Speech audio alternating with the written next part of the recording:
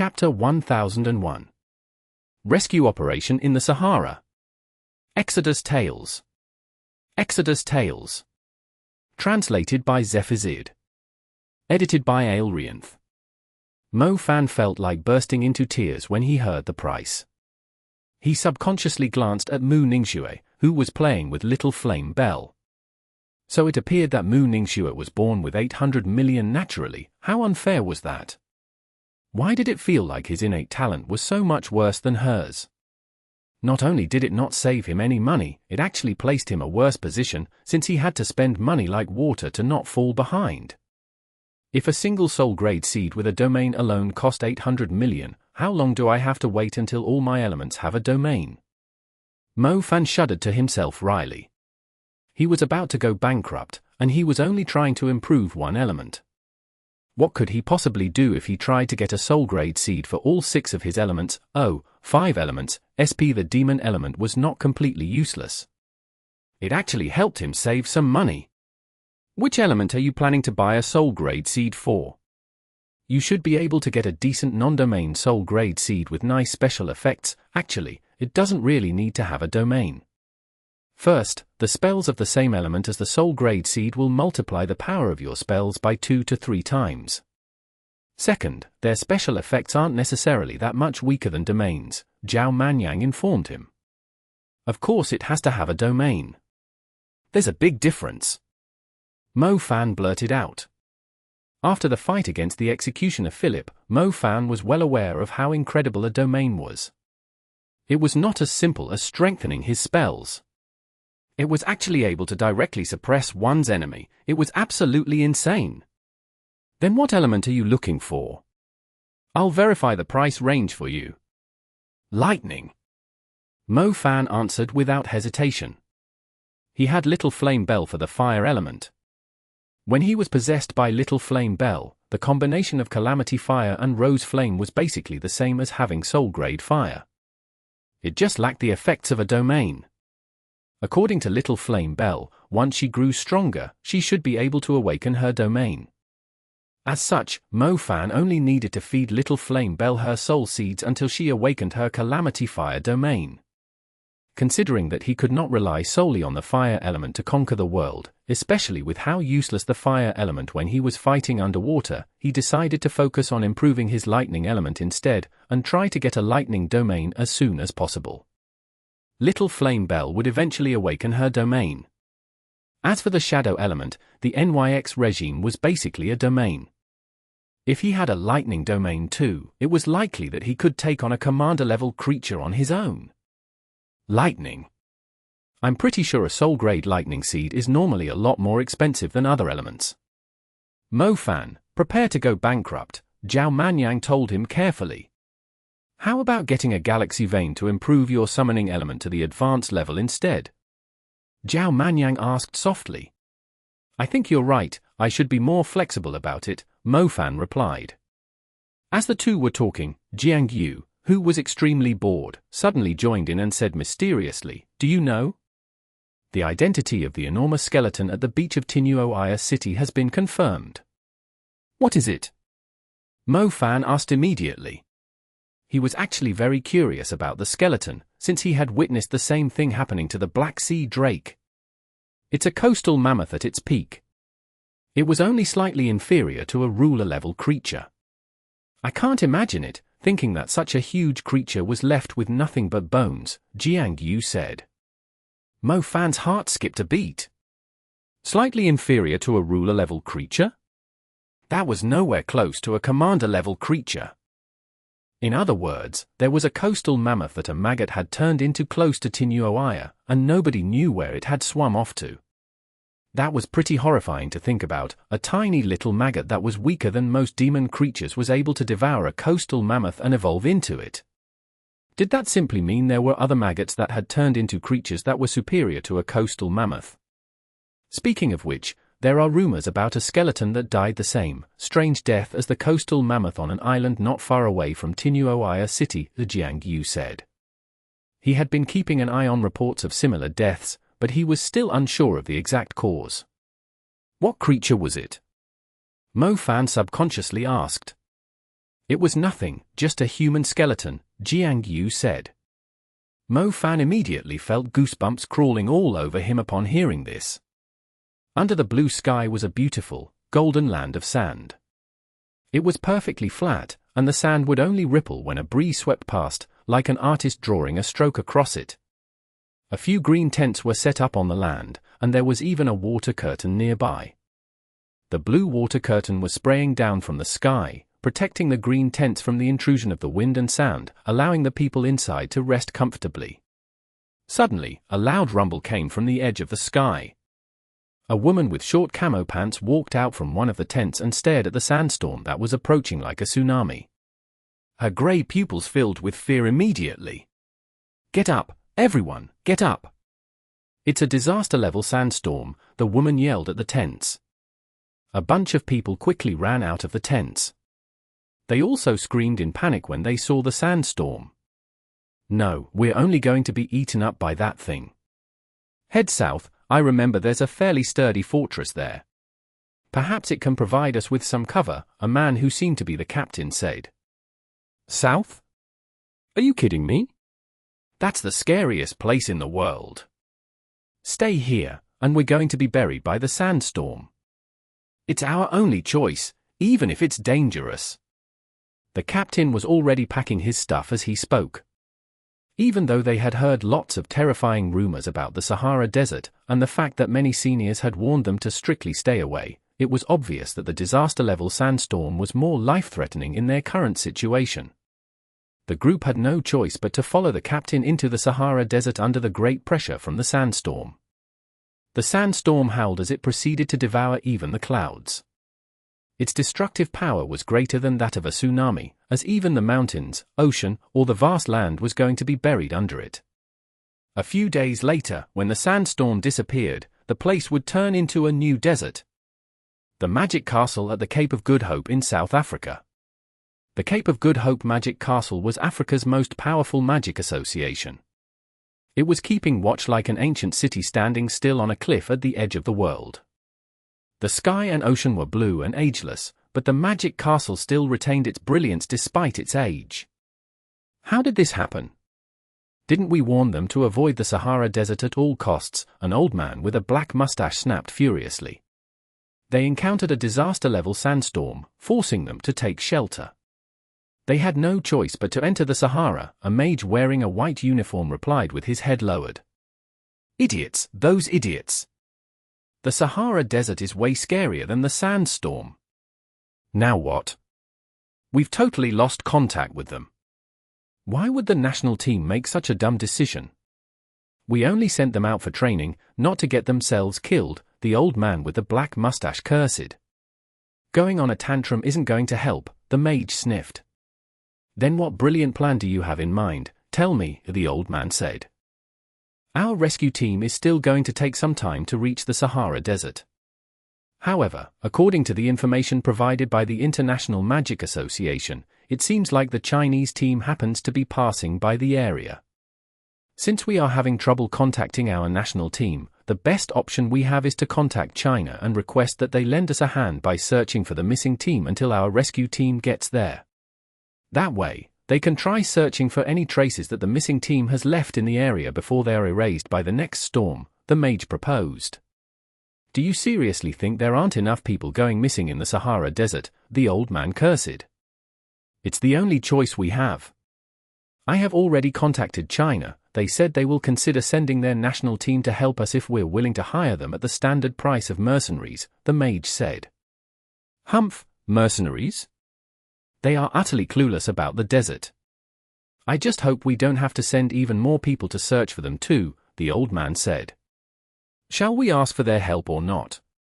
I'm just worried that our rescue team won't be able to find any traces when they arrive, greatly reducing the chance of us finding them," the mage said. "Yes, go contact China right now." In the end, the old man did not want anything to happen to the missing team. After all, in a place like the Sahara, without any communication or trail, the team would never be able to find their way out on their own. Well, the person did ask for quite a shocking amount. "What choice do we have? Give them whatever they want, it's more important to make sure those idiots are still alive. I wouldn't want our national team getting wiped out during training when they haven't even reached Venice, the hot-tempered old man snapped. Affirmative.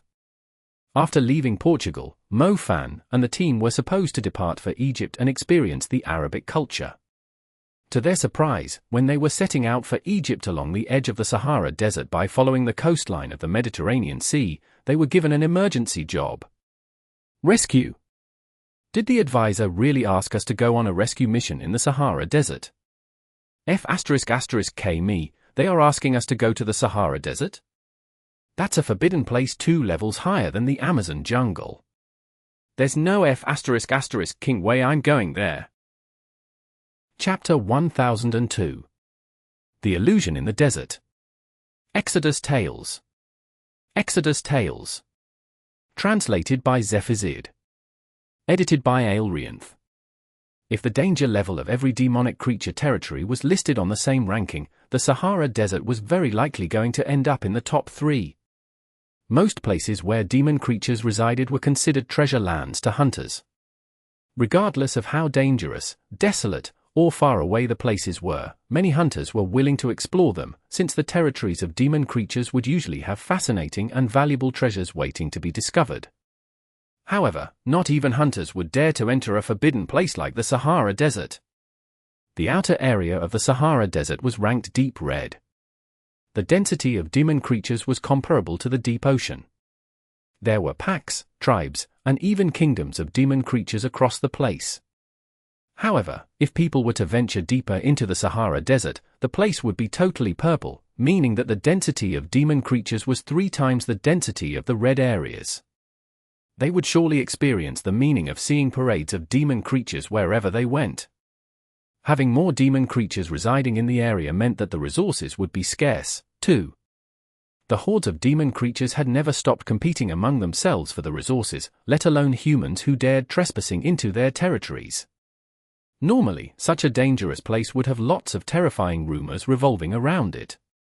However, there were not many rumors about the Sahara Desert, since the rumors only existed when someone managed to come back alive and tell the others about their experiences. Even until now, not many hunters dared to talk about the Sahara Desert, as it was simply a death zone. Apart from the purple areas in the inner areas of the Sahara Desert, the deepest part of it was a shocking black area. Mo Fan would never forget the sight he saw within the dark abyss. It was a furnace of undead, with zombies and skeletons stacked up like mountains and oceans. Only a place like that would be classified as a black area. It turned out there was a place like that in the Sahara Desert, a place that no mage had ever visited, and was completely unknown to mankind. As such, the team was startled when they were asked to go to such a dangerous place for a rescue mission. What kind of joke was that? Instead of saving someone, they were only going to get themselves killed.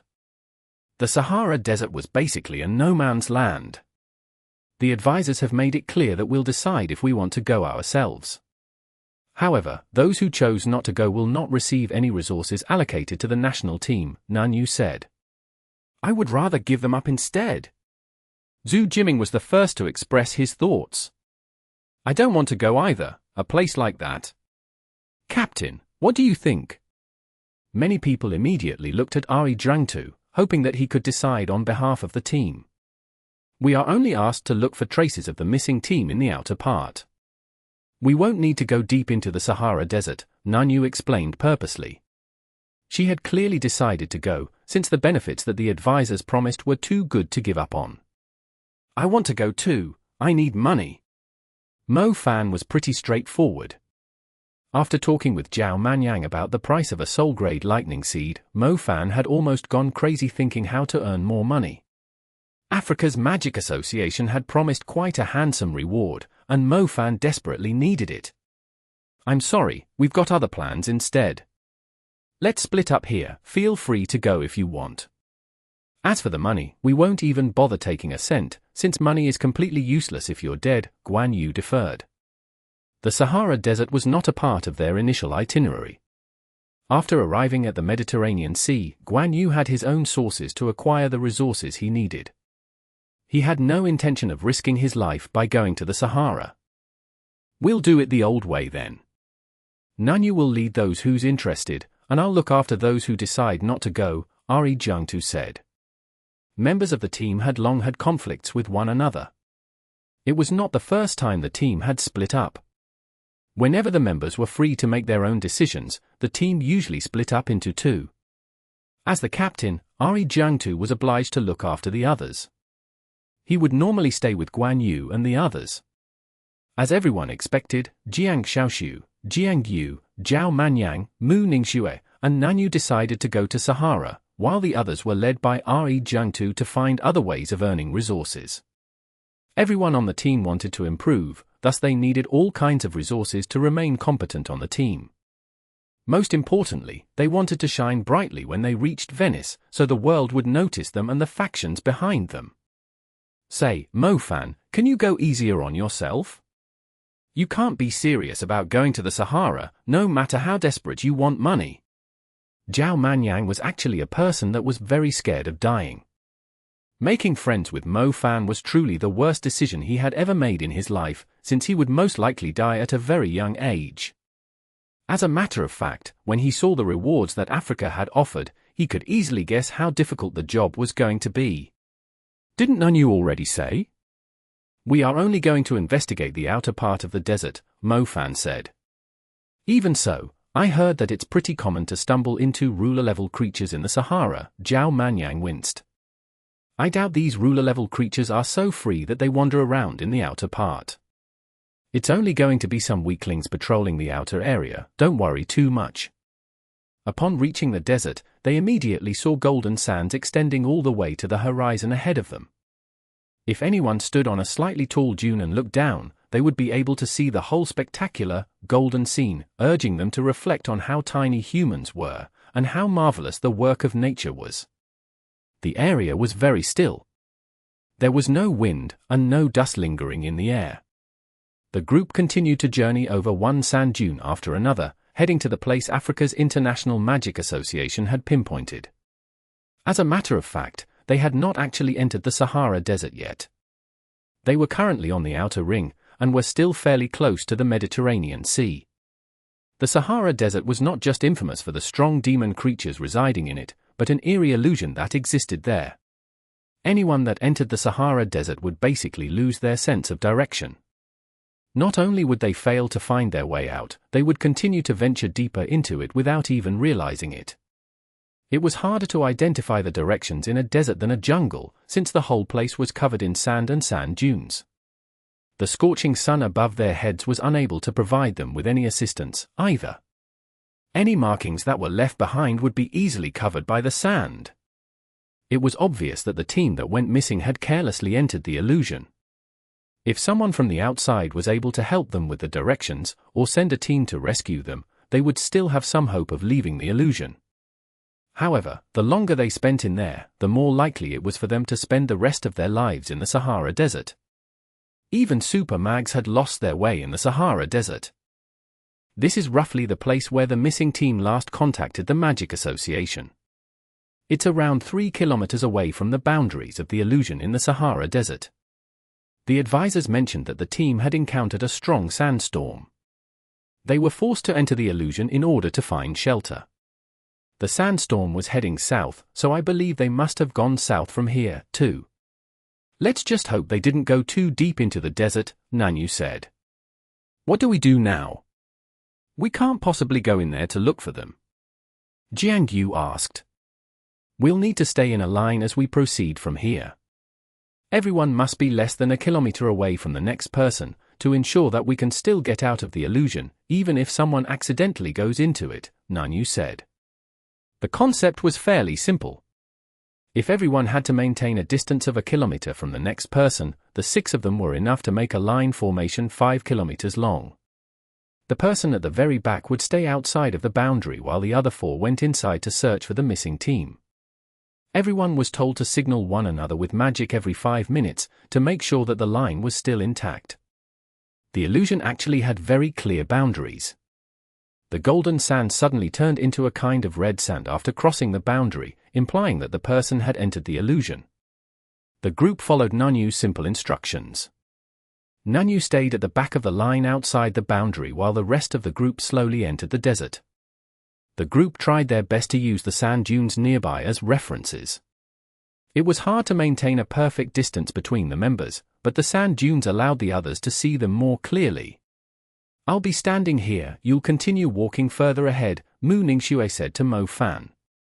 The person behind Mu Ningxue was Jiang Xiaoshu. She was already holding her position on a sand dune. Mo Fan was the last person to go deeper into the illusion, since he was the boldest in the group. Both Zhao Manyang and Jiang Yu were too scared to go that far into the illusion. Is this place really that scary? Mo Fan wondered as he went deeper. The sand obviously had a hint of red to it. After walking 500 meters forward, Mo Fan turned around to look back. Mo Fan immediately felt cold sweat covering his forehead. Where was Mu Ningxue? He didn't even go that far, why did she vanish all of a sudden? A moment later, Mo Fan discovered a spiraling airflow on his left, sweeping dark golden sand into the air, circling a sand dune like an enormous mantle. Mo Fan was shocked to see Mu Ningxue after looking in that direction. He was completely unaware that Mu Ningxue had suddenly moved to his left. That didn't sound right, it seemed like Mu Ningxue had not moved at all. She was still standing on the same sand dune, meaning that it was him who started straying away from a straight line? Mo Fan was shocked when the thought crossed his mind. He had only walked 500 meters, but he was already 45 degrees away from a straight line. Wasn't this illusion a bit too terrifying? Chapter 1003. The Vanished Nanyu. Exodus Tales. Exodus Tales. Translated by Zephazid. Edited by Aelrianth. Continuing forward, Mo Fan purposely turned around to confirm Mu Ningxue's position every time he walked 100 meters forward, just so he did not stray too much from the initial path. He had to admit that the illusion was rather spooky. Every time he turned around, he would notice that he was no longer walking in a straight line. Even when he strongly believed that Mu Ningxue was right behind him, he still ended up straying away from the line. It felt like Mu Ningxue was actually moving as he walked. However, Mu Ningxue had been standing still atop the sand dune all along. After a certain time, Mu Ningxue would cast a tornado resembling a cloak above her to tell everyone where she was. As Mo Fan moved further away, he could no longer see her. Only the tornado in the air showed she was still standing in the same spot. Without Mo Fan realizing it, he had walked a kilometer away. He felt lost somehow when he looked at the unending sand with a hint of redness. Apart from the blue sky, it was fairly impossible to differentiate their surroundings, to the extent that Mo Fan thought he was walking back toward the sand dune that Mu Ningxue was standing on, as it just looked too similar. If it wasn't for the tornado signaling him that she was still at the same spot, Mo Fan would simply think that he had been walking in circles. No wonder so many people had gotten lost in the desert. Without using flags, pinpoints, or references, it was like walking in complete darkness. The yellow sand, unending land, and sand dunes kept on repeating. When the scenery around a person always remained the same, it was no different than walking in complete darkness where the person could not even see their own fingers when reaching their hands forward. Everyone would surely get lost without knowing if they were still walking in a straight line or in circles. Most terrifyingly, their comlinks had strong interference, too. They had stopped working when Mo Fan was only 500 meters away. If the group had not decided to cast spells as signals in advance, they would most likely have lost sight of one another.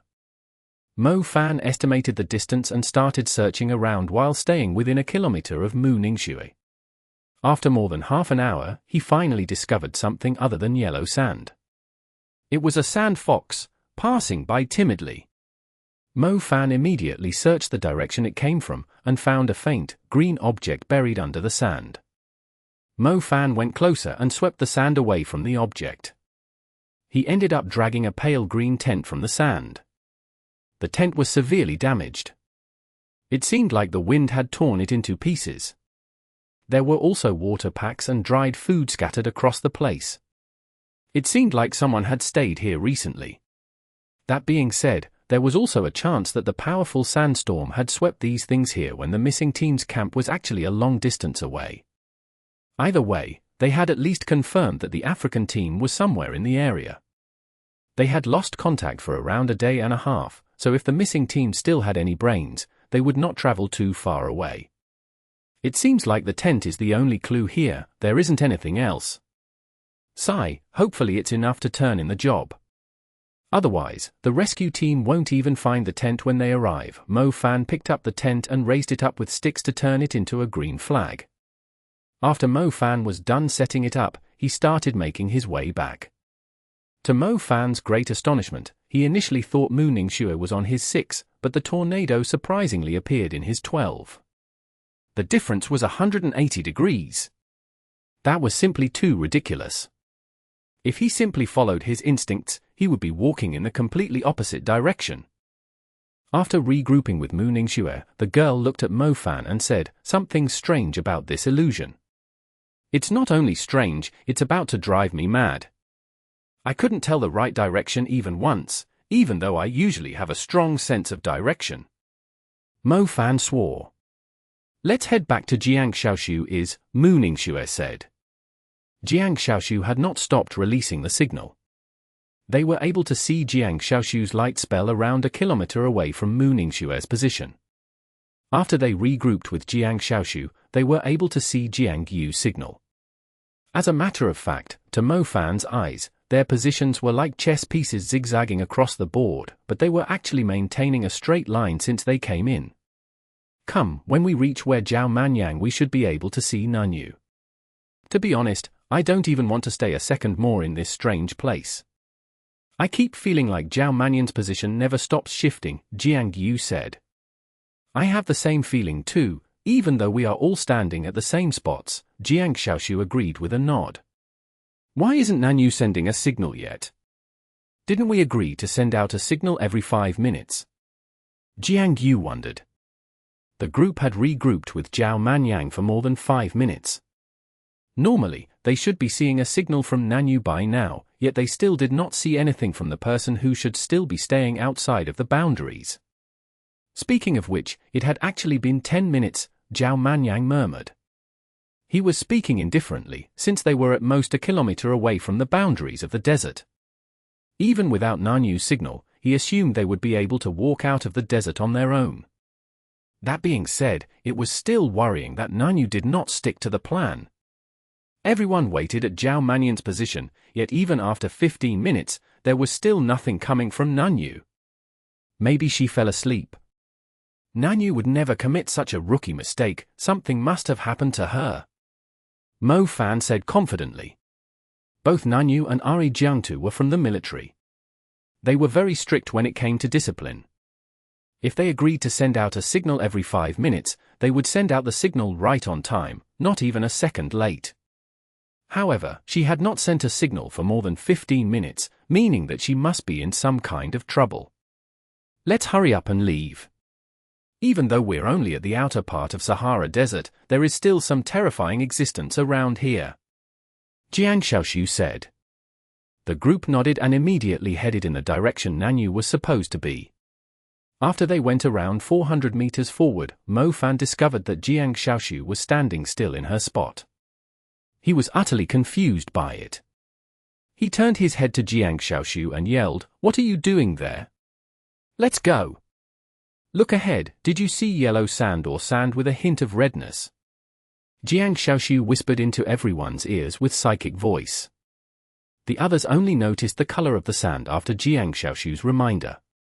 Mo Fan glanced ahead and discovered a flat land like a calm lake being shone upon by the golden, orange-red sun. As he glanced further into the distance, he saw a sand dune, one that he clearly remembered he had passed by when they were moving toward Zhao Manyang from Jiang Yu's position. "Yellow sand, damn it, we went in the wrong direction," Jiang Yu exclaimed. "It can't be, I clearly remember this is the right way to where Nanyu was. I specifically took note of it when she last sent out the signal," Zhao Manyang said confidently. "Try flying into the sky and take a look," Mo Fan said. Zhao Manyang summoned his magic wings and flew into the sky. However, when he glanced down from the height, he immediately felt an icy chill running down his spine. He was able to see a few kilometers into the distance at his height, yet there was no sign of Nanyu anywhere. Not only did he fail to see Nanyu, he was utterly terrified when he discovered that all the sand within a few kilometers had a hint of redness to it. He had never moved away from his spot. He was at most a kilometer away from Nanyu, thus it totally made sense that they could easily leave the desert by going in the right direction. However, such a direction no longer existed. Zhao Manyang had a pale face as he came back to the group. "Nanyu is missing," Zhao Manyang said. Before everyone started to panic, Zhao Manyang added, "When I was looking down from the sky, the sand within a few kilometers from us has the same redness. We are completely stuck in the middle of the illusion." Everyone's heart sank when they heard Zhao Manyang's words. Jiang Yu immediately summoned Night Rakshasa as he was finding it hard to believe. The Night Rakshasa was fairly good at identifying the right direction. She should be able to lend them a hand. In the end, even the Night Rakshasa failed to discern the right way. "So, where the heck are we? We are lost.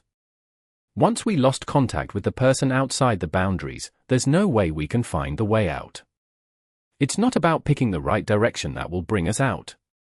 We'll still lose our way without something to guide us," Mu Ningxue said. "Can this place be any more spooky? Stop it, my skin is already crawling with goosebumps." Mo Fan turned around and glanced at where Jiang Xiaoshu was. Jiang Xiaoshu did not move. She had purposely stayed behind where Zhao Manyang was when the others went to look for Nanyu. In other words, where Jiang Xiaoshu was standing should be the closest to the exit. If they could go to where she was, it would prevent them from venturing deeper into the desert.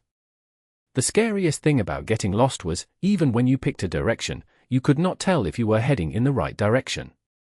However, if the direction you took was wrong, it was impossible for you to return to the previous spot, thus getting more lost than you already were. Everyone hurried over to where Jiang Xiaoshu was. Everyone had a worried and uneasy look from being unable to understand what was going on.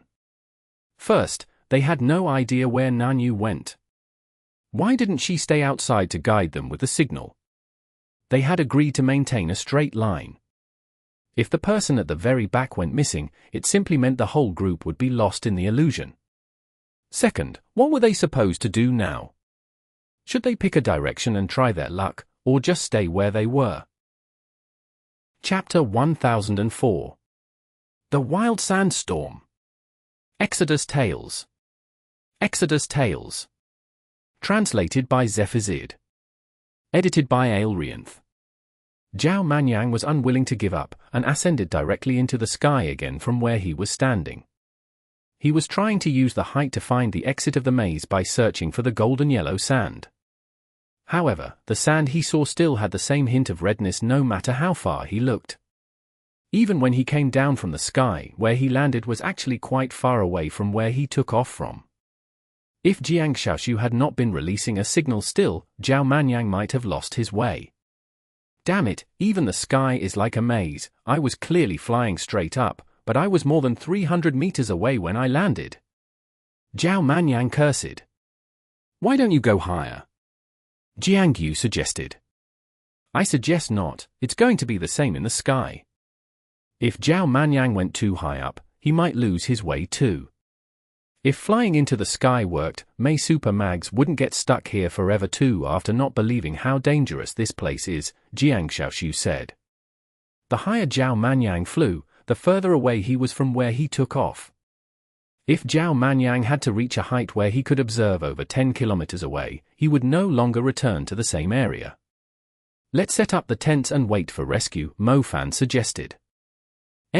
We shouldn't be too far away from the exit. If they use the same way we did to search for us, they should be able to find us pretty quickly, Jiang Xiaoshu said. Speaking of which, can't we use the same way to probe our surroundings? We'll treat this spot as our center and form a straight line. If we are really not far away from the exit, we should be able to find it that way, Jiang Yu suggested. Let's try it then, we can set up the tents first, Mo Fan said. The group followed Jiang Yu's suggestion and formed a straight line. Unfortunately, they failed to locate the exit of the maze still. Mo Fan even found the green flag he had set up previously, yet there was still no sign of Nanyu and the exit. In other words, once they entered the maze, it was impossible for them to leave it by using the same approach unless someone was tagging the exit from the outside. I'm afraid this maze has something to do with the chaos element. Give me some time, I'll see if I can crack it, Jiang Yu said. Jiang Yu's main element was summoning, and his supporting element was chaos. It was an incredibly rare element, just like the space element. Only advanced mags had a certain chance of awakening it. It had not been too long ago since Mo Fan had reached the advanced level, thus he had not really seen the chaos element at work yet. The terrifying maze in the desert had to be somehow related to the chaos element. Otherwise, they would have found the exit by using the same approach. After setting up the tents, the group no longer dared to leave their positions after knowing how eerie the desert maze was. Even when they tried to probe around, they strictly maintained the line formation. At night, the desert was extremely cold. Going out was their biggest problem, but they were very concerned about the missing Nanyu. They could not tell if she was safe or not. The wind grew stronger at night, sweeping the sand into the air. The small tents could no longer withstand the force of the sand. Zhao Manyang had no choice but to lay out a water curtain to protect the tents. The night was bright, the beautiful outline of the desert was clearly visible, they could even see a few sand foxes moving around and disappearing within the blink of an eye. The group of 5 took turns guarding at night. Mo Fan sat outside the tents and started meditating. With so many stars to work on, if he did not practice diligently, he would not be able to cast the spells of his different elements adept.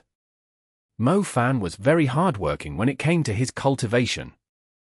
Mo Fan was practicing the NYX regime. The shadow element was incredibly useful in battles, and Mo Fan had grown quite fond of the shadow element recently too. As Mo Fan was about to focus, he immediately heard a loud rumble, like a group of trucks approaching from the distance.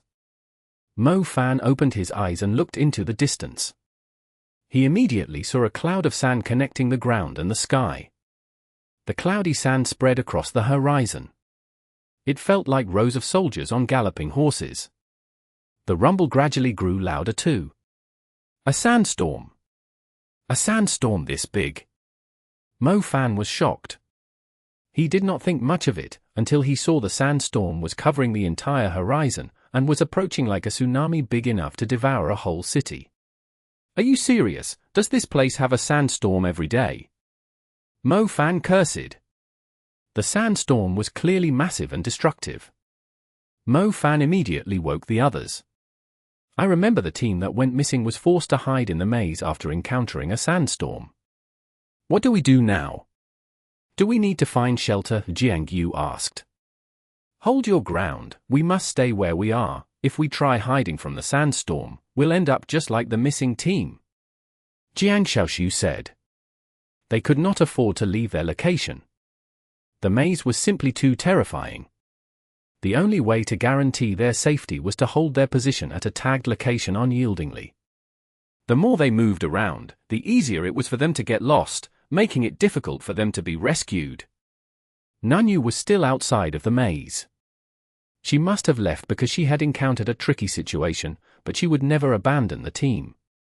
If she could return to her spot and send a signal to the group, they would be able to leave the maze. As such, leaving was not an option. They had to hold their ground no matter how strong the sandstorm was. I can still defend us from a sandstorm of this level. Zhao Manyang patted his chest confidently. That's good to hear. Anyway, we can't leave this place, or else we'll be in great trouble, Mo Fan nodded. The sandstorm gradually got closer, but surprisingly, the sand was not as unendurable as they thought. The sand that was thrown into the sky was actually more threatening. A sandstorm was formed when a powerful wind was blowing lots of sand into the sky. However, when the sand started falling from the sky after losing the support of the wind, it would start pouring down like a giant waterfall. Water was soft and light, but sand was several times heavier than water. When sand was pouring down like a waterfall, it would either kill a person directly, or bury them alive after breaking every bone in them. My ice element isn't ideal in this environment. Mu Ningxue wanted to help with the defense, but in this dry, scorching desert, the ice and water elements were affected to a certain degree. I should be able to handle it myself, Zhao Manyang said. Even if Zhao Manyan's water element was not as effective, he still had the sturdy light and earth elements, both known for their outstanding defensive abilities. A sand tornado is approaching us from our 9, we have to stop it, Jiang Xiaoshu said. Mo Fan looked to their 9 and saw a powerful, yellow dragon approaching them amid the cloudy sandstorm. It was as strong as an advanced spell. I'll do it, Mu Ningxue said. The tornado mainly consisted of the wind element. Mu Ningxue immediately unleashed her will to control the presence of wind magic nearby. Soon, a tornado with a similar size appeared in front of Mu Ningxue and headed for the sand tornado. The two tornadoes collided and immediately shattered into powerful gusts sweeping in all directions. Sandfall! Sandfall! Someone yelled amid the sandstorm. Zhao Manyang raised his head and saw a huge chunk of sand pouring down at them like the giant splash of a waterfall. If they were allowed to move from their spot, they could easily withdraw temporarily to hide from the sandfall. However, if they moved now, they would most likely get lost in the desert. Zhao Manyang clenched his teeth and cast a rock barrier to protect the group beneath it. The rock barrier was not as sturdy as everyone had imagined. It was soon destroyed by the terrifying sandfall. Zhao Manyang quickly established a barrier of plummeting rays around the group. The sand landed heavily on the golden light barrier, producing loud screeches. The force of the sand was utterly shocking. Even when the group was hiding within the barrier, they could feel the whole place sinking. The sand started falling along the arc-shaped barrier, but soon started to stack up around it. Mo Fan raised his head and watched the sand surrounding the group. It was simply too thick for them to see outside. Aren't we pretty much buried alive? Jiang Yu said worriedly. Once the light barrier reaches its limit, we'll actually be buried alive. The Sahara Desert is indeed the most dangerous place in the world. This environment alone isn't something that normal people could handle, let alone the demon creatures residing here. Zhao Manyang said. What do we do now? Jiang Xiaoshu asked. I think we're trapped. As long as we didn't move from our spot. They had no idea how long the sandstorm was going to last. The only relief was that the sand stacking on top of the barrier actually served as an extra layer of defense, protecting the group beneath it. The group was having trouble finding peace of mind when they were stuck in such a confined space while hearing the unending rumbles from the outside. Jiang Yu, can you help me take something out from my bag, the pocket at the very bottom, Mo Fan said when everyone else was feeling hopeless. Oh, okay, sure. Jiang Yu found Mo Fan's bag and took out a little box wrapped inside a paper bag. Jiang Yu handed Mo Fan the box. Mu Ningxue, Jiang Xiaoshu, and Jiang Yu all glanced at the extremely calm Mo Fan. They were eager to know what brilliant plan he had in mind. Mo Fan tore the paper wrapping around the box, revealing a very common pattern on the box that everyone was extremely familiar with. Come, luckily I was smart enough to bring 2 packs of playing cards along. Otherwise, we're simply going to die of boredom here. We have 5 of us here, that's enough for us to play Golden Flower. Mo Fan quickly shuffled the cards and started dealing them into 5 hands. TL Note, a well-known card game in China. Chapter 1005. Sandfear Fox. Exodus Tales. Exodus Tales.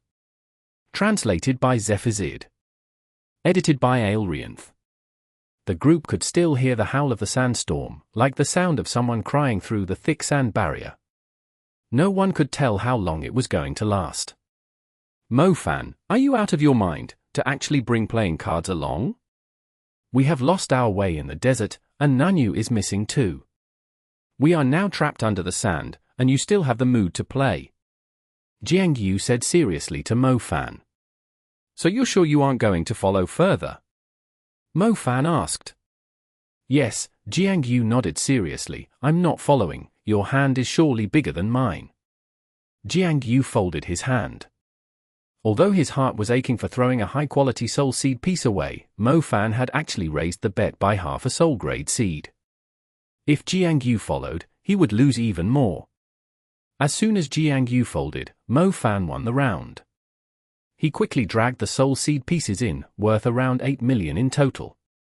It was half a tin of milk powder for his little flame Belle. "Hey, don't take the money yet, show us your cards." "K is the biggest card that I have," Mo Fan replied with a grin. F***K me. Damn it, I folded when I had a pair. Mo Fan, you asshole. By the way, I think the Sandstorm is getting weaker. Don't you dare run away after you've won. Deal the cards, I'm going to win it back. The Sandstorm was indeed weakening. Considering that Nanyu might have returned to her position, the group did not play another round. It took the group quite some time to clear away the sand stacked on top of them. They were surprised to see that the area they were at had stacked up into a tall sand dune. That's insane, the altitude here is suddenly over 10 meters high. Zhao Manyang observed the area. He could no longer recognize the place. Looking at the terrain that had changed beyond recognition, if they did not insist on staying in the same spot, they would have thought the sandstorm had blown them to a different desert. The place had turned from a flat area of sand to rolling terrain with sand dunes. It was unbelievable. The yellow, sandy dust was still lingering in the air. It took a few hours before it finally cleared up. The group was hoping that Nanyu would be standing around a kilometer away sending out a signal, but the area was completely empty, with no sign of Nanyu. We can't possibly be thinking of waiting here. Jiangyu was shaken. He glanced at the sand dunes nearby and said, "You know how strong the sandstorm was. It completely altered the terrain. This place is totally different to how it looked before. Maybe we are not just a kilometer away from the exit, and perhaps Nanyu has never left her spot, we're just not standing at where we were supposed to be. That's possible too, otherwise, why couldn't we see her if she's only a kilometer away? I couldn't even see her within 5 kilometers away." Zhao Manyang said. "Let me assure you that many teams that went missing in the desert had the same thoughts, too. They started to think it was meaningless to wait at the same place because of people like you. In the end, they ended up getting even more lost. I've heard rumors about the Sahara Desert, and the only way the others can find you is if you stay at the same spot. As long as you don't move, you will still be at the same spot, but once you start to move away, the desert will eventually lead you to the desert of death. At that time, even super mags would not dare to save you. You will be buried forever under the sand," Jiang Xiaoshu stated in a very serious voice.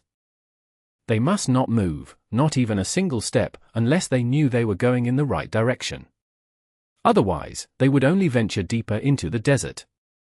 Jiang Xiaoshu could not afford to let their words influence the group. It was no joke, since it was unlikely that anyone that got lost in the desert would survive.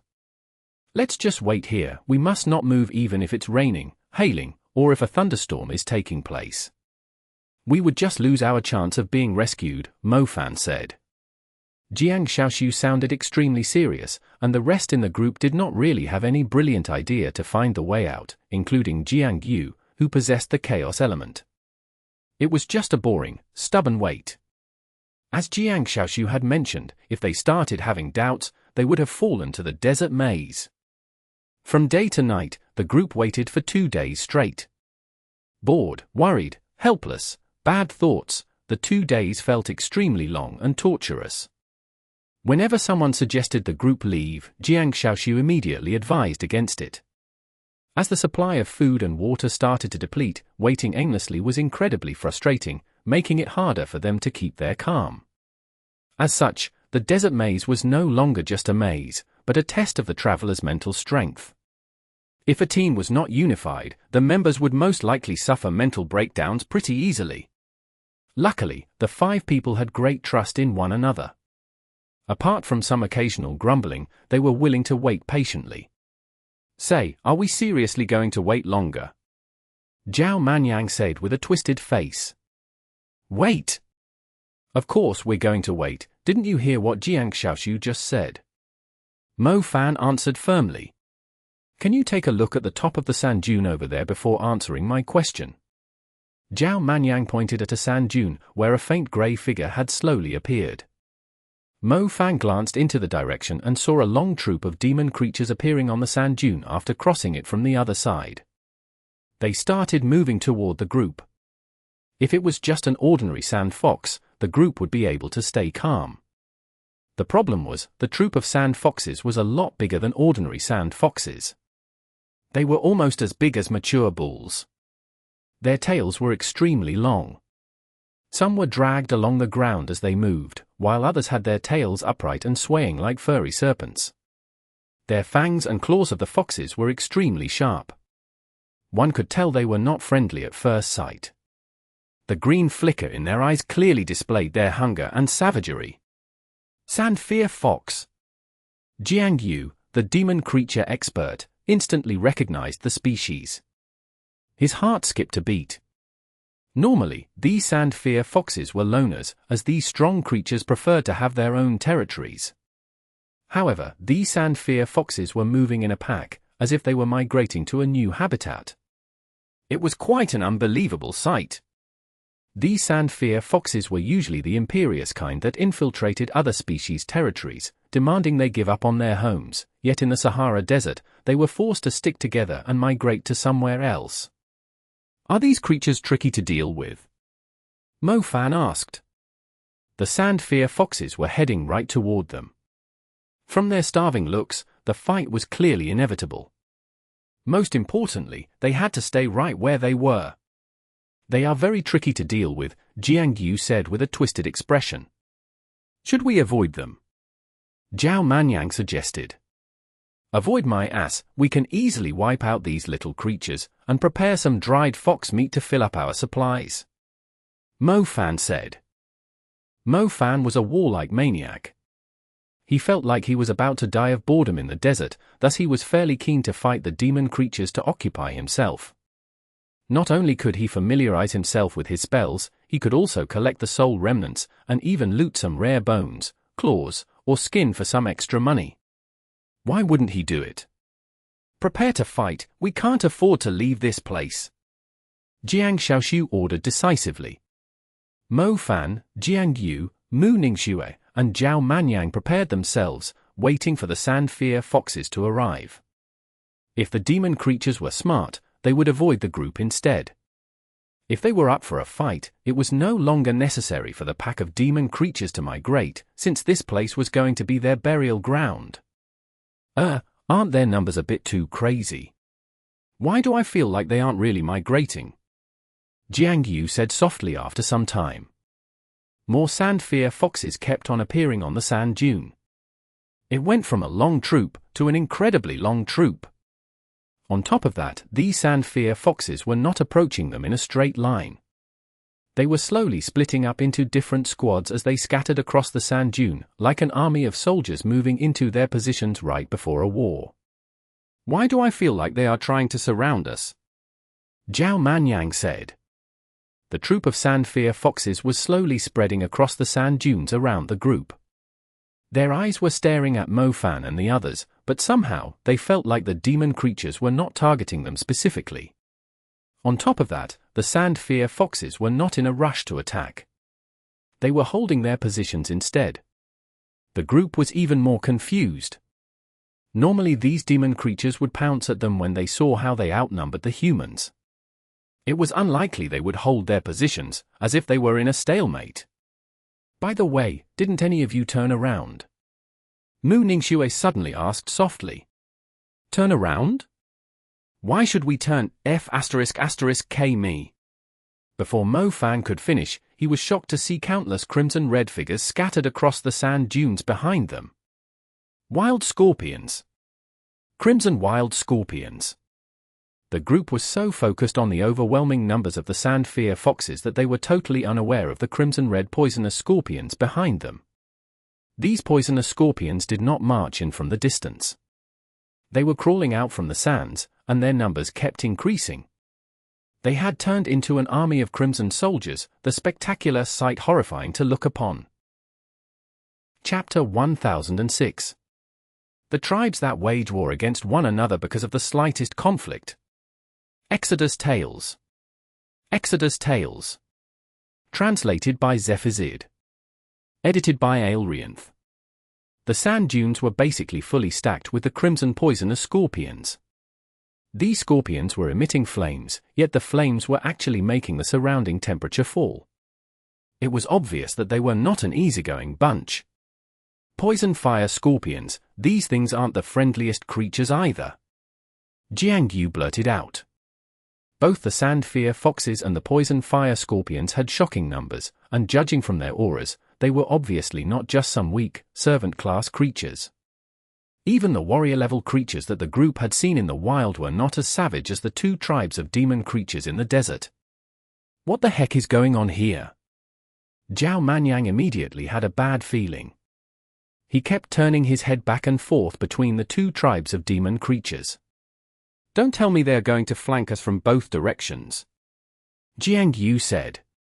Jiang Shaoxiu shook her head and said, the Sandfear Foxes aren't targeting us at all, and neither are the poison fire scorpions. Mo Fan took a closer look and realized that the Sandfear Foxes were actually having a standoff with the poison fire scorpions. In other words, the Sandfear Foxes were here to take on the poison fire scorpions right from the start. The Sahara Desert is indeed the scariest place in the world. Even demon creatures bring their whole tribe to wage war against one another to settle a dispute. It's obvious that they are totally ignoring our existence. I think we should withdraw from this place and give them some space for the war. It's not just a pack of demon creatures on each side. It's almost a war between two hordes. Zhao Manyang said. There were more than 1,000 Sandfear Foxes. Jiang Yu had mentioned that these Sandfear Foxes were one of the strongest warrior-level creatures, meaning that even 10,000 servant-class creatures were nothing before them. The pack of Sandfear Foxes was a powerful tribe. Similarly, the poison fire scorpions were part of a powerful tribe too. Both their auras and numbers were on par with the Sandfear Foxes. The 5 humans standing between the two tribes of demon creatures could basically feel two auras, red and dark grey respectively, crashing into one another. The wind started blowing sand into the sky. The color of the sky changed gradually, with roars echoing across the place. The 5 humans stuck between the two tribes of demon creatures seemed utterly helpless and agitated. Normally, the third party that was standing between two clashing forces was usually there to mediate the quarrel. Unfortunately, Mo Fan and his crew were like little worms in front of the two armies of demon creatures. They were basically going to be trampled to death once the two sides started charging at one another. We are caught in the middle of a tribe's war. We are in a pretty bad spot, since outsiders were usually targeted by both sides in a war like this. We should move to somewhere else before the war starts. If we hesitate further, we are only going to die in vain when the two armies crash into one another. Zhao Manyang said. I do agree that we are in deep trouble if we stay. Mu Ningxue was starting to lose confidence too. No, not by any chance, we must not leave. I'll distract them with the psychic element, so they will ignore us and just fight their enemy, Jiang Shaoxiu said. Jiang Shaoxiu stayed true to her words. They must not move inside the desert maze. The group did not say anything further, seeing how determined Jiang Shaoxiu was. Jiang Shaoxiu closed her eyes and started releasing spirit ripple. If the Sandfear Foxes and the poison fire scorpions only had eyes for their enemies, she could easily trick the demon creatures into avoiding them. Jiang Shaoxiu was just about to use her psychic element when her spirit ripple was shattered by the overwhelming murderous intent and hatred from both sides. Jiang Shaoxiu's face turned pale. She glanced back and forth at the two sides in shock. What happened? Asked Mu Ningxue.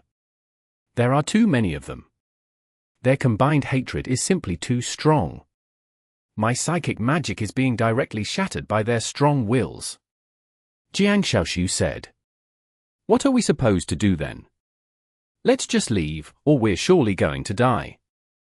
It's a war between two tribes of demon creatures. We are only going to die a horrible death if we're stuck in between. I say we hold our ground and kill both the Sandfear Foxes and poison fire scorpions that dare to come to us. We'll kill them all. Mo Fan declared imperiously. Knowing that a tough battle was about to take place, Mo Fan summoned the Swift Star Wolf.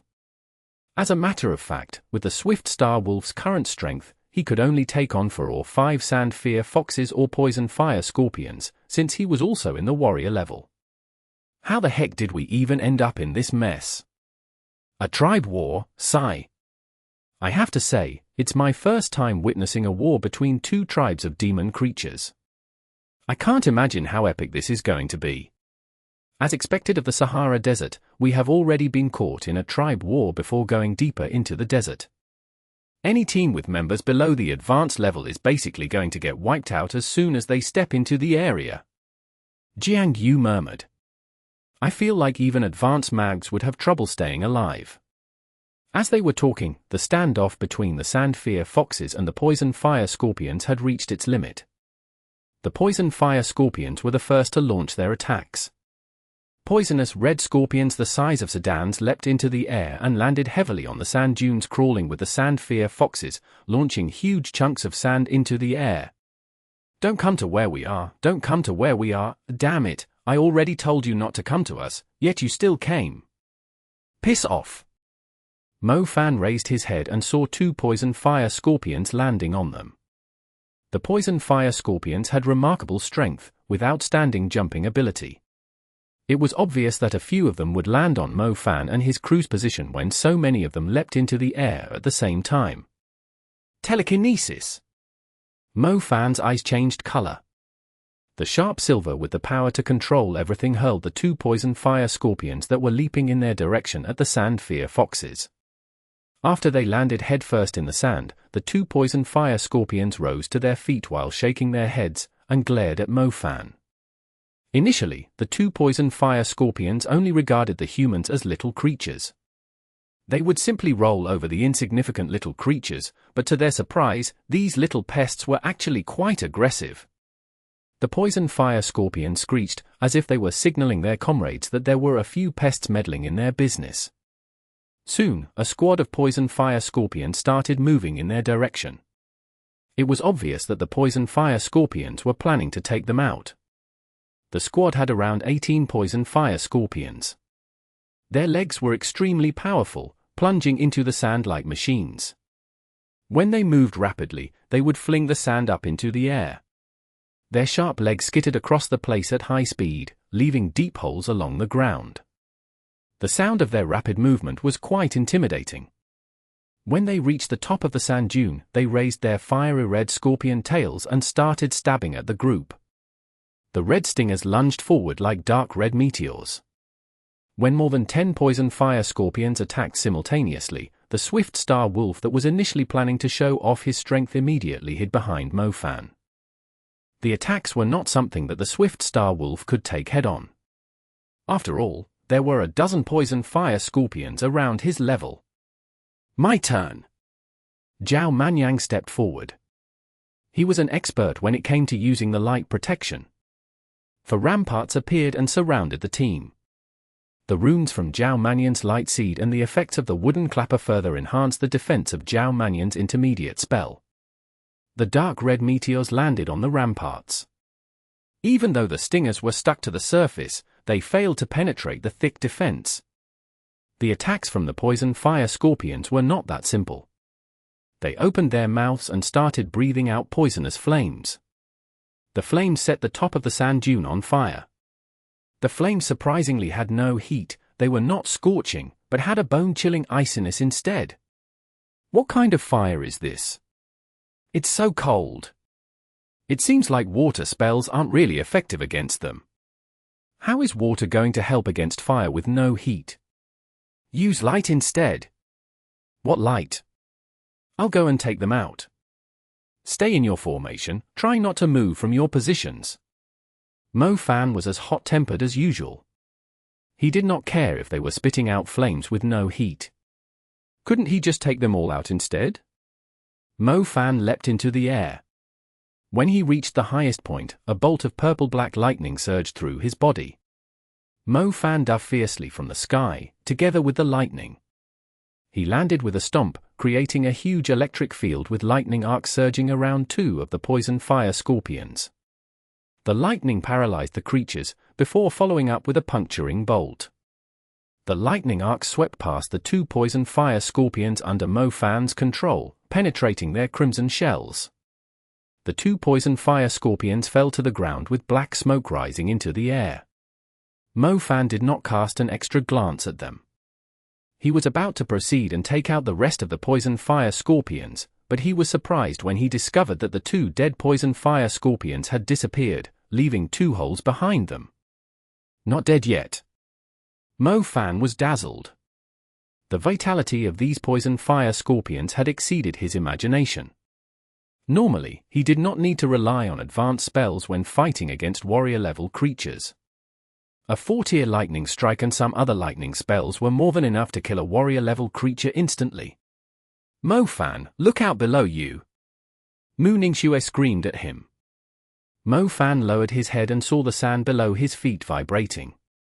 He glanced around himself and saw an area of quicksand over 10 meters wide forming around him.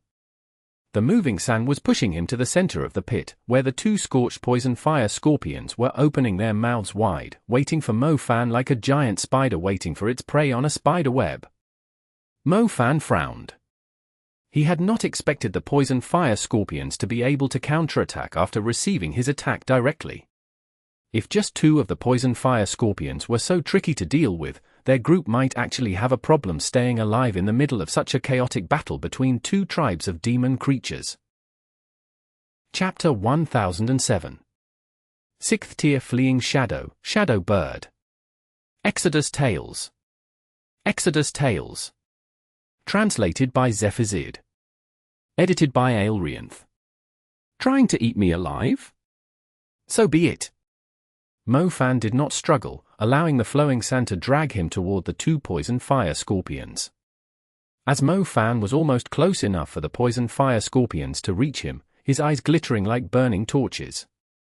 At the center of the quicksand, a brilliant fire pillar rose into the sky. The scorching blast tossed the two poison fire scorpions into the sky as they were set on fire by the fierce flames. Perhaps because the poison fire scorpions were fire-type creatures, the fire pillar did not kill them instantly. Mo Fan reached out his right hand and grabbed in the direction of the poison fire scorpions. A silver rhomboid started compressing the poison fire scorpions. The overwhelming force immediately crushed them into mincemeat. Their shells, gallbladder juice, and blood fell from the sky. After Mo Fan finally took out the two poison fire scorpions, he had to re-evaluate the strength of the demon creatures in the Sahara Desert. Each tribe of demon creatures consisted of over 1,000 soldiers each. Luckily, the Sandfear Foxes and the poison fire scorpions had already crashed into one another. If they were actually targeting the tiny group of humans, they would be forced to flee for their lives in just a few minutes. "Mo Fan, come back now!" Jiang Shaoxu's voice came from above him. Mo Fan lifted his gaze and saw 3 Sandfear Foxes and 5 poison fire scorpions fighting on the sand dune where Jiang Shaoxu was. However, for some reason, these creatures suddenly fixed their eyes on Jiang Shaoxu. "Don't move, I'll take care of them," Mo Fan said. Holding their positions was their only hope of leaving the desert maze, so Mo Fan would not allow the demon creatures to force Jiang Shaoxu from her position. He turned into a black shadow. Due to the effects of the Dark Noble Mantle, his shadow was incredibly unpredictable and fast, like a nimble shadow bird flying by without catching any attention. While they were trapped under the sand, Mo Fan had used all the soul essences in Little Loach Pendant to strengthen Fleeing Shadow. In other words, Mo Fan's Fleeing Shadow was now 5th tier. After receiving the Dark Noble Mantle, Mo Fan discovered that it was able to strengthen his Fleeing Shadow. The strengthening effects worked even when he was not wearing the Dark Noble Mantle. It was like a passive ability of the magic equipment. As such, Mo Fan's Fleeing Shadow was basically a 6th tier spell. The 6th tier Fleeing Shadow was also called the Shadow Bird, as his form and speed greatly differed from the normal Fleeing Shadow. As a matter of fact, even if the area ahead was fully stacked with enemies, Mo Fan could easily turn himself into a Shadow Bird to swiftly weave through the enemy's line. If he combined it with time stasis, he was confident of dodging a rain of bullets as easy as taking a stroll in the park. That being said, if Mo Fan cast NYX Regime and summoned the Dark Noble Mantle, it would strengthen the Fleeing Shadow by another 2 levels, turning it into an 8th tier basic spell. To many people, having a 4th tier spell was already extravagant. Although the spells of the Shadow element were able to stack their effects on top of one another naturally, it was pretty rare to stack up the effects into an 8th tier basic spell like Mo Fan could do. The truth was, Mo Fan actually considered strengthening the intermediate spell, Giant Shadow Spike, but the Dark Noble Mantle's special effects were more obvious when he was casting Fleeing Shadow. The Giant Shadow Spike might be weaker than this basic spell now. Mo Fan's shadow in the form of a shadow bird actually had 4 layers. In other words, if Mo Fan desired, he could split the shadow into 3 other shadow birds to confuse an enemy. However, it was not necessary for the time being. Mo Fan appeared in front of Jiang Shaoxu at his quickest speed. A strong presence of the shadow element immediately loomed over the area. Mo Fan flung out his arm, a black energy like smoke accumulated in front of him and quickly turned into several giant shadow spikes with strong, chilly auras. The giant shadow spikes sprang forward and nailed the 3 poison fire scorpions to the ground, immobilizing them. The Sandfear Foxes were known for their speed, agility, and cruelty. These creatures were not as strong as the poison fire scorpions overall, but they were extremely cunning. They would not attack recklessly like the poison fire scorpions, as they preferred to strike and ambush their enemy at the perfect time. They would move around rapidly in the area and confuse the enemy with their blurred shadows. Once they managed to move into a blind spot, they would then reach out their claws and aim for the enemy's weakness like a sharp, dark grey lightning strike. The 3 Sandfear Foxes were trying to tear Jiang Shaoxu's throat out. Luckily, she also had the light element, thus she did not have any trouble holding the demon creatures off temporarily. However, the vicious and cunning demon creatures had given her quite a fright. She was already intimidated by 3 Sandfear Foxes. Imagine how she would feel when facing the thousands of demon creatures fighting in the desert, each of them a deadly Sandfear Fox. Giant Shadow Spike. Wild Thunderbolt. Mo Fan gave each of the targets sealed by the giant shadow spikes a killing blow. He was well aware that if he did not kill these warrior-level creatures in a single breath, they would immediately counterattack ferociously. Mo Fan had perfectly combined the spells of the shadow and lightning elements, allowing him to kill the demon creatures instantly. Unfortunately, his lightning was still slightly weaker than what he needed to kill the demon creatures instantly. If only they had a poison mage on their team, the poisonous wasps could corrode the armor of the demon creatures, and he could easily follow up and kill each creature with a single lightning strike. That being said, he would prefer it if he had a soul-grade lightning seed. A soul-grade lightning seed would multiply the strength of his lightning spells by 2 to 3 times. Mo Fan's Thunderbolt was now in the 4th tier. The space-trembling effect of Qianjun was no longer useful to him. It took Mo Fan some time to finally take care of the 8 demon creatures surrounding Jiang Shaoxu. Little Loach Pendant loved it when Mo Fan was on a massacre, as it could finally have a feast by taking in the soul remnants. Not only could it further expand the world inside it, it could also provide Mo Fan with more soul essences. Mo Fan, what tier is your fleeing shadow? How are you able to move around like that? Zhao Manyang asked. 5th tier, the Dark Noble Mantle is also able to strengthen the fleeing shadow, so it's basically in the 6th tier now, Mo Fan replied after catching his breath. Holy crap, are you trying to be a show-off? Strengthening a basic spell to the 5th tier costs more than 100 million. Zhao Manyang exclaimed. Little did Zhao Manyang know, Mo Fan had an insane treasure on his neck. Not only was Little Loach Pendant able to refine servant-class soul remnants into valuable soul essences, it could also refine soul remnants of warrior-level creatures into soul essences that would cost around 20 million each. Warrior-level soul essences were needed if anyone was planning to strengthen their spell from the 4th tier to the 5th tier.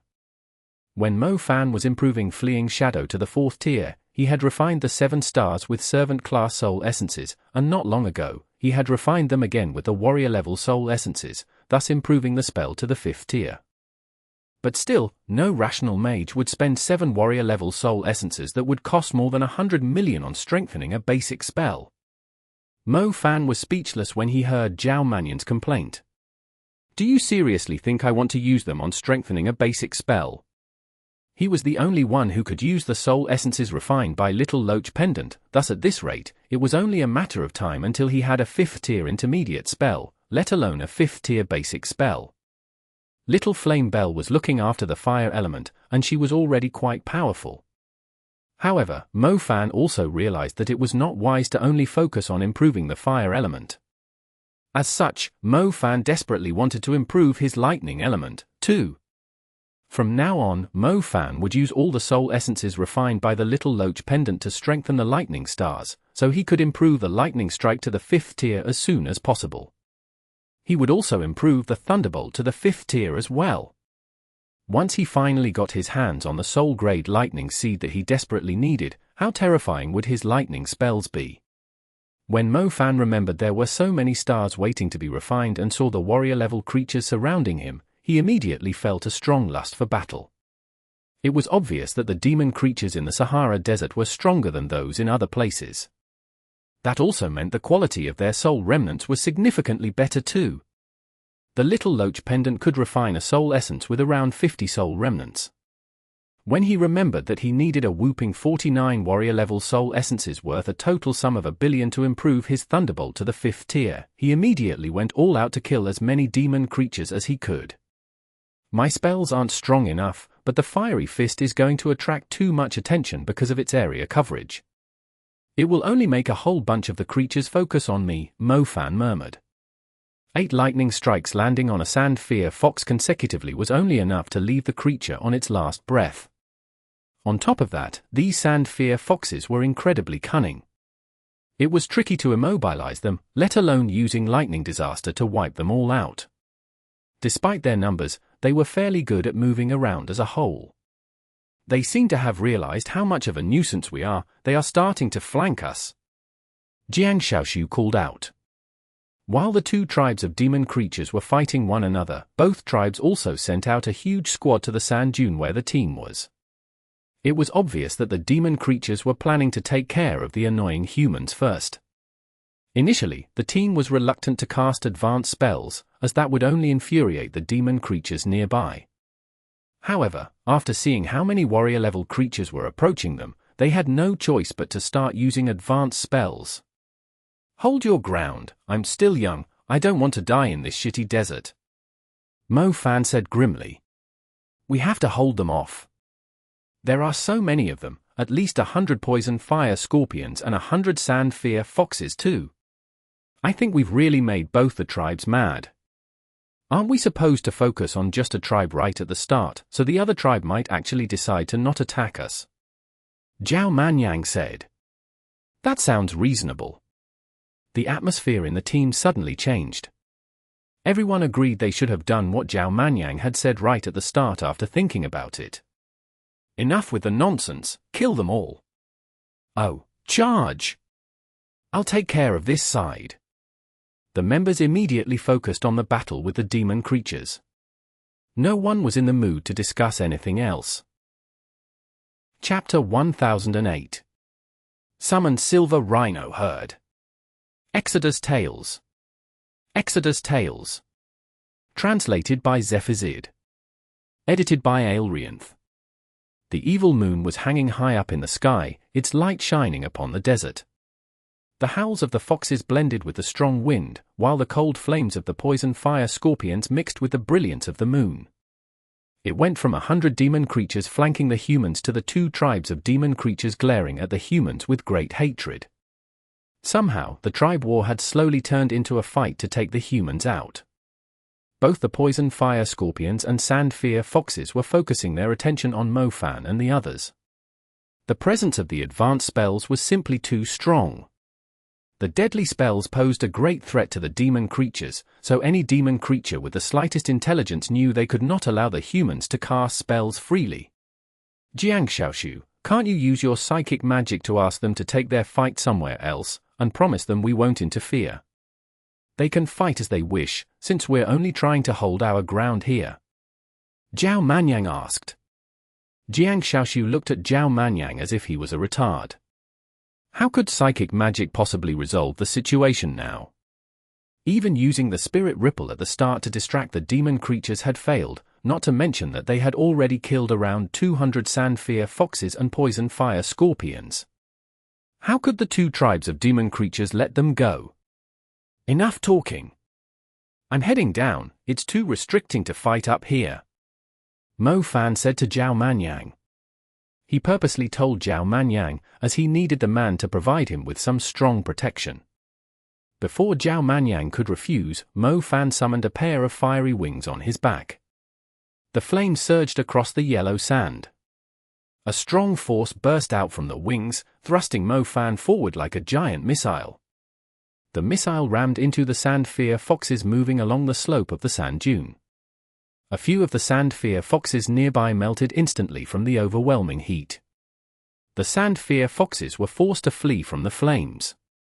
When these cunning creatures sensed the powerful aura from Mo Fan slowly weakening, they proceeded to reveal their claws, slicing and scratching at him. These Sandfear Foxes were incredibly fast, like flashes of lightning when they were moving at their top speed. Sharp claws swiped ferociously at Mo Fan. Luckily, Zhao Manyang's defense came right on time. The scales constructed by plummeting rays protected Mo Fan from the claws. Die, you all! Mo Fan yelled. The feathers scattering across the place suddenly combined into an imperious phoenix in midair and charged at the Sandfear Foxes. A dozen Sandfear Foxes ran for their lives when the fiery phoenix lunged forward, but the 1,000 feathers fiery phoenix still managed to catch up to them. A huge, brilliant fiery cloud rose into the sky as flames rolled to the edge of the sky. Not a single one of the Sandfear Foxes that were targeted survived. They all burned into ashes in the scorching heat. Mo Fan, behind you, Jiang Xiaoxiu warned. Mo Fan was still catching his breath when two enormous poison fire scorpions appeared only a few meters behind him as he turned around. The two creatures were already lunging with their thick pincers at him. Meow! A petite black figure swept past. Mo Fan only felt a sharp breeze, and the two poison fire scorpions trying to ambush him were shredded into pieces. That was quick!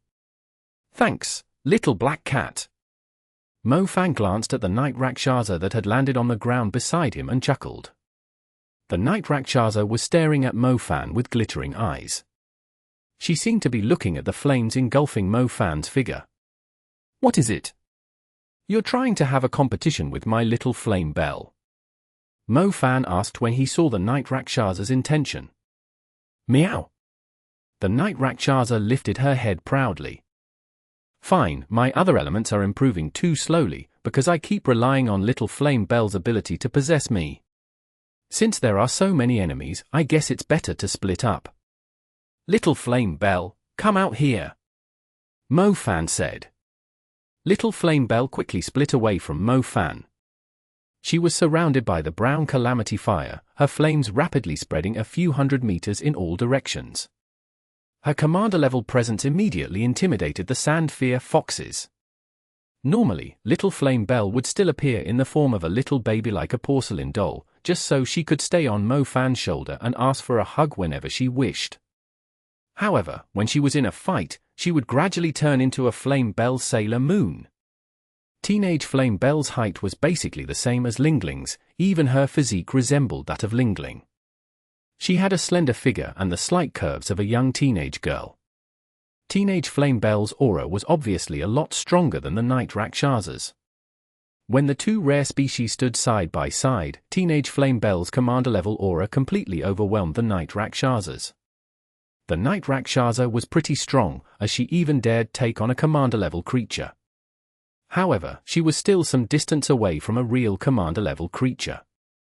If the Night Rakshasa was able to break through, she would become a real commander-level creature. The Night Rakshasa's strength was only slightly inferior to a commander-level creature. She was able to defeat any warrior-level creature, yet she was still not strong enough to take on a real commander-level creature. Teenage Little Flame Belle was different.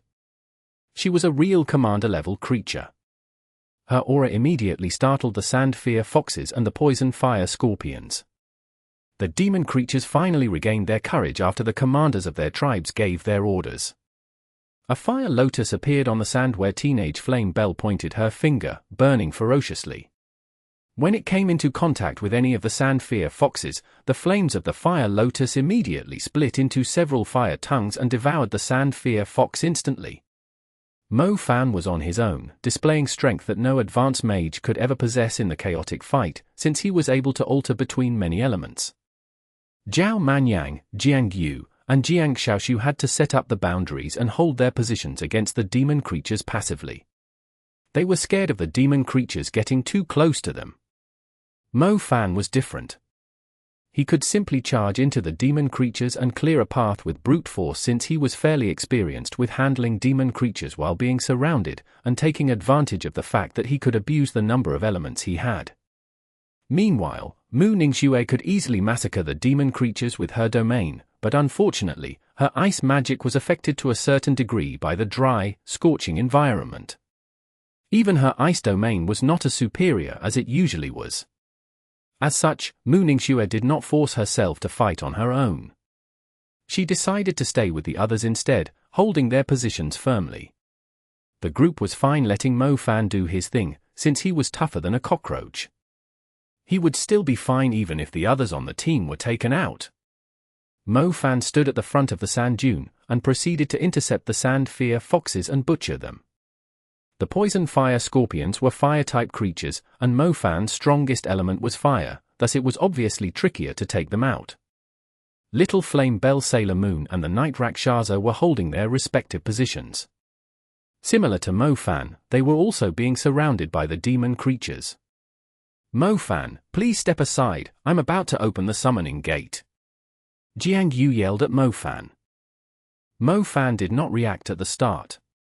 However, when he suddenly recalled the advanced summoning spell he saw at the training hall, he immediately turned around in panic. As he thought, a large herd of giant rhinoceros in silver armor dashed out from the gate. Each rhinoceros was over 20 meters tall, like a moving building, fully covered in thick, heavy armor. When they charged out of the gate like a dam bursting, the sand dune was immediately flattened. Mo Fan's face paled. He immediately turned into a shadow bird and fled. Luckily, Jiang Yu was humane enough to warn Mo Fan earlier.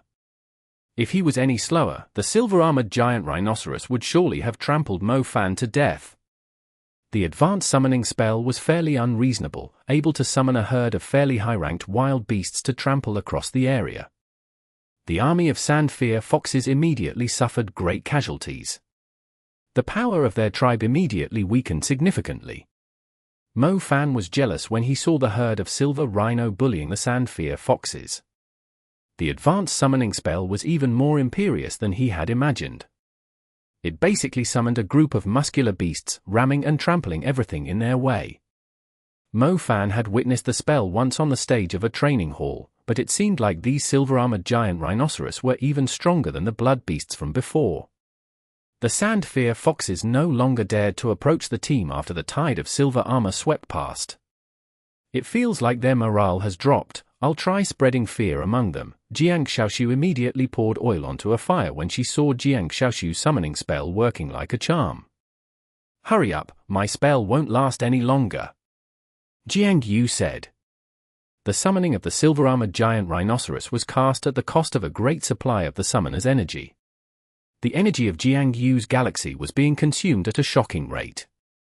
Jiang Xiaoshu started amplifying the fear among the Sandfear Foxes with her psychic spell. Once the fear spread to the rest of the demon creatures, they would likely retreat. It was a never-ending battle, since warrior-level creatures were harder to kill than servant-class creatures. They had only killed around 400 creatures in total by now. If the poison fire scorpions and the Sandfear Foxes were determined to fight them until their deaths, the humans would surely lose in the end. I think it's working. Jiang Yu, just a little longer. Jiang Xiaoshu was overjoyed when she realized that her spirit ripple did not dissipate instantly. Chapter 1009. Exiting the Maze. Exodus Tales. Exodus Tales. Translated by Zephizid. Edited by Aelrianth. At the boundaries of the Mediterranean Sea and the Sahara Desert, a man sitting on the back of a flying beast fixed his eyes on the gradually approaching line of the desert with confusion. "Mr. Devon, didn't you hear what I say?" a Mage in her 30s asked. "Oh, what did you say?" Devon finally collected his thoughts. According to the information we received, strange sandstorms have been happening quite often lately around the boundaries of the Sahara Desert. "Our people have concluded that they aren't works of nature," the bespectacled Mage said. "There's no proof to back it up yet. The Sahara Desert is known for its unexplainable phenomena, so it's unlikely that we can find the reason behind it. We'll just head inside and rescue the missing people," a Mage with a white cloth cap spoke up. "To be honest, if Mr. Devon wasn't leading us, I would never set my foot into that desert maze. After all, Mr. Devon has managed to walk out of the desert maze once." The man called Devon sat without saying a single word. The truth was, he did not want to come back to this place at all. "Look, there's someone down there," someone on the team said. Everyone immediately glanced in the direction. They did discover an unconscious person lying on the sand. Judging from the figure, it seemed to be a woman. Devon whispered to the flying beast he was riding. The beast withdrew its wings and slowly landed on the sand. The Mage with spectacles walked up to the unconscious person and helped her up. She took a closer look at her. "She's still alive. She looks Asian. Perhaps she's from the Chinese team that the Magic Association sent here to look for the missing national team," CGR said. CGR took some water and fed it to the unconscious woman. After drinking the water, Nanyu gradually woke up. She immediately observed her surroundings. When she realized she was no longer at the same spot, her face turned pale. She was obviously worried about Mo-Fan and the others. She was supposed to be sending out signals to the team outside the desert maze, yet she had somehow fainted here, meaning that the team was still stuck in the desert. "I have to go." Nanyu rose to her feet and hurriedly went forward. However, her body was still too weak. She started to stagger after taking a few steps. "Calm down, and tell us what happened. How did you faint here?" CGR asked. "It was a monster roaming close to the desert maze. It attacked me anyway. Can you please bring me there? My teammates are still in there, and I'm no match for the monster," Nanyu pleaded. "Don't worry, Mr. Davy here is a super mage. He's more familiar with the desert maze than anyone else. With his help, your friends won't be in danger for long," the man with white cloth cap said. The super mage called Devon remained silent. From the grim look on his face, it was easy to tell that he was not as confident as the others had described. Jiang Shaoxu's spirit ripple immediately came into effect following the bellowing roars of the giant rhinoceroses brought in by Jiang Yu's advanced summoning spell. It amplified the fear of the Sandfear Foxes, and since they had already lost more than 200 of their comrades, they started having the urge to retreat. The poison fire scorpions were affected by Jiang Shaoxu's psychic spell, too. They backed off to the sand dunes under their control and faced the Sandfear Foxes in a standstill. "What now?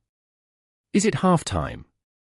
Mo-Fan mumbled when he saw the two tribes of demon creatures ceasing fire, yet showing no intention of retreating. Maybe their commanders think it's meaningless to fight any further. The demon creatures stopped fighting one another, but they insisted on staying. Their deep calls kept on coming, making Mo-Fan and his crew feel awkward. As the group was feeling incredibly lost, they suddenly heard the chime of a zither. They raised their heads and saw the magic signal they had long awaited pointing in a clear direction. Zhao Manyang and Jiang Yu almost burst into tears when they saw the signal. They were saved. Nanyu had finally showed up. "Come, let's hurry up, the two tribes are about to fight one another soon," Jiang Shaoxu blurted out when she sensed the atmosphere shifting. The five no longer needed to hold their positions now that they had a clear direction to head in. They would no longer intervene with the war between the two tribes of demon creatures. The group of five quickly left the place filled with nothing but troubles, but they had only run a few hundred meters when they realized the sand was trembling as countless poison fire scorpions crawled out from the ground nearby. Dark grey lightning flickered continuously as the Sandfear Foxes were making their moves. They seemed to be launching a full assault. "Holy crap, Jiang Shaoxu, Are you sure you were trying to calm them down just then? Why do I feel like both sides have reached an agreement to take us out first? Zhao Manyang shrieked. The Sandfear Foxes and Poison Fire Scorpions had all come chasing after them. It was definitely something they did not want to see. I have no idea why they are so united all of a sudden. Let's just run. Jiang Xiaoxiu shouted. Mo Fan watched the group's rear. He used lightning to paralyze the Sandfear Foxes that were catching up, before using the Dark Noble Mantle to weave through the demon creatures to quickly catch up with the rest. Luckily, his shadow spell had leveled up recently. Otherwise, he would not be able to move freely between the demon creatures. We're almost there. Back off. Mo Fan's eyes glittered, and immediately summoned a force from the surrounding space, striking for Sandfear Foxes nearby and sending them flying. I think I saw Nanyu. Thank the heavens. Mo Fan, stop trying to fight the creatures, it's time to retreat. Zhao Manyang called. The Sandfear Foxes and the Poison Fire Scorpions were trying to surround the group completely. If they did not reach the boundaries of the desert maze soon, they would be trapped between the demon creatures. The members of the group had been injured in the battle, so they needed to retreat at once. The sand's color was pure, golden yellow, implying that they had successfully left the desert maze. The group saw Nanyu and a few other mags standing beside her. The mags were watching Mo Fan and the others as they approached. However, their faces immediately turned pale when they saw the two tribes of demon creatures following behind the group of young mags. Nanyu was startled, too. Did you really have to bring such a huge pack of demon creatures with you, not to mention that each of them was a warrior-level creature? What the heck is going on? Didn't they say the demon creatures would never leave their territories? Why are they still chasing after us when we have already left the desert maze? Run, quick! No one was willing to fight the meaningless battle. They immediately turned around and left. The Super Mage Devon cast a wind spell when he realized the situation. A dark blue wind blew in from the surroundings and took the shape of a raft, carrying everyone aboard it. Without using any spells, the people aboard the raft were able to flee rapidly. The Poison Fire Scorpions and the Sandfear Foxes finally stopped chasing as they were eventually left a great distance behind with the help of the wind draft. What happened? Did you stir up trouble in the maze again? Getting into the way of a tribe of demon creatures was bad enough, yet you had to infuriate two tribes of demon creatures. Nanyu snapped. It's not like we wanted to, we were caught in the middle of a war between the two tribes of demon creatures just so we could hold our position. If you had sent the signal any later, we might actually have died there, Jiangyu said with a wronged look. You never left. Nanyu was shocked. Yeah, we did not move even though we were caught in a sandstorm or the tribe war. Luckily, you didn't let us down. Devon, who had remained silent along the journey, finally spoke as he heard the conversation. You made the right choice by not moving. The only way to stay at the right spot is by standing still in the desert maze. Otherwise, you won't be able to see the signal from the outside of the desert maze. The group immediately glanced at Jiang Xiaoxiu. Luckily, Jiang Xiaoxiu insisted that the group listen to her. They were relieved that they were willing to trust one another after hearing the Super Mage explanation. Otherwise, they might actually have died. Have you seen the others? The Mega CGR asked. I only saw some broken pieces of their tents. It's around 6 kilometers from here. I don't recall seeing anything else. There must be somewhere close. We'll handle it from here onward. You should rest up, but stay close to us, we might need your help, Sijia said. It was fine as long as they had some kind of a clue. Without one, searching for anyone in the desert maze was like trying to scoop up a needle from the ocean deep. I only hope they held their positions like you did, Super Mage Devon said. Speaking of which, did you mention you've gone through a sandstorm too? Sijia adjusted her glasses and asked as a sudden thought crossed her mind. Yeah, a sandstorm that appeared out of nowhere. The sandstorm isn't anything too special. After all, the weather here is always quite extreme. But I'm curious what the monster that Nanyu mentioned was.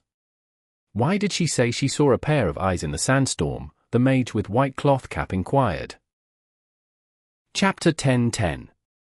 The Sandstorm Vengeful Spirit, a supremely powerful creature. Exodus Tales. Exodus Tales. Translated by Zephazid.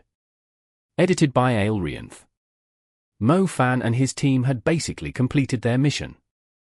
To avoid being dragged into a sandstorm again, they purposely went extremely far away from the maze and set up their tents again to rest up and treat their wounds. When they asked Nanyu why she left her position, Nanyu told the team about the ambush. I saw a monster. It was covered in sand like a sand demon, but it was able to speak in a language similar to ours. Its eyes looked human too, but they were full of hatred and evil, like a vengeful spirit. It was followed by a powerful sandstorm. It chased me a great distance away, but for some reason, it wasn't trying to kill me. It just kept chasing me until I was worn out. Nanyu recalled the situation. She was still terrified by what had happened. The monster had a strong presence. Nanyu believed that it could easily kill her with its sandstorm by just raising its hand. However, it did not do anything. It was only driving her away hatefully. Is there really such a strange creature in this world? Zhao Manyang wondered. Are you sure it was speaking like a human? Jiangyu asked seriously. Yeah, but I couldn't tell what language it is, Nanyu replied. Could it be an elemental evil spirit? Jiangyu mused. What's an elemental evil spirit? Do you remember the monk at Yangming Temple? The vessel demon spirit in your wooden clapper? How could I possibly forget? It was a demon spirit full of hatred. When the monk died, his spirit lived inside the powerful magic vessel, turning him into a demon spirit that was like a demon creature. If someone dies and their spirit resides in a place with abundant elemental energy, there's a chance the spirit will turn into an elemental evil spirit. I believe the thing that Nanyu saw was most likely an elemental evil spirit. It's a sandstorm vengeful spirit, which explains why both us and the missing team encountered the sandstorm, because the spirit is active in that area. Jiangyu said. Jiangyu specifically researched demon spirits and evil spirits after stumbling into the vessel demon spirit at Yangming Temple. After hearing Jiangyu's explanation, Nanyu glanced at Mo Fan and whispered, speaking of which, little Flame Belle's mother, the fiery sorceress, Jiang Feng, was she a kind of elemental evil spirit? Despite having the body of a demon creature and powerful demonic moves, they still retained the behavior of a human. As Jiangyu had mentioned, the elemental evil spirits were once human mags, but their souls had found a new place to reside after their deaths, and were able to reborn at certain places in some other way. Nevertheless, someone else had taken over the rescue operation, meaning that there was no need for them to worry too much. With the super mage that was familiar with the desert maze leading the team, they should be able to handle the sandstorm vengeful spirit. Mo Fan laid down inside his tent and started counting his loot. After killing so many warrior-level demon creatures, the little loach pendant had refined 5 warrior-level soul essences. Mo Fan immediately spent them on strengthening his lightning stars without hesitation. If he was able to get 2 more soul essences, his lightning strike would finally reach the 5th tier. It would likely improve the strength of the spell significantly. Mo Fan was just about to meditate when he heard a strong wind howling outside the tent and an unusual presence lingering in the air. Mo Fan and the others immediately left the tents and were shocked to discover a veil of yellow sand rolling into the sky like a stream in the direction of the desert maze. Such a powerful sandstorm, and it seems to be coming toward us, Jiangyu said with an astounded face. Let's get out of here, quick! The group immediately fled toward the Mediterranean Sea when they realized their current place would be caught in the sandstorm too. The group ran at least 30 kilometers from the place. To their surprise, the sandstorm seemed to be getting closer to them. The sandstorm was at least a few times stronger than its previous version. It felt like it was about to devour the sky and the ground. Look, over there! Currently, the sky toward the Mediterranean Sea was blue, but the sky toward the Sahara Desert was covered in rolling tides of sand. Above the sand tides was a ghastly and imperious figure. It was exactly as Nanyu had described previously. The figure was completely surrounded by sand particles, with two eyes full of hatred poking out from it. The rolling sandstorm was obviously its doing, as it looked like the commander of an army of 1,000 galloping cavalry. One could also say that the sandstorm connecting the sky and the land was actually a part of it. Nanyu looked at the figure standing above the sandstorm in great astonishment. It was even scarier than the sandstorm evil spirit she had seen before. Its presence clearly resembled a ruler-level creature, and even ordinary ruler-level creatures were unable to destroy everything within a few kilometers within an instant like the sandstorm evil spirit was. The group kept on running until they could finally see the ocean. The sandstorm did not stop chasing after them. It did not weaken in the slightest even when it was crashing into the ocean. Soon, the sea was covered by the sand. The long shoreline was initially a beautiful beach, yet because of the sandstorm, the shoreline was pushed further into the ocean. It felt like the Sahara Desert had extended further because of the sandstorm. Holy crap, what kind of monster is that? How terrifying! Mo Fan and the others were utterly dumbfounded. They were sitting on a water-type creature that Jiang Yu had summoned from the Mediterranean Sea. The ocean was being filled up by the sand. The desert had extended further out due to the sandstorm, and it was all because of the sandstorm vengeful spirit. Looking at the cloudy, yellow sky, they could still remember the eyes that were filled with hatred and disdain. I'm afraid there's no chance they can walk out of there alive. Jiang Shaoxiu said solemnly, looking at the desert that was extending toward the ocean. I agree, we're lucky that we chose to leave. That's too scary. I swear I will never come to the Sahara Desert again. I bet that super mage died an instant death. Either they were extremely lucky, or the team that went into the desert was extremely unlucky. The giant sandstorm that the sandstorm vengeful spirit had produced simply devoured everything, including the area that Mo Fan and his crew thought was safe, and the Mediterranean Sea a certain distance away. After seeing the furious roars and anger of the sandstorm vengeful spirit, they felt the people in the desert basically had no chance of surviving. The team had personally experienced how deadly the Sahara Desert was. They would never set their foot into the desert again no matter how high the reward offered to them was. Both the tribe war and the powerful sandstorm vengeful spirit had been devastating for them. Following the coastline of the Mediterranean Sea, the group of 6 headed for Egypt to regroup with the others. After arriving in Egypt, the advisors gave the group the rewards as promised. On the other hand, Africa's Magic Association also sent a few groups of people to interrogate them about what actually happened in the Sahara Desert in detail. Judging from how nervous the representatives of Africa's Magic Association was, it was fairly obvious that both the national team and the team led by the Super Mage were still missing in the desert. Speaking of which, it felt like the sandstorm vengeful spirit had been waiting for Devon and his team, as the sandstorm suddenly came and attacked them not long after they arrived. It seems like that super mage called Devon might somehow be related to the sandstorm vengeful spirit's past life, Nanyu said. It had been a few days since they left the Sahara Desert, yet the group was still having trouble forgetting the terrifying sandstorm. They were thinking of sending backup, yet the situation became worse instead, Jiang Shaoxiu sighed. Say, what do you think the sandstorm vengeful spirit's strength was? I think it was close to being the strongest creature in the world. Zhao Manyang wondered. I guess it's above average among ruler-level creatures, Mo Fan replied. Why is that? Zhao Manyang asked. The others subconsciously looked at Mo Fan too. They totally agreed with Zhao Manyang after witnessing how formidable the sandstorm vengeful spirit of the Sahara Desert was. The fact that it was able to destroy everything within 10 kilometers and fill up by 10 kilometers of the sea, if it was not still the strongest creature, what would the strongest demon creature be? I've seen creatures that are nearly the strongest among ruler-level creatures, and I think the sandstorm vengeful spirit is still a level lower compared to them, Mo Fan answered. Don't try to fool us, we're very serious about this. I think there's no creature in this world that's stronger than the sandstorm vengeful spirit. You are so wrong to think that. I can assure you, there are 2 creatures that can defeat the sandstorm vengeful spirit in our country. Mo Fan said. Which 2?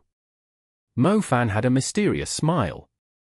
However, when he realized that Mu Ningxue was looking at him curiously too, with eyes signaling him that she also wanted to learn the answer, he was struggling to keep it a secret. I can only tell you that one of them is in Hangzhou, and the other is in the ancient capital. Hangzhou? Don't tell me you're referring to the skyscraping snake that once appeared in the middle of the city? I heard that it was able to take on the Silver Sky ruler from the West Ridge like it was just a primary schooler. I do believe that the guardian beast in Hangzhou is stronger than the Sandstorm Vengeful spirit. As for the other creature in the ancient capital, are you referring to the strongest zombie ruler that almost uprooted the city, the mountain zombie? Jiang Yu seemed incredibly excited about the topic. Are they really stronger than the Sandstorm Vengeful spirit? Absolutely. Mo Fan was confident. After all, he had come into direct contact with the two powerful creatures personally. Chapter 10-11. The Woman of the Hall of the Goddess. Exodus Tales. Exodus Tales. Translated by Zephizid. Edited by Aelrianth. Both Mo Fan and Mu Ningxue had fought against Egypt's national team before. The team was far from impressive, yet they were unsure where they got their confidence from. As such, the team defending Egypt's training hall was surely not as impressive, either. When Mo Fan, Mu Ningxue, Jiang Yu, Zhao Manyang, Jiang Xiaoshu, and Nanyu arrived, they immediately learned that the others had already acquired the stamp from Egypt. Didn't we have enough stamps? Nanyu counted the countries they had won against and realized that their adventure had been quite successful, apart from Peru's stamp, which they had discarded in anger. They had managed to secure stamps from all the countries they visited, including the American team that had been relatively challenging. So that means Egypt will be our last stop before we depart for the city of Canals, Venice, asked Mu Tingjing with anticipation. It had been quite a long journey, and they had almost gone around the world. They were finally close to reaching their final destination, Venice. The difficulties, challenges, and failures they had encountered suddenly felt not as significant, as their brilliance at Venice was surely going to cover up their past. By the way, what job did the advisors give us this time? Li Kaifeng asked. What else does Egypt have? Isn't it obviously going to be the kingdom of undead?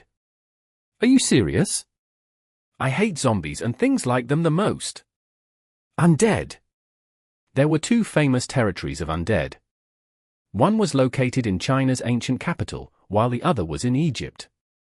The pyramids were the undead's habitat. They were like a tower of souls, summoning the undead to it. The undead were active within 100 kilometers of the pyramids. It was basically the undead city-state.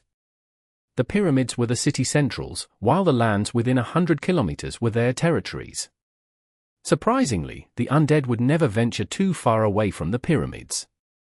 The advisors did not ask the team to leave Egypt. Instead, they were told to head to a city called Puxanai. It was around 200 kilometers away from Cairo, an average-sized city in Egypt. Arriving in Puxanai, the city had an ancient Egyptian feeling to it. Stone fences could still be seen outside the city, and most of the streets and buildings were made of stones, too. Egypt abounded with undead mags, but most cities forbade the use of the undead element when unnecessary. There were still quite a lot of ordinary people in this world. Not everyone could accept the rotting flesh and the intimidating looks of the undead. If cities did not implement such rules, the people would feel like they were living among the dead. The advisors were not really clear about the scope of their job, but based on the description, it was similar to their job in Japan's East Maritime Fortress. The team was required to spend some time in the city. The advisors wanted the students to encounter as many kinds of demon creatures as possible, so they would learn how to react accordingly when fighting against different creatures. Strange, why does it look like many people are injured here? Mo Fan could see people helping the injured move around on the street, and it wasn't just once or twice. I heard a local saying that Puxanai City hasn't been peaceful lately. It seems like something did happen here, Nanyu said. As soon as Nanyu finished, they immediately saw a few wind mags carrying a white stretcher making their way to the center of the city with the help of Wind Track. A man wrapped in white bandages lay on the stretcher. There were fresh bloodstains across the bandages, with blood dripping and falling into the gaps between the rocks as they passed by along the bumpy road. That man has lost his legs. I managed to catch a glimpse of the wounds. It looked like they were torn off. Guan Yu exclaimed. The pain from having both legs being torn off was not something an ordinary person could endure. It was much worse than amputating them with a perfect cut. In addition to that, the injured would also suffer excessive blood loss. When they reached a crossroad, they could see the injured continuously being escorted into the city from both sides. The path led to the city South Hill. The team saw an obvious slope once they proceeded another 1,000 meters forward. It was supposed to be a main street, but it was no longer accessible to vehicles, as more and more injured were being delivered to a white tent with golden trim. It turned out that the tent was the same place that the advisors had asked the team to report to. The tents were joined together into a spacious area able to accommodate more than 1,000 people. There were even battle mages standing guard. That symbol, Nanrong Ni, saw a symbol resembling a wheel of flowers on a tent. The symbol was designed with incredible detail. When looking at it from different angles, they could see similar but inverted flowery patterns. The patterns were then joined together into a milky white wheel of flowers with golden blue edges. One could easily tell that the symbol represented a world-famous organization. The wheel of flowers with reflections of different colors compared to its base color was meant to prevent others from impersonating the organization. Mo Fan's knowledge was fairly limited. He had no clue what the symbol represented, but based on Nanrong Ni's reaction, he could easily tell that it was something she had great respect for. The admiring glitter from her eyes said it all. I will ease the pain for you, but you must calm down and tell me how you end up like this, so it's easier for me to treat your injuries, a gentle voice spoke up.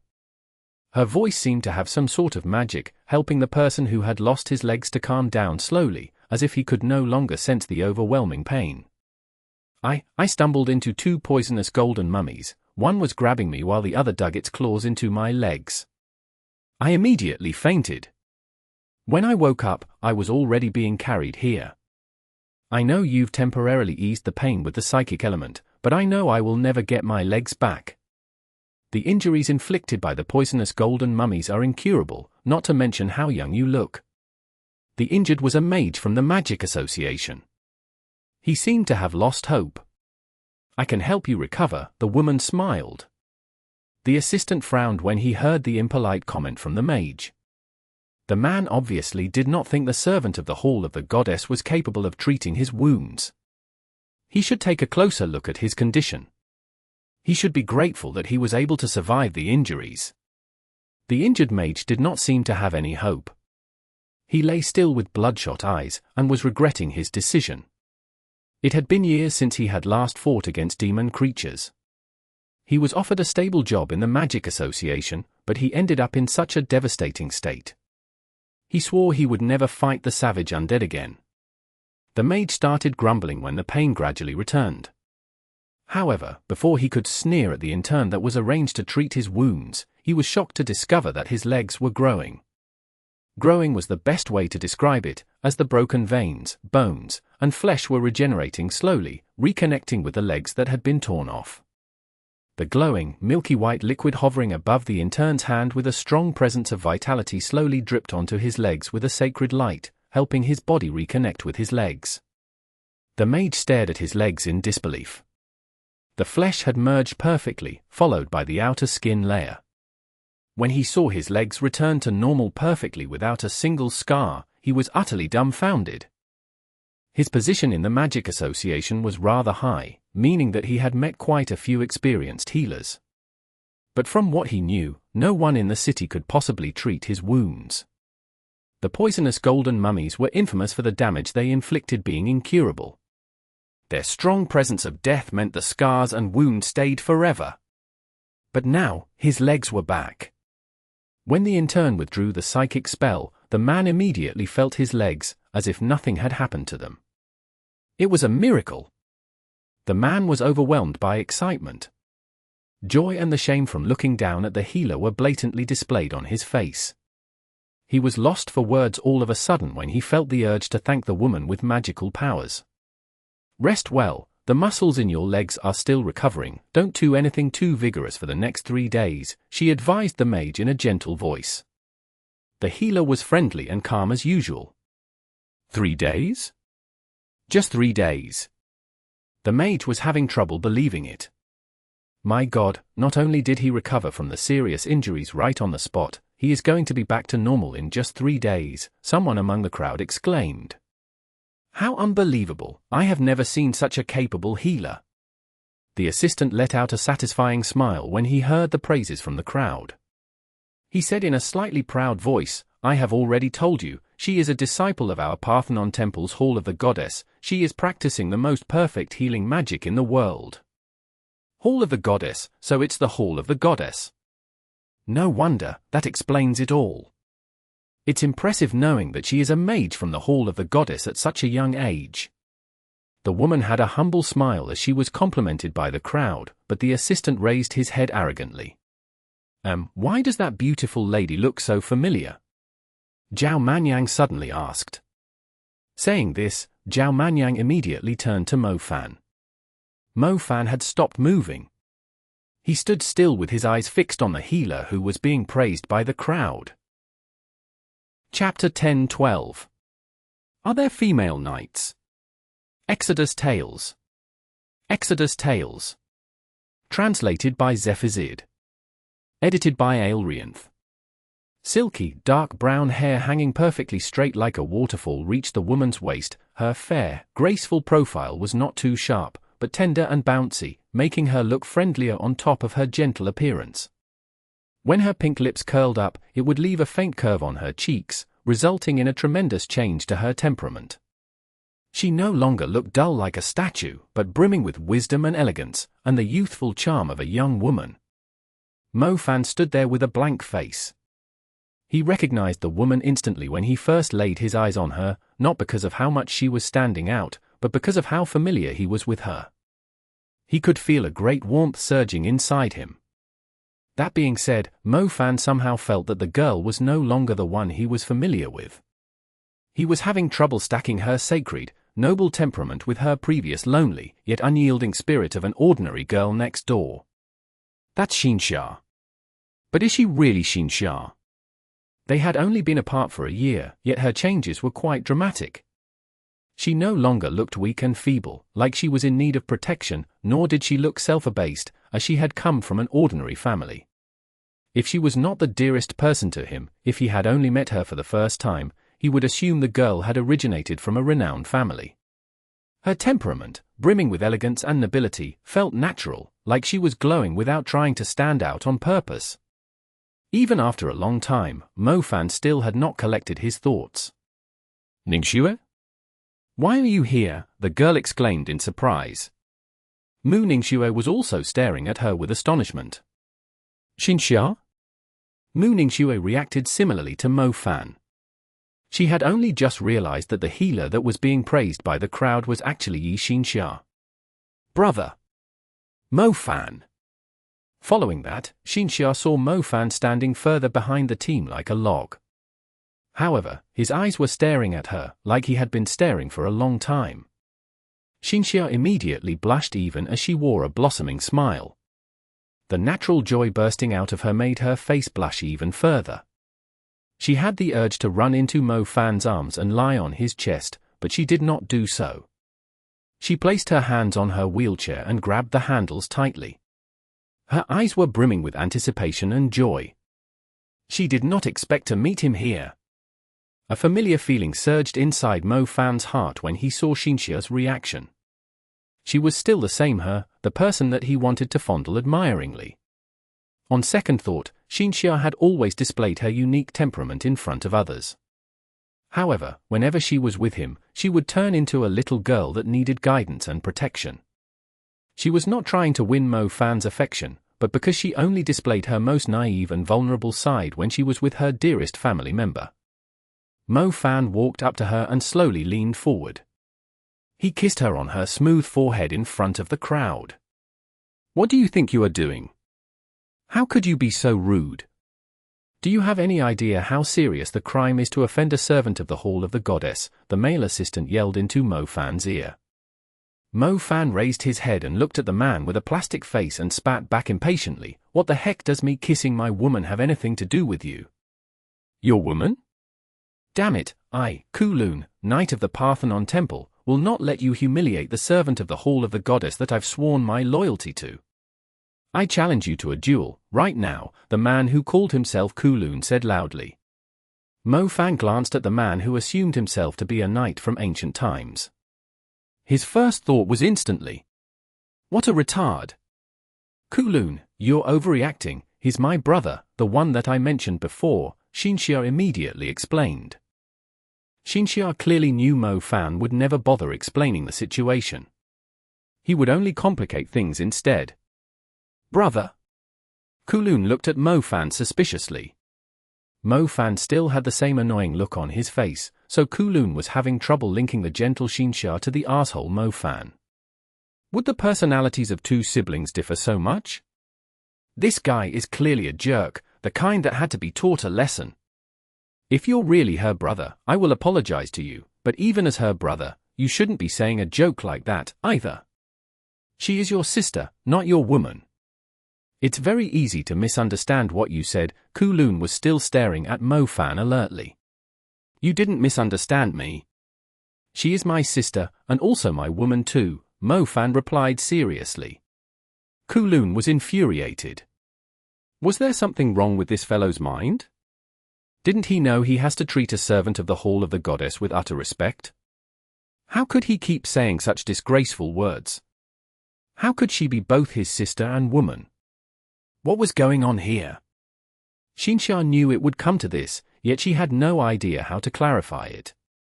She always had trouble convincing Mo Fan of anything, especially when he was trying to stir up trouble on purpose. She could only glance at Mu Ningxue helplessly. Let's go and talk there, let them do their things. Mu Ningxue was pretty straightforward too. She pushed Xinxia's wheelchair slowly off to the side. Nanrong Ni came up. She first glanced at Mu Ningxue before looking at Xinxia. Are you really a disciple of the Parthenon Temple's Hall of the Goddess? Nanrong Ni asked seriously. I will only become an official disciple after finishing my training here. I'm only on probation now, Xinxia replied. She did not sound proud at all. Oh, Nanrong Ni said, seeming to be lost in her thoughts. Mu Ningxue did not place too much attention on her response. She proceeded to ask why Xinxia was here. She found it hard to believe that it was a mere coincidence. I'm here as an intern. The students of the Parthenon Temple are now taking the yearly examination. Every student, including those from overseas, have to take part in it, and only by completing the tasks given me can I then enroll in the Parthenon Temple officially and become a mage of the temple. Not long ago, there were mirages spotted around here, and since then, the Egyptians have been fighting the undead endlessly. As a result, the students of the Parthenon Temple were sent here to treat the injured, Xinxia said. That's quite a coincidence, as our national team is sent here too. I believe other national teams must have reached Egypt too, but I didn't expect us to be in the same city, Mu Ningxue murmured. It had been a very long time since Mu Ningxue had last met Xinxia. The two had known each other since a young age, as they were friends growing up. It had nothing to do with Mo Fan, as Mu Ningxue was actually close with Xinxia first, before some shameless boy desperately tried to win her affection and almost kidnapped her. On the other side, after Xinxia left, Mo Fan had started quarreling with the guy called Kowloon. The reason for the quarrel was very simple. Mo Fan felt extremely uncomfortable when he saw how much of a threat the man's face posed to him, especially when he was asked to look after Xinxia. Who the heck is this? He must be harboring evil intentions, trying to stay close to Xinxia. Kowloon was very displeased. Someone had blasphemed the goddess that he was entrusted to protect. How could he protect his dignity as a sacred knight of the Parthenon Temple if he didn't slice the man into 8 pieces? Brother Mo Fan, Kowloon is only a guardian knight of the Parthenon Temple's Hall of Knights. Every member of the Hall of the Goddess has a knight protecting them. Kowloon is only fulfilling his role as a guardian knight. Please go easy on him. Xinxia was amused when she saw Mo Fan's reaction. Wasn't Mo Fan supposed to be quite an experienced and cunning guy? Why was he being so obviously jealous of someone? He was sensitive and hyper, just like a little kid. I wasn't trying to pick a fight with him, it was him that didn't understand the situation. I already told him our relationship, yet he didn't believe it, and is still demanding he punish me. Does the Parthenon Temple only have idiots like him? Or perhaps the Guardian Knights are asked to stop the ladies of the Parthenon Temple from having any love interests? Mo Fan huffed. The temple doesn't forbid that. Don't let someone like him stay around you, it's obvious that he isn't a good guy, Mo Fan said. The temple arranged it, if you don't like him, I'll submit a request to ask for another knight, Xinsha said. Are there female knights? Mo Fan asked. As she thought, Mo Fan was not displeased with Kowloon. It was mainly because Mo Fan did not want to see any competitor showing up in front of him. Miss Xinsha, an injured man whose chest has been sliced open, has been sent here. Please save him. He only ended up like this because he was trying to lure some undead servants away to save our lives. A man drenched in sweat came over and asked of Xinsha. Xinsha looked at Mo Fan. Mo Fan glanced at the sickbed in the white tent and saw a man in his 30s bleeding seriously. It looked like the man would die at any second. I'll go with you. Mo Fan pushed Xinsha toward the tent. Mo Fan wanted to have a long conversation with Xinsha, since it had been quite some time since they last met. Seeing someone in person was obviously better than talking over the phone or a video call. Mo Fan could tell that Xinsha was busily occupied, as many patients were being sent to her to be treated. Since it was about saving lives, Mo Fan was not shameless enough to keep bothering her. He did not mind waiting for her to treat the injured first. Chapter 10-13 Pyramid, Mirage. Exodus Tales. Exodus Tales. Translated by Zephazid. Edited by Aelrianth. Are you guys teasing me just because I didn't study much? How does a mirage pose any threat to the city? Mo Fan's eyes widened, looking at the group with grim looks on their faces. Wasn't a mirage just a normal phenomenon in a desert? According to science, it was an optical phenomenon in which light rays bent due to refraction, producing a displaced image of distant objects. The easiest way to explain it was through the scenario when someone was trying to catch a fish in a clear stream. If the person tried to grab at the fish, they would realize that their hands were always some distance away from reaching the fish. It was due to the refraction of light occurring at the surface of the water. The same principles applied to a mirage. Mo Fan admitted that he was not that knowledgeable in the world of magic, but he's still a science side student. TL note, in certain countries, high school students are split into two streams, the science side or the art side. Students in the science side have to study biology, chemistry, physics, while students in the art side will study business, accounting, etc. A mirage was basically an illusion. Even if it really existed, it was definitely not where it appeared to be. How could a giant displaced image like one from a projector pose such a great threat to the city that it had to request assistance from the world? There were so many injured in Puxinai City, and mags of different organizations were crowding the streets. It looked like a city at war, and was somewhat similar to Japan's East Maritime Fortress. The problem was, why was the whole city so afraid of a natural optical phenomenon? Can someone please explain it to this guy who kept leaving the team on his own? We need to discuss other matters instead, Guan Yu said impatiently. While Mo Fan was keeping Xinsha company, the team had learned about the details, thus they were familiar with what kind of a situation the city was in. Mo Fan did hear Xinsha mention the Mirage, but what exactly was it? Mo Fan, do you know how the undead are related to the pyramids? Jiang Yu said.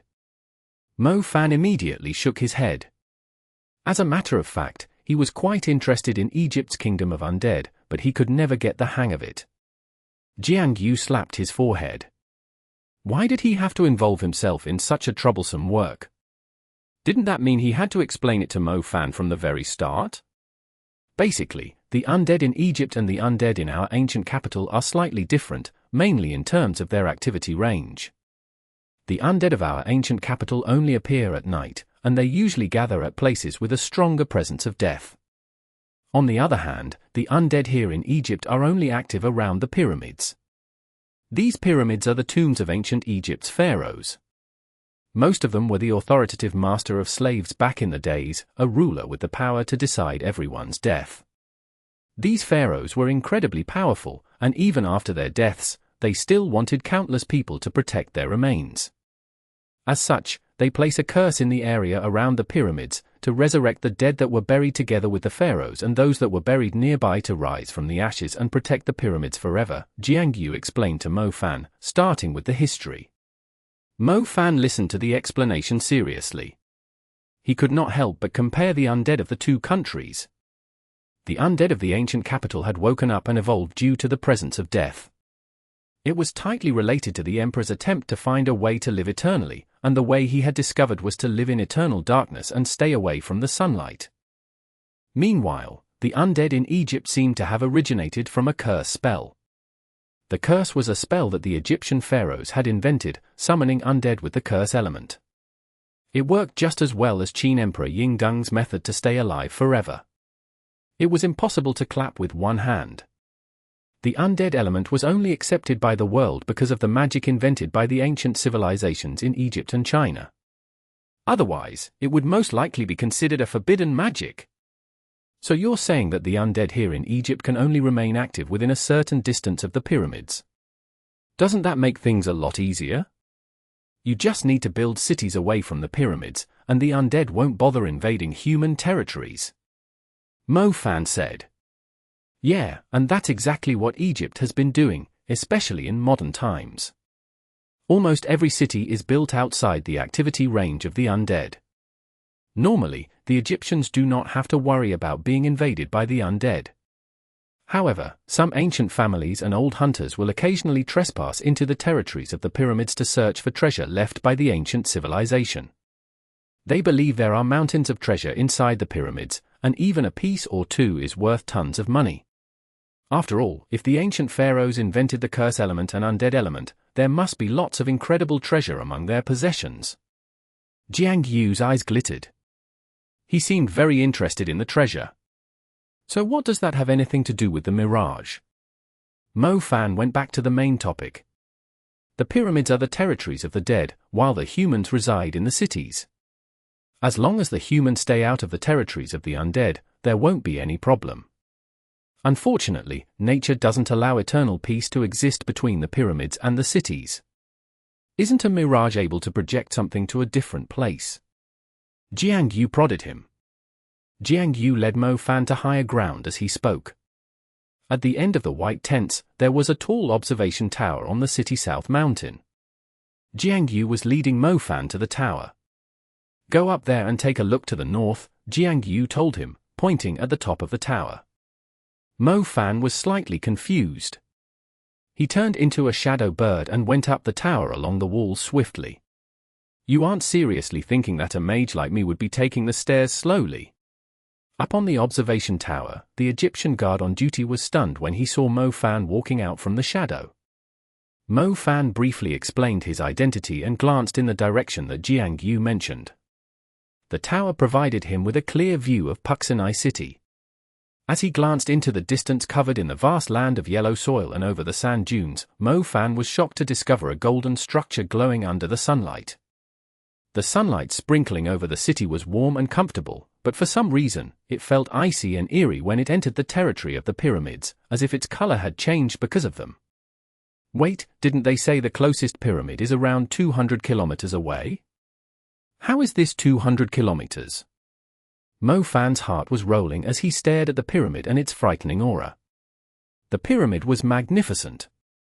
Although it was only a stacked stone structure over 50 meters tall, Mo Fan was somehow felt the same pressure as seeing a huge army charging in his direction. Puxinai City suddenly felt tiny and fragile when compared to the pyramid. Gold usually represented sacredness, nobility, and royalty, but in Mo Fan's eyes, the golden pyramid felt intimidating and spooky, yet he was unable to tell the exact reason behind what he was feeling. The guard did not answer Mo Fan's boring question. He proceeded to chase Mo Fan down the tower. Mo Fan jumped down from the observation tower and landed in front of Jiangyu. His mind was still preoccupied with the sight of the pyramid. Saw it? That's the Mirage, Jiangyu said. But it's not the real pyramid. Mo Fan said. The undead don't seem to agree with you. Mo Fan was suddenly at a loss for words. In other words, the war between the undead and humans only happened because the undead were having trouble distinguishing between a real and a fake pyramid. Mo Fan immediately thought of a famous saying when he learned the reason behind the war: it was truly terrifying to be uncivilized. If the undead actually had brains, they would not have mistaken the Mirage for a real pyramid. Normally, the area within 100 kilometers of a pyramid is seen as the undead's territory, which means that we are trespassers in the eyes of the undead. To make things worse, we've actually constructed a city on their territory. They won't give up until they raze the city to the ground and kill all the people. Jiang Yu declared. Everything was possible in this world. It was exactly what Jiang Yu had mentioned. The heavens would never let the dead and living coexist peacefully on the same land. The Mirage had served as a blasting fuse. The dead were infuriated when they learned the humans were bold enough to trespass into their territory, while the living were furious that the dead dared to stir up chaos in their city. As soon as the Mirage appeared, it basically meant that war between the dead and the living had erupted, and usually, a Mirage would last for quite a long time. It's fine if there's only a pyramid being projected, but if there are a few pyramids being projected at the same time, and they are quite close to one another, the human city nearby will cease to exist within a few days. Throughout history, many cities in Egypt have disappeared from the surface of the earth due to a mirage. It also depends on what level the pyramids are. A troop of battle mages with some assistance from other countries is usually enough to handle an ordinary pyramid, but if it's the bigger pyramids, the number of the undead is comparable to a horde of demon creatures, and that's going to be a big problem. Jiang Yu said. Even pyramids have different levels. Mo Fan asked. Absolutely, there are around 93 pyramids in Egypt, each of a different size. The biggest among them is the Great Pyramid of Giza, Jiang Yu said. So is it possible for the Great Pyramid of Giza to be projected as a mirage, too? Mo Fan asked indifferently. Arsehole, what did you say? The guard that was on duty at the tower snapped. The guard happened to be done with his shift, so he was coming down from the tower. He immediately lost his temper when he heard what Mo Fan said. Mo Fan was left speechless. The team normally conversed in English just so they could become better at the language, but it ended up bringing him trouble. Mo Fan, don't you say something like that, it's a taboo here. Jiang Yu lowered his voice and continued, if a mirage of the Great Pyramid of Giza appears, half of Egypt is going to fall, it's no joke. Chapter 10:14. Attack the Pyramid. Exodus Tales. Exodus Tales. Translated by Zephazid. Edited by Aelrianth. Think about it, the pyramid that is being projected by the Mirage is only the tomb of a little pharaoh, yet the city is already in such a pinch. If it was the scariest Great Pyramid of Giza instead, it would be a disaster for the whole country. Jiang Yu told him. Mo Fan nodded. He could easily tell how angry the guard was. It seemed like he had to refrain from saying anything calamitous in a place like this.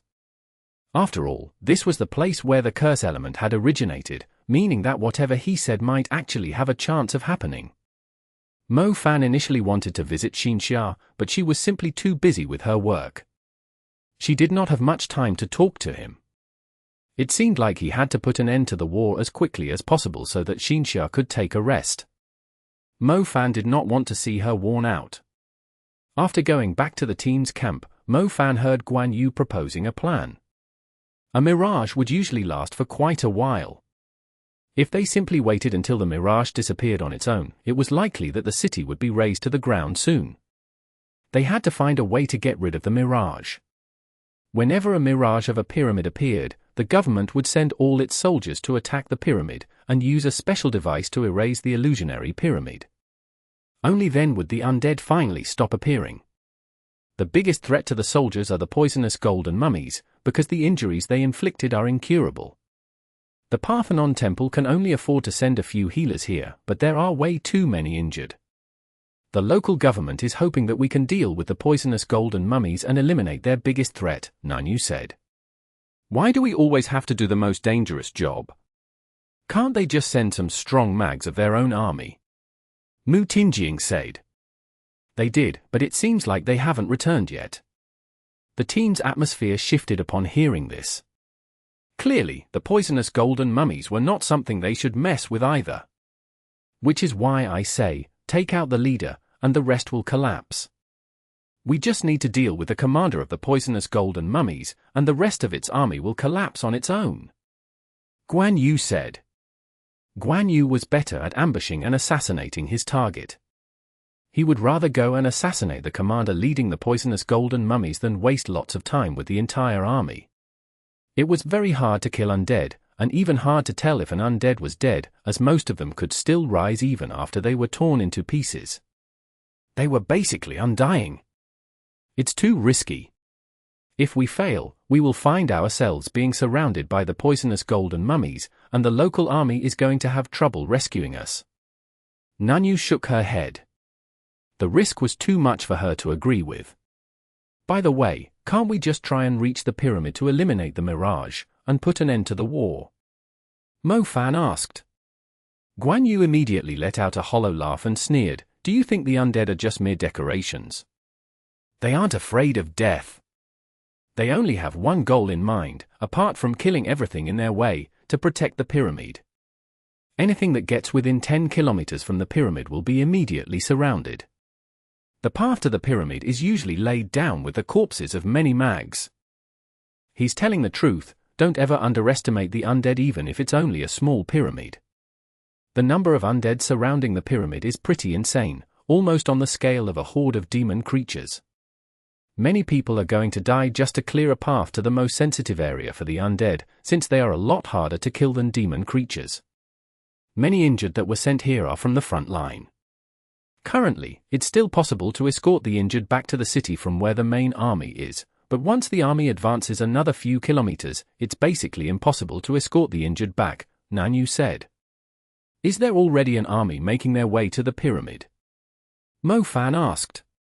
Yeah, it's currently around 5 kilometers away from the city, but it's still at least 30 kilometers away from the Pyramid of Habo. Actually, the army has only encountered the undead in the outer ring, but still, there are already so many casualties while the army is only trying to gain a foothold, Nanyu told them. The army was advancing like a wave. In simpler words, they would have a team of vanguards clearing a path ahead while the others would set up a temporary camp behind. After setting up the camp, they would send out another wave of mags to the camp and continue to advance forward to push the wave further ahead. When they reached the third destination, they would continue to hold their ground and wait for the next troop to arrive from the city, before pressing forward again. This way, as the army was advancing, it would still maintain a clear path between the city and the army, allowing supplies to be delivered and the injured to be escorted back. Those that were worn out could be relieved, to prevent the army from running out of energy. After all, if the energy of the soldiers was depleted when they were deep in the undead's territory, the whole army would simply be wiped out. The strategy was what the Egyptians had come up with after fighting against the undead for millennia. When Mo Fan recalled the situation in the ancient capital, the strategy might actually work in their favor too, meaning that, hang on, it might not work because they only had limited time back then. The first camp has been set up. We'll be following the army as they press forward tomorrow. They want us to take out the poisonous golden mummies to reduce their casualties, Nanyu said. It's a war, many are going to die again, Jiang Yu sighed. Anything is better than getting wiped out. Early next morning, just after the sun had risen, a huge army had already gathered to the west of the city. It mainly consisted of the battle mages of the local government. Many had come to send them off. Everyone was well aware of how dangerous the war would be, as no one could guarantee they could return safely. That being said, someone had to take out the Mirage of the pyramid. The soldiers were fearless and less hesitant than small individual teams. Most thought of the chance to destroy the Mirage as the utmost glory. The Chinese team had come to provide assistance, and were told to advance with the army. The team had met the commander of the operation, General Fenner, a woman in her 40s. They did not detect any hint of womanliness from her, but an experienced and fierce aura that came from fighting in wars for a long time. Just follow the army as it advances, we'll leave the poisonous golden mummies to you. General Fenner's voice was fairly hoarse. Her face always had a stern expression. "We'll do our best," Nanyu replied. The path had already been cleared once, thus there were not many undead between the city and the camp. They quickly arrived at the camp 5 kilometers away from the city. As the second troop arrived, the main army began to advance. Their goal was to reach a high ground around 15 kilometers away from the pyramid. They had to gain a foothold there before advancing any further. There's a bunch of poisonous golden mummies on the other side of the hill. They are experts at using poison, and are extremely cunning, too. They like to hide behind the piles of corpses and cast their poison while we are unaware. The army will approach the hill from the front and set up a formation that will prevent the undead from approaching. Meanwhile, our team will make our way across the hill to take out the poisonous golden mummies. Once the main army is able to gain a foothold on the high ground, we will retreat inside the barrier. We don't necessarily have to kill all the poisonous golden mummies, Nanyu explained to the team. The national team consisted of proud and overbearing talents. Nanyu did not want any of them to die while trying to show off their strength. They were currently in the middle of a cruel war, not a child's playground. As someone from the military, Nanyu would not allow anyone on the team to disobey her orders. Guan Yu smacked his lips. He did not seem to agree with the plan. The others did not have any comment. While the main army was approaching the high ground, the national team was sneakily making their way around the hill with the cover provided by a few shadow mags. After crossing the hill of yellow sand, they immediately saw a vast, golden-green land glowing under the sunlight. The team realized that the place was only shiny because of the reflective, golden skin of the mummies. The strange-behaving mummies were lying down on the other side of the hill, filling up almost every inch of the land. From afar, it looked like the hill was covered in golden-green tiles. Somehow, the sight of countless mummies lying still on the ground was indescribably eerie, with the strong poison emitted by their bodies lingering in the air. "General, are you sure those students are able to handle those terrifying creatures? If they fail to take care of the creatures before we reach the hill, wouldn't it mean a lot of our men are going to die? I have to be honest, I don't think it's smart to allocate such an important task to a bunch of unreliable students." Captain Wanko spoke up. "We have to believe in them if we have asked them for help." General Fenner scanned their surroundings to roughly estimate the number of undead that had shown up in just the last minute. "We still need to plan for the worst. Isn't it meaningless if we still have to provide them with backup? You seemed quite biased toward them." "It's not me being biased. I'm just worried that they will actually be of no use to us in this serious situation. So what if they are the national team from China? They are only a bunch of inexperienced mags." Captain Wanko snapped. Chapter 10-15. Immune to Poison. Exodus Tales. Exodus Tales. Translated by Zephazid. Edited by Aelrianth. The poisonous golden mummies were fast asleep. However, they were soon woken up by Mo Fan and the others, who had trespassed into their resting grounds. Their cries were as ear-piercing as demon infants, with a strong evil presence. Their eyes suddenly turned red, as an overwhelming aura of hatred filled with the presence of death swept at the team like a strong wind as soon as the demon creatures woke up.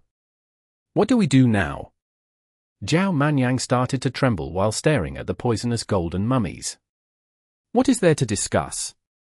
Engage them directly." Mo Fan did not hesitate. He immediately approached the poisonous mummies.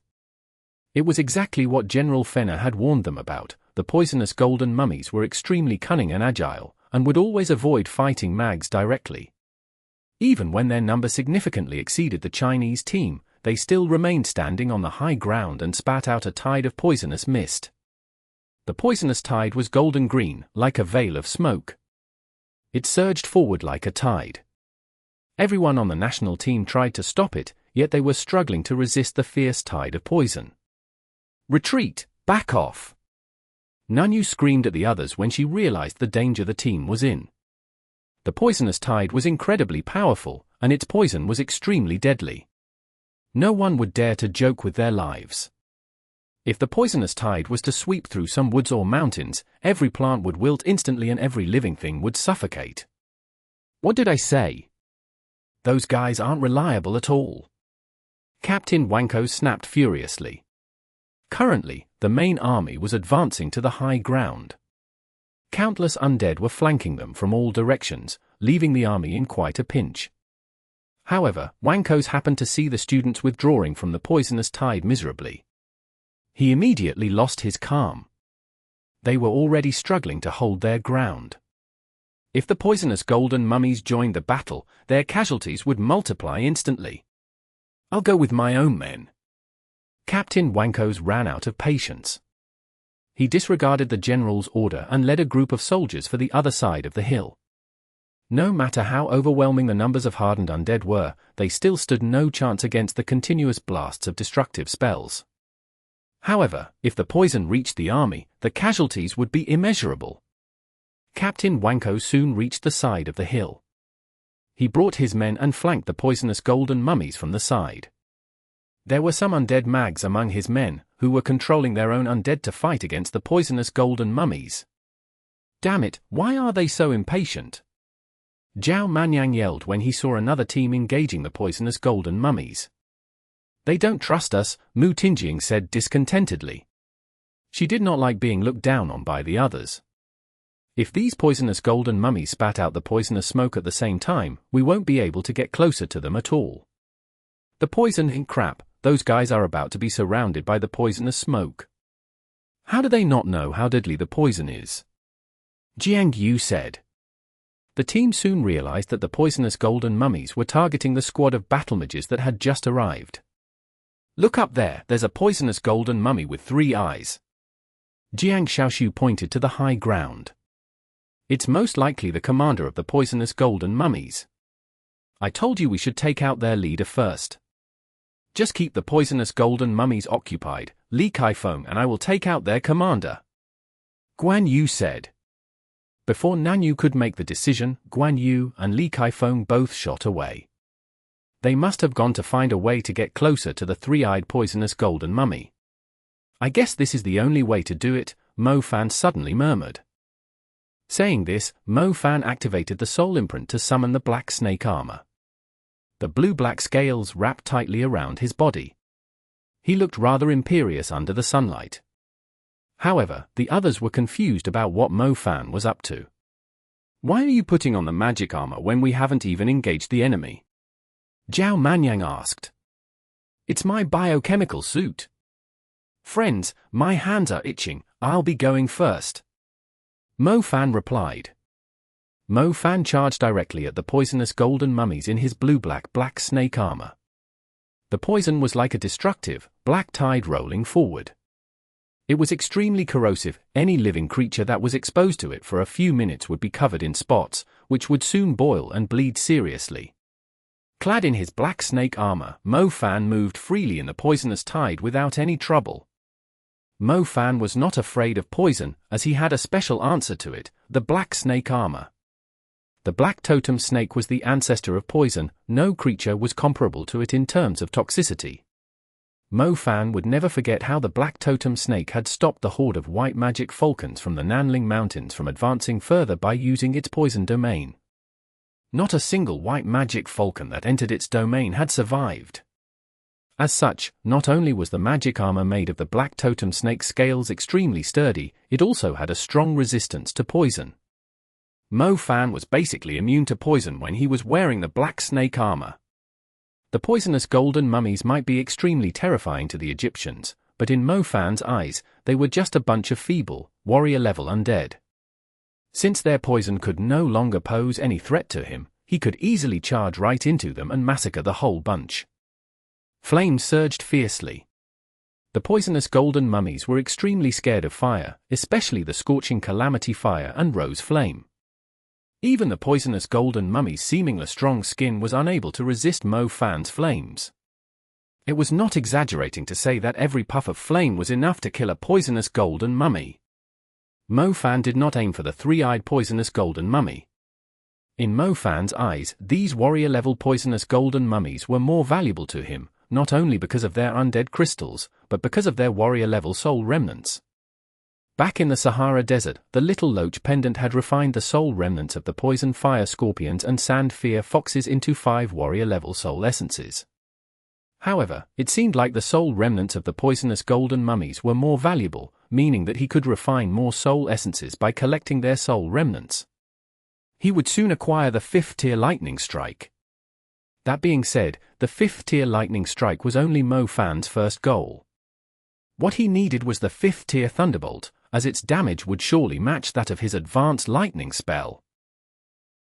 Chapter 10:16 Brutal Sword Death Servants. Exodus Tales. Exodus Tales. Translated by Zephizid. Edited by Aelrianth. With Mo Fan the Mad Dog taking the lead, the battle is going to be a lot easier, Zhao Manyang murmured. Mo Fan was able to disrupt the poisonous golden mummies formation all on his own. As long as the poisonous golden mummies were not releasing their deadly poison simultaneously, the others would no longer need to flee for their lives. Following Mo Fan's lead, the others proceeded to cast advanced spells to butcher the poisonous golden mummies. The poisonous golden mummies were different than most undead. They did not have hardened flesh to protect them, nor muscular limbs. Their fighting capacity was fairly average once their poison was unable to work as expected. As a result, it was the national team's turn to chase after the poisonous golden mummies. The poisonous golden mummies desperately tried to find a safe spot to release their poison, but the members of the national team were bold and unstoppable, especially Mo Fan, Ari Jiangtu, and Mu Ningxue. Mo Fan was immune to the poison. He simply went ahead and killed every creature he stumbled into to collect the soul remnants. Ai Jiangtu's powerful space and curse elements were incredibly effective against the poisonous golden mummies. Mu Ningxue used her wind element as defense and ice magic as her weapon. Her icy figure wove through the poisonous golden mummies with ease. "Look, there's a signal coming from that direction," someone said, pointing to the back of the hill. "It seems to be the squad that was engaging the undead there. It looks like they are requesting backup. The poisonous mist has completely entrapped them there. Those idiots, they really had to come here and trouble us. We are having a blast over here. Go rescue them, they are risking their lives to fight still," Nanyu ordered. Left with no choice, the team cleared a path toward the position of the squad, helping them clear an escape route. Speaking of which, do they seriously not have a brain to charge into the poisonous mist like that? Enough grumbling. Hey, where did Mo Fan go? What? Didn't he come with us? Forget about him, he'd still be alive even if we all died here. At the center of the main army, protected by a square consisting of 4 water curtains, General Fenner frowned when she saw the signal requesting for backup as she lifted her gaze. "General, they are in trouble. They are asking for backup," a captain said. "Continue forward," General Fenner said coldly. "But what about them?" "I said continue forward." General Fenner's eyes flickered decisively, with no room for negotiation. Captain Lower no longer dared to mention rescuing the squad. As a matter of fact, he did feel that Captain Wanko's was too reckless with his approach. "Captain Wanko's troop is trapped. We have lost a vanguard squad, and a bunch of brutal sword death servants is holding the high ground. They are like swordsmen in full armor. They slice our mags into pieces when we try to get closer.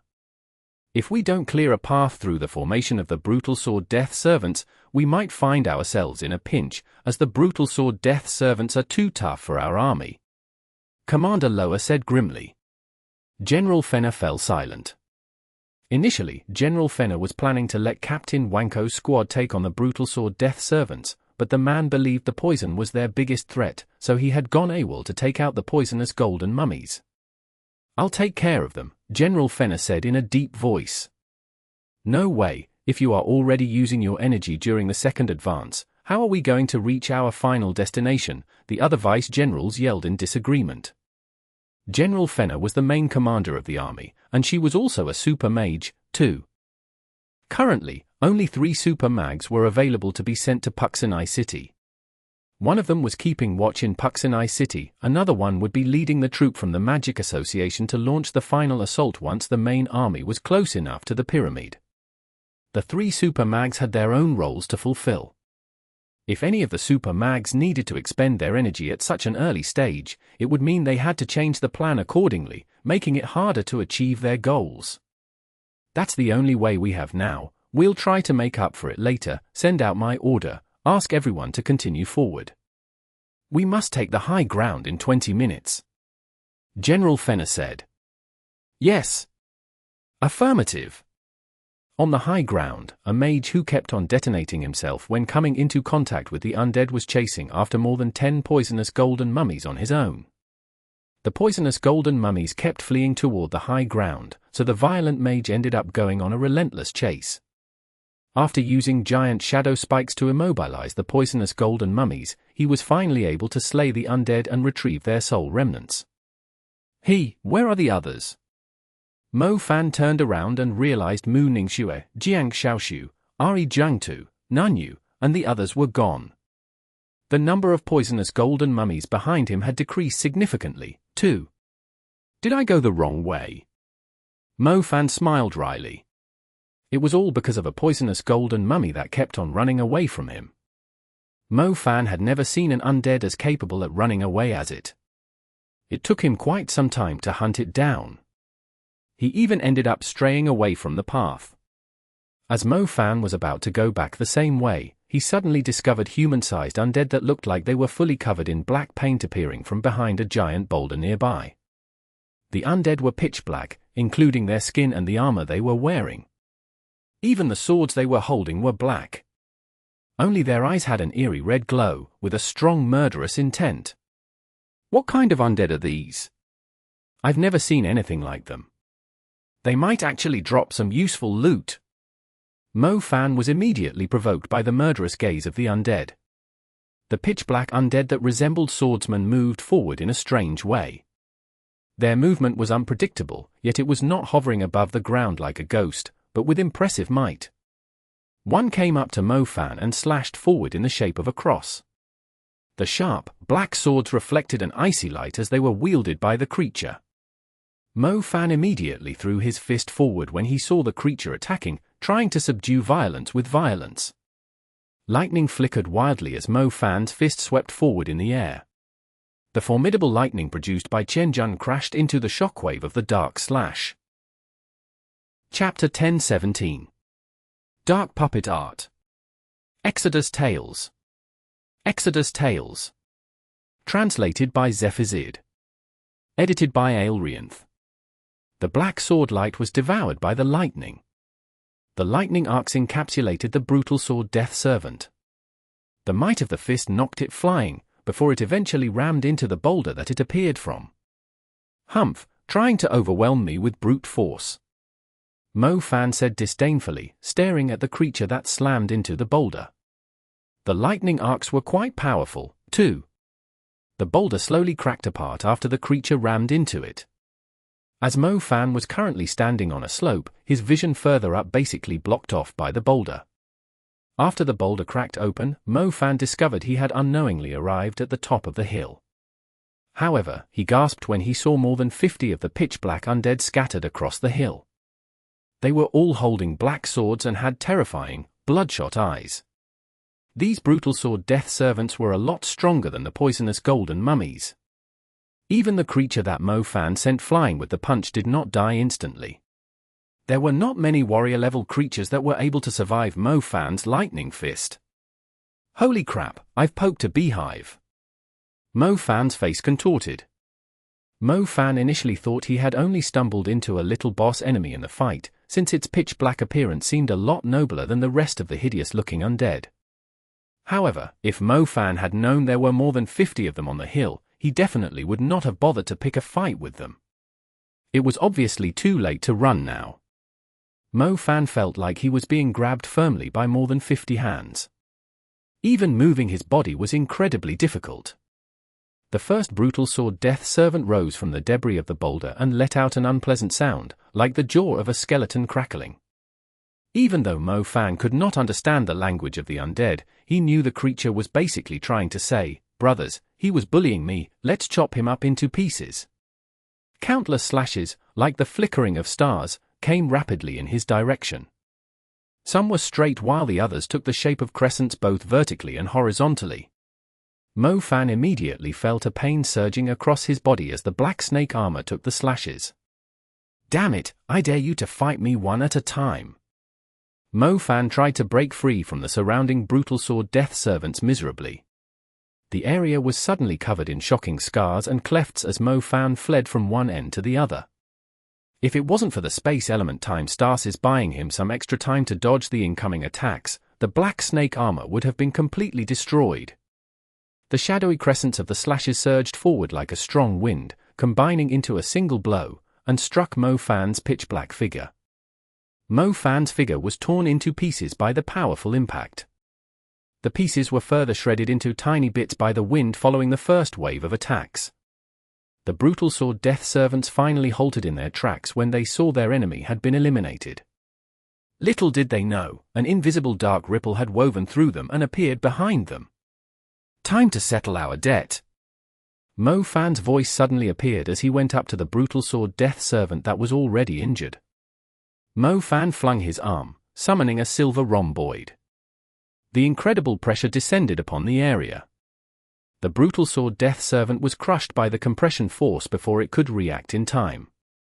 The other brutal sword death servants immediately turned around, and were infuriated when they discovered the human was still alive. Not only that, he managed to sneak behind them and kill one of their comrades. The target that the brutal sword death servants torn into pieces with their slashes was only a shadow clone left by the Dark Noble mantle. It was the highest level of the shadow spell, Fleeing Shadow. Without the Dark Noble mantle's unique effects of strengthening shadow spells, Mo Fan would never be able to summon the shadow decoy. It was very hard to tell the difference between a real person and a shadow decoy. Even the Black Sea Drake was tricked by a shadow decoy, allowing Mo Fan to gain an advantageous position. The brutal sword death servant senses were weaker than the Black Sea Drake, so it was unlikely they could differentiate between Mo Fan's shadow decoys and himself. "Come over here." Mo Fan grabbed out. The illusionary claw dragged one of the brutal sword death servants forcibly to him. The brutal sword death servant reacted fairly quickly. It did not panic even when it was being targeted. It utilized the chance to slash at Mo Fan's head instead. "Off you go." Mo Fan threw a fist burning with 9 fiery dragons right in the face of the brutal sword death servant. The flames erupted ahead, fiery dragons following behind it. The brutal sword death servant was knocked flying, ramming into a few of its comrades like bowling pins. The brutal sword death servants were extremely fast. Mo Fan could only see black shadows moving swiftly across the hill. The creatures actually knew how to work as a team. It was quite rare to see, especially when most undead were unintelligent. The 10 brutal sword death servants leading the way were trying to confuse Mo Fan with their rapidly moving shadows, while the 20 brutal sword death servants following up behind were the actual ones that were designated to take out Mo Fan. If they failed to give Mo Fan a deadly blow, the first 10 brutal sword death servants would immediately take hold of the opportunity to aim for Mo Fan's weaknesses.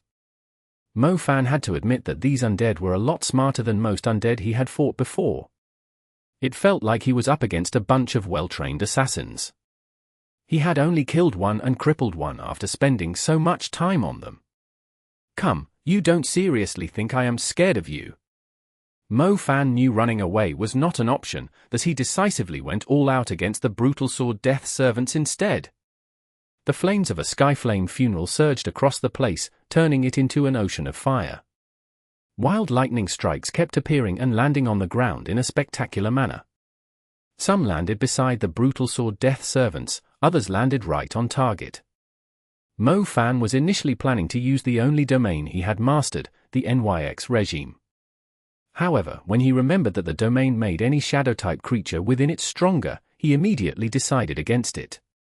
The NYX regime would at most strengthen his shadow spells slightly, but it would only quicken his death if the shadow assassins were given a great buff all of a sudden. Even though the NYX regime was fairly powerful, its main difference when compared to other real domains was that it was unable to distinguish between friend and foe. Chapter 10:18. Just a single person. Exodus Tales. Exodus Tales. Translated by Zephazid. Edited by Aelrianth. Skyflame Funeral. It was like brilliant fireworks of death had exploded like a blossoming flower in the sky.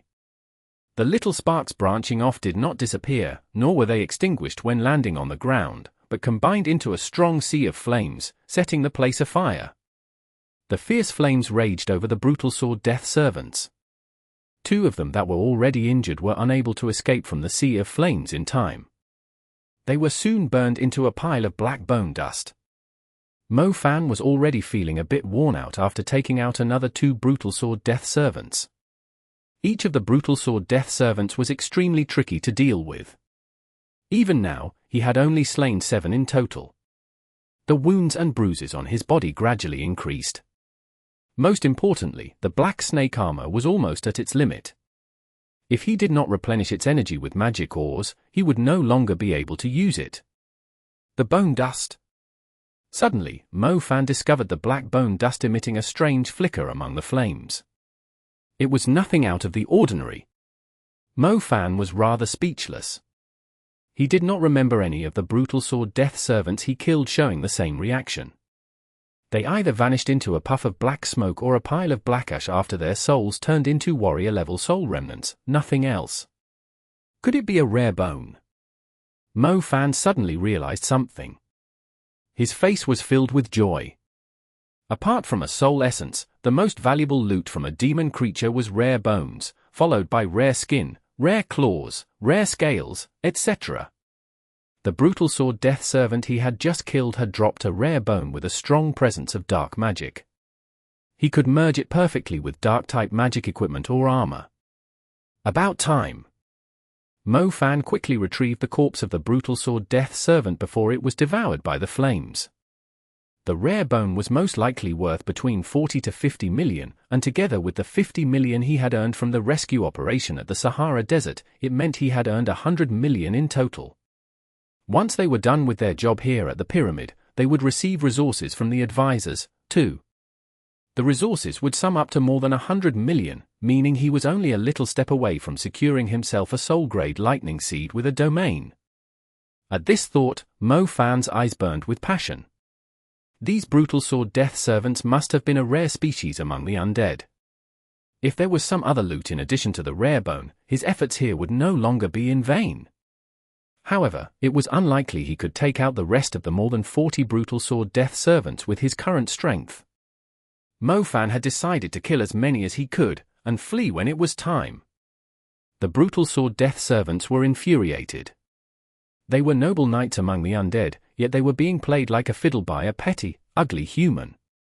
They would be punished severely if Swordmaster Cloud in the pyramid learned what had happened.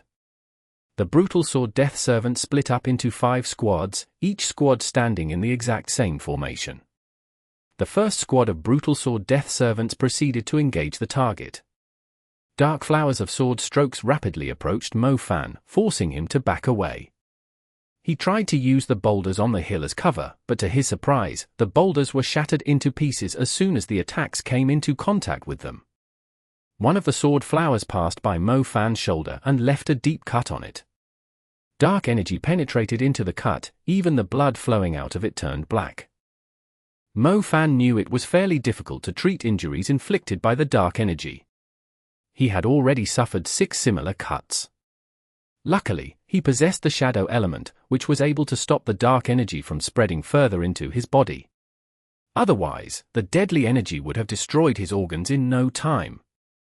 The rapid slashes formed a sword pattern with a strong presence of death. Mo Fan was forced to keep retreating, and eventually reached the edge of the hill. Mo Fan was in pain from the injuries all across his body. His movements were no longer as agile as before. At this rate, even his casting speed would be affected, which would greatly weaken his fighting capacity. Seeing the brutal sword death servants approaching him, Mo Fan was unwilling to give up just like that, as he would be earning a handsome profit if he could eliminate all of them. Unfortunately, he could barely defend himself from their attacks.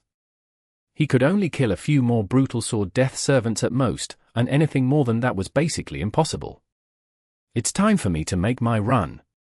Otherwise, I might actually die here. Mo Fan realized he could no longer take on the undead. He was still moving backward. When he reached the edge, he believed it was time to make his move. He came to a stop and stared right at the brutal sword death servants. The brutal sword death servants were fairly intelligent. When they saw the human coming to a stop, they were utterly confused, as the cunning human did not seem like a person that would go down without a fight. Charge! Attack! Press forward! We're almost at the top, we're going to make it, soldiers, it's only the final bunch of enemies left. Mo Fan heard voices coming from the slope behind him. Soon, the voices were deafening, and were accompanied by strong blasts of spells. The voices had always been around, as the battle between the humans and the undead was still ongoing. However, the brutal sword death servants were so occupied with Mo Fan that they had simply ignored the shouts of the humans that gradually approached them. The human army had already reached the foothill without them knowing it. The army charged up the hill. Most of them were wearing the uniforms of the battle mage of the Egyptian army. The frontal squad arrived like a tide driven by a powerful wind. There were around 200 of them, all arriving at the top of the hill at the same time. Listen up, it's only our second destination. If General Fenner already has to be involved, the second half of the journey to the pyramid is going to be even tougher. Remember that your loved ones are right behind you. Retreating simply means pushing them into the mouths of these filthy undead. Charge with me, we must clear a path through these brutal sword death servants. Captain Lower led a team of fearless mags and headed for the top. They knew there was a bunch of cold-blooded brutal sword death servants tougher than the poisonous golden mummies at the top of the hill. These undead were able to kill without alerting their target, yet if they backed away now, they would be a disgrace to their troop. Not only were they trying to protect the city, they wanted to accomplish their missions too, to let all the Egyptians know that their troop led by Captain Lower was the bravest, most fearless squad. They were honored to be a part of the troop, a troop that many young women cheered for. With outstanding morale, the soldiers marched forward. Mo Fan stood at the top of the hill with a wide grin. His dark brown eyes gave the brutal sword death servants a challenging look and said, "You aren't the only one with friends. My backup has arrived." It was obvious that Mo Fan no longer needed to run away, as the army had arrived. "Captain Lower, there's someone on the hill." "Someone? Strange, did a powerful mage go ahead and clear the path for us?" "Captain, he seems to be a member of the Chinese national team. He was fighting against the brutal sword death servants alone, and has already killed 7 of them. I believe you can contact General Fenner and let her bring the rest of the army here. He has already cleared a way through the brutal sword death servants," a mage that went to scout the situation ahead reported. Scout mags usually had both the shadow and wind elements. They moved further ahead than the main army, and would probe the terrain, situation, and the position of the demon creatures before the main army arrived. The scout mage had been at the top of the hill for quite some time. He had been watching Mo Fan taking on the brutal sword death servants right from the start. If the scout mage was set up against a single brutal sword death servant, he would be sliced into pieces in mere seconds, let alone be able to take on a whole group of brutal sword death servants alone. "What did you just say?" "He already killed 7 of them." Captain Lower asked in shock. The brutal sword death servants were undead from inside the pyramid. Every undead from inside a pyramid was incredibly strong. If a pyramid was seen as a palace, the brutal sword death servants would be the guards patrolling the palace. They were nothing that the undead roaming in the wild could compare to. Normally, in order to clear a path through the brutal sword death servants, it was necessary to sacrifice half of a squadron. As such, the troop Captain Lower was leading was basically a suicide squad. But now, a single mage from China had managed to clear a path through the undead, even though they normally needed a whole troop to achieve the same goal. General Fenner, the path is clear." Lower proceeded to report the situation even though he was greatly astounded. On the other hand, General Fenner was shocked too. Didn't the troop only leave the main army not long ago? How did they clear the path already? Well, didn't you send the Chinese national team to take care of the poisonous golden mummies? It seems like one of their members got lost. He went up the hill and fought the brutal sword death servants instead, and has already killed 7 of them, Loa explained honestly. Even so, Loa felt like his words sounded absolutely ridiculous, but he was actually telling the truth. Loa had just asked Mo Fan why he was there, and the student said he had lost his way. Loa clearly sensed the other end falling silent after he finished his sentence. The heavy breathing was implying that General Fenner too was trying her best to digest the news. A moment later, General Fenner finally said, got it. However, Loa could tell that General Fenner was not being herself. She must be having complicated feelings, too. Why did the Chinese team have such an undisciplined member with such ridiculous strength? Chapter 10-19. The Sphinx. Exodus Tales. Exodus Tales. Translated by Zephazid. Edited by Aelrianth. The main army charged forward. If the brutal sword death servants had not been fighting Mo Fan, they would have taken out quite a number of the soldiers in the vanguard squad, dealing a great blow to the main army. However, when Mo Fan teamed up with the battle mages, the battle immediately turned one-sided. A group of over 40 brutal sword death servants was quite intimidating to fight against. It was as strong as a pack of undead numbering thousands. However, the main army still managed to wipe out the brutal sword death servants. After securing the high ground, the respective mags proceeded to set up the defensive barrier. The barrier was able to prevent the undead from infiltrating their territory. Once they were done setting up the barrier, it meant they had won a little skirmish in the war against the undead. Report: the poisonous golden mummies have been wiped out. Captain Wankos has regrouped with the army. Their casualties. A scout mage came and said to General Fenner. Take away Wankos' rank. He is no longer a captain, General Fenner said coldly. Captain Wankos led a bunch of injured soldiers into the barrier. He was covered in festered wounds, and seemed to be in quite a bad shape. I didn't have any objection to your decision. I'm willing to be a soldier without a rank. Captain Wankos dropped to his knee and said. You were too stubborn. Your actions might cost the entire army's life. You should be relieved that the students who you underestimated came to help us. Without them, we'd have suffered great casualties just to secure the hill, General Fenner rebuked him. Yes, without them, my people would have been trapped by the surrounding poisonous golden mummies too. I'm grateful that they were willing to lend us a hand, and helped us take out the poisonous golden mummies. I shouldn't have been so proud and stubborn, Wankos said. I wasn't referring to that, General Fenner said with a hint of anger. Wankos was confused. What else could she be referring to? Captain Loa immediately whispered into Wankos' ear, telling him how Mo Fan took on the brutal sword death servants on his own. Wankos' face was filled with disbelief upon hearing it. A single person? He went to the hill alone and killed 7 brutal sword death servants. The young student had achieved something that even his whole troop couldn't possibly achieve.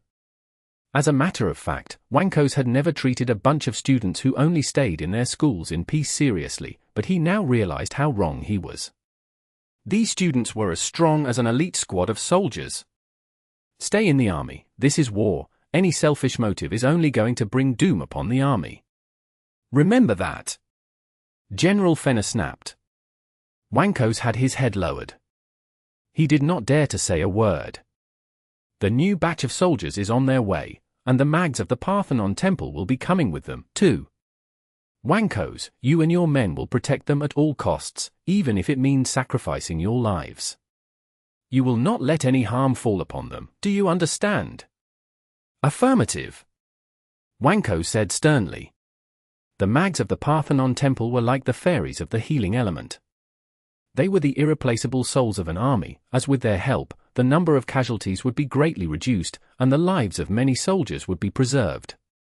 Apart from the victory that they had to secure, what else was more important than staying alive in this world?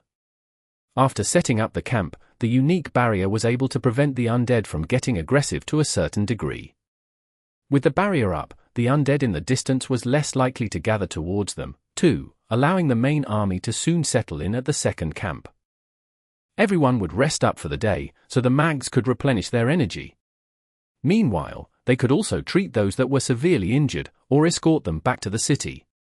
Early the next morning, their reinforcements had arrived, including a bunch of important people, the Mages of the Parthenon Temple. These mags had mastered the strongest healing spells in the world. They were powerful, yet extremely vulnerable, thus they needed lots of people to escort them to safety. When the Mages of the Parthenon Temple arrived, Mo Fan was surprised to see Shinxia among them, too. After all, Shinxia had trouble moving around because of her legs. The messy battle was simply too deadly for her. Mo Fan did not understand why the Parthenon Temple would let her join the battle. After regrouping with the main army, the reinforcement soon departed for the third destination. It was within 10 kilometers of the pyramid. They were able to secure the third destination fairly smoothly. However, when the barrier was set up and the people were asked to gather on the hill, an uneasy feeling struck their hearts. The approach to slowly advance forward like a tide was only suitable for the first half of the journey, since they were not too far away from the city, nor had they gone too far into the undead's territory before. However, the second half of the journey was basically a path of no return, and the army could only survive if they won the battle. As such, the remaining journey was the most dangerous, as they would occasionally find themselves surrounded by the undead. I don't really want to recall how it was when we last went on a skirmish to take out a pyramid Mirage. We were basically moving forward by stepping on the corpses of our brothers to reach the pyramid, yet we almost got wiped out in the end. Luckily, General Fenner activated the burning light in time and destroyed the pyramid. It felt like hell when we were drowned in the ocean of undead, an old mage sighed. Is the second half of the journey really that terrifying? Zhao Manyang asked seriously, giving the man a cigarette. Terrifying isn't enough to describe it. However, the size of the current pyramid isn't as huge as the one we encountered before. The army of undead this time isn't as overwhelming either, so we should have a great chance at winning the battle, the old mage said with squinting eyes as he smoked the cigarette. The smoke circled his pale face. So we just need someone to reach the pyramid? Mo Fan asked. Yeah, when the time comes, the army will give those with a higher chance of reaching the pyramid a device that emits burning light. By placing it under the pyramid, the light it emits will erase the mirage, and these undead will immediately lose their belief. There should be powerful undead close to the pyramid. Jiang Yu asked. Of course, but it's only a mirage. The really powerful undead only exist in a real pyramid, so the mummies that are remarkably strong won't show up. That being said, we still have to look out for a kind of undead, the old mage, Mudin said. What kind of undead? The brutal sword death servants, the old mage uttered the name of the undead grimly. Aren't they the ones I encountered on the hill of our second camp? Mo Fan asked. Exactly. Mo Fan subconsciously frowned. The brutal sword death servants were indeed very strong. Even he could only take out 7 of them. The brutal sword death servants were the most loyal servants of a pyramid. Their numbers are great, and they are very well trained. Since the pyramid projected by a mirage isn't the real thing, the most terrifying undead won't show up, but the brutal sword death servants are a lot trickier to deal with than ordinary undead. Based on our estimation, there are around 500 brutal sword death servants protecting this pyramid. Their swords basically form a barricade of death that we are going to have trouble crossing. Many people are going to die when we try to overcome the army of brutal sword death servants to reach the mirage, the old soldier, Mudin, sighed. 500. Mo Fan's heart sank. It was 10 times the number that had appeared on the top of the hill. Even a super mage would not be able to fight that many at once. If a mere mirage can summon so many undead around it, isn't a real pyramid a lot worse? Has anyone managed to go inside a pyramid? Jiang Yu asked curiously. Go inside a pyramid. The old mage, Mudin, shook his head with a deathly smile. He glanced in General Fenner's direction and said, the general seems to have entered a huge pyramid with a few amazing mags. The general didn't mention much about what was inside, she only described it as the underworld. They said that those pharaohs are actually still alive, is that true? Pharaohs? I believe anyone that met the pharaohs has basically become part of the underworld, so even now we don't really know if the pharaohs are alive inside the pyramids. We are already struggling to deal with the pharaoh's soldiers, Mudin said. The pharaoh's soldiers he referred to were none other than the brutal sword death servants. If there was a real pharaoh inside a pyramid, his power must be absolutely overwhelming, especially those from ancient times.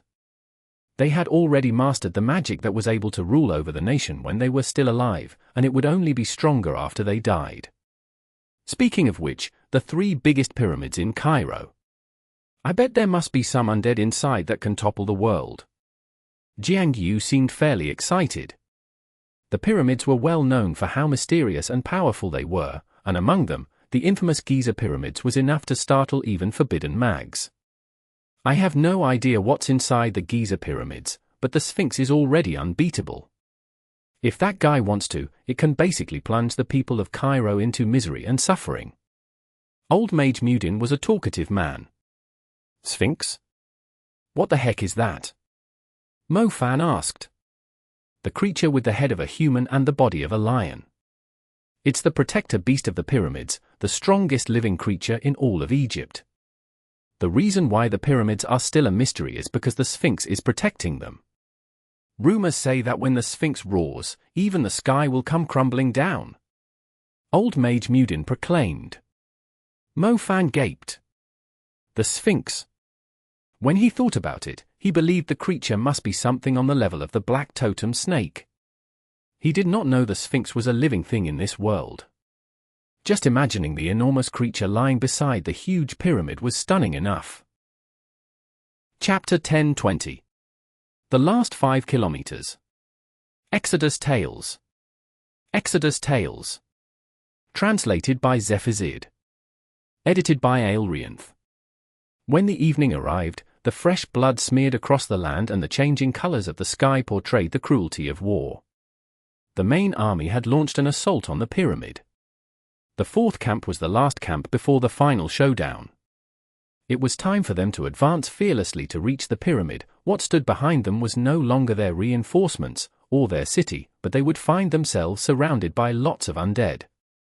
Mo Fan had faced a similar experience before. It was at the ancient capital, when the army of undead was many times bigger than the human army. They had quite a few super mags back then, but they only had 2 this time. The last 5 kilometers. It was the stretch with the highest density of undead, and the undead here were the strongest, too. The dark undead sprawled throughout the yellow basin, and the Mirage of the pyramid was right in the center of them. All the undead within 10 kilometers seemed to be aware that the humans were plotting a scheme against their sacred pyramid. The undead were moving into position, like a huge forest covering every inch of the area with their savage faces, broken bodies, rotting poisonous gas, and eyes filled with hunger. Charge! As General Fenner gave out the command, a blue light of protection rose into the sky, serving as a signal to the army. Charge! Destroy the pyramid! All hail Egypt! The army turned into a fierce tide, shoving the undead aside. The blasts of magic and their brilliance lit up the evening sky, as their destructive auras surged across the place. The ghastly cries of undead traveled across the area like a chilling breeze. Their anger and hatred were crushing down on every person's heart like giant mountains. They were fearless creatures, with only a single thought in their minds, tearing the humans apart and eating them. The place was sprawling with the living and the dead. The soil soaked up the strong smell of blood.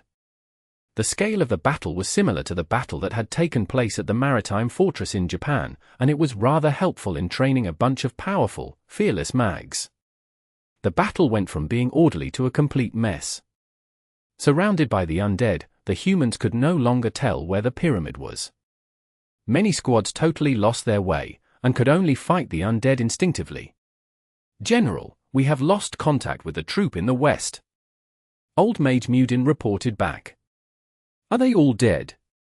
General Fenner asked in a hard voice. The brutal sword death servants are giving us a hard time. The troop is most likely wiped out. That's too quick. Did anyone see anything? No. General Fenner finally lost her patience. A few gusts appeared from her back and transformed into 3 pairs of wings behind her. The wings were extremely quick and nimble, allowing her to move and change her direction freely in the air.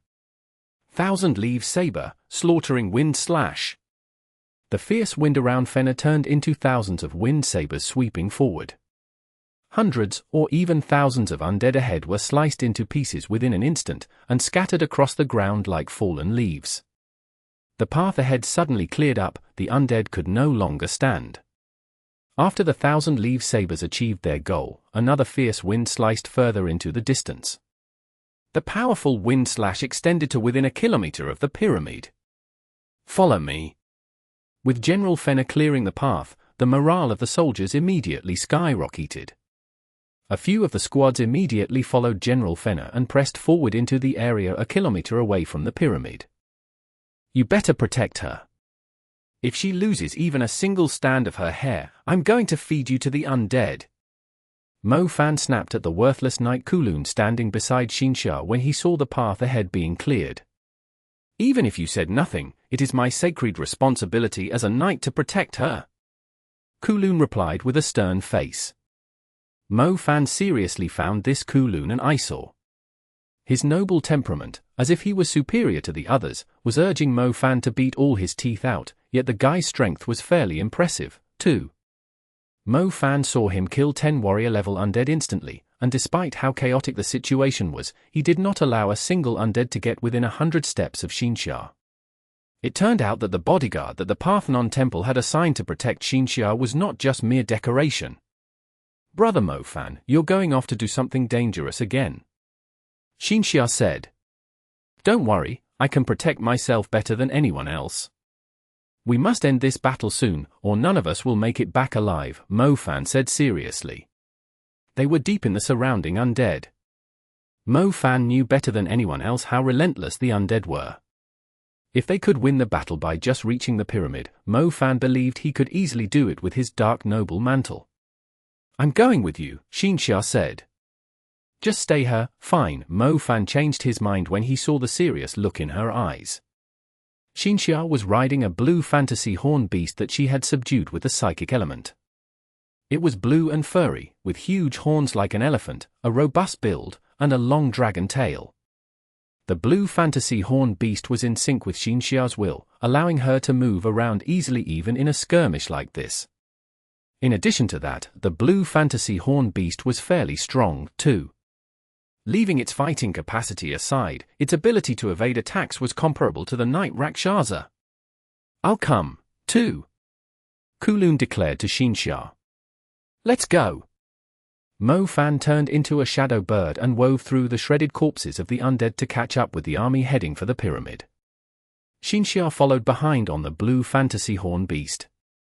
Even though she felt like vomiting when she saw the corpses, organs, and blood scattered all over the place, her eyes showed no intention of running away. She fixed her eyes on Mo Fan, as she was afraid to lose sight of him. The mags and undead were fighting everywhere. Mo Fan's figure could suddenly vanish at any second. She had to follow tightly behind him, as she wanted to face any danger together with him. Mind control. Xinxia's eyes emitted a sacred blue light. The face of a mummy in heavy armor suddenly went blank, before it turned around and slammed its giant hammers at the other undead. Mo Fan's right arm was just about to erupt in flames. He was planning to throw it at the mummy. He was stunned when he saw the mummy clearing the path for him instead. The heavy armor mummy was almost as strong as a commander-level creature. It was even stronger than a brutal sword death servant, yet Xinxia had managed to control its mind with a single attempt, turning it into a tank clearing the path ahead. Holy blessing, strengthen. Xinxia cast a spell that Mo Fan felt familiar with. The heavy armor mummy was soon bathed in the light of the sacred spell, encapsulating it and its hammers in a glowing light. When the hammers slammed into the undead, the light further increased the damage inflicted by the hammers. The heavy armor mummy immediately turned into a ferocious, battling beast after receiving the blessing, knocking whole swathes of undead to the ground. Incredible! Mo Fan directed the flames on his fist in the other direction and gave Xinxia a huge thumbs up. Xinxia immediately smiled too, as if she had been waiting for the compliment all along after spending a year training diligently. Xinxia lifted her eyes. She faintly caught a glimpse of some silver hair through the army of undead. Her long robe was tightly wrapped around her stunning silhouette. Even when she was in the middle of a battlefield crawling with filthy, ugly undead, she was still sacred and cold like an ice lily under the moonlight. "It's Ningxue. I think she has gone ahead," Xinxia alerted Mo Fan as soon as she saw Mu Ningxue. "Damn, why is she going so deep? She's almost at the pyramid. Is she out of her mind?" Mo Fan was shocked when he saw Mu Ningxue. Couldn't Mu Ningxue be a little more patient and stay by his side? He was already a crazy maniac, but Mu Ningxue was even crazier than him. Mo Fan, Xinxia, and Kulun immediately altered course and headed for Mu Ningxue. Snow fell rapidly in the messy battle. Ice spikes poked out of the ground without stopping. The spikes totally disrupted the undead's formation, preventing them from being able to get closer to the person casting them. "This woman is very impressive," Kulun exclaimed, staring at Mu Ningxue floating 10 meters in the air. In her domain, every undead below the warrior level basically stood no chance, as they were killed within half a minute by the dense and accurate ice spikes lunging forth. Only warrior-level undead with sturdy flesh remained. Mo Fan was like a fire cannon, blasting through an area sprawling with undead with his destructive spells. However, Mu Ningxue's ice domain was even crazier. The undead's numbers were totally insignificant in her domain. 100 servant-class undead would freeze entirely in her domain in under a minute, and the same thing would happen to 1,000 of them. As long as a powerful undead did not show up, Mu Ningxue was a nightmare for all servant-class undead. Thousands of them shattered into pieces like ice, covering a distance of half a kilometer. "Ningxue!" Xinxia used psychic voice to transmit her voice into Mu Ningxue's ears. Mu Ningxue noticed them. When she was about to speak, her gaze suddenly sharpened as her lips mumbled something under her breath. "Icebound coffin!" Mu Ningxue pointed ahead, summoning a huge ice crystal above Mo Fan and Xinxia. Mo Fan was stunned. What the hell was Mu Ningxue thinking? Did she already lose her mind from killing too many undead, that she could no longer tell who her allies were? Chapter 10:21 Dark Swordmaster. Exodus Tales. Exodus Tales. Translated by Zephazid. Edited by Aelrianth. The icebound coffin landed less than 10 meters away, behind Mo Fan. Mo Fan turned around and was surprised to see a pitch-black creature with swords in its hands trapped inside the transparent crystal. It was locked down by the ice, and its face was still wearing a grin, as if it was seconds away from ambushing its target. Mo Fan was stunned. Wasn't that a brutal sword death servant? How could he be so careless that he had totally forgotten the brutal sword death servants were good at ambushing their enemies with their shadow element? "Stay focused!" Mu Ningxue glared at Mo Fan, warning him to be on alert at all times. Mo Fan shrugged and said, "I was too caught up with how pretty you are, but if it was just a bit closer, I would have surely noticed its presence." Mu Ningxue simply ignored Mo Fan's words. She glanced at the pitch-black undead that was trapped in the ice and said, "Something is strange about this kind of undead. They are the brutal sword death servants, the most loyal soldiers of the pharaoh in a pyramid. They only appear close to the pyramid, so if we are planning to reach it, we'll need to make it through them," Mo Fan said. Xinxia noticed Mu Ningxue was injured. She quickly drew a star pattern and summoned 2 healing spirits between her fingers. The healing spirits danced elegantly around Mu Ningxue, sprinkling crystalline liquid like pollen to heal Mu Ningxue's wounds while getting rid of the side effects of the injuries inflicted by the evil power. Xinxia noticed the astonishment in Mu Ningxue's eyes and explained, "The Parthenon Temple has granted our healing element the ability to purify, so we can treat many injuries that are otherwise incurable." Mu Ningxue was fairly surprised. Xinxia had become a brilliant healer without her noticing. Her impression of Xinxia now was completely different than she remembered. "Ah! Run, quick, or we're all going to die here. Damn it, we are only a few hundred meters away from the pyramid, we can't give up now." Cries of agony and loud shouts came from the other direction. Mu Ningxue immediately floated into the air and glanced in the direction of the noise. Around 500 meters away was a bunch of black swordsmen similar to the undead she just killed. They were standing in formation, butchering the human mags charging at them. Mu Ningxue could only see blood splattering across the place and smearing on the people nearby. Among the brutal sword death servants was a shadowy figure riding a black phantom horse. The figure was covered in a strong, pitch-black aura, and there seemed to be a black cape draped over its shoulders. It was sitting on the back of the horse like an imperious knight. The giant, black sword in its hand was raised at the crimson-red sky, like it was summoning the power from the god of night. Soon, a black aura started descending from the clouds. "Unstoppable sword of the underworld," an imperious voice uttered. The Black Knight was talking in an ancient Egyptian language. The destructive, black aura from the kingdom of the dead had descended upon the mundane world. The black aura split into two, one surging across the sky imperiously, and the other slicing across the ground. Everything in the path was killed instantly. Captain Loa and his soldiers were within the range of the attack. He witnessed how his comrades before him were shredded into pieces, with blood pouring down like rain. The pieces of flesh and blood smeared his face. Captain Loa's eyes widened as the black slash went past him too. The world started spinning. The slash was so quick that Captain Loa was still conscious when he was beheaded. He was able to see his body being shredded into pieces as his head was spinning in the air. Captain Loa's head landed before General Fenna's feet. She leaned forward and held the filthy head in her hands, staring at the man's wide-open eyes. Loa was Fenna's most loyal subordinate. They had been in the army for more than 30 years. Loa always wanted to become a general with his own army. He told her his ambition on his first day, but Fenna was the one that became a general, with thousands of soldiers under her command. However, Loa said that he would prefer serving under her rather than serving other bad-tempered generals. Fenna knew that the man still had his ambitions. He wanted to become a super mage and be promoted to a general. He had been working hard for his ambition for most of his life, but now, he no longer had the chance to fulfill it. Can anyone tell me why a Dark Swordsmaster appeared when it's only a mirage of a pyramid? Doesn't an undead of its kind only exist in a real pyramid? Isn't it supposed to stay with the pharaohs?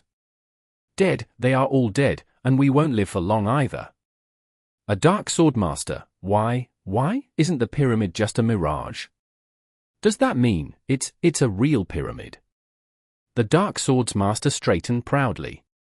The creature it was riding was a commander-level Dark Phantom horse, while it had already surpassed the commander level. Even advanced mags had no chance against its powerful attacks. Stay calm.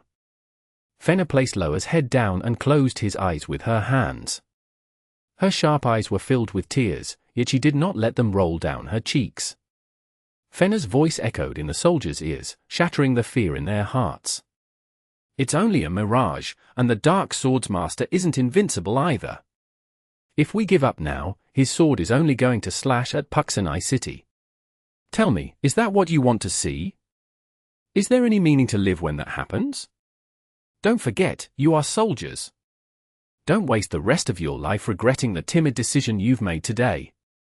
Even though Fenna was a woman, her voice displayed her unyielding spirit. There was no turning back. They could not just put their swords back into their sheath just because they had stumbled onto a strong foe. They should thrust it forward more fiercely instead. Sherlock, we'll take on the Dark Swordsmaster together. The rest of you, head on to the pyramid. We will not let the dead rule our land. Fenna yelled. Fenna floated in the air right above the mags, her wings beating. Her eyes were as sharp as a leopard as she stared at the Dark Swordmaster. The Dark Swordsmaster stood out among the brutal sword death servants. Its eyes erupted in flames, displaying the pride and imperiousness of a ruler-level creature. It did not need to show its disdain on purpose, as the bloodline of the noble royalty of ancient Egypt had been flowing in its body for thousands of years. NYX regime. The Dark Swordsmaster raised the giant sword in its hand. A blinding glow burst out from the tip of the sword, descending upon the place and covering the basin where the pyramid was located. A strong, dark aura swept forward. The soldiers were once again immersed in fear as they stood inside a domain so dark they could not see their own hands. The NYX regime had a huge coverage area. Inside it, every brutal sword death servant was now robed in black. The glow in their eyes had grown stronger too. Those undead are even stronger. Quick, stand in your positions, don't panic. The brutal sword death servants were assassins in the dark. Their swords were able to take out an intermediate mage easily, as the powerful creatures were even stronger under the dark power of the Dark Swordmaster. It took a small squad of battle mages a great effort just to barely kill a strengthened brutal sword death servant. The number of brutal sword death servants was enough to cause despair. The Dark Swordsmaster remained motionless. It was unnecessary for it to be involved, as its subordinates were enough to annihilate the idiotic humans. Asha'ruiya stepped on the wind and slowly landed. She had a grim face. A Dark Swordmaster, that's something from inside a pyramid. Without 4 super mags, it's impossible for us to deal with it. Kowloon exclaimed in astonishment. Mo Fan had also gone to higher ground to observe the situation. Horrifying was the only word he could think of to describe it. The Dark Swordsmaster had only attacked twice, yet countless of people in front of the pyramid had died. Their blood was literally flowing like a river. The morale of the army dropped rapidly under the merciless massacre, as the soldiers had started to panic in fear. The Dark Swordsmaster had taken everyone by surprise, and was simply too strong. However, Mo Fan was slightly confused when he saw the Dark Swordmaster. He had seen a creature that was both of the shadow magic and an undead before. It was hard to forget such a unique creature after seeing it once. It happened when he was on his way to find Zhong Xiaohu. It was the creature that the woman called Yi had summoned. It was a dark sword knight, yet Mo Fan was totally shocked by how strong it was. The dark knight that the mysterious Yi had summoned had the exact same aura as the Dark Swordmaster. The only difference was the Dark Swordsmaster was bigger and had a stronger aura. However, Mo Fan believed they were the same creature, but Yi Dark Knight had not reached its final form yet. Well, you can think of it as a summoned creature from the underworld. It has incredible strength, it's outstanding at using a sword, and it's highly intelligent and loyal, too. However, it has a little weakness. What weakness? It's the kind of creature that has signed a contract with the God of Darkness, thus it has to obey certain rules. One of them is if someone challenges it to a duel, it must accept. Since the God of Darkness has granted it a new life and outstanding strength, it will not allow anyone to challenge the God of Darkness name, Yi said. That's pretty interesting, but why is that a weakness? It's nothing most of the time, but if someone is plotting against me, and abuses the rule to keep this stupid thing busy, the person is able to buy their acquaintance's time to take me out. The rule doesn't allow the creature to do anything else before the duel comes to an end, it will even forget its responsibility to protect its master, Yi said. Yi was the kind of woman that was unforgettable to a man after just a single glance. On top of that, it was very hard for Mo Fan to forget the Dark Knight protecting her, too. Although Mo Fan was even more curious about Yi's identity, his current priority was finding a way to deal with the Dark Swordmaster. If Yi was not lying to him, the Dark Swordsmaster must obey certain rules and accept every challenge, and it must fight the challenger alone. It might serve as a chance they could abuse to keep the Dark Swordsmaster busy. Their goal was not to wipe out the undead, nor were they interested in defeating the Dark Swordmaster. They were only aiming to destroy the pyramid Mirage. Chapter 10:22. The Dark Contract of a Duel, Part 1. Exodus Tales. Exodus Tales.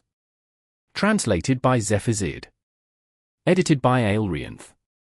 Challenging it to a duel. Asha'ruiya looked at Mo Fan in confusion.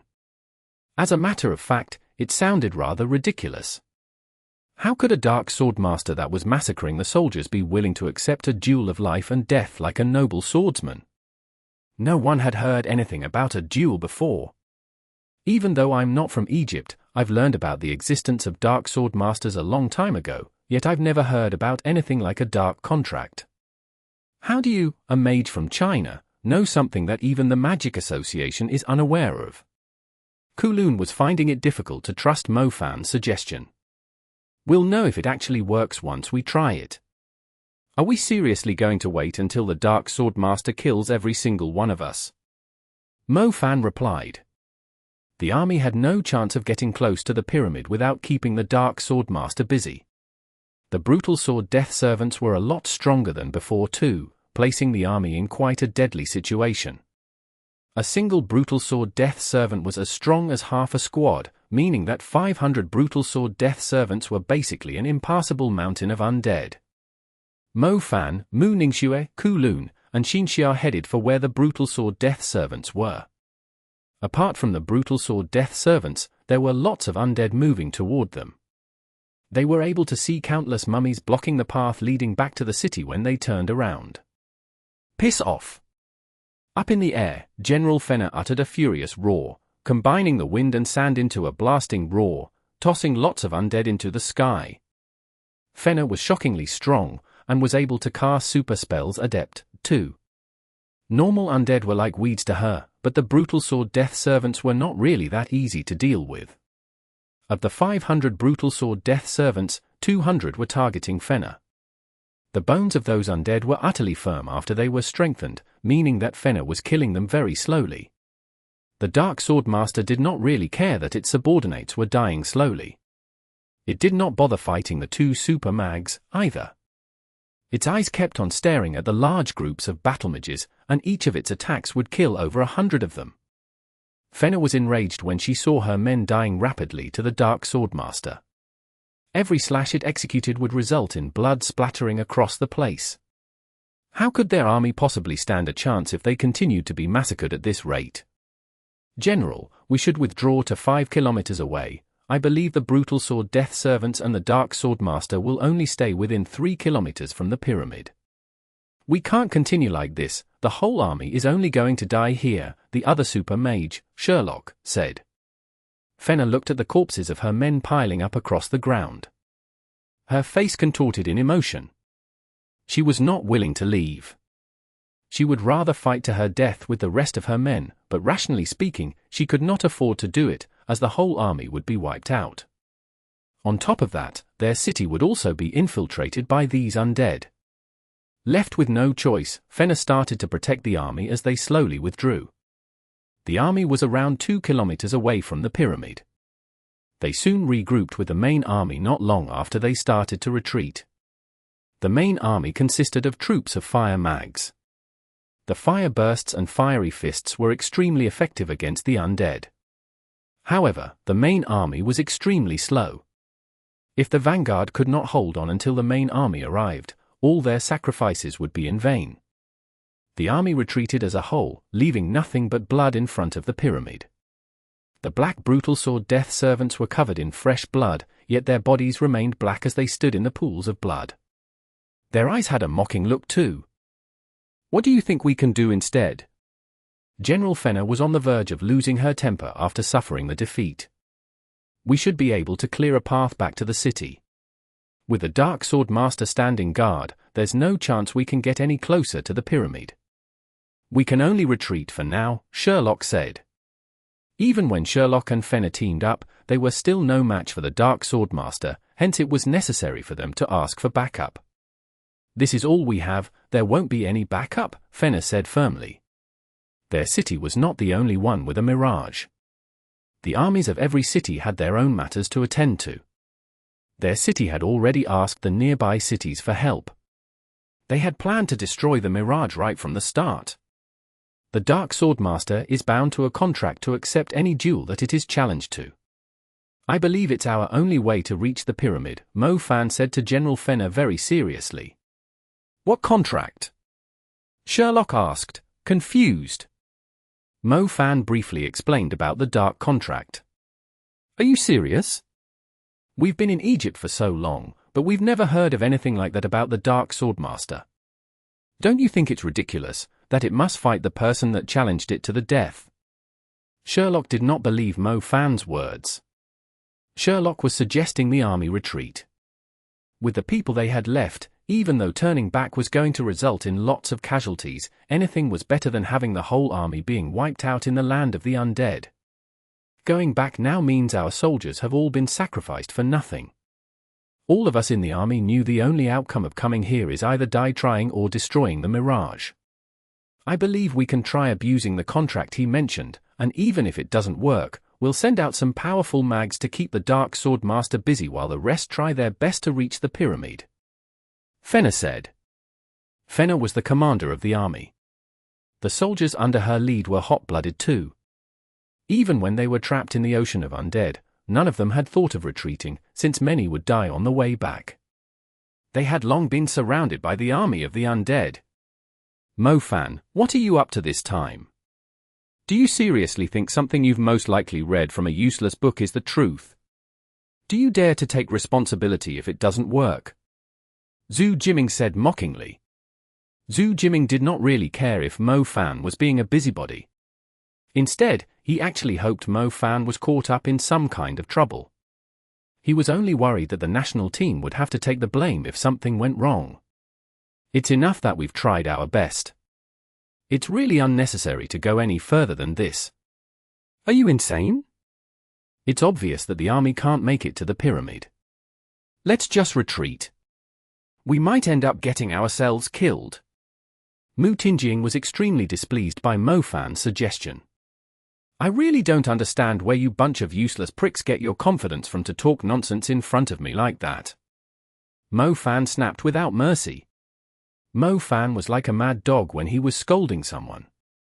Most people on the team had received a proper education. They were no match for Mo Fan in terms of strength, and they were also inferior when it came to scolding someone. Their faces reddened as they tried to withhold their rage. On the other hand, Mo Fan was quite annoyed by the idiots on the team. Why did they even care what he was up to? They could just continue to live like cowards. Mo Fan was not the kind that could stay calm after seeing so many people dying in battle. General Fenna and her men could tell that Mo Fan was the hot-blooded kind, too. Regardless of Mo Fan's suggestion, they would still proceed with their final attempt to clear a path to the pyramid. They would never retreat, as they could not allow the blood of their comrades to flow in vain. They had to face the cruelty of war. Running away was utterly meaningless. Soon, the army of undead would only grow bigger, and the city would surely stand no chance against it. The main army had decided to launch its final assault. It was only just over a kilometer away from the pyramid. As they thought, the Dark Swordmaster appeared once again, followed by more than 400 brutal sword death servants. The army had not killed many of them in the previous attempt. The blood of the mags that had died was not dry yet. Many starving undead were crawling on the ground, drinking the blood greedily. Sherlock and I will try and hold the Dark Swordmaster back for as long as we can. Just try your best to reach the pyramid. You are our last hope. General Fenna said to Mo Fan with a firm look. Mo Fan had volunteered to try and reach the pyramid. With the Dark Noble Mantle and the 5th tier Fleeing Shadow, he had the highest chance of moving past the ocean of undead compared to the rest of the army. As long as the Dark Swordmaster was occupied, even the brutal sword death servants would be unable to stop him. In addition to Mo Fan, the other person entrusted with the mission of reaching the pyramid was Jiangtu. With his space element, he also had the highest chance of making his way to the pyramid. Both Mo Fan and Jiangtu would take different paths, with Mu Ningxui and the rest of the team providing them cover. Their job was to help Mo Fan and Jiangtu sneak up to the pyramid when the main army was fighting the undead. General, maybe I should take your spot instead. You might not be able to survive if you face the Dark Swordmaster on your own. The army won't last without you, Wanko stepped forward and said to the general. If what Mo Fan said was true, it meant Fenna was about to face the Dark Swordmaster all by herself. Even though Fenna was a super mage, the Dark Swordmaster was a lot stronger than her, meaning that even if the others successfully destroyed the Mirage, Fenna would still die in the duel. It has been decided, Fenna waved her hand. She started to lead her people and headed for the Dark Swordmaster. The Dark Swordmaster was still seated on the back of its ancient phantom horse. The giant sword in its hand was emitting a frightening, icy glow, with a strong presence of evil. Fenna remembered that the Dark Swordmaster spoke in the ancient Egyptian language. She could challenge it to a duel by using the same language. Taking a deep breath, Fenna knew she was basically stepping into the abyss of death once the contract was signed. Looking back at the city in the distance, Fenna's eyes flickered with a hint of bitterness. Wasn't war always this cruel? Chapter 1023. The Dark Contract of a Duel, Part 2. Exodus Tales. Exodus Tales. Translated by Zephyr. Edited by Aelrianth. Fenna took a deep breath. The wind produced by her wings blew at her light green robe and her brown hair. Her glittering eyes looked extremely firm and determined. In the name of the commander of Puxinai City, I challenge you to a duel of life and death. Fenna pointed at the dark Swordmaster and spoke in the ancient Egyptian language. Her voice echoed in the sky and entered the ears of every soldier. Her fearlessness, even when knowing that her death was approaching, made the heart of every mage race with a hint of sorrow. Not every mage in the world was willing to face a ruler-level demon creature, and not everyone was willing to live a selfish life like a coward. When certain things were lost, what left was nothing but an empty shell. It was the same for Fenna. She had grown up in Puxinai City, and was now the highest officer of Puxinai City. She did not have any family members, nor children, but to her, Puxinai City was her home. Sherlock, who was also a super mage, would never understand why she insisted on fighting the battle. If it wasn't for the kindness of the people in Puxinai City, she would have frozen to death on the street decades of years ago. It was a duel of life and death. After her high-spirited voice rang out, a strong aura of darkness surged toward the human army. The dark Swordmaster stared at Fenna coldly. The disdain in its hollow, eerie eyes was replaced by a cold, stern light. It slowly raised the giant, black sword in its hand and pointed its tip at the flying Fenna. A black wind surged into the armor the dark Swordmaster was wearing and spun like a tornado over a kilometer across. Both the humans and the undead were knocked a few steps back. The dark Swordmaster had a metallic voice. It was indeed speaking in human tongue, in the ancient Egyptian language. It said something, but Mo-Fan could not understand it. The dark power that had accumulated started to disperse. The dark Swordmaster stopped staring at Fenna. It glared at the rest of the mags and pointed its sword at the people who could not even survive a single attack from it. Damn it, I told you it was as ridiculous as a fairy tale. Sherlock snapped furiously when he saw the dark Swordmaster did not act according to what Mo-Fan had mentioned. Fenna was stunned too. She looked at the dark Swordmaster in disbelief. Are we all going to die here? It didn't work, the dark contract didn't work at all. What are we doing here? Why did we bother believing something so ridiculous? The people started to panic. The dark contract was not established, meaning that the dark Swordmaster's sword would still be targeting them. What happened? What did it say?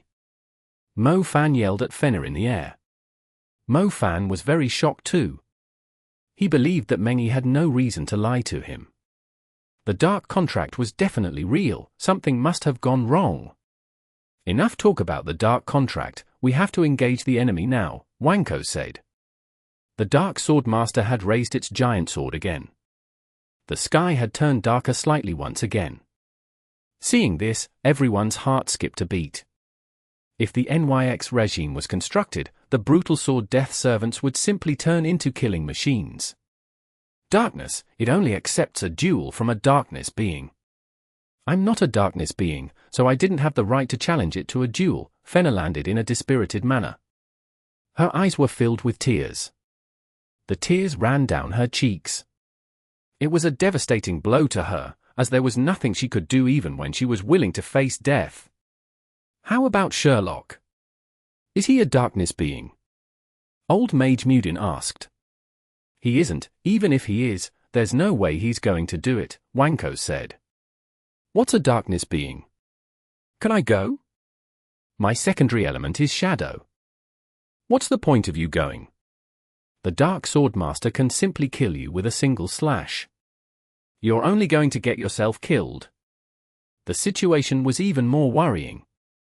At this rate, they could only sacrifice their lives to clear a path to the Mirage, yet would they really consider it a victory? Jiangtu, Nanyu, and the others fell silent. The plan they came up with was no longer an option. No one could possibly reach the pyramid with the NYX regime in place. It was the Dark Swordmaster's domain. Even if they tried to force their way to the pyramid, they would only find themselves further away due to the complicated maze of darkness. I'll try, a voice said. It sounded serious. Xinxia turned around and looked at Mo Fan. She was hoping that it did not come from him. However, Mo Fan took a step forward and said, I should fit the requirement. I'll challenge it to a duel. I'll leave the mission of destroying the Mirage to the rest of you. Mu Ningxue pulled Mo Fan aside and shook her head. Hee, someone is trying to be a hero, Guan Yu mocked. I definitely agree with that, Zhu Jiming grinned. Considering how strong the Dark Swordmaster was, it would only take, perhaps no more than 1 or 2 slashes to kill Mo Fan, but it needed less than 5 slashes without a doubt to cut him into pieces. Even the weakest ruler-level creature was able to kill an advanced mage with ease. Xinxia looked at Mo Fan. She was struggling to read Mo Fan's mind. Why would he even dare to take the risk? Don't worry, I won't die. Mo Fan knew what Xinxia was worried about. He patted her on her head. I don't agree, just give it up. I'll freeze it and temporarily disable its NYX regime, and everyone will try their best to get closer to the pyramid, Mu Ningxue said. There was no way Mu Ningxue would let Mo Fan go and get himself killed. Every war was cruel, and there would always be sacrifices, but it was not their war, so it was unnecessary to sacrifice their lives for it. Even if the city was razed to the ground in the end, they had already tried their best. Just trust me. Mo Fan did not explain further. A darkness being. Mo Fan never thought it would come to that only a darkness being could challenge a darkness being to a duel of darkness. He had considered every possibility, yet he did not expect the great responsibility would fall on his shoulders again. However, when Mo Fan thought about the consequences of losing the war, he suddenly felt like it was worth it, even if he was forced to use his trump card. Damn it, why do I feel like I'm actually turning into a savior of the world? Mo Fan walked out from the crowd and faced the imperious Dark Swordmaster. If a little servant of a pharaoh was this powerful, how terrifying would a pharaoh be? You, the one with the sword, come fight your grandpa Mo Fan. Mo Fan pointed at the Dark Swordmaster and demanded in Chinese. The dark contract was not established through a certain language, but a person's will. As long as Mo Fan was a darkness being, he only needed to say something disrespectful about the god of darkness or the Dark Swordmaster to challenge it to a duel. Imbecile, I will sever your petty head and hang it outside the pyramid. The Dark Swordmaster withdrew the NYX regime and pointed its sword at Mo Fan. The giant sword was twice the size of Mo Fan. Its huge body was intimidating to look at. The giant sword trembled as some dark energy started pouring out of it. The powerful dark energy forced the nearby undead and humans to back away. The dark contract formed a huge triangle on the bloody, corpse-covered land. It first drew the boundaries on the ground before extending into the air to form a triangular prism. This is, Sherlock's eyes widened. His gaze was fixed on the dark dueling ground constructed by the dark energy. Dark contract. It was the ancient dark contract only mentioned in old records from ancient Egypt, but no one had actually seen one before. How had a young mage from the east known that a dark contract would work on the Dark Swordmaster? The dark dueling ground was constructed between the human army and the army of undead. The black walls of light rising into the sky were covered in ancient curses with extremely powerful energy. My God, it really appeared, a dark contract! Zhao Manyang exclaimed. How did Mo Fan even know something like that? Go see if you can break down the barriers. Otherwise, Mo Fan really has to fight the creature until one of them dies. Jiang Xiaoshu yelled as she recalled something. Ai Zhangtu immediately tried to attack the walls of the prism, but it felt like the walls were able to absorb the energy of the spells aimed at it. It felt like the walls had grown even sturdier. Fenna tried to use the slaughtering wind slash on the walls, but the result was still the same. The walls of the dueling ground were covered in even more black runes, trapping both Mo Fan and the Dark Swordmaster within. What do we do now? Isn't Mo Fan dead for sure? Why is he always so reckless? Inside the dueling ground, Mo Fan stood on the blood-stained soil. He immediately had a bad feeling when he sensed the strong energy of the dark contract around him. The dark contract was even more shocking than Mo Fan had imagined. It was able to construct a spectacular dark dueling ground out of nowhere. Mo Fan was only planning to try activating the dark contract, but he realized he could no longer run away. Damn it, what the heck are you guys waiting for? Can you please make your way to the pyramid at once? Mo Fan yelled when he saw the people outside the barrier staring at him with blank faces. After Mo Fan finished yelling, he sensed a formidable murderous aura coming at him. He lifted his gaze and saw a giant sword surrounded by an icy light and runes of death about to come down at him at any second. Mo Fan tried to dodge it, yet he realized he could not move his body. He was locked down, the sword had locked him down. Chapter 10:24. Possess, Flame Belle Empress. Exodus Tales. Exodus Tales. Translated by Zephyr. Edited by Aelrianth. A black sword, Mo Fan somehow felt the sword's size was just as huge as the sky and the ground. It was meaningless no matter where he tried to run to. He did not dare to waste even a second. He immediately summoned the black snake armor. The black snake armor quickly attached itself to Mo Fan's body, but the overwhelming force of darkness showed no sign of weakening even though the armor was serving as an extra layer of protection. Mo Fan still felt a great chill, as his body began to tremble. It was Mo Fan's first time facing a ruler-level creature apart from the black totem snake. Even though the dark Swordmaster was a lot weaker than the black totem snake, it was barely inferior to a ruler-level creature. Any commander-level creature was no match against its unstoppable sword of darkness. The sound of the sword was like wild thunder. As the sword swung forward, Mo Fan could see a black wave with the size of a tsunami that could erase a whole city coming at him. Any defense was utterly useless in front of the force. The black sword wave landed on Mo Fan and swept him flying like dust. The dark energy covered Mo Fan's entire body, his skin withering as sword cut sliced his body. Mo Fan felt great pain. His body was swaying wildly in the tsunami of sword wave. He was unable to stabilize himself. Sometime later, Mo Fan landed on the ground hard. The black snake armor on him had broken, revealing the wounds under it. Mo Fan rose to his feet while clenching his teeth. He glanced at the destroyed black snake armor. There was a different look in his eyes. Mo Fan!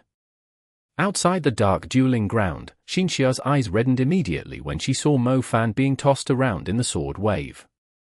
She could not endure seeing Mo Fan being harmed.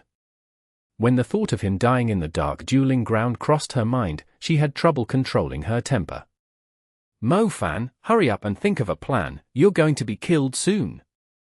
Zhao Manyang yelled. The sword was simply way too powerful. Mo Fan's defense had crumbled almost instantly, leaving him totally defenseless. He was surely going to die to the Dark Swordmaster's next attack. I overestimated him. I thought he could at least last for 5 rounds, Zhu Jiming laughed hollowly. For some reason, he was gloating over it, as he believed Mo Fan dying here would actually save him lots of trouble. Jiangtu remained silent. He glanced at the pyramid. As Mo Fan mentioned, once the Dark Swordmaster was challenged to a duel, it completely ignored everything else that was happening around it. It was definitely their best chance of making it to the pyramid. Jiangtu did not stay any longer, he picked a different direction and started approaching the pyramid. He won't survive the next attack. Sigh, it doesn't make any difference, even with the dark contract. The duel won't even last long enough. The Dark Swordmaster is going to kill us all. Fenna stood outside the dark dueling ground and stared at the fearless young mage with mixed feelings. It was meant to be her duel, yet a student mage had to replace her. Inside the dark dueling ground, Mo Fan stood upright, his armor had basically turned into broken junk, and his clothes were torn with holes. The Dark Swordmaster stood 100 meters away. It was proud as usual, its eyes displaying utter disdain toward Mo Fan. Why would such a weak human think he could come and challenge it? An opponent like him, it would just toss his corpse away after killing him, as his head was not even worthy to be included in its collection. The brown calamity fire erupted under Mo Fan's feet out of nowhere, spreading across the area and forming a ring of flames with Mo Fan at the center. An illusionary teenage girl made of flames slowly appeared within the fires. Her body was combined with lava, fire, and the rose flame. Her eyes were burning in rage, as if she would turn into a scorching sun and slam into the undead that had injured Mofan at any second. Teenage Flame Belle unleashed her flames to cover the whole dark dueling ground. With a screeching cry, a stronger flame resembling the calamity fire of nature surged forward and collided with the dark Swordmaster's aura. Flames spread widely and rolled fiercely. The domain of calamity fire unleashed by teenage Flame Belle surprisingly overwhelmed the dark Swordmaster's aura, and suddenly its disdain was gone, replaced with alertness. "Is it working already?" "That's faster than I thought," Mofan grinned, looking at little Flame Belle before him. Before starting the duel, Mofan had fed little Flame Belle the remaining time liquid he had. Mofan had actually considered demonizing right away, since the number of undead in the pyramid was probably enough to replenish his energy. However, he decided against it when he recalled that the World Magic Association would surely be startled by his demon element. He did not want to be taken away to be experimented on like a white mouse, nor did he want to expose his demon element to the world, since he was still not strong enough without relying on it. The best option was to let little Flame Belle, oh, no, it should be the Flame Belle Empress. The time liquid had temporarily allowed little Flame Belle to enter her mature phase. With the Flame Belle Empress, he should be able to take on the Dark Swordmaster. The burning calamity fire forced the Dark Swordmaster to back away. The mags outside the dueling ground that were fighting with the army of undead were dumbfounded. Such powerful flames! Fenner and Sherlock exclaimed simultaneously. The flames were basically a strong domain, so strong that it had suppressed the Dark Swordmaster's aura. Right, the Flame Belle Empress. It's the Flame Belle Empress.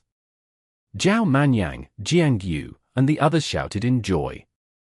Her hair reaching her ankles and burning as it was drifting with the wind, she was utterly breathtaking to look at. Her slender silhouette was like a goddess from a painting, surrounded by flames like an army of soldiers that further setting off her sacred demeanor. Those watching subconsciously felt the urge to submit to her while being dazzled by her beauty. In the calamity fire, teenage Flame Belle had completely evolved into Flame Belle Empress. Every movement fully displayed her nobility, and even the darkness structure that was proud of its heritage was ashamed of itself. "I will not forgive you." Flame Belle Empress spoke in the language of spirits. Her eyes did not have their usual naive look, but imperious, raging fury. She was speaking to the Dark Swordmaster, who understood her perfectly. It glanced at Flame Belle Empress, before looking at Mofan again. It said with the same voice of disdain it had directed at Mofan, "As a ruler of flame, how are you satisfied with submitting to the will of such a weak, useless human? If you want, I can recommend you to my master. He possesses great power that you have never seen before. He is the ruler of darkness, and he will help you conquer the capital of flames." Flame Belle Empress was even more infuriated after hearing the words. The blood lineage of demon creatures mattered a lot. Only those with strong blood lineages were respected by the others. Both commander-level and ruler-level creatures had a certain level of intelligence. They actually treated the human race as a bunch of rats that were impossible to wipe out, as they were able to reproduce so quickly. That being said, even with the level of intelligence that Flame Belle Empress had acquired after evolving, she would not allow a filthy undead to humiliate the master she was contracted to. Knowing that it was unnecessary to waste her time talking to an undead whose head was filled only with the lust for blood, Flame Belle Empress turned to Mofan and surprisingly charged at him with the fiery tornado encapsulating her figure. Flame Belle Empress was able to eliminate the undead by herself, but after hearing its scornful remarks, Flame Belle Empress decided to possess Mofan instead, and teach the Dark Swordmaster how it would feel when it was defeated by a human it was looking down on. As Flame Belle Empress charged into Mofan's chest, he suddenly erupted into huge flames. The dueling ground laid out by the Dark Contract was shaking to contain them. Clenching his fists, the air was immediately flowing with fire magic in the form of fairies. They were like soldiers on standby, waiting for their orders. The control he acquired felt the same as the unlimited power he had when he was in his demon form. Mofan raised his head slightly. The soul shadow of Flame Belle Empress was behind him, blazing red. Mo Fan was less than 2 meters tall, but he suddenly looked like a giant engulfed in flames. He no longer looked petty and tiny in front of the Dark Swordmaster. Oh my, Mo Fan's strength is off the charts after merging with Flame Belle Empress. Zhao Manyang totally lost his mind when he saw the calamity fire surging across the place. They almost forgot that Mo Fan was able to summon the Flame Belle Empress with the time liquid. In Peru, when they were dealing with the strange birds of Nazca, the Flame Belle Empress had driven back an entire horde of the demon birds on her own. Now, with the Flame Belle Empress possessing Mo Fan, he would surely be able to obtain her power. Inside the dark dueling ground, the human who was awaiting his death had suddenly turned into a wild beast of flames. The fire surging all over the place greatly astounded the watching mags. That's that mage. A possessing type elemental creature, and it's a fiery creature with a ruler-level bloodline. Fenna felt tears bursting out as she was watching Mo Fan. It was divine intervention. God had heard their prayer. He had sent the Chinese national team here just so the young mage with such a remarkable strength was able to light up the flames of hope in the hopeless sea of undead, letting everyone see that the victory they so desired was right in front of them. All soldiers, kill the brutal sword death servants with me at once. Fenna vented out all the rage in her chest with a roar. Without the Dark Swordmaster's help, the brutal sword death servants were nowhere enough to stop their drive to victory. Chapter 10:25. The Battle Between Rulers. Exodus Tales. Exodus Tales. Translated by Zephazid. Edited by Aelrianth. How arrogant of you! The Dark Swordmaster's gaze sharpened as it held its giant sword with both hands. The Dark Swordmaster had not used the power of the phantom horse he was riding so far. This time, it clenched its legs tightly. The phantom horse immediately let out a screeching neigh and sprang forward. It was surrounded by a blood-red energy barrier as it charged forward at a terrifying pace.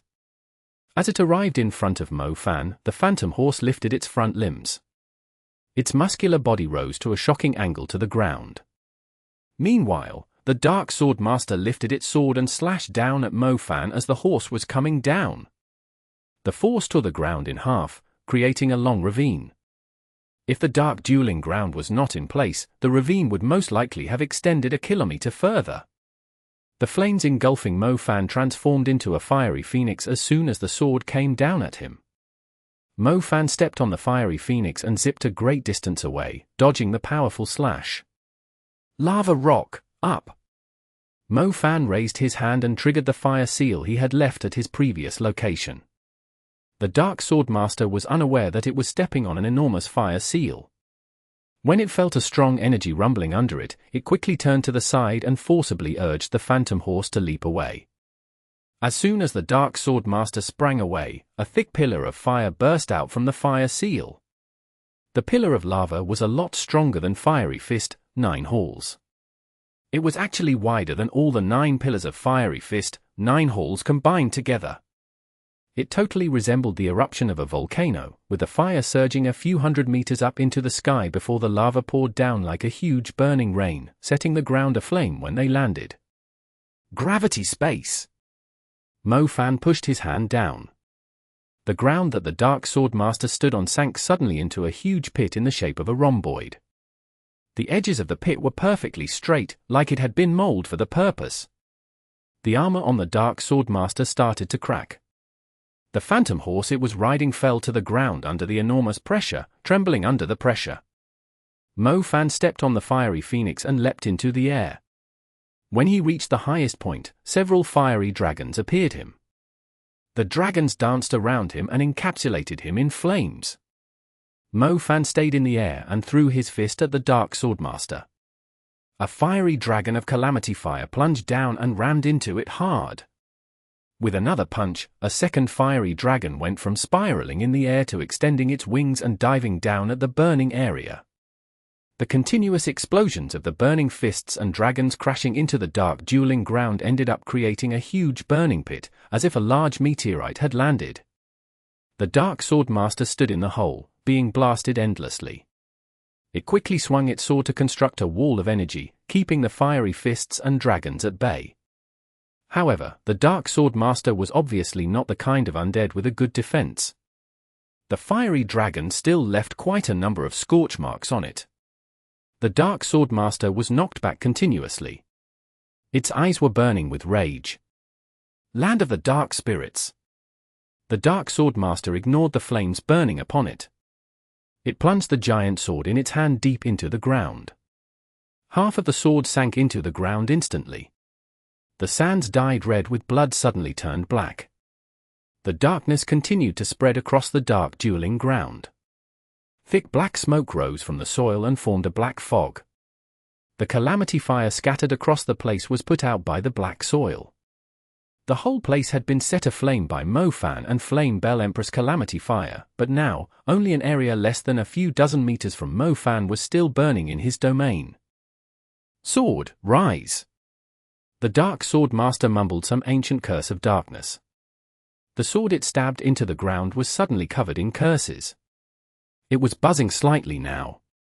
The black smoke rising from the soil started to gather before turning into hundreds of shadowy, black swords. The swords were hanging in the air with their tips pointing down. They had formed a spectacular formation of dark swords, and as the Dark Swordmaster screeched, the giant sword started approaching Mofan rapidly. These black swords seemed to have their own consciousness. They either flew high up into the sky and slashed down, or stuck closely along the ground and sliced from unexpected angles. Some even turned into cold flickers, stabbing at their target. The swords swept out, leaving long, black trails behind them. Mofan had just dodged a wave of the swords when he lifted his gaze and saw a few dozen of swords hanging above him. They immediately poured down and stabbed at him.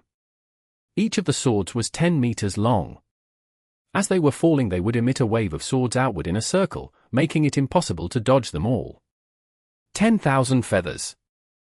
Mofan stomped the ground, sending thousands of fiery feathers into the air, all densely packed together.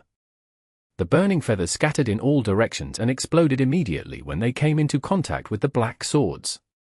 The explosion of his own 1,000 piercing fire feathers was absolutely shocking, but this attack had evolved into 10,000 soaring feathers, with a longer explosion. It destroyed the black swords with brute force. The people outside were utterly dumbfounded when they sensed the overwhelming energy rumbling within the dark dueling ground. If either of the two inside the barrier had been unleashing their attacks on the battlefield, hundreds, or even 1,000 humans or undead would have died a horrible death. Even the combined strength of a squad was nowhere as strong as any of their attacks. Mofan is absolutely nuts. Zhao Manyan's admiration toward Mofan was off the charts. Taking on a ruler-inferior creature by himself. Mofan is simply a maniac among maniacs. Xinxia's eyes flickered with disbelief. Not only was Mofan still alive, he had managed to hurt the Dark Swordmaster, too. She clearly remembered how they barely survived against a group of servant-class one-eyed magic wolves during the calamity of Bo City. A creature like the Darkwing Wolf was enough to bring doom to their city. However, any of the attacks that Mofan had executed was almost strong enough to kill the Darkwing Wolf instantly. It was hard to believe how strong he had become. What is going on? Mu Ningxue looked at Zhao Manyang and Jiangyu with a blank face. It's the time liquid, we found it in a secluded city of an ancient Indian tribe. It can temporarily evolve a summoned beast to its complete form. Previously, we were caught in a disaster that was meant to kill all of us, but Mofan's little flame Belle turned into the Flame Belle Empress to save the day. I thought he had already used up all the time liquid, but it turns out that he was still keeping some of it.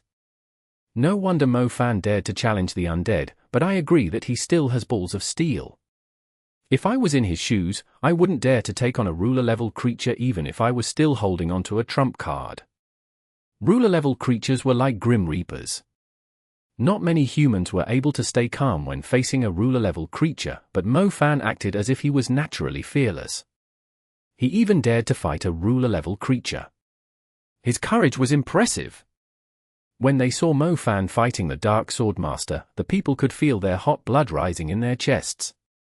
Not many people in the world could take on a ruler-level creature alone, even though the Dark Swordmaster was only a ruler-inferior creature. Many so-called geniuses were unable to come this far taking on a ruler-level creature on their own, yet Mo Fan had done it. He had fought against a ruler-level creature when he was only in his 20s. It was absolutely shocking and unbelievable. The Dark Swordmaster lifted its head and let out a furious cry, blowing out a black smoke of death. The flames had burned its mount into a pile of black ash. The Phantom Horse had kept the Dark Swordmaster company for over 1,000 years, but it was burned to death today. The Dark Swordmaster stood on the ground. After losing its mount, it was unable to utilize the full potential of its sword art. However, since it was a duel as demanded by the Dark Contract, only one of them could leave alive. Otherwise, the Dark Contract would drag them both into a bottomless abyss of darkness with no escape. The Dark Swordmaster was obviously an expert with the shadow element. It suddenly disappeared when it was sprinting forward. It reappeared eerily behind Mo Fan and slashed with the giant sword. The dark energy surged forward like a tide. The sword sliced through Mo Fan's burning flesh. The Dark Swordmaster almost felt like bursting out laughing. However, it soon discovered the flames were simply dissipating in the air. It did not get the satisfaction of seeing blood splattering everywhere. The Dark Swordmaster felt that something was not right. It immediately scanned the surroundings and saw a slight ripple in a certain spot, which the human engulfed in flames stepped out from. Before the Dark Swordmaster could react, Mo Fan vanished and immediately reappeared right in front of it. Die! Mo Fan slammed the fist with all his power of the fire element into the Dark Swordmaster's chest. There was an explosion, and the Dark Swordmaster was sent flying. It slammed hard on the barrier of the Dark Contract. Half of its armor was broken, revealing the dried, ugly flesh beneath. Blink! Mo Fan was using the space element, but it did not belong to him. It was from Flame Belle Empress. Flame Belle Empress was the purest Empress of fire, but she was also the beloved child born under the starry sky of the North Burning Valley. She possessed the power of the space element. Teenage Flame Belle was only slowly mastering the power of the space element, but in the form of Flame Belle Empress, she was extremely adept at using it. Chapter 1026. Victory. Exodus Tales. Exodus Tales. Translated by Zephazid.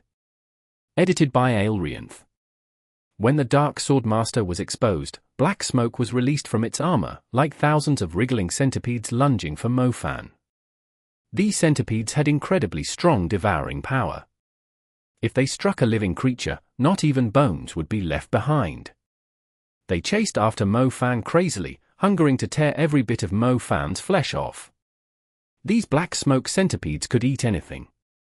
They could even devour the Calamity Fire. Mo Fan immediately withdrew when he realized it was most likely the Dark Swordmaster's trump card. The dark dueling ground was actually a lot more spacious than it seemed. It turned out to be a compressed space, thus Mo Fan abused the space element to distance himself from the black worms. Blink! In the past, Mo Fan was extremely jealous of Ari Jungtu's calm and cool demeanor when blinking around. He immediately felt excited and incredible when he was blinking around with Flame Belle Empress power. If he could actually move around like this with his own magic, it would greatly improve his strength too. There was no end to the black worms. The Dark Swordmaster seemed to have spent all the dark energy inside its body. The whole dark dueling ground was crawling with black smoke centipedes.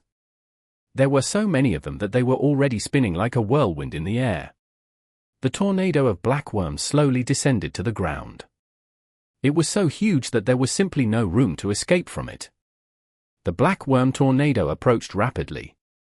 Mo Fan raised his head, disgusted by the sight of countless worms densely packed together and wriggling in front of him.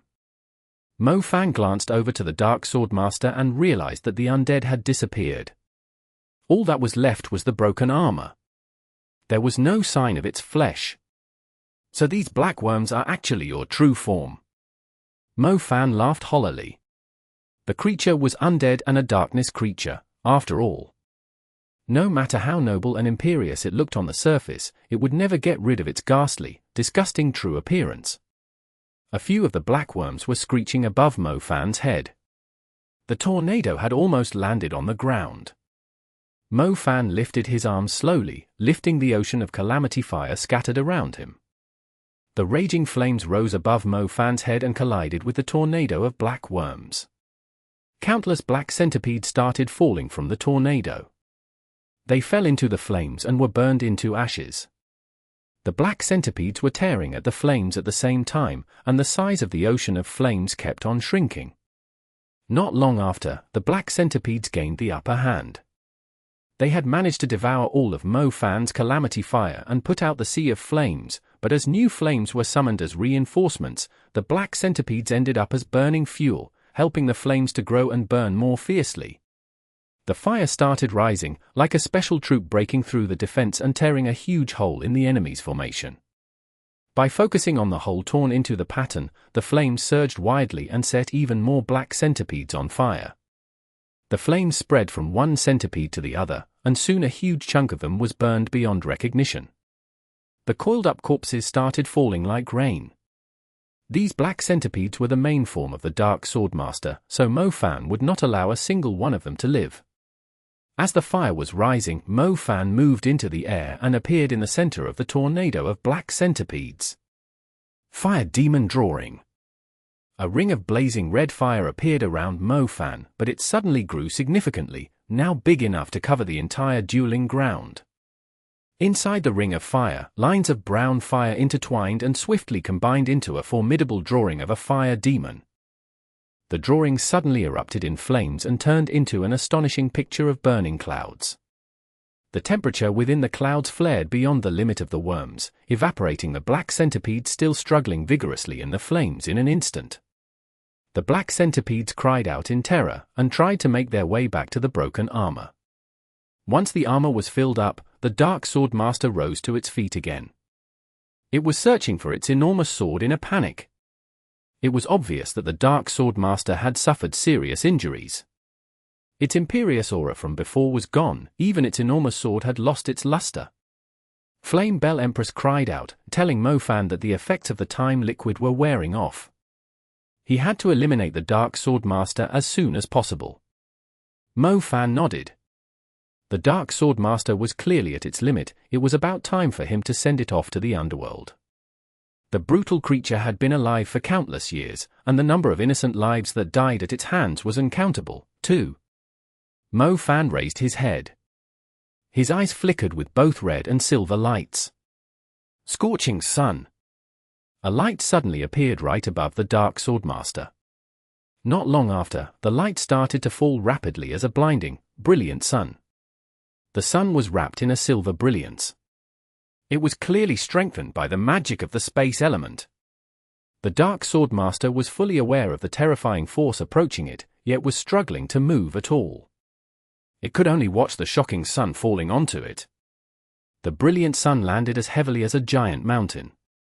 The heatwave it stirred up was over 100 meters high.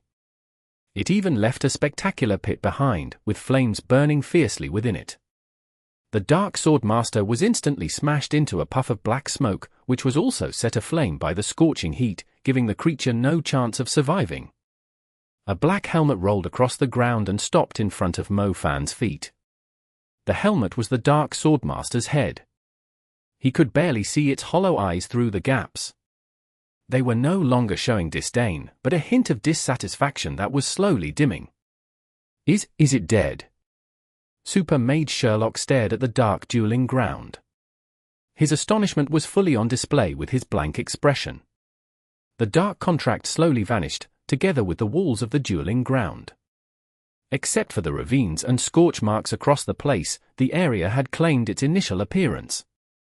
Mo Fan was still engulfed in the calamity fire, showing the sole shadow of the Flame Belle Empress.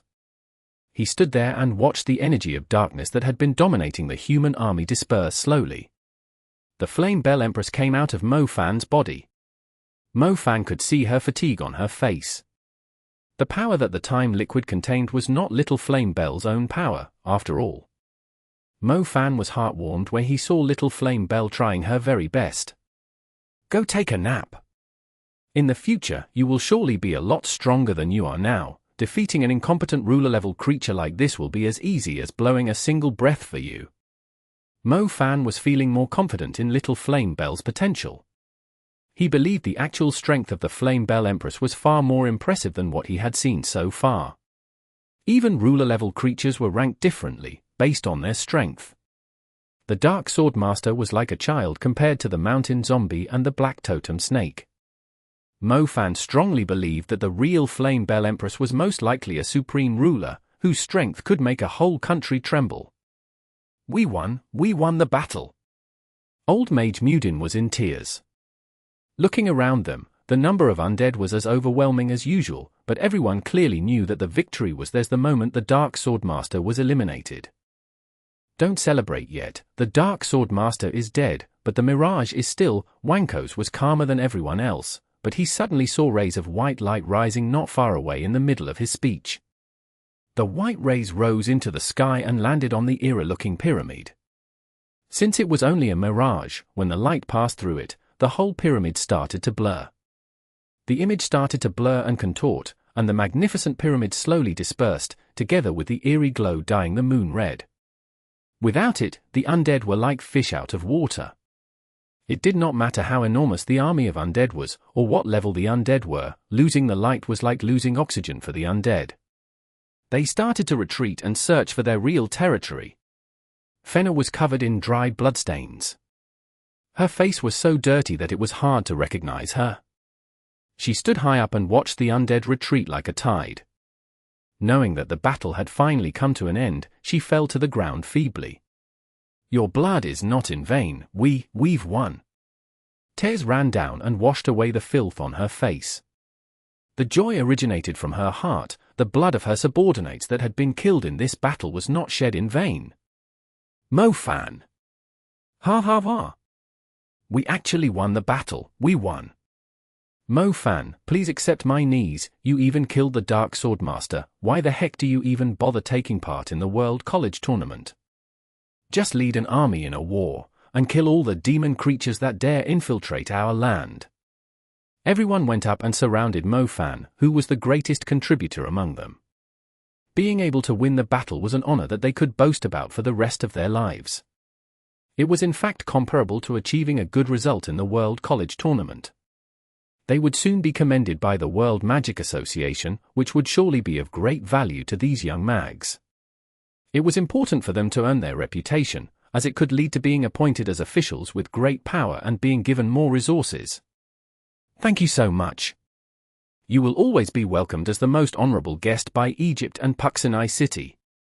Fenna went up to Mo Fan. Her tears had not even dried yet. I only did what I should, Mo Fan replied. Mo Fan was a man with a heart and soul. When he believed it was something he was supposed to do, he would not hesitate to do it. Chapter 10:27. Mo Fan Setup. ____ translated by Zephyrz____. Edited by Aelrianth. Even though Mo Fan had used his remaining time liquid to secure the victory, he did not feel it was a waste, as he had earned quite a lot from looting the Dark Swordmaster. The Dark Swordmaster did not give him a soul essence. If it actually had coughed up a soul essence, Mo Fan would be rich instantly, as a ruler-level creature's soul essence was normally sold for billions. But even the ruler-level soul remnant it did have was extremely valuable. After the little loach pendant took it away, it immediately refined 10 warrior-level soul essences for Mo Fan. If he could actually have sold them all, it would have been worth a total of 200 million. Unfortunately, Mo Fan could only use them to strengthen his stars. The project he initially thought was going to be a lengthy one was suddenly shortened by half. As a matter of fact, Mo Fan always ended up the biggest winner in a huge-scale battle like this. Even if the undead did not give him any loot, their soul remnants alone were of great value to him. Apart from the Dark Swordmaster's soul remnant, Mo Fan had also managed to preserve its undead crystal perfectly. A complete undead crystal was extremely valuable, since it was able to replenish a mage's energy. The ruler-level undead crystal was most likely worth 100 million if he was to auction it. He handed it to Zhao Manyang since he knew Zhao Manyang could help him sell it at a good price. With this, it seemed like he finally might have enough money to buy a soul-grade lightning seed with a domain. Mo Fan, give me the undead crystal, the ruler-level creature's armor and sword, and I'll sell them for 200 million for you. How's that? Zhao Manyang decisively proposed. 200 million? Is that even possible? Mo Fan asked in astonishment. The Dark Swordmaster did not drop any rare loot, nor did it drop a soul essence or some other valuable parts. Mo Fan thought it was impressive if he could sell the loot he acquired for 100 million. Why not? It's still a ruler-level creature. Many rich people across the world are interested in collecting the corpses of these ruler-level creatures, especially something like the Dark Swordmaster. Those rich merchants with huge houses like to collect them to intimidate their business competitors. On the other hand, they can also scare some demon creatures off. If you can forge a statue of the Phantom Horse, and fill up the armor to resemble a figure with the sword in its hand, the villa's level would immediately skyrocket. There are lots of rich people, but not all of them are able to use the corpse of a ruler-level creature as a decoration. Besides, the Dark Swordmaster's armor fits the tastes of the Westerners. I can easily help you sell it at a good price in Europe, and it might actually be worth more than 200 million. Zhao Manyang said confidently. Zhao Manyang was born into a business family. He knew the things that rich people were willing to invest in. The ruler-level Dark Swordmaster was a bodyguard of a pharaoh, not to mention the imperious-looking armor and giant sword would easily attract many people that wanted to find something to decorate their mansion. It was common for collectors to spend hundreds of millions on a few art pieces, let alone a guardian statue refined with a ruler-level creature's corpse. Doesn't that mean I can finally get a soul-grade lightning seed? Mo Fan was excited when he saw how confident Zhao Manyang was. It seemed like he had enough money to get himself a soul-grade lightning seed. Once he had one, he would no longer feel helpless when fighting against an executioner of the Black Vatican like Philip. You're almost there. I've got the connections. When we arrive in Italy or Paris, I promise I'll get you a 6 soul-grade lightning seed. I'm confident enough to say that I'm the disciple of the richest renowned family in China, but even my family isn't ambitious enough to get me a soul-grade seed. When you get yours, I bet even the members of the American team will be reluctant to fight you, Zhao Manyang said. It was true that every powerful mage walked the path on their own. A grassroots mage probably would not have access to an abundant supply of resources in the range of 10 million, let alone anything over 100 million. However, whenever these grassroots mags reached a certain height, they could easily earn lots of resources by themselves, and their growth after being self-reliant was usually more impressive than disciples of renowned families who were too reliant on the resources provided. A mage cultivation was not something that could be obtained with just mere resources. Any resource would simply be a waste for someone untalented, but mags who had reached their current heights by their own hard work had learned the secret of becoming stronger by probing the way ahead themselves, and they also knew how to break through by fighting endlessly. Even when they were covered in bruises, they would break through the cocoon and be reborn again. Over time, they would leave mags of a similar age who over-relied on their families far behind. Zhao Manyang was starting to believe it when he looked at Mo Fan. The man had outstanding talents, yet he had decided to take the difficult approach by clearing the path with his bare hands. It would not be long until he finally broke out of the cocoon. By then, he would be so far ahead that others would no longer have a chance to catch up to him. The presence of the undead completely dissipated after a huge rain. There was not a hint of strange odors in the air. Even heaven was paying its respects, sending rain to Puxanai City to celebrate. A country like Egypt usually would not see a single drop of rain for half a year. Pushing Xinxia's wheelchair, Mo Fan walked slowly forward. Every step he took, he could pick up Xinxia's alluring scent as the breeze swept past. How can her smell be so pleasant? Mo Fan had the urge to lead her deep into a deserted alleyway where no one could respond to a person's cry for help. He could not help it, as a man who usually ate meat, the vegetables he cooked himself felt almost tasteless. Lots of flowers blossomed after the rain. It was not a common sight, since they were in a desert country. There were not many people in the garden. The people had gathered in the square to celebrate the victory with dancing, singing, wine, beautiful women, and delicious food. Sitting on a bench, 270 degrees blocked off by trees, Mo Fan gently carried Xinxia over. However, he immediately frowned as he noticed something. Why are you even lighter now? Did you not eat well in the Parthenon temple? It was unacceptable for her to be any lighter, as some parts would no longer be as bouncy when he fondled them.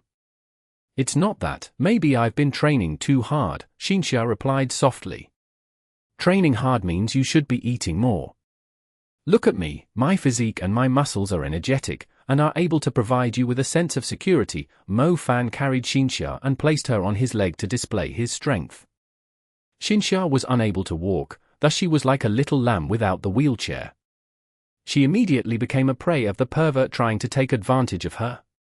For some reason, Shinxia's legs were particularly attractive, perhaps because they were well protected since she could not walk. The tender, milky white sheen, combined with the soft, but bouncy touch of her slender legs, they were simply perfect. Mo Fan placed his hands on Shinxia's legs. The man was obviously going to take advantage of the woman when no one was around. Mo Fan knew it was important to pick the right place for a date. A bench 3/4 blocked off, and a giant sandcastle with rarely anyone passing by, it was almost like a room with no escape. Someone might ask, why didn't he pick a room if he was trying to do something evil? Mo Fan would simply look at the person disdainfully.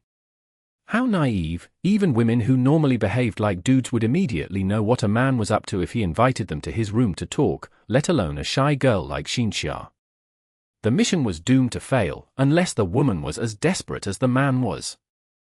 On the other hand, a park with a good environment, fresh air, and not many people was the perfect place for him to commit his crime. With just a little teasing, the shy woman would instantly submit to his will. Shinxia was totally unaware that she had been set up by Mo Fan. Her mind was still occupied with the battle they were involved in not long ago. As a matter of fact, Shinxia was terrified when Mo Fan was fighting the duel of the Dark Contract. She thought she had finally caught up to Mo Fan, but it turned out that he was still way ahead of her. There was nothing she could do to help, apart from feeling worried. By the way, I'm actually curious about something, Mo Fan said in a serious voice while fondling Shinxia's legs. Aren't your legs pretty sensitive? Mo Fan said. Shinxia blushed instantly. What is this bad guy thinking? If he keeps moving his hands up, she would. If you can still feel your legs, why don't you have the strength to walk? Mo Fan asked. It was not like Shinxia could not stand or move her legs, but whenever she tried to move them, she would suddenly lose her strength and feel pain. It was quite dumbfounding, since if it was some kind of sickness, why couldn't the Parthenon temple heal her and allow her to walk like a normal person, if they could even resurrect dead people? I don't know, Shinxia lowered her head. She would normally feel down when she thought about her legs, but Mo Fan was crossing the line. It was no longer as simple as fondling her legs. Don't, Shinxia could feel her ears burning. Why would someone act so recklessly in public? Perhaps, it's not a sickness, but there's some other reason to it, Mo Fan deduced. Maybe, brother Mo Fan, let's take a walk instead, Shinxia could feel herself heating up. If she continued to stay, who knew what the man would do to her? I'm feeling tired from the walk, why don't we go back and take a rest? It's been a long time since I talked to you, come to my room, Mo Fan replied.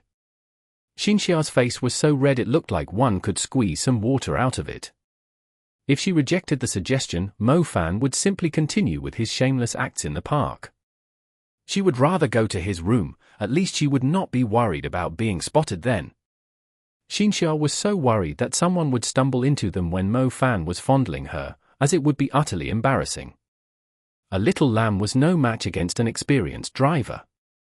Mo Fan burst out laughing on the inside when he saw Shinxia nodding softly. On the way back, Mo Fan had the urge to give himself a slap to the face. Why hadn't he learned the advanced space spell yet? It would be so cool if he could blink right back to his room. Lated by ZephyrZ____. Edited by Aelrianth.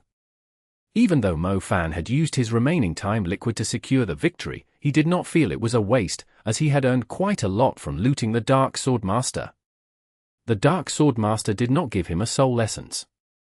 If it actually had coughed up a soul essence, Mo Fan would be rich instantly, as a ruler-level creature's soul essence was normally sold for billions.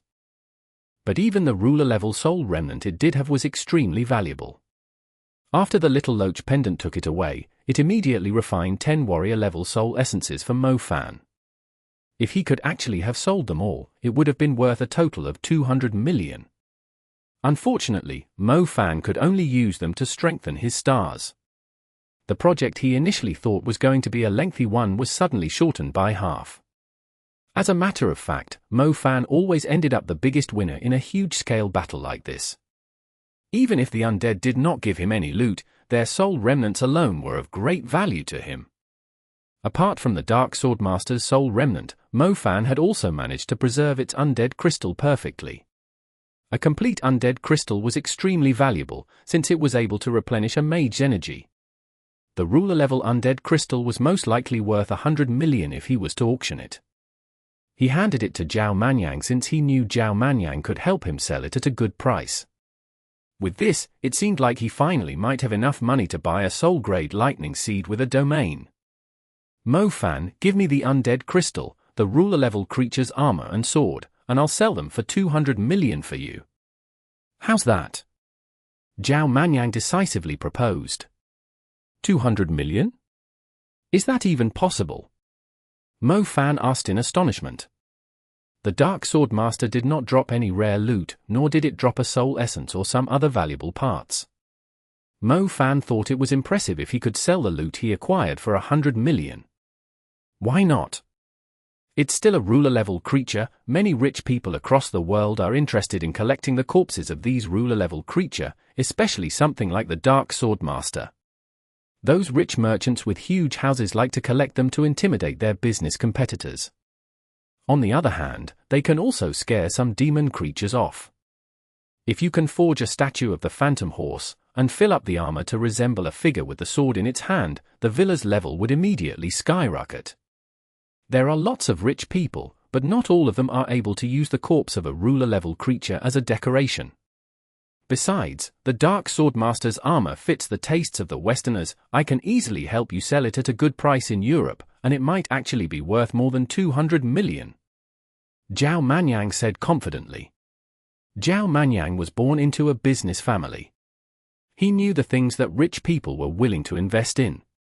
The ruler-level Dark Swordmaster was a bodyguard of a pharaoh, not to mention the imperious-looking armor and giant sword would easily attract many people that wanted to find something to decorate their mansion.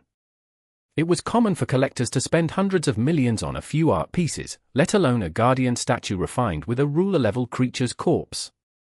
Doesn't that mean I can finally get a soul-grade lightning seed? Mo Fan was excited when he saw how confident Zhao Manyang was. It seemed like he had enough money to get himself a soul-grade lightning seed. Once he had one, he would no longer feel helpless when fighting against an executioner of the Black Vatican like Philip. You're almost there. I've got the connections. When we arrive in Italy or Paris, I promise I'll get you a 6 soul-grade lightning seed.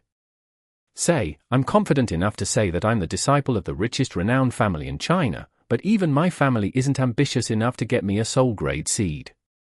When you get yours, I bet even the members of the American team will be reluctant to fight you, Zhao Manyang said. It was true that every powerful mage walked the path on their own. A grassroots mage probably would not have access to an abundant supply of resources in the range of 10 million, let alone anything over 100 million. However, whenever these grassroots mags reached a certain height, they could easily earn lots of resources by themselves, and their growth after being self-reliant was usually more impressive than disciples of renowned families who were too reliant on the resources provided. A mage cultivation was not something that could be obtained with just mere resources. Any resource would simply be a waste for someone untalented, but mags who had reached their current heights by their own hard work had learned the secret of becoming stronger by probing the way ahead themselves, and they also knew how to break through by fighting endlessly. Even when they were covered in bruises, they would break through the cocoon and be reborn again. Over time, they would leave mags of a similar age who over-relied on their families far behind.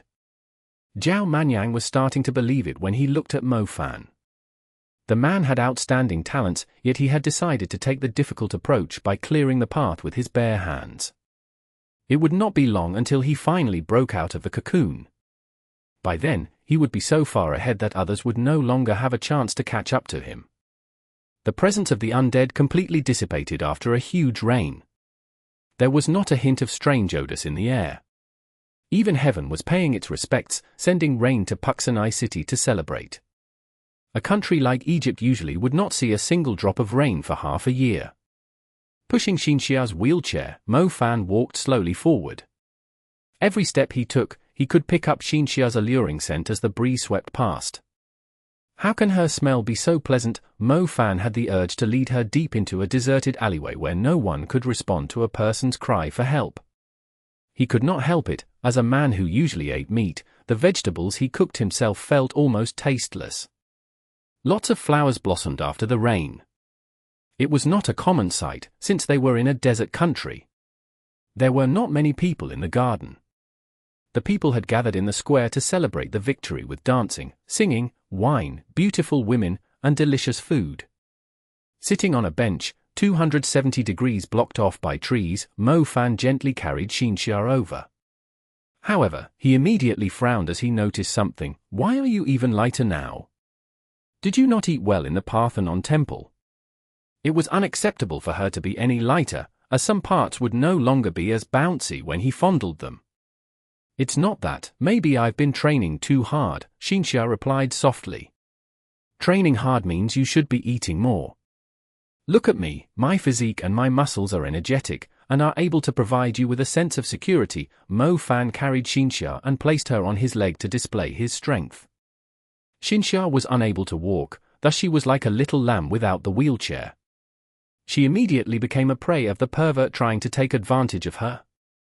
For some reason, Xinxia's legs were particularly attractive, perhaps because they were well protected since she could not walk.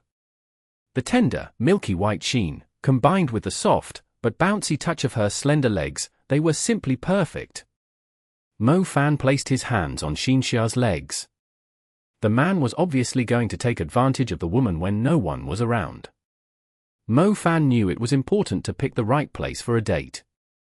A bench 3/4 blocked off, and a giant sandcastle with rarely anyone passing by, it was almost like a room with no escape. Someone might ask, why didn't he pick a room if he was trying to do something evil? Mo Fan would simply look at the person disdainfully. How naive, even women who normally behaved like dudes would immediately know what a man was up to if he invited them to his room to talk, let alone a shy girl like Xinxia. The mission was doomed to fail, unless the woman was as desperate as the man was. On the other hand, a park with a good environment, fresh air, and not many people was the perfect place for him to commit his crime. With just a little teasing, the shy woman would instantly submit to his will. Xinxia was totally unaware that she had been set up by Mo Fan. Her mind was still occupied with the battle they were involved in not long ago. As a matter of fact, Xinxia was terrified when Mo Fan was fighting the duel of the Dark Contract. She thought she had finally caught up to Mo Fan, but it turned out that he was still way ahead of her. There was nothing she could do to help, apart from feeling worried. By the way, I'm actually curious about something, Mo Fan said in a serious voice while fondling Xinxia's legs. Aren't your legs pretty sensitive? Mo Fan said. Xinxia blushed instantly. What is this bad guy thinking? If he keeps moving his hands up, she would. If you can still feel your legs, why don't you have the strength to walk? Mo Fan asked. It was not like Xinxia could not stand or move her legs, but whenever she tried to move them, she would suddenly lose her strength and feel pain. It was quite dumbfounding, since if it was some kind of sickness, why couldn't the Parthenon temple heal her and allow her to walk like a normal person, if they could even resurrect dead people? I don't know, Xinxia lowered her head. She would normally feel down when she thought about her legs, but Mo Fan was crossing the line. It was no longer as simple as fondling her legs. Don't, Xinxia could feel her ears burning. Why would someone act so recklessly in public? Perhaps, it's not a sickness, but there's some other reason to it, Mo Fan deduced. Maybe, brother Mo Fan, let's take a walk instead, Xinxia could feel herself heating up. If she continued to stay, who knew what the man would do to her? I'm feeling tired from the walk. Why don't we go back and take a rest? It's been a long time since I talked to you. Come to my room, Mofan replied. Xinxia's face was so red it looked like one could squeeze some water out of it. If she rejected the suggestion, Mofan would simply continue with his shameless acts in the park. She would rather go to his room, at least she would not be worried about being spotted then. Xinxia was so worried that someone would stumble into them when Mofan was fondling her, as it would be utterly embarrassing. A little lamb was no match against an experienced driver. Mofan burst out laughing on the inside when he saw Xinxia nodding softly. On the way back, Mofan had the urge to give himself a slap to the face. Why hadn't he learned the advanced space spell yet? It would be so cool if he could blink right back to his room. Chapter 1028. The Zhao Brothers. Exodus Tales. Exodus Tales. Translated by Zephazid. Edited by Aelrianth. What a surprise, they were sold for 250 million in an auction. Mofan, you've made bank this time. Zhao Manyang exclaimed to Mofan excitedly. Since Mofan rarely had a chance to see Xinxia, he had spent a few days with her. He also went to visit some great attractions together, experiencing how it would feel to go on a honeymoon trip together in advance. Not bad. Are there any nice soul-grade seeds? Mofan asked. Mofan had just sent Xinxia off. It was time for her to return to the Parthenon Temple. After the training, she would become an official member of the Parthenon Temple's Hall of the Goddess. He could easily tell how impressive it was when he saw the shock on Nanrong Ni's face before. Head to Venice, the city of canals will surely have the thing you are looking for. The world's biggest auction house is there. You can buy many things as long as you have the money. Zhao Manyang told Mofan. Mofan now had a total of 850 million. It was quite an insane amount of money. He never thought he would be this rich one day back when he was studying at school. That being said, Mofan never thought he would be spending even more while he was getting richer. The money he had was only enough to buy a single soul-grade seed. After arriving in Venice, they found the city built on water had a unique charm that no other city in the world had. The old clock towers, churches, and colorful buildings from the Middle Ages was like going back in time to revisit Europe's history. Venice did not have vehicles, and it did not even have bicycles. All their transportation consisted of boats and a water-type beast called a gondola. The gondola water beast perfectly suited the atmosphere in Venice. Their backbones were slightly sunken, but around their tails and heads a bone poked up. If they were lying still with half their bodies in the water, they perfectly resembled a small, crescent boat that could fit around 5 people. These gondolas could be thought of as the cabs of Venice. They were specially trained, and each was driven by a special person. The gondolas were able to bring visitors and the locals to any corner in Venice. Going out to the sea was an option, too. When Mofan arrived in Venice, he immediately went to take a ride on the unique beasts as he explored the city of canals. I heard every person in Venice is a water mage, is that true? Mofan sat on the gondola and asked the driver. The driver was an old man. Perhaps because of being exposed to the sun too much, his skin tone was as dark as an African, even though he was a European. He was extremely friendly. He explained to Mofan with a smile, not everyone, but at least half of the people here can cast 1 or 2 water spells. Unfortunately, I'm from the other half. Half of the people are water mags, that's pretty scary. Zhao Manyang exclaimed. The ratio of mags to ordinary people was extremely low, so it was quite shocking to learn that half of the people in Venice were water mags. If you're heading for the San Marco auction hall, you'll find it by going down this way. The World College Tournament is just around the corner, meaning that there will be lots of people coming to this city. I bet I will be quite busy soon too, the driver smiled. Saying this, he handed a card to Mofan, telling him that he was available if Mofan was interested in booking the gondola. When the two went ashore, the Piazza San Marco was right in front of them. The luxurious San Marco auction hall was within sight too, with 2 griffins guarding the entrance. The place looked stunning. Zhao Manyang. As soon as they went in through the entrance, a handsome man in beach shorts with a pair of sunglasses came up to Zhao Manyang. Beach shorts and slippers, the man's simple outfit did not really suit the environment. Only the branded sunglasses were able to slightly offset his casual temperament. "Big brother, you're so busy, why did you bother waiting here to receive me?" Zhao Manyang said excitedly when he saw the man with sunglasses. However, before he could finish, the man raised his brows and said, "Why the heck are you here? I told you I was coming. Did you seriously not read any of my messages?" Zhao Manyang was left speechless. "Oh, I didn't pay much attention to it. Speaking of which, didn't Dad send you to some other countries for training? Why are you here, then? I'm warning you, it's useless trying to hide here if you have done something shameless. I'm too busy to even care about you, every minute of mine is worth 100 million, do you understand?" the man berated him. Zhao Manyang's face darkened. He forced the words out between the gaps of his teeth, "I'm here for the World College Tournament.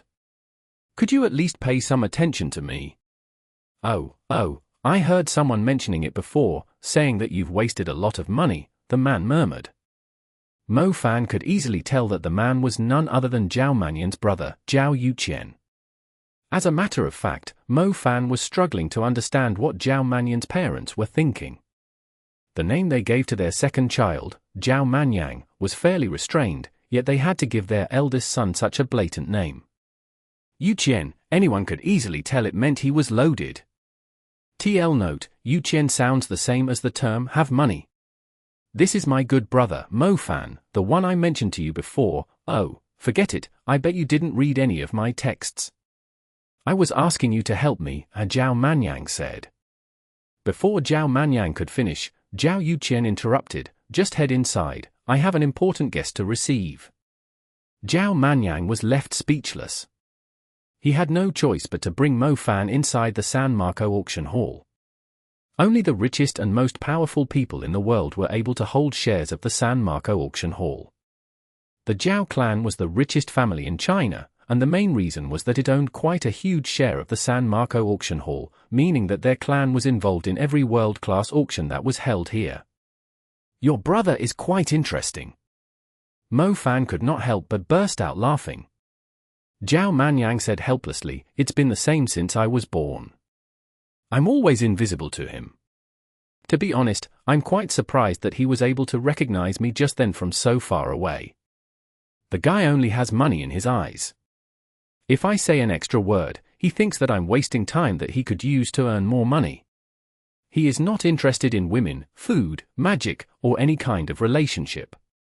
His only interest is making more money, just like my dad." "So, did your family adopt you?" Mo Fan said.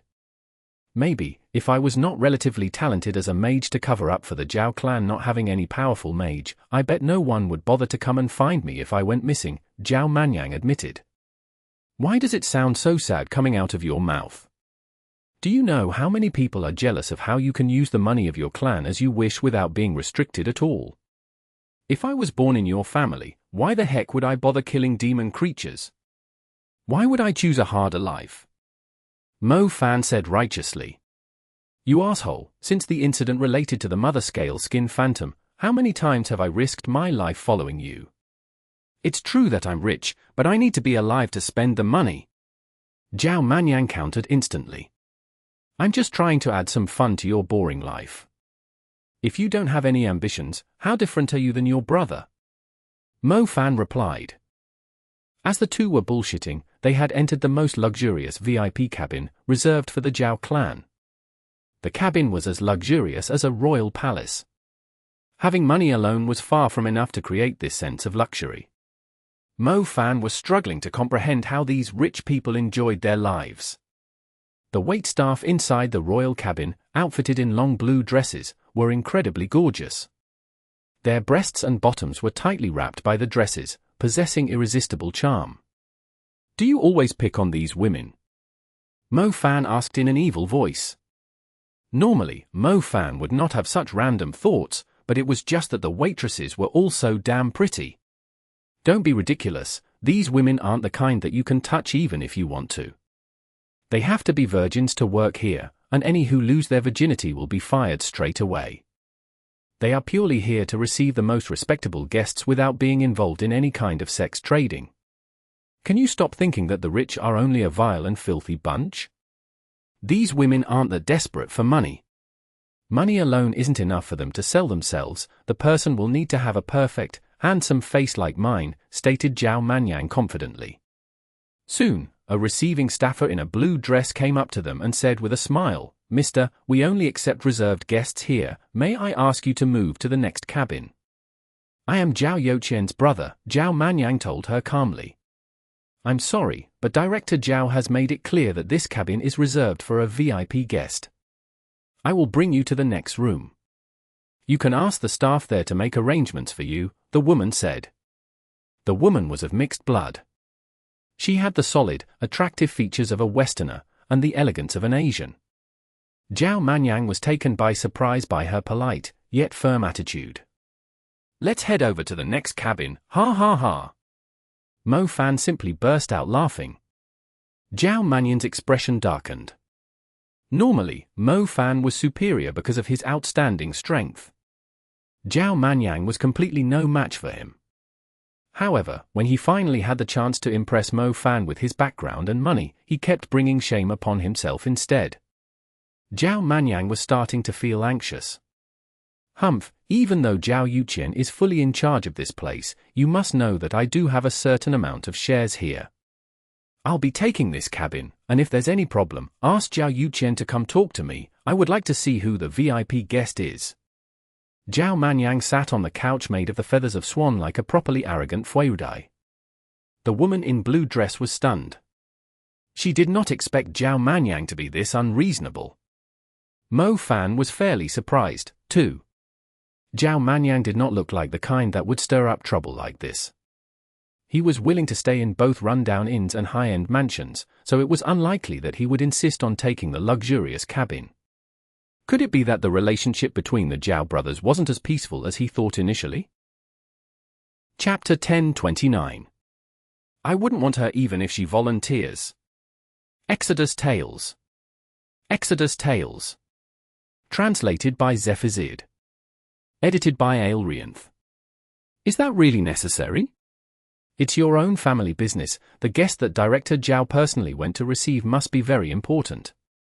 If your actions result in them being unable to reach a deal, you won't be able to explain yourself to the clan master either, the woman in the blue dress advised.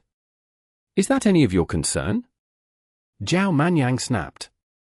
Brother Zhao, let's go to the next cabin. It's not that bad either, Mo Fan advised him. This is the one. Ask Zhao Youqian to discuss his business in the next cabin.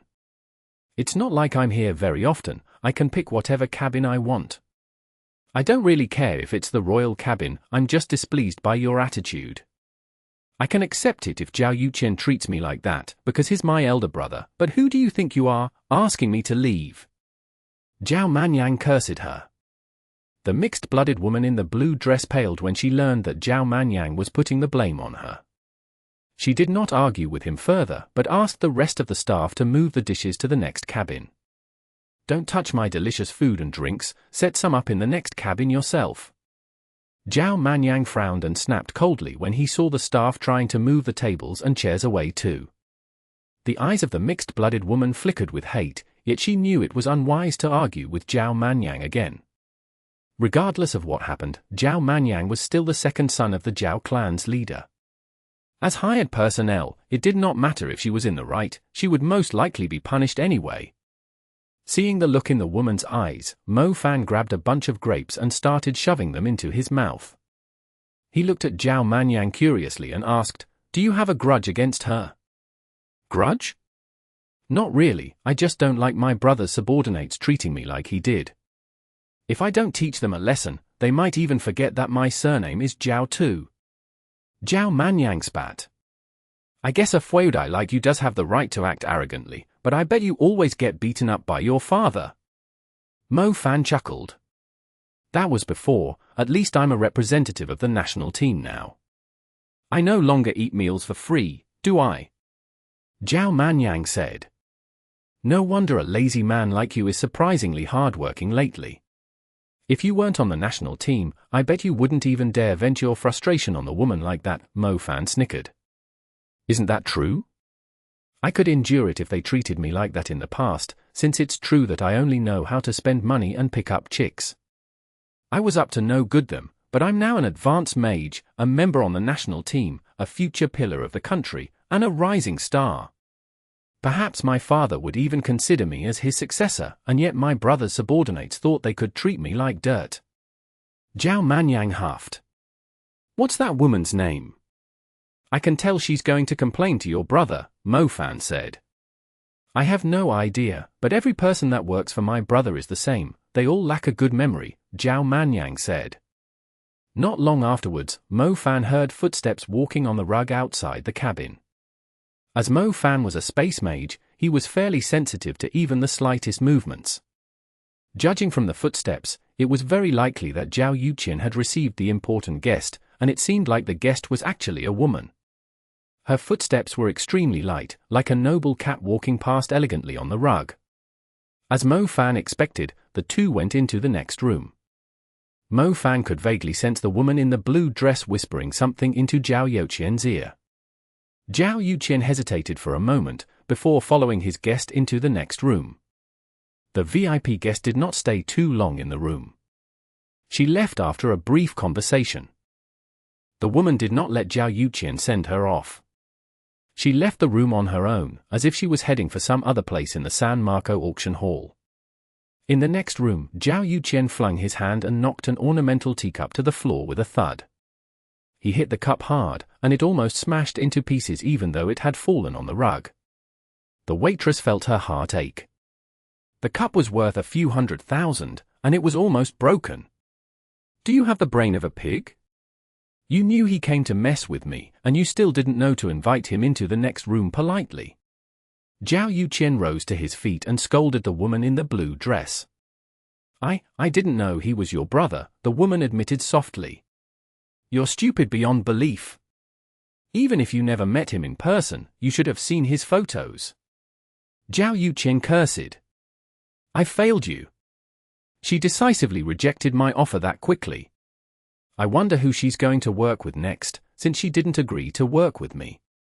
Hopefully it's not that old fox Cario. Why is it so hard to read her mind? Zhao Yuqian mumbled to himself. He immediately fell silent as he started pondering about his guest's attitude. The woman in the blue dress was startled. She could not believe that a man who was on a tantrum just a second ago had immediately started to reflect on the meeting with his guest. The way he switched his focus was rather intimidating. Zhao Manyang came into the room with a gloating grin. Brother, I can tell that you failed to reach a deal just by looking at your face. Zhao Yuqian lifted his gaze and glanced at the teacup on the ground. He instantly smiled. Who the hell knocked the cup onto the ground? Quick, pick it up, it doesn't look good. Oh Zhao Manyang, please don't stir up trouble whenever I'm scheduled to meet with an important client. If you cross the line, I'll surely go tell father about it, and you won't be able to spend your allowance as you wish again. The two rooms don't really differ that much, and judging from how she rejected you so quickly, I bet she never had the intention to work with you right from the beginning. She was just being polite by coming here in person and telling you her decision. It has nothing to do with me, so please don't put the blame on me. Besides, weren't you supposed to prepare the room for me since I told you that I was coming over? Zhao Manyang shrugged with the same gloating look. Fine, you're right that it has nothing to do with you, but since I've failed to reach a deal, you won't be getting any benefits either. I'm afraid the resources allocated to you next month will shrink greatly. Oh, leaving that aside, I've read your texts. You're asking for a soul-grade lightning seed. Zhao Yuqian said. Yeah, he's looking for one, and he's the person that provided the Dark Swordmaster's corpse, Zhao Manyang said, pointing at Mo Fan. Zhao Yuqian fixed his gaze on Mo Fan without showing any expression. As a matter of fact, it was the first time that Zhao Yuqian had really looked at Mo Fan. Impressive, able to acquire something like it at your age, a soul-grade lightning seed. I'll ask someone to look for one. I'll get it for you if I find it, but I have limited funds for the time being. You'll have to transfer me the money first, Zhao Yuqian said. Screw you, do you really think I won't pay? Can't you just pay for it in advance? Zhao Manyang cursed. You never know, Zhao Yuqian chuckled. Take it, Zhao Manyang shoved a card into Zhao Yuqian's hands roughly. Zhao Yuqian immediately checked the money inside the card and smacked his lips. Oh Zhao Manyang, when can you be like him and earn me 850 million? I was born to spend money. I believe the rate that I'm spending my money is going to put your ability to earn money to shame, Zhao Manyang replied. By the way, I heard that you're taking part in the World College Tournament. Everyone in Venice has been discussing it. As your brother, I haven't been doing my job well looking after you. I'll find the best blacksmith in Venice to forge you a piece of defensive equipment as a gift to wish you all the best in the tournament, Zhao Yuqian said. Don't worry about it if it's only a piece of junk. The master in Venice only accepts jobs with 100 million as the minimum unit. Oh, I'll gladly accept the gift of apology then. You can think of it as a gift of apology for not treating you seriously.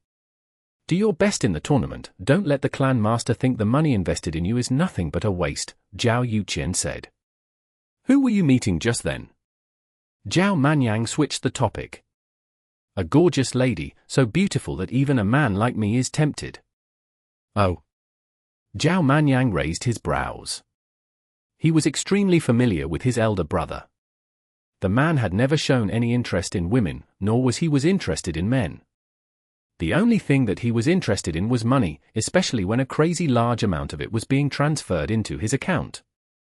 If a woman was beautiful enough to fascinate Zhao Yuqian, she had to be a disastrous level beauty. If Zhao Manyang had known beforehand, he would have waited at the entrance instead. Whenever Zhao Manyang was in a bad mood, he would feel a lot better after seeing a glamorous lady.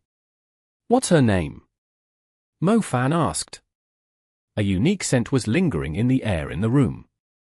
Mo Fan felt it was oddly familiar. Asha'ruiya, Zhao Yuqian replied, not bothering to hide the identity of his client. Oh, okay, Mo Fan said and sniffed again. She is worthy to be my woman. A smile surfaced on Zhao Yuqian's face.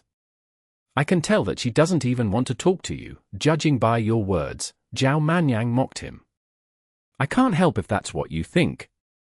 Speaking of which, your habit of eating junk food hasn't changed at all. Look at all the girlfriends you had at school, Zhao Yuqian replied mockingly, even though he sounded like an elder brother caring about his little brother. The words immediately infuriated Zhao Manyang. I heard someone mention to me that the girl from the Mu clan is also on the national team. If you are really capable, just settle her so the two clans can unite through your marriage. We have the money, and the Mu clan has the power. We could easily rise as a powerhouse back. Zhao Yuqian said. Are you referring to Mu Ningxue? Zhao Manyang was startled. Mu Ningxue? Are you being serious? Even the Zhou clan doesn't dare to take her. I forgot what the other girl's name was. Mu Tinjing. Mo Fan hinted. Yes, that's her, settle her, and you'll be doing the clan a great favor even if you happen to embarrass yourself in the World College Tournament, Zhao Yuqian told him. I wouldn't want her, even if she volunteered. Zhao Manyang rejected instantly. Chapter 1030. Asha'ruiya. Exodus Tales. Exodus Tales. Translated by Zephyr. Edited by Aelrianth. Mo Fan went on a tour in the San Marco auction hall, as he was feeling quite bored. In a long corridor not far away from the VIP rooms, glass cabinets were placed in a row, displaying various kinds of historically meaningful artifacts. For example, the first piece of water-type magic equipment was on display, magic weapons, an old record stating how the water element was regarded as a forbidden magic. There were also the skulls of the strongest water mags in Venice's history. Mo Fan walked along the corridor. There was no auction today, so Mo Fan was the only person walking in the corridor. As he observed the items being displayed, Mo Fan could not help but feel amazed. He was not sure if it was because the world he once knew was simply too ordinary, or if he was currently having a magical dream, where the civilization of magic had lasted a long time and had perfectly blended into human life. It just felt so unbelievable. As he was walking, he suddenly discovered a black stone the size of a thumb on a shelf. The stone was as beautiful as a crystal, with blinking white dots on the surface, like a starry night sky, setting off its extraordinary beauty. Mo Fan was rather confused. How could such a tiny stone feel so magical? He proceeded to read the lore of the tiny stone. It's called the Stone of Guilt.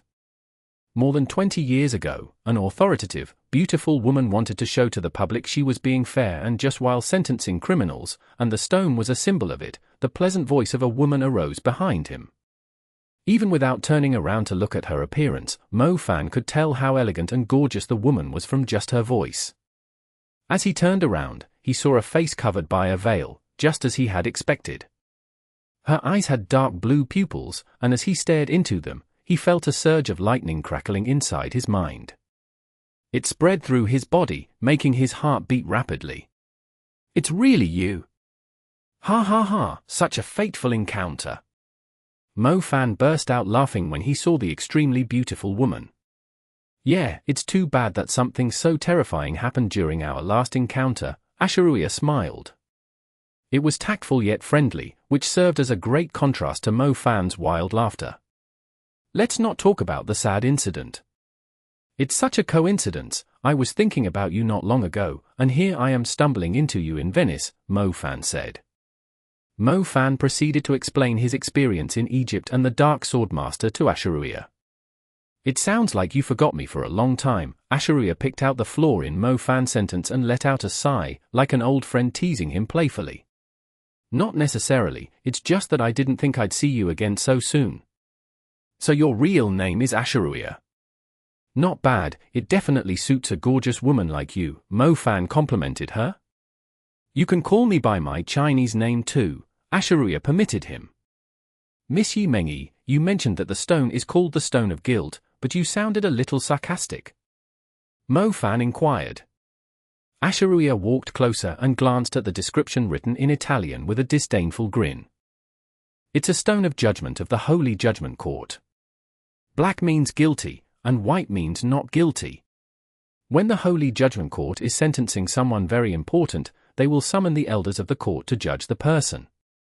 If the number of black stones is greater than the white, then the person is deemed guilty, and will be punished severely by the court.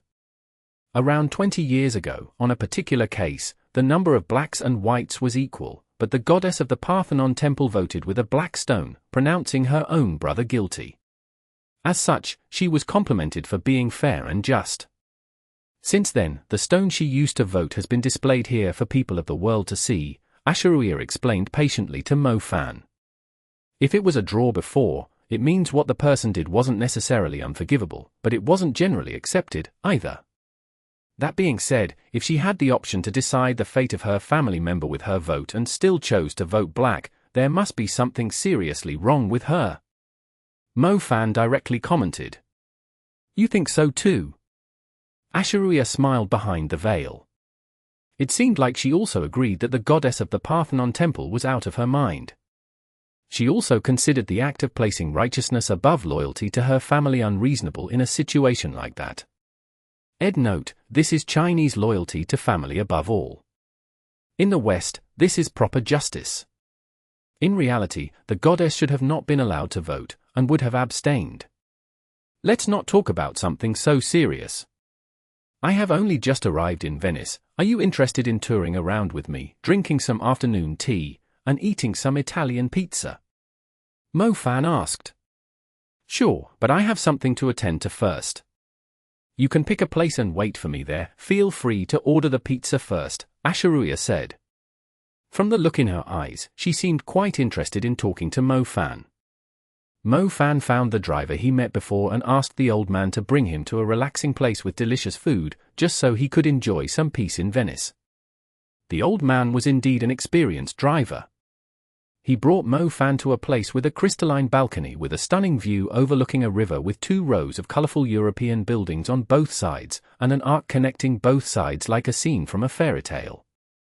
Most importantly, there was a unique inn specifically for couples right beside the place. Mo Fan felt like the driver had overdone it, so he felt the urge to give the man some extra tips. After sending Asha'ruiya the address, Mo Fan sat on the chair with a relaxed posture, an iced cocktail by his side, and a hot pizza arriving fairly soon. It greatly surpassed his experience of trying to survive in a bloody battlefield surrounded by undead. However, without the filthy battles, it was hard for people to appreciate the rare peace and calm they got to enjoy in their lives. After all, demon creatures had always been a threat to them. Mo Fan did not have to wait long for Asha'ruiya to arrive. Her pants were made of some unknown material, and wrapped tightly about her slender legs and well-stacked bottom. For some reason, any man would find the sight very alluring. "I'm hungry." Asha'ruiya did not feel awkward at all, and blurted that out as soon as she sat down. "The pizza is still in the oven, please wait a bit longer." Mo Fan glanced at the kitchen not far away. "Are you planning to buy something?" Asha'ruiya asked. "A soul-grade lightning seed. I've given all the money I saved up to Zhao, who you had a meeting with not long ago. I'm planning to buy a soul-grade lightning seed with a domain, so I can achieve a better result in the World College Tournament," Mo Fan admitted. "I see. I do know a place where you can find the soul-grade lightning seed you desire, and I can guarantee you that it's better than any soul-grade lightning seed you can find in an auction. Are you interested?" Asha'ruiya said. Mo Fan was about to ask more when the pizza came. Asha'ruiya immediately moved a slice to her plate and started enjoying it. Mo Fan grabbed a slice with his hand. He always felt it was more delicious to eat a pizza that way. "Where is the soul-grade lightning seed that you mentioned?" Mo Fan asked. "My information is usually very expensive. Why do you think Zhao is so keen to meet me?" Asha'ruiya said smilingly. "This meal is on me. You're funny. I believe our relationship is very pure. It's too hurtful to talk about money," Mo Fan said seriously. He was seriously running out of funds.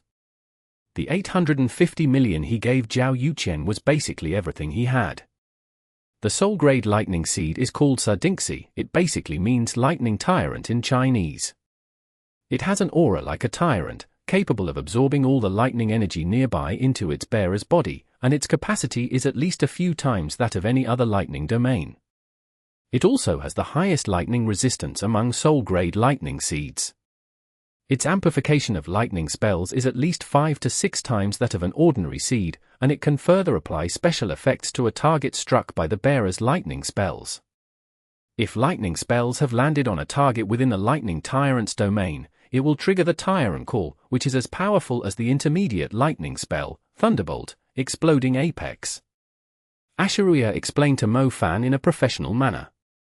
Asha'ruiya giggled when she saw the expression on Mo Fan's face. She added before Mo Fan could speak, "That's all I know about the lightning tyrant. You'll need to figure out the rest yourself, but I'm fairly confident that what I told you is already a lot better than what you can get from an auction." Zhao Manyang had briefly explained the effects of a soul-grade lightning seed to Mo Fan. A domain was basically used to improve a mage's control over an element. With a domain, a mage was able to gather the energy of the element toward themselves, forming a zone that would allow a mage to cast spells and alter the form of their magic easily. However, a soul-grade lightning seed that could absorb the lightning element and improve the lightning resistance of its bearer, like Asha'ruiya had mentioned, was incredibly rare. After all, a mage already had their control and resistance of an element improved inside a domain, and if the soul-grade lightning seed was still able to boost the base stats further, how remarkable would his control and resistance be? He could simply stand still and let a mage blast him continuously with intermediate lightning spells until their energy had depleted, and he'd still be perfectly fine. Apart from granting a domain to a mage, the amplification provided by a soul-grade seed was its main selling point. Since everyone's magic was restrained by star orbits, star patterns, star constellations, and star palaces, the damage of every spell was going to be the same without the amplification of a domain or a seed. The reason why a spirit-grade seed or a soul-grade seed was expensive was because of their ability to improve the strength of a mage. Chapter 1031. Mount Tyrant. Exodus Tales. Exodus Tales. Translated by Zephazid. Edited by Aelrianth. A spirit-grade seed was at least 2 or 3 times stronger than an ordinary seed. A soul-grade seed was anywhere from 4 to 6 times stronger than an ordinary seed. Asha'ruiya mentioned that the lightning tyrant was capable of amplifying the strength of lightning spells by 6 times. It basically meant that it was one of the strongest soul-grade lightning seeds possible. Different soul-grade seeds had different levels of strength. A domainless soul-grade seed with a multiplier of 6 would most likely cost around 800 million, not to mention that the lightning tyrant also had a powerful special effect, the lightning tyrant scars. It was definitely one of the best soul-grade lightning seeds he could possibly find. He could already feel his heart racing after hearing Asha'ruiya's description. Mo Fan was the kind of person that would only seek the best option available if he decided to acquire something. He felt uncomfortable knowing there was a chance that the soul-grade lightning seed he was about to spend so much money on was still weaker than someone else's. "How much are you asking for the information?" Mo Fan went into serious mode. He believed Asha'ruiya had no reason to lie to him, especially after his experience with the Dark Swordmaster. If she was willing to tell him a secret like the Dark Contract, she would not joke about a soul-grade seed. "It costs just as much as an ordinary soul-grade seed lightning seed," Asha'ruiya replied. Aren't you asking a bit too much? 850 million for a piece of information, and there's no guarantee that I can acquire it," Mo Fan said. Asha'ruiya shook her head and said, "The information I provide doesn't only include where its location is. First of all, I can guarantee you that there's no third person that knows about it. Second, if you are willing to pay 850 million for it, I will also tell you how you can acquire it. It will be as detailed as the walkthrough of a video game, and the rest is up to you. Can you give me a 50% discount knowing that I've paid for this pizza?" Mo Fan said. "No discount, since I'm confident that my information is unique and worth the value. On top of that, this pizza is only average," Asha'ruiya replied, all smiles, like a noble and elegant yet lazy white fox, whose eyes were glittering with a hint of cunning intelligence.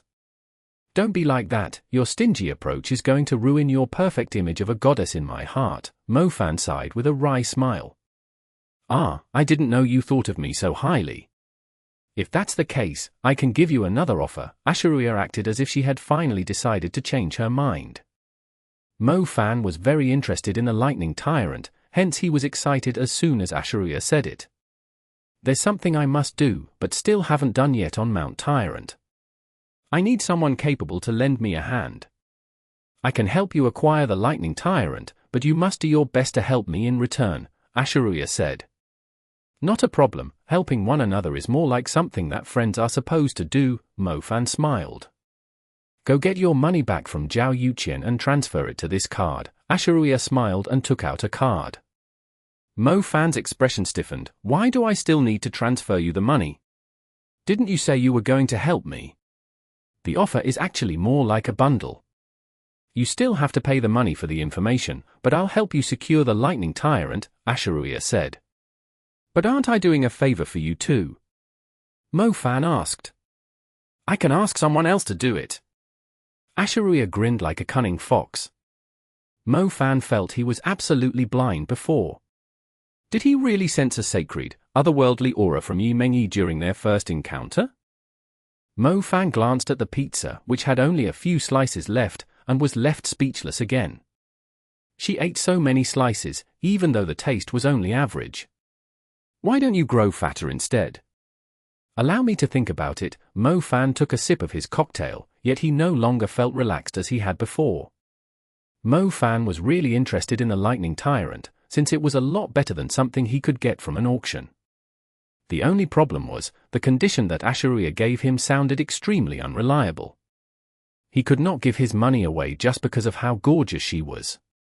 It was the biggest sum of money he had managed to save up over the past 20 years. However, when he thought about the Dark Swordmaster, he had an urge to believe that Asha'ruiya was not trying to trick him. Besides, if Asha'ruiya really was a scammer, Zhao Yuqian would not bother receiving her in person, since the man had mentioned how every minute was worth 100 million to him. Asha'ruiya totally disregarded how complicated Mo Fan was feeling for the time being. She slowly took a sip from the iced drink with a low level of alcohol.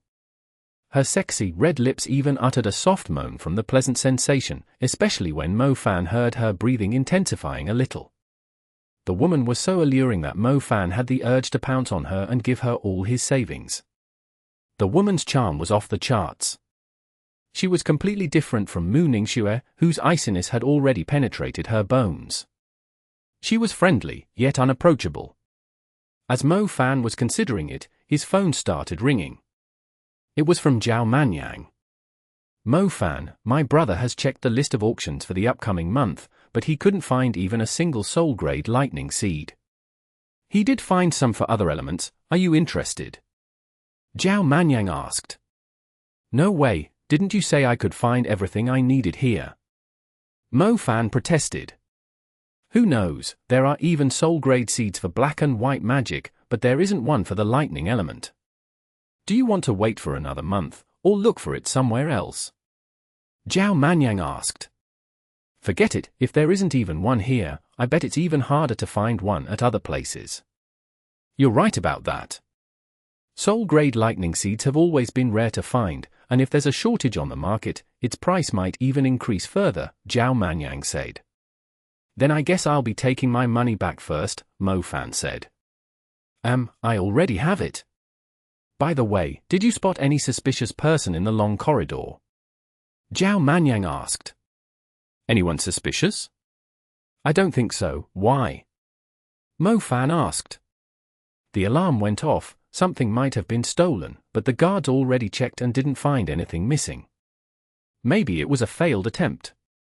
Oh, okay. Mo Fan hung up the call and subconsciously glanced at Asha'ruiya, who had her eyes closed. Mo Fan was quite curious about the incident that Zhao Manyang mentioned. Weren't he and Asha'ruiya the only people in the corridor? She mentioned that she had something to do. Was she trying to steal something? Mo Fan quickly shook his head. It was most likely someone else. She had no reason to steal the things being displayed in the corridor, as they only had historical value. It was unlikely that anyone could sell them for a good price in the market. Have you decided? Asha'ruiya opened her eyes. Her long, slightly curled eyelashes glittered. Mo Fan's heart started racing again. Can you guarantee that I can obtain the lightning tyrant? Mo Fan asked. I can't, there's always a chance that an accident can happen, but I'll try my best, Asha'ruiya said. When can we go? Mo Fan asked. As soon as you have transferred me the money, Asha'ruiya said. All right, but I'll freeze the money first, in case you're trying to trick me, Mo Fan stated firmly. Sure. Mount Tyrant was located in Italy. It was named after some emperor of ancient Italy, and was quite a distance away from Venice. The national team was planning to stay in Venice until the opening ceremony of the World College Tournament. The others were also training hard in Venice, and since there were quite a few auctions going on in Venice, the faction supporting the members had started to burn their money on securing more resources for their candidates. Mo Fan would have to leave the team for some time. He was thinking of telling Mu Ningxue before he left, but she had gone into seclusion. Mo Fan did not even have the chance to see her. Mu Ningxue was taking the World College Tournament more seriously than he was, since it was the best opportunity she had to prove her value. Since Mu Ningxue had returned from Qianshan Mountain, her strength had improved at a crazy pace. In addition to it, Mu Ningxue had surely awakened her third element, but Mo Fan had yet to see it. He could not tell if she did not have the time to practice it, or she was keeping it as a trump card. She must have stumbled into something nice on Qianshan Mountain. Mo Fan thought. The two departed for Mount Tyrant after leaving Venice. Prior to their departure, Mo Fan asked Lingling to research the place for him.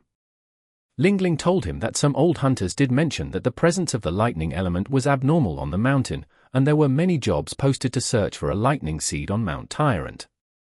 However, even now, no one had found even the slightest trace of a lightning seed on the huge mountain. Mo Fan was now convinced that Asha'ruiya was not lying to him, since many experienced hunters did believe Mount Tyrant had a powerful soul-grade seed. Mo Fan initially thought Asha'ruiya would bring a few of her subordinates along, but it was only her. Mo Fan was taken by surprise. The woman had come on this adventure alone. She was basically going on a trip with a man she had only met twice. Did he really look that harmless? Asha'ruiya was such a gorgeous woman, wouldn't she be afraid that he would do something to her in the wild? Every part of her body was urging him to commit a crime. You really have great faith in me, Mo-Fan exclaimed. So you're going to do something to me? Asha'ruiya inquired. Men always have difficulty restraining themselves, Mo-Fan replied. It's fine, incidents of that kind only happen when the man is stronger than the woman, Asha'ruiya said calmly. So you're implying that I'm weaker than you? Mo-Fan added. Exactly, Asha'ruiya nodded. Mo-Fan was triggered right away. What the heck? Is she saying that I am no match for her? He did not believe there were many people his age that could take him in a duel. On top of that, Asha'ruiya actually looked younger than him. How confident was she to even say that he could not take her on? He could not accept it, it was a matter of dignity. If a pervert like him actually failed to fulfill his role in a place where there was no help available to his target, wouldn't it be better for him to die than bear the shame? Chapter 1032. Salan's Ironclad Proof. Exodus Tales. Exodus Tales. Translated by Zephizid. Edited by Aelrianth. Asha'ruiya had many sides to her. She was currently dressed in black and brown tight clothes that were convenient for movement, with her hair tied up. Mo-Fan remembered the last time he felt aroused by camouflage clothing and traveler clothes was at Shizhou Valley of Dongting Lake. It was the poisoned female general he had stumbled into. He could barely remember her name. In her current clothes, Asha'ruiya's temperament was completely different than the noble aura possessed by a woman from Western Europe that she had displayed in the long display corridor. Mo-Fan could tell that Asha'ruiya was an experienced hunter from her cautious, calm approach. Mo-Fan was also an experienced hunter, and could easily tell the difference between a hunter who spent most of their time in peaceful environments and an experienced hunter who was used to placing their life at risk. The details that Asha'ruiya managed to pick up along the journey obviously hinted that she was quite used to traveling in the territories of demon creatures. This Asha'ruiya can be a saintess, a businesswoman, a huntress. It must be quite exciting when she cosplays a policewoman, a nurse, a teacher, a wife, etc. Mo-Fan exclaimed to himself. There were lots of different species of demon creatures on Mount Tyrant, with relatively high density, too. As a result, the old hunters were not particularly fond of coming here. When the species of demon creatures varied by too much, it meant there were different kinds of danger scattered across the place. Nests, poison mists, traps, illusions, territories, extreme levels of certain elements. It was a great challenge for a hunter to react and respond to the different environments. It was even trickier when the dangerous conditions stacked on top of one another as they ventured deeper into the place. At such a perilous place, it was extremely difficult to stay out of danger, let alone search for a soul-grade seed. Mo-Fan followed behind Asha'ruiya. In the rapid-changing environment of Mount Tyrant, the only drive that kept Mo-Fan motivated was Asha'ruiya's alluring body, her slender legs, her bouncy bottom, and her slim waist that he could easily wrap around with a single hand. It was quite an enjoyable view for him. We'll soon reach the main section of Mount Tyrant, where the big guys live. Asha'ruiya turned around and said to Mo-Fan. I've been keeping an eye around.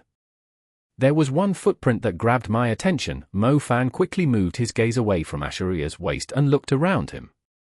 Saying this, Mo-Fan could not help but feel how useless he was. He could not even fully focus on peeking at a woman, as he still noticed some strange footsteps on the ground. Taking a closer look, Mo-Fan immediately realized that it was not like he was lacking focus, but the footstep was simply too huge. Asha'ruiya initially thought it was a small pool, thus she directly jumped to the other side. Mo-Fan was slightly behind her, thus he was able to take a clearer look. Asha'ruiya finally had the chance to turn around, and realized that the little pool was actually a footprint. She curled her index finger and placed it below her lips as if she was in deep thought. A few seconds later, she mumbled to herself, "Does that mean the blast from before wasn't a thunderclap?" Bang! As soon as Asha'ruiya finished her sentence, a giant steel foot came down from the sky and landed right on her. Mo Fan's eyes widened. He saw the giant foot land on the ground, leaving a deep footprint. Asha'ruiya had been stomped flat beneath it. F***K me. Mo Fan cursed and immediately went forward. The owner of the footprint was above the canopy. Mo Fan's vision was completely blocked off by the trees, and he couldn't see the creature's appearance. The huge creature seemed to be unaware that it had just stepped on a woman. It continued moving forward, heading for Mount Tyrant's peak. The creature had moved a few hundred meters away with a single stride. Mo Fan went to the hole and felt oddly infuriated. Such a perfect, sexy woman had just turned into a pile of minced meat, and he happened to witness it all. Asha'ruiya. Mo Fan looked into the hole. I'm here, Asha'ruiya's voice came from beside him. Mo Fan quickly turned around and saw Asha'ruiya moving out from behind a tree. I thought you were dead. Mo Fan let out a relieved sigh. The terrifying giant had appeared too suddenly. If the foot had landed on him, he doubted if he could actually react in time. Almost. The Tyrant Titan always shows up unpredictably. I'm glad that you warned me about its footprint, Asha'ruiya said. Mo Fan raised his head and looked further into the distance, but the giant was already long gone. Mo Fan was even more confused. Normally, it would be extremely easy to spot such a gigantic creature, but it had simply vanished into the mountain in the blink of an eye. It's pretty dangerous here, Mo Fan said. Which is why you shouldn't keep looking at me, Asha'ruiya said with a smile. Or, was it really that obvious? Mo Fan blushed. Very. Should I walk in front then? Sure. What was that creature? Mo Fan had to ask. The Tyrant Titans, a giant-type species from ancient times.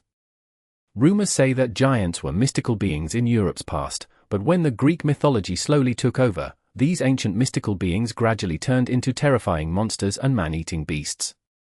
The truth is, these ancient titans actually feed on humans.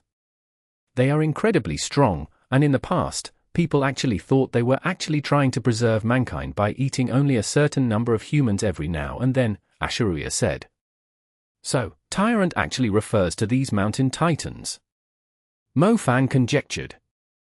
Exactly, the Parthenon temple has its current status only because they defeated these demigods and established their civilization and the beliefs of mankind. Their leader was a woman, referred to as the goddess, and is usually referred to in many movies and animes as Goddess Athena, Asha'ruiya informed him. Oh, I thought Athena was only a myth, Mo Fan said. Myths originated from history. Humans like to turn some remarkable people into myths, to establish strong ideas which eventually turn into beliefs. The power of these beliefs is as destructive as a tsunami. Athena was only a name, anyone can call themselves Athena, but the most important thing is whether the person has contributed enough to bear the name, Asha'ruiya said. I've heard similar sayings before. I mean, the second half of it. Mo Fan's gaze suddenly sharpened as he stared at Asha'ruiya. Asha'ruiya did not understand why Mo Fan's attitude had completely switched all of a sudden. She saw the hostility and wariness in Mo Fan's eyes and giggled, you must have misunderstood something. Mo Fan looked straight into the woman's eyes, trying to peek into her mind. However, Mo Fan soon shook his head. Even though Asha'ruiya was at the ancient capital, she was not among the group of authorities held captive that had included Salan. It was unlikely that she was Salan. However, what Asha'ruiya said perfectly fit how Salan had described her name. It was unlikely that an ordinary person would share the same thought. I must have misunderstood, Mo Fan withdrew his hostile gaze. I must have stepped on a mine to set you off. What person are you so sensitive and wary of? Asha'ruiya asked with a calmer voice. It's better if you don't know, Mo Fan said. I'm quite informed about what happened at the ancient capital, since I was trapped there too, Asha'ruiya said. Mo Fan hesitated, but decided to spill the beans. The leader of the Black Vatican said the same thing to me. Are you referring to Salan? I understand now, Salan's name is actually similar to Athena's name, but one represents evil, and the other represents justice. Currently, the name of the goddess has not found its successor, but the name Salan has brought fear to the world, Asha'ruiya said. You really know a lot, Mofan murmured. Have you forgotten? It's a part of my business. Asha'ruiya had a playful grin, as if she was trying to liven up the mood. Luckily you have a perfect alibi, otherwise, I would have made my move. Mofan shook his head with a wry smile when he saw the grin on Asha'ruiya's face. Salan is an old woman, I'm sure of that. How do you know it's a she? Mofan's eyes widened. I already said it, I know more than you can ever imagine. If you are willing to pay the money, I can dig up more information about her, including who she was before she became Salan, Asha'ruiya said. Mofan opened his mouth wide. He was lost for words for a moment. How capable is this Asha'ruiya? Is she really able to dig up information about Salan? I don't think I can afford it, but you can try discussing it with China's enforcement union, Mofan said. The enforcement union was pretty loaded. They were willing to pay hundreds of millions for Salan's bounty. I rarely work with officials. Besides, my sources of information aren't perfectly legal, either, Asha'ruiya said blatantly. Oh, if you still don't trust me, in order to ensure that we can work together better, I can make it an exemption and tell you the reason why I was at the ancient capital. I'm not suspicious of you, Mofan said. Just in case you are. One of the reasons I was at the ancient capital was because someone was buying Salan's information from me. The person was wrapped in grey-white cloth. I don't know who he was, but I bet he's a spy that the Chinese enforcement union placed in the dark for a long time, Asha'ruiya told him. Grey-white cloth. Mofan was startled. He immediately recalled the mysterious person who stuck closely to President Han Ji. He remembered that the person was the one that suggested they keep the 10 authorities in custody. What I gave him was something that existed a long time ago, it's some kind of proof. I believe the enforcement union had quite an accurate speculation, but they needed ironclad proof before they were willing to take the risk, and I brought that proof from other countries to yours, Asha'ruiya said.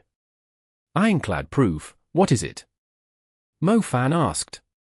I can't tell you. Chapter 1033. Wind Flame Lightning Vultures. Exodus Tales. Exodus Tales. Translated by Zephizid. Edited by Aelrianth. The peak of Mount Tyrant was always shrouded by a black cloud. It sat right on the peak, and would occasionally go a little bit under it. The lightning tyrant was formed between the peak of Mount Tyrant and the black cloud. Most interestingly, the soul-grade lightning seed actually resided in a chasm located at the waist of the mountain. It was the main reason why many hunters had failed to discover anything when they searched. They all assumed the lightning tyrant was right at the top of the mountain since they kept seeing the lightning strikes from the black cloud, but they had no idea that the lightning had formed an electrical field at the mountain's waist, and the real soul-grade lightning seed was refined for countless years here until it was completed. Aren't we doing the thing you mentioned first? Mofan asked. I'll help you get the lightning tyrant first, it might come in handy, Asha'ruiya said. The two walked into the chasm at the mountain waist. Mofan discovered a long crack at the spot, like it had been sliced in half by a godly hammer that came down from the sky. It was obviously the work of the lightning.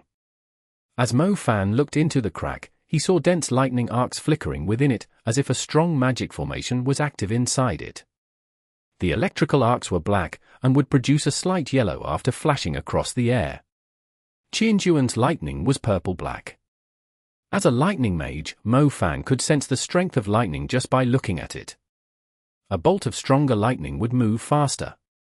Mofan could sense how fast this lightning was moving. It was extremely restless, as if it was about to surge across the place in all directions. The lightning was on the verge of exploding with the slightest touch.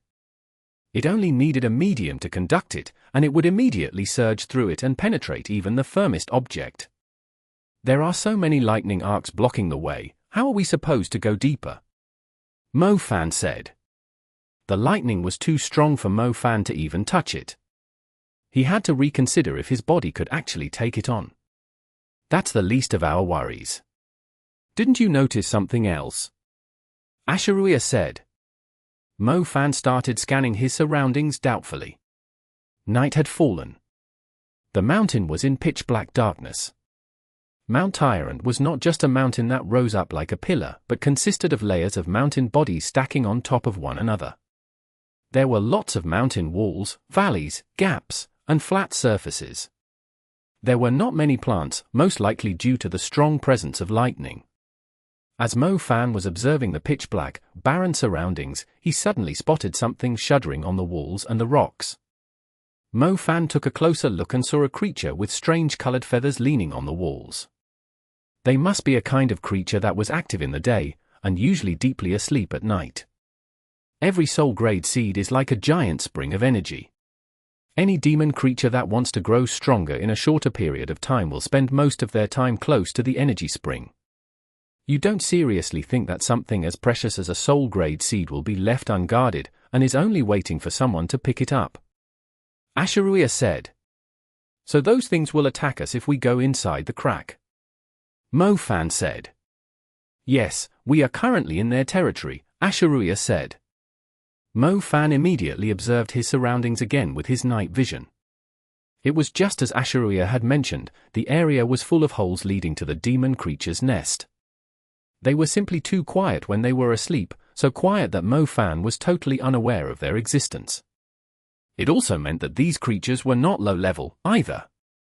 They are wind flame lightning vultures, a kind of demon creature with 3 different elements. Not only are they able to cast powerful magic abilities, their flesh is extremely strong, too. You can think of them as experts of both physical and magical attacks, Asha'ruiya said. Mo Fan had seen the wind flame lightning vulture before, but based on Asha'ruiya's description, he could easily tell how tricky it would be to fight the demon creatures. They normally spend 10 years on their wind element, 10 years on their fire element, and 10 years on their lightning element. Once they finished cultivating the 3 elements, they will evolve into a 3-headed magic vulture.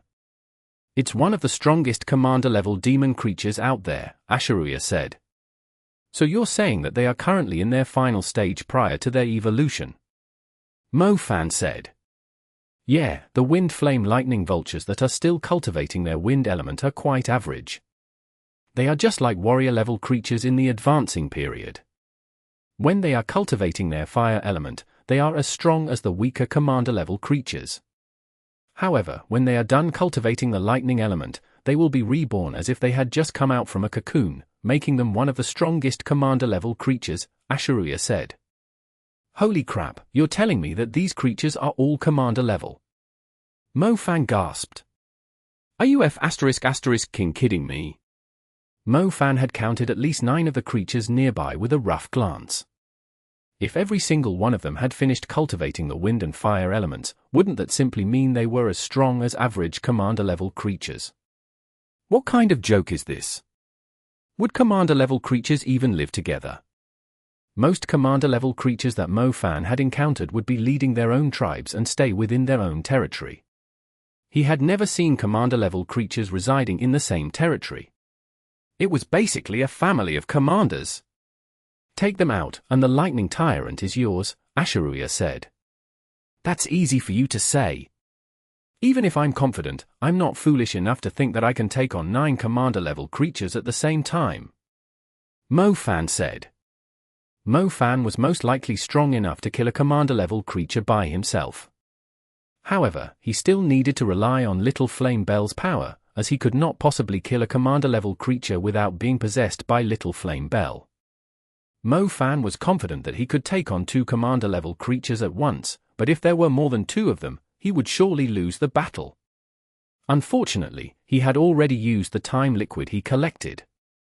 If he still had some left, he would not have any problem dealing with the wind flame lightning vultures. Summon your dark Swordmaster, it should be strong enough to take them on, right? Mo Fan said. It hasn't grown up yet, it can only fight one of them, Asha'ruiya said. I can take on 1, and my contracted beast can take on 1, together with your dark Swordmaster, we'll be able to take out 3 of them.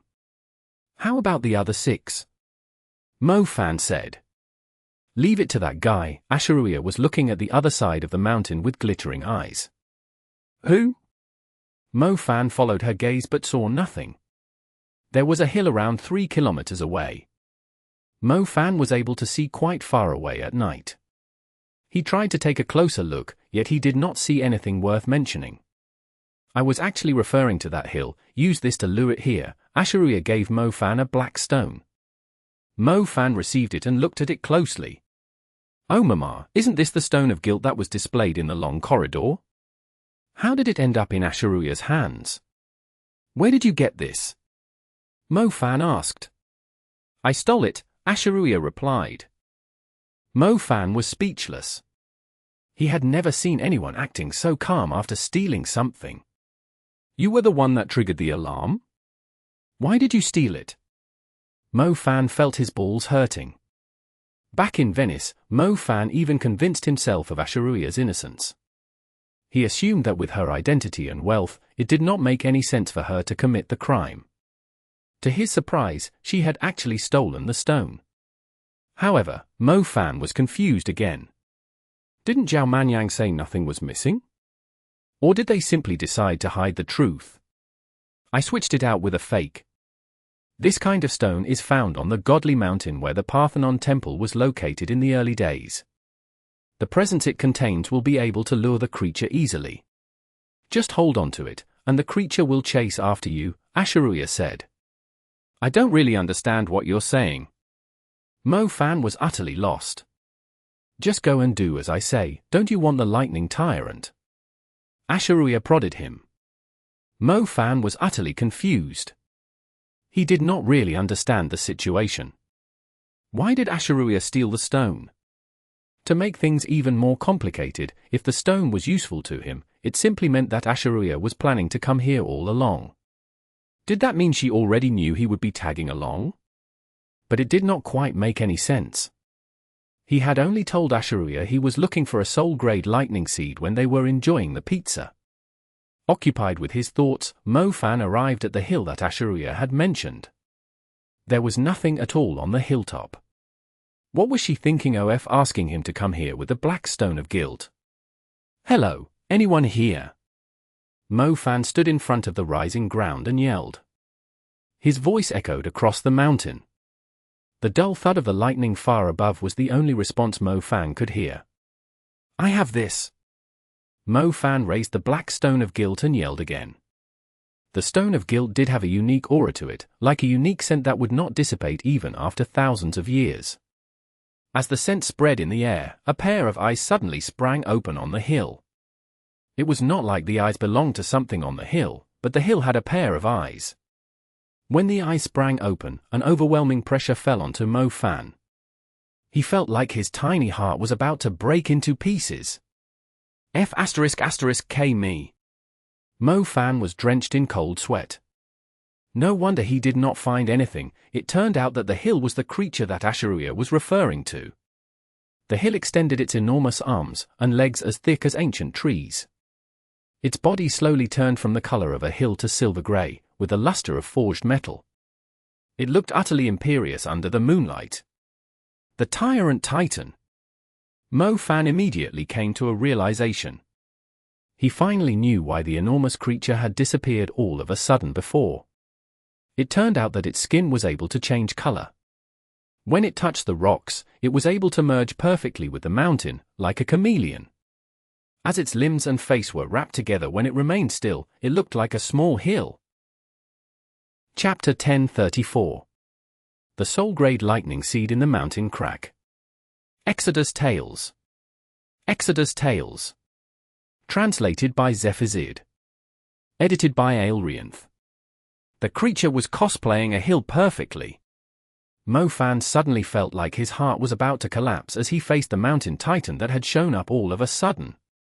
That B****ch, why does she always have to set me up? Mo Fan ran for his life. He basically used everything he had. Blood Tabi, Dark Noble Mantle, Fleeing Shadow, Rocket Wings. Mo Fan had never run so fast before, but regardless of how fast he was, it only took the mountain titan a few steps to catch up to him. His heart started to pound even more heavily. Luckily, the goddamn gigantic creature was only 3 kilometers away from the territory of the wind flame lightning vultures. Mo Fan soon reached his destination. If it were any further, the creature would surely have caught up to him. "Over here, quick!" Asha'ruiya yelled at Mo Fan while standing in a black circle. Mo Fan sprinted into the black circle. As soon as he stepped into the magic circle, it suddenly sprang up like a wall. With a flicker of magic, Mo Fan could feel that the presence of him, Asha'ruiya, and the stone had completely vanished. Without their magical presence, Mo Fan and Asha'ruiya were as insignificant as tiny little animals to the powerful creatures. It was like a pedestrian walking down the street while totally ignoring the ants and little bugs by their feet. The wind flame lightning vultures immediately woke up when they sensed the threatening aura of the mountain titan. There were 9 of them in total, each twice the size of a mature lion. They looked rather imperious when they spread their wings out. The creatures were lining up in a row in the air, staring at the mountain titan that had intruded upon their territory. Their feathers were shrouded by wind and spouting flames. The wind and flames combined into 9 fiery tornadoes rising into the sky. The spectacular sight was visible more than 10 kilometers away. Mo Fan gasped when he saw the burning tornadoes. The wind flame lightning vultures were stronger than he had imagined. He was no longer confident enough to think that he could take on a wind flame lightning vulture by himself. The mountain titan stood proudly. Half of its body was as straight as a mountain. It uttered a roar to alert the wind flame lightning vultures that it had come for the human that had escaped into their territory. A wind flame lightning vulture with lightning surging across its body turned out to be their leader, having finished cultivating all 3 elements. It was quite displeased by the mountain titan's demand. Mo Fan's presence was concealed by Asha'ruiya's dark formation. As such, he was no different than a little animal. The wind flame lightning vultures would simply ignore him, even if they saw him. If an infamous tyrant suddenly came to your house at midnight and told you that he was chasing after a detestable ant in a serious manner, would you believe him either? One of the wind flame lightning vultures let out a cry that basically meant, "See, I told you that this guy has been eyeing our treasure for a long time." The mountain titan was immediately enraged. The biggest difference between demon creatures and humans was that the former would easily start a battle of life and death over the slightest conflict. They never had the patience to sit down and talk peacefully about such matters. As such, it was extremely important to be civilized, to avoid being played like a fiddle. The mountain titan was not something that would bother explaining itself verbally. It had been the ruler of Mount Tyrant for many years.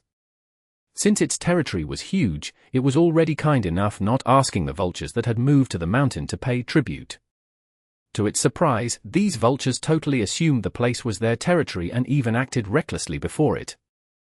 It seemed these vultures insisted on protecting the human. The mountain titan was not fussy about starting a fight. It was necessary to teach these imbeciles a lesson and let them know who the real boss was here at the mountain. The 9 wind flame lightning vultures were all in their final phase before evolving to their next form, and as such they were incredibly sensitive to anyone that tried to disturb their lightning cultivation ground. They immediately risked their lives to fend off the mountain titan. The battle started instantly, and since the creatures were fairly high level, half the mountain was trembling as they went to it. The mountain titan was absolutely gigantic. Any other little hill would be shattered by pieces by the commander-level vultures by now. It was not too difficult for a commander-level creature to destroy an entire mountain. "Stop watching, we have some business to do," Asha'ruiya reminded Hao when she saw how drawn in Mo Fan was. Mo Fan and Asha'ruiya moved stealthily toward the mountain crack. It was obvious that Asha'ruiya had come prepared. She took out a half-oval stone and pointed its tip at the lightning arcs flickering in the crack. The lightning arc started to surge toward the half-oval stone, as if they were being drawn into it. "Oh right, give me back the stone of guilt," Asha'ruiya said seriously. Mo Fan gave the stone back to her. Mo Fan was no kind person, but still, Asha'ruiya now had an extra side to her, a thief. Why would the mountain titan chase after the stone so aggressively, like a mad dog? Mo Fan asked. "How bad is your memory? Didn't I tell you that the mountain titans used to be mystical beings of ancient Europe, and they were defeated and driven away by the Parthenon temple? The stone is a symbol of the Parthenon temple. The humiliation that the Titans went through was implanted in the mind of every descendant like a stigma. Asha'ruiya snorted. Oh, but I still don't understand. Did you already plan to come here right at the beginning? Otherwise, why would you go and steal the stone? Mo Fan asked. I need the stone for something else. Using it to lure the Mountain Titan was only an idea I just came up with. The 850 million you spent was extremely worth it, as you are able to acquire something that countless lightning mags have dreamed of without even needing to do anything. Asha'ruiya informed him. What did you mean I didn't do anything? Mo Fan was about to explain himself when his attention was caught by a lightning orb. The crack was so narrow that it was impossible for two adult men to cross paths. The moonlight entering the crack at a slanted angle only lit up the upper part of the walls. The lower part was lit up because of the lightning orb. The lightning orb was smaller than a person's fist. For some reason, it did not look like some lifeless object, but an alive, little creature hiding in the crack. When it saw someone getting closer, it immediately unleashed stronger lightning arcs. However, every lightning arc it unleashed was absorbed by the stone that Asha'ruiya had prepared. The orb was like a little porcupine whose spikes had been all plucked off. Go ahead, see if it is willing to accept you, Asha'ruiya said. Hey, will it not accept me? Mo Fan was confused. A spirit-grade seed has a certain level of intelligence, and a soul-grade seed has its own consciousness. They are like summoned beasts, something that mags have to communicate with in order for them to reach a deal. If the soul-grade seed does not acknowledge you, you will never be able to obtain its power, Asha'ruiya informed him. It seems like there's nothing you don't know. Mo Fan smacked his lips. I assume you are calling me knowledgeable. Asha'ruiya laughed. Excuse me. The crack was extremely narrow, so narrow that it was impossible for the two to move side by side. Initially, Mo Fan thought he would not have any problem crossing considering how slender Asha'ruiya was. However, Mo Fan had totally underestimated Asha'ruiya's cup size. When he tried to move past her, he could feel a sudden blood rush after feeling the bouncy touch. As such, he was supposed to get past easily, but he ended up being caught in a little accident. Mo Fan breathed heavily, his body was scorching hot. Asha'ruiya was embarrassed too. She lowered her head slightly. Her face turned extremely red and her breathing intensified. You should turn around, or I won't be able to move past you, he said with an awkward expression, blushing too. Mo Fan moved back slightly and waited until Asha'ruiya had turned around to face the wall. As she leaned against the wall, her slender waist and back did not take up much space, but her firm bottom immediately stuck out in front of Mo Fan. He could already feel the blood running in his nose, as his mind was fully occupied with the imagination of him grabbing the woman's waist with both hands. Go on. Asha'ruiya snapped, yet to Mo Fan, it sounded as if she was looking forward to it. Mo Fan was sticking his back to the other wall, yet he was still having trouble passing her. It eventually turned into another accident.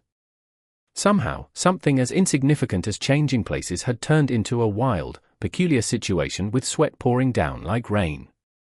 After all, since Asha'ruiya was sticking close to the wall, it was easier for Mo Fan's upper body to move past her. Unfortunately, Mo Fan had increased the difficulty of moving past the woman with his lower body. In the end, Mo Fan and little Mo Fan had to force their way through the tiny space available. He made it at last. Despite Asha'ruiya's appearance of a saintess and her otherworldly temperament, she did not seem to be too obsessed with avoiding accidental touches with men like the women in most novels and television dramas. It took Mo Fan by surprise, as even an open-minded woman would not be pleased with the encounter. Asha'ruiya did not show any reaction. She seemed rather calm, apart from the redness on her face that was slowly disappearing. Mo Fan did not cross the line just because she was not enraged. He did admit that the touches were not just purely accidental. He quickly placed his attention on the lightning tyrant, since he was also extremely interested in it. Asha'ruiya stood behind Mo Fan. She was staring at the man who had placed his full attention on the lightning tyrant, his face expressionless. In order to prevent the mountain titan and the wind flame lightning vultures from noticing their presence, the dark formation was still active. On top of that, they had to restrain themselves from using any active magic, as the energy ripples would immediately expose them. Otherwise, Mo Fan could easily use the fleeing shadow to move forward. After hesitating for a long time, Asha'ruiya gave up the thought of withdrawing the Dark Formation's coverage from Mo Fan. He is still useful to me, he is still useful to me, he is still useful to me. Asha'ruiya took a deep breath. Her chest pulsated heavily as she kept repeating the same words under her breath, as if she was trying to remind herself to be rational and forgiving. She was definitely not in a rush to slaughter this jerk who dared rub his filthy little toy against her bottom. Chapter 1035. Tyrant Call. Exodus Tales. Exodus Tales. Translated by Zephyr. Edited by Aelrianth. As Asha'ruiya mentioned, a soul-grade lightning seed like the lightning tyrant had its own consciousness. One could say that it had its own soul. That soul was the source of the lightning tyrant's domain. Lightning kept on striking the top of the mountain, and the energy of the lightning would eventually flow into this crack and be absorbed by the lightning orb. Mo Fan tried guiding the lightning orb into his body, but he soon realized how strong the energy was. He could feel his body going numb from the strong electric current. It took quite some time for him to recover his senses. Mo Fan kept on trying. This time, he tried to approach the lightning orb gently. However, Mo Fan soon felt a wild energy with a hint of disdain surging in his direction, as if it was trying to say, "Are you, a mere human, really thinking of taking away my power?" If the orb was being gentle, Mo Fan would simply respond violently, and if the orb was violent, he would be even more violent. When Mo Fan discovered that the soul-grade lightning seed was trying to challenge him, he gladly accepted the challenge. It was obvious that the lightning tyrant was being extremely arrogant, but it did not seem that treating the lightning tyrant gently was useful in subduing it. Mo Fan would simply subdue the lightning tyrant with brute force. It was like he was trying to turn a female tyrant with thorns all over her into an obedient empress. Surprise, it's my demon flesh! Mo Fan did not back off. He rose again whenever he fell, each time fiercer than he was before. Due to the outstanding physical attributes he had gained from the demon element, Mo Fan was not afraid to be rejected by the lightning. He soon got used to it after many attempts. Any other lightning mags would have given up by now. Mo Fan had tried 20 times, yet the lightning was still unwilling to give up. It was easily the most stubborn little woman that Mo Fan had ever seen, yet Mo Fan liked it even more the more it struggled, as he would feel a greater sense of achievement after subduing it. It would then accompany him as he proceeded to conquer the world. Is this guy invulnerable to lightning? Asha'ruiya stood there and watched Mo Fan keep ramming into the lightning orb like a madman after being electrocuted many times. Normally, a lightning mage of his level had no chance of enduring the soul-grade lightning seed's power. Doing something the dumb way was sometimes the most efficient way. After 24 attempts, Mo Fan discovered that the lightning tyrant did not reject him as strongly as it did at the beginning. Mo Fan could not tell if it was because he had gotten used to the lightning, or the lightning tyrant had started to admire Mo Fan's courage. All right, here we go. Mo Fan started preparing himself for his last attempt by gathering the will of every one of his elements to break down the lightning tyrant's defense. Mo Fan had overcome the lightning tyrant's defense, and all that was left was the purest energy inside. Mo Fan was still feeling the lightning tyrant's electric shock. As Mo Fan opened up his spiritual world, it provided the lightning tyrant a better environment to reside in. The lightning tyrant was tempted to relocate itself. The infuriating cries of the wind flame lightning vultures came from outside the crack. The wind flame lightning vultures clearly sensed the abnormal activity of the lightning tyrant. They started heading toward it, glaring at the human that had dared to plot against their treasure through the crack. Little Flame Belle, buy me some time. Mo Fan immediately summoned Little Flame Belle. He desperately needed someone to protect him now. He just needed a few more attempts to fully acquire the lightning tyrant. He only needed some time. I'll give you 3 more attempts. If you still can't get it, we'll need to leave right away. Asha'ruiya said grimly. Asha'ruiya had also summoned her Dark Swordmaster. The Dark Swordmaster's aura was nowhere as strong as the one that Mo Fan had fought against at the pyramid. It must be able to grow, just like Little Flame Belle. Both Little Flame Belle and the Dark Swordmaster went out to engage the enemy. Luckily, 5 of the Wind Flame Lightning Vultures were still busy fighting the Mountain Titan. Otherwise, they would not be able to hold the line at all. Damn it! Come over here! Mo Fan was running out of patience. However, it immediately triggered a stronger reaction from the Lightning Tyrant, and he simply failed the attempt. I am the King of Lightning. Mo Fan had lightning surging all across his body. He no longer had the same patience, his body now full of energy that was on the verge of exploding. He felt enraged and out of control. His pupils started to emit a dark, blood-colored glow as he approached his limit. The dark, blood-colored glow represented the demon element. It would start to go out of control when Mo Fan's life was being threatened, and would immediately replace Mo Fan's consciousness. The dark, blood-colored glow burst out of Mo Fan's body. His eyes were bloodshot as the lightning arcs penetrated his body, tearing his clothes apart, revealing his firm, manly muscles. Asha'ruiya opened her mouth wide, standing behind him. The resilience that the man had displayed was a lot more than she had imagined. His determination and desire to become stronger gave him an unyielding spirit that was completely different than the lazy, indifferent attitude he normally showed. Resilience. It was something that most mags lacked. I'll buy you a few more minutes, Asha'ruiya said after she saw Mo Fan brawling with the lightning. She started to lay down a formation, one that could normally only be set up and activated by more than 10 people, yet she managed to construct it by herself. There's no need for that. Mo Fan slowly turned around. The lightning was flowing through his muscles on his arms, his chest, his waist, and his legs as he stepped forward. Countless lightning arcs were surging wildly across the ground. His bloodshot eyes slowly recovered. His pupils were dark and icy cold, as if they were affected by the lightning tyrant. Asha'ruiya was a little lost in her thoughts. Not long ago, Mo Fan was just a shameless pervert in her mind, but now, he totally resembled an emperor who had just woken up inside the lightning, fully displaying his natural pride and arrogance between his brows. Congratulations! Asha'ruiya murmured. Mo Fan could not really stay naked with a woman around. He summoned out the black snake armor.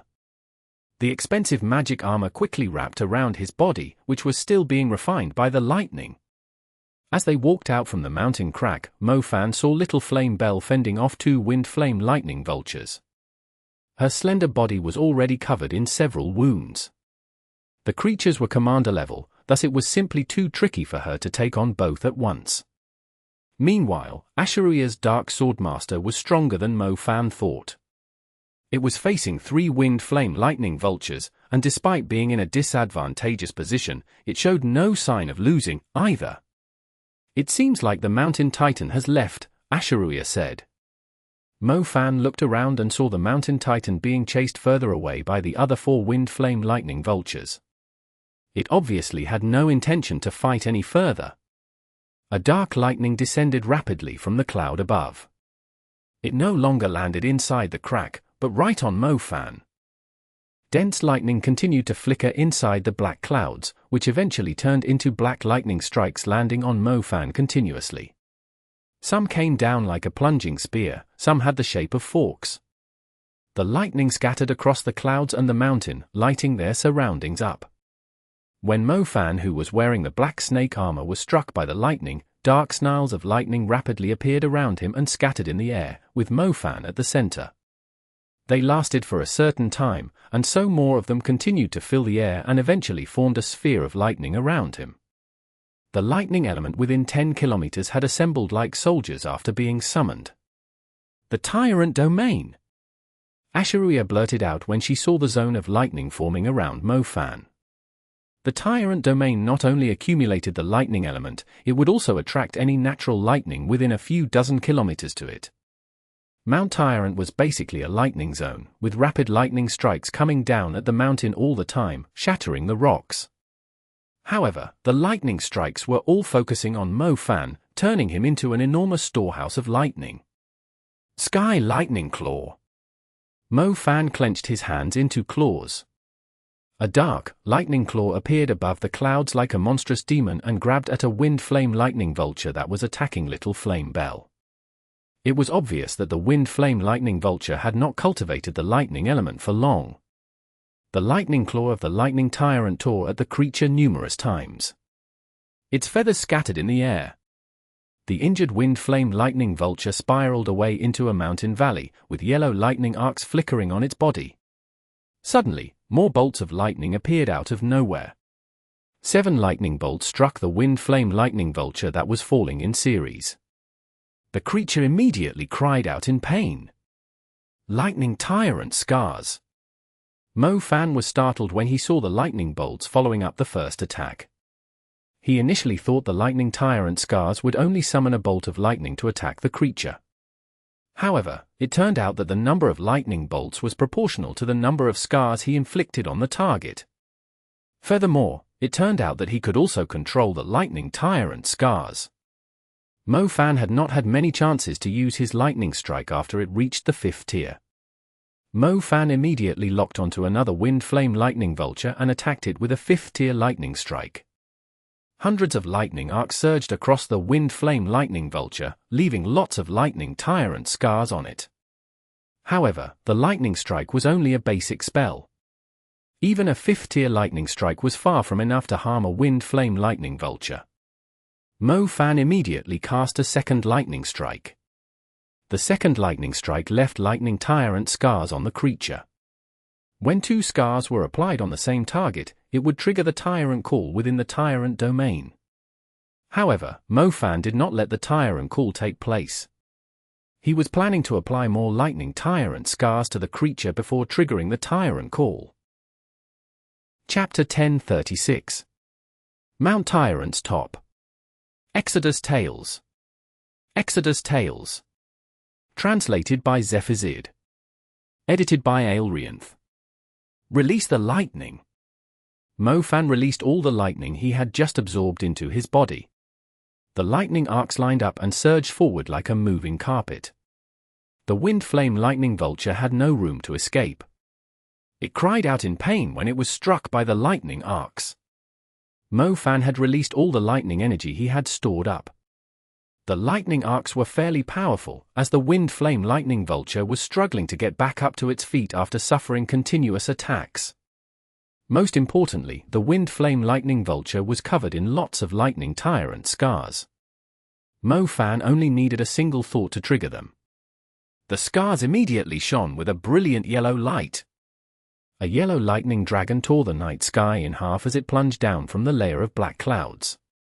The dragon was long and unstoppable too. It was heading straight for the wind flame lightning vulture.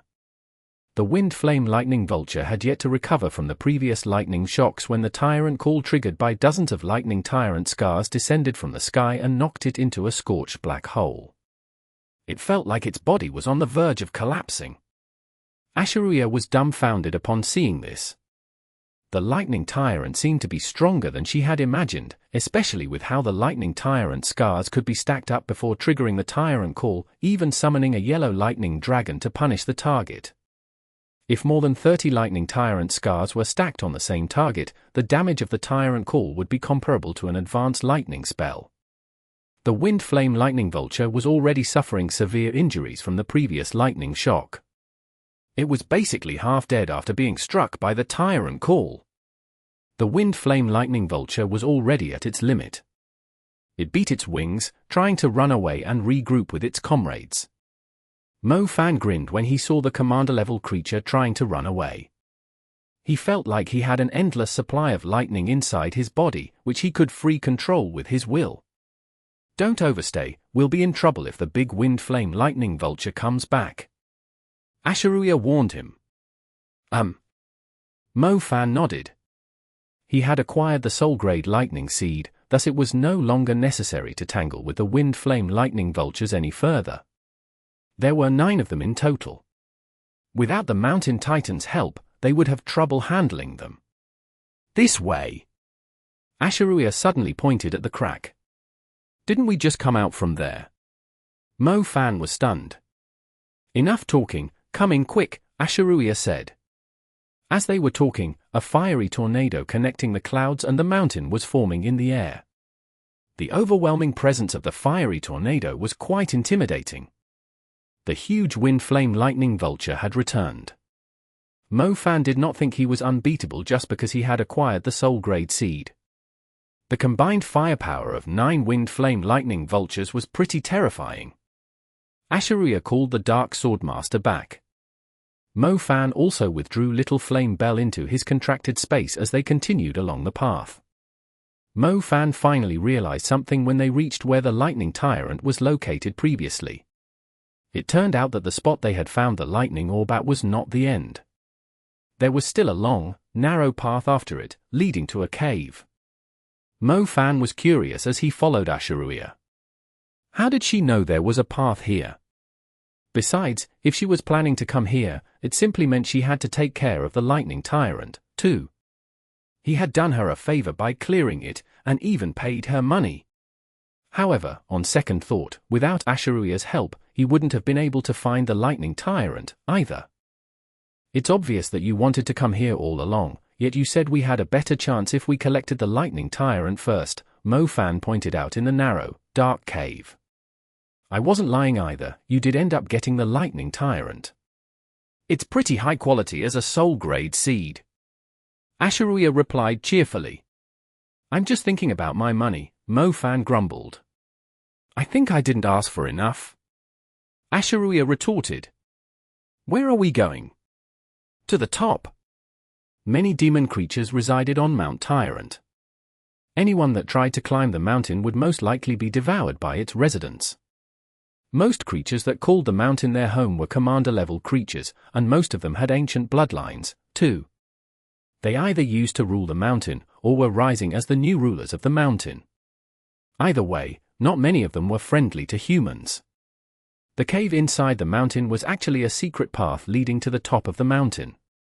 By the time they exited the cave, the sky was already lighting up. However, since the mountain was usually shrouded by the clouds, the top of the mountain and the nearby ridges were still in darkness. The path to the top of the mountain was extremely steep. It felt like they could fall off at any moment as made their way to the top. The jagged rocks along the path resembled an enormous dragon with spikes on its back. It was like a slope extending toward the clouds, eventually forming a long, steep cliff. The cliff extended beyond the mountain. The path was flat, but it looked fairly intimidating from a distance. It felt like someone was walking on a path floating in the sky, with strong winds blowing and moving the clouds. Stand at the end of the cliff, Asha'ruiya said to Mo Fan. Can you tell me what for? Mo Fan said. There's no time for an explanation now. Once you're there, release your space magic, Asha'ruiya said. All right, Mo Fan knew Asha'ruiya was up to something seeing her stern face. As a matter of fact, Mo Fan had never felt the top of Mount Tyrant was ordinary. The clouds were actually sinking to his feet. The sky was perfectly clear and blue, the sea of clouds was moving below his feet. The whole of Mount Tyrant was currently concealed in the cloudy mist. The slope leading to the cliff was like a grey-white broken bridge, giving him a spectacular view. Mo Fan was slowly heading for the end of the cliff. It felt like he was making his way onto a heavenly scaffold.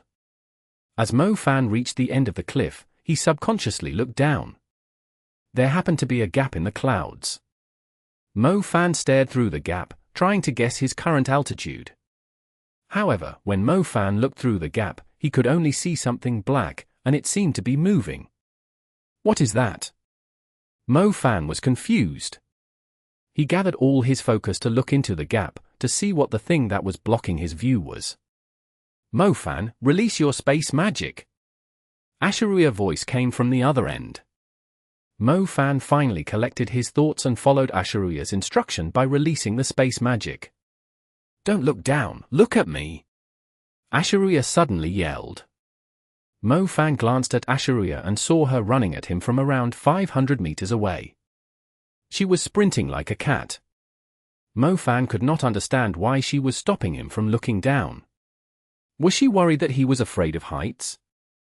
Mo Fan was a naughty man.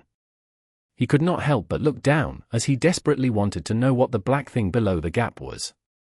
Meanwhile, the sea of clouds had sunk a few dozen meters, revealing more of the black object. Holy crap, what the hell is it? Mo Fan was dumbfounded. His eyes were fixed on the black existence in the clouds. Mo Fan felt like he was looking at a creature's backbone. It was covered densely in scales, with long, black spikes like horns, as big as a mammoth's tusks. Mo Fan was shocked not because he was able to get a closer look at the black creature, but because he could not even see the creature's full appearance when he looked down. Mo Fan could tell that he had only seen the tip of an iceberg. It was too big.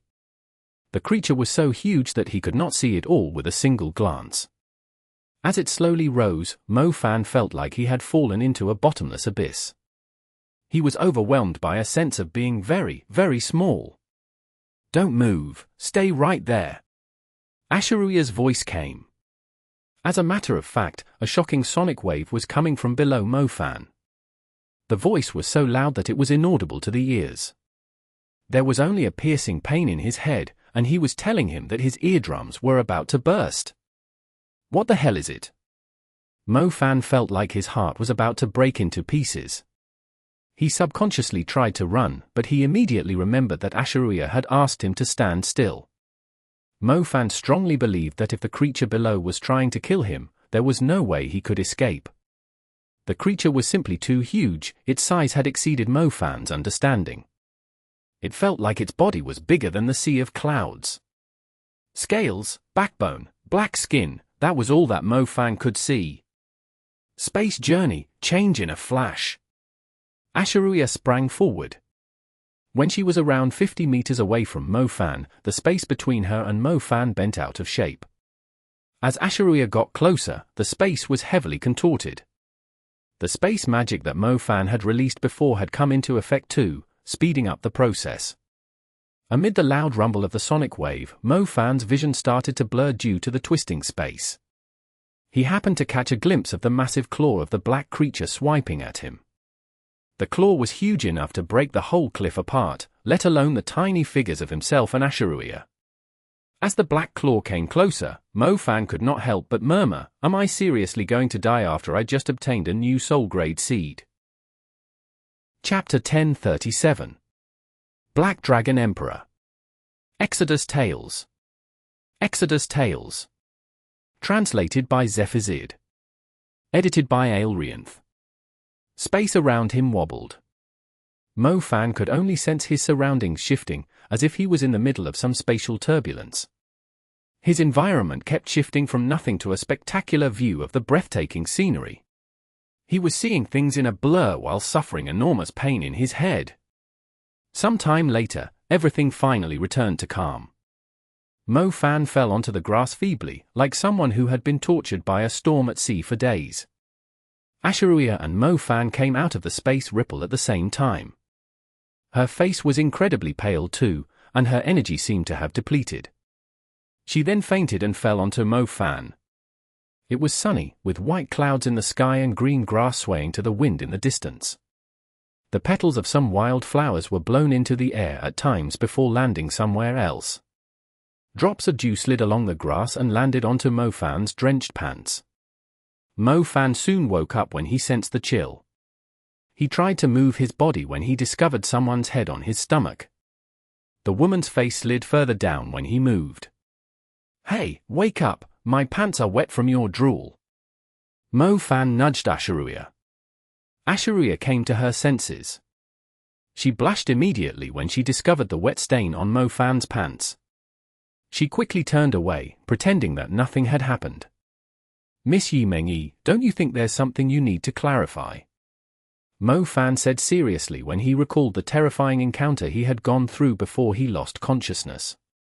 Asha'ruiya slightly raised her head and was relieved when she saw dew falling down from a stalk of tall grass. It made a lot of sense. There was no way she would drool so much even if she had accidentally fainted and fallen on a man's body. "It's dew." Asha'ruiya pointed at the wet grass with a sniff. F***K me, that's not what I'm asking. I'm referring to the gigantic, black creature I saw at the top of Mount Tyrant.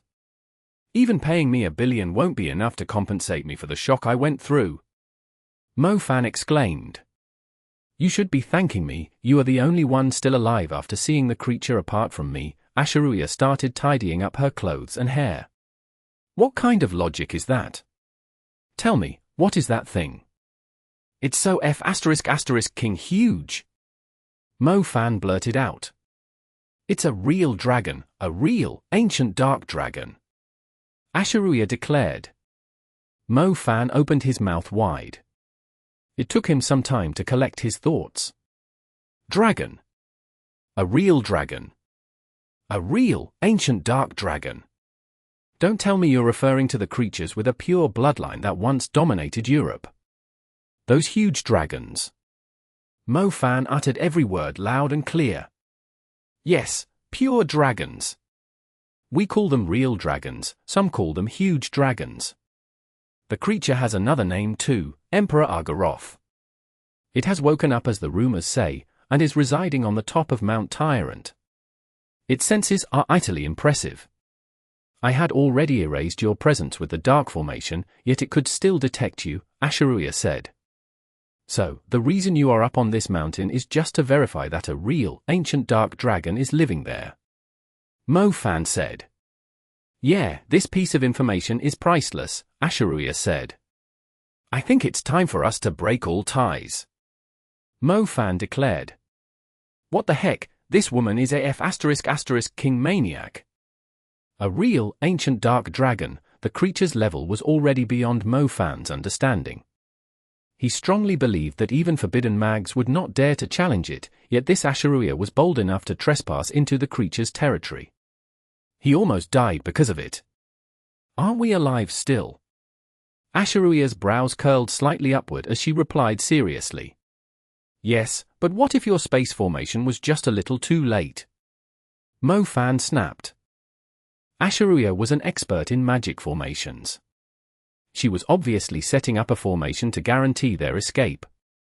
She had asked Mo Fan to release his space magic just so she could set up the formation and activate it in time. As a matter of fact, Mo Fan believed if the dragon was determined to chase after them, it could easily tear through the space and force its way through the space ripple. A creature of its level would not be tricked by space magic so easily. They were in luck since the dragon did not really treat Mo Fan and Asha'ruiya seriously. It simply thought of them as two mosquitoes that had flown away, and was too lazy to chase after them. Otherwise, even if they had blinked a few hundred kilometers away, it could still come and kill them. As such, Mo Fan no longer thought the woman was a saintess, but a total maniac. Where are we now? Mo Fan observed his surroundings. The scenery was pretty nice, and the air was quite refreshing too. However, he could not really tell where they were. If they did not decide on a specific landing point prior to using the space formation that Asha'ruiya constructed, they would be tossed to a random location. Mo Fan somehow felt like they were no longer in Italy. I guess we are in Croatia. Didn't you want to break all ties with me? Why are you asking me? Asha'ruiya wore a cunning grin. She did not seem to be bothered by what they had just gone through. Give me back my money, and we can still be friends, Mo Fan said. It's all about money in the end. It only makes sense for you to compensate me for the spiritual damage I've suffered. Anyone else would have turned into an idiot now. Mo Fan said. But you're perfectly fine, aren't you? You can even show off by telling other girls that you've seen a real dragon, Asha'ruiya said. That's my business, so are you going to give me back the money or not? No way. Mo Fan started to lose his patience. Don't you think I can't do anything to you? Mo Fan had indeed received a great shock. Even if he demonized, he could not take on the dragon.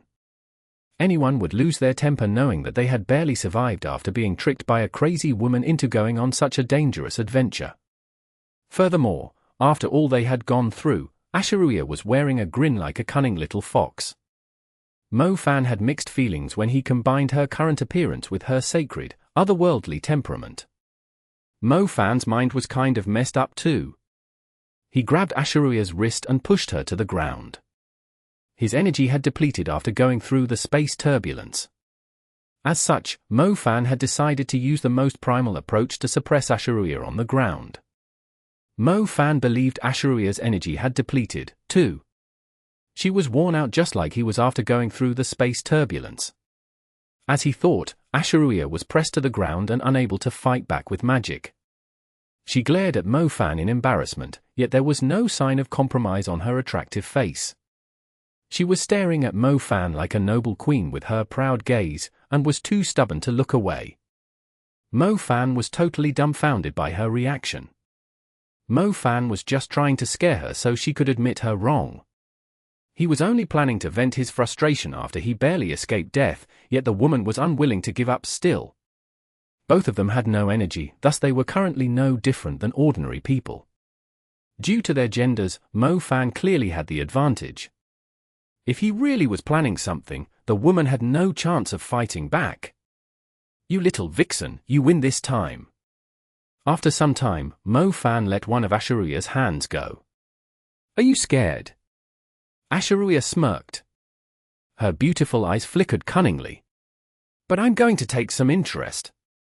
Just as Asha'ruiya thought Mo Fan was about to let her go, Mo Fan lowered his head and kissed Asha'ruiya's soft, red lips.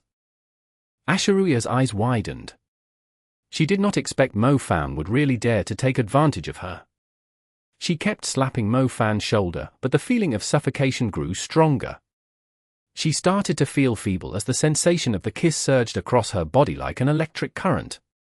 "If you try to set me up again, it won't be as easy as a simple kiss." Mo Fan let go of Asha'ruiya. He could still smell Asha'ruiya's delicious lips. "You shameless, filthy, perverted asshole. You aren't any better either. A liar, maniac, thief. I must be blind to think that you were sacred and mysterious just because you were wearing a veil." Mo Fan shot back. "You're going to pay for that." Asha'ruiya totally lost her calm. If she had enough energy, she would surely have summoned the Dark Swordmaster and ordered it to slice this man that had taken advantage of her into pieces. "The world is so big, it's hard to tell if we're going to see each other again." Mo Fan felt better after claiming his interest. As a matter of fact, Mo Fan was infuriated by Asha'ruiya's smugness, even though she had done something so ridiculous. The woman acted as if everything was under her control, yet little did she know, when her energy had depleted, Mo Fan could easily do anything to her if he wanted. Asha'ruiya surprisingly calmed down after hearing Mo Fan's words. Mo Fan was having trouble understanding what the woman was thinking. He did not fool around further after seeing she had calmed down. He sat on the ground and started to meditate, trying to recover his energy as soon as possible. Asha'ruiya knew how dangerous it was to not have any power in an unfamiliar place. She did not waste any more time. Not long after, Mo Fan opened his eyes and looked at Asha'ruiya, who was meditating. Asha'ruiya was indeed glamorous when she was motionless. Her sacred temperament was not something she was wearing as a disguise, but flowing out of her naturally, as if she did not belong to this world. Yet, why did she always have to do ridiculous things? Verifying the existence of a black dragon emperor? Is she king out of her mind? Chapter 1038. The Bow of the Contract. Exodus Tales. Exodus Tales. Translated by Zephyr. Edited by Aelrianth. A training ground located somewhere in Venice's Canals. With these, you shouldn't lose so easily in the World College Tournament. You should understand that the old clan master personally stepped forth to acquire this full set of magic equipment. "You must not let us down," Zhao Yilin said with great anticipation, fondling her daughter's hair. "I won't. Not many people can defeat me with my current strength," Mu Tingjing replied confidently. "Speaking of which, is that girl Mu Ningxue still on the team?" Zhao Yilin asked. "Yeah, it's so annoying to see her around.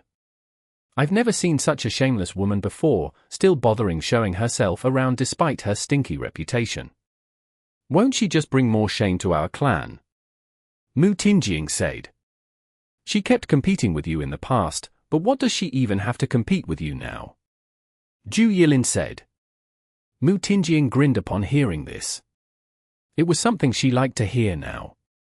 In the clan, Mu Ningxue's name had been a great pressure to Mu Tingying for many years due to her outstanding talents, and now, Mu Tingying finally had a chance to return the favor.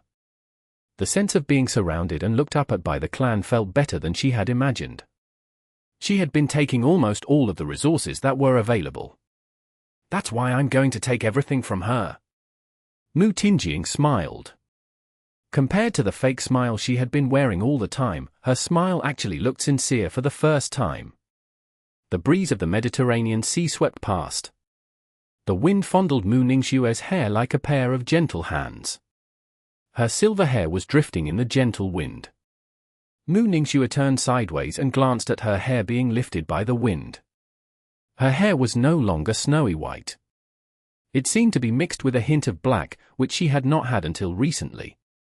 She could clearly see a few strands of black hair among her snowy white locks. Her hair used to be black, the same color that her mother had, a beautiful, silky black, unlike the snowy white that kept on bringing her unwanted attention. Somehow, she felt sad and depressed looking at her white hair. When the color of your hair recovers, you will no longer be tortured by the ice incubus. It will submit to your will. Echoed in Mu Ningxue's mind. The change of her hair's color was a sign that she was starting to assert control over the power. Mu Ningxue, so this is where you are, I've been looking for you, a man's voice came from behind her. Mu Ningxue turned around and glanced at the man bearing a gentle smile. He was seemingly in his 30s. Her expression was complicated on seeing him. Fate really likes to deal some people a rotten hand. 10 years ago, I promised you that if you were willing to put in the effort, you would surely become the strongest ice mage of our clan, yet no one thought something like that would happen to your family. The man walked up on the bridge and leaned against the rails as he spoke. Mu Ningxue did not reply. She did not understand why this person had shown up here.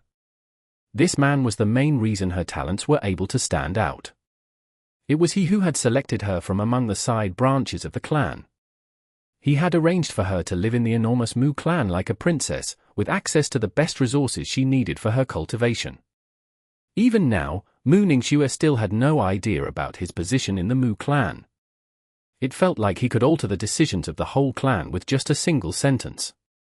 Even though she was not really a direct family member of the clan, he was able to give her an outstanding status there. Didn't you always want to know who I am?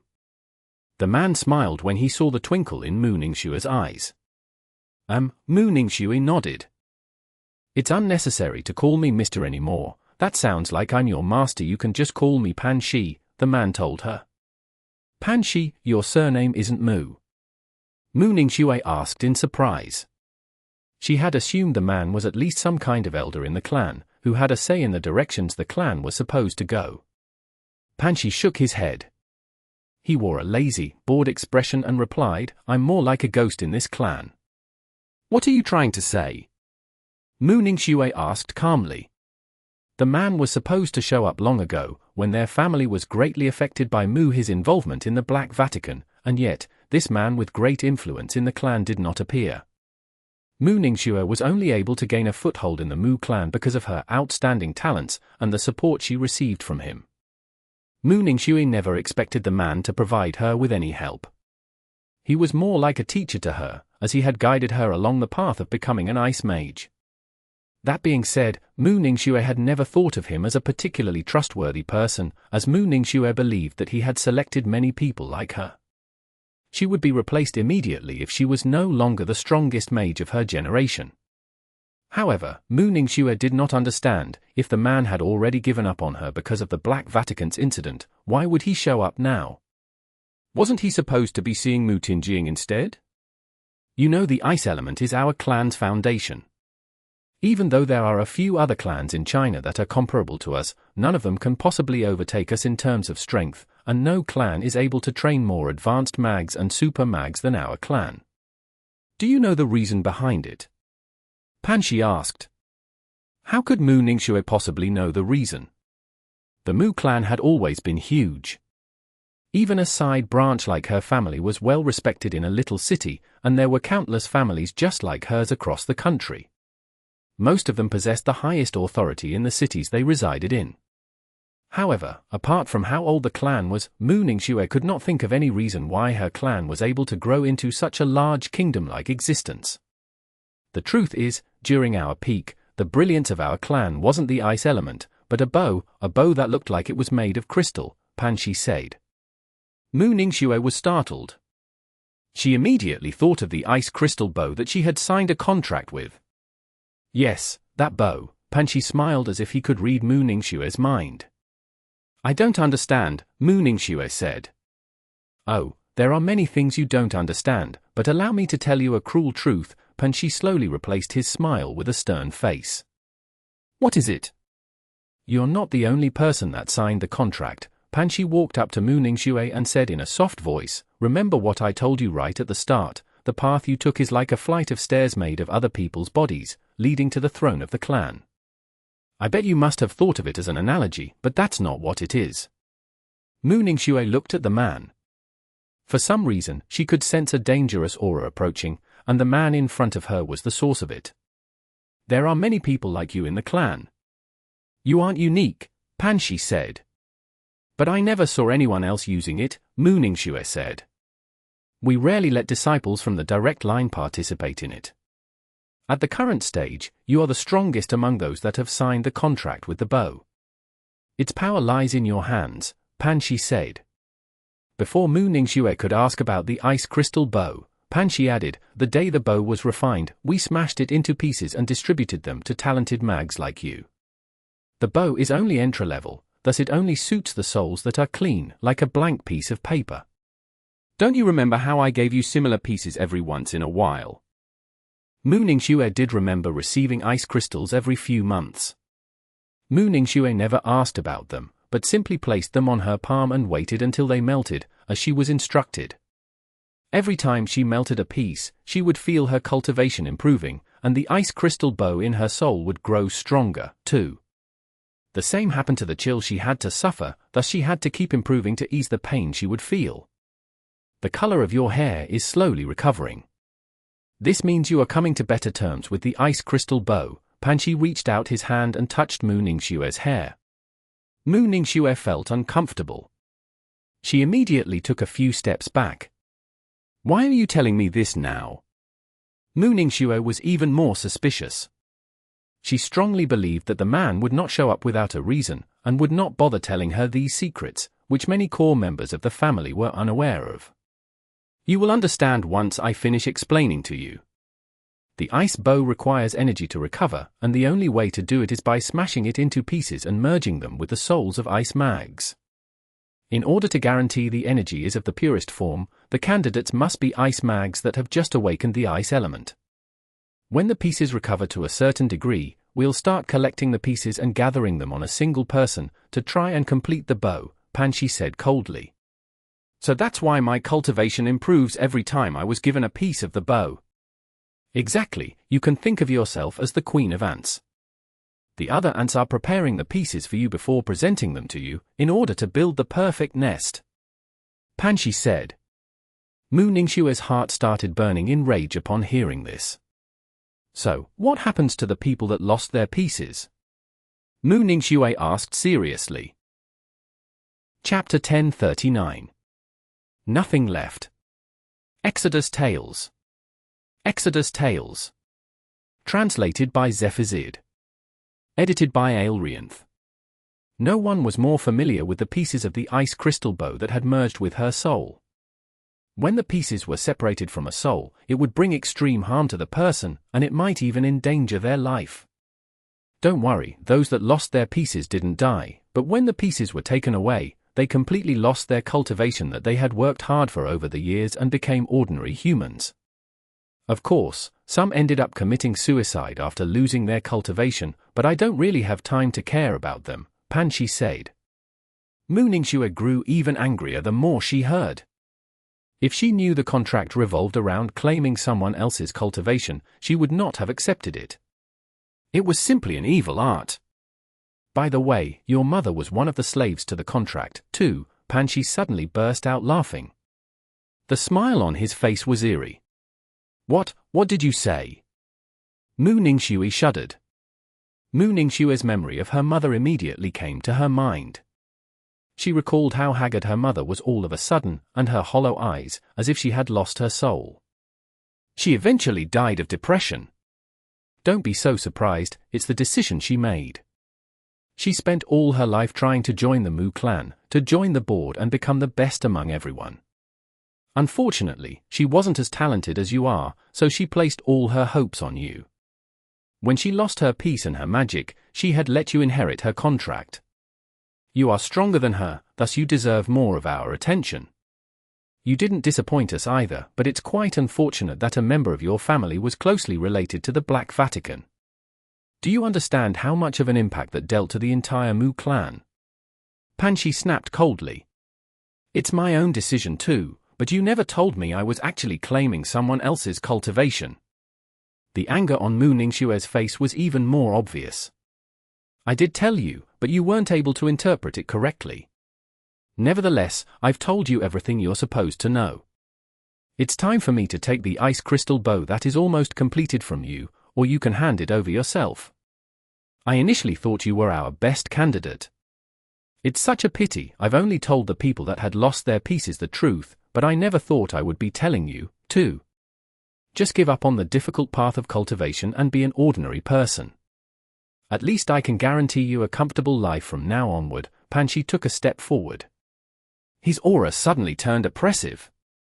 Mu Ningxue giggled self-mockingly when she looked at Panshi's icy expression. She had managed to come so far by working hard all the time.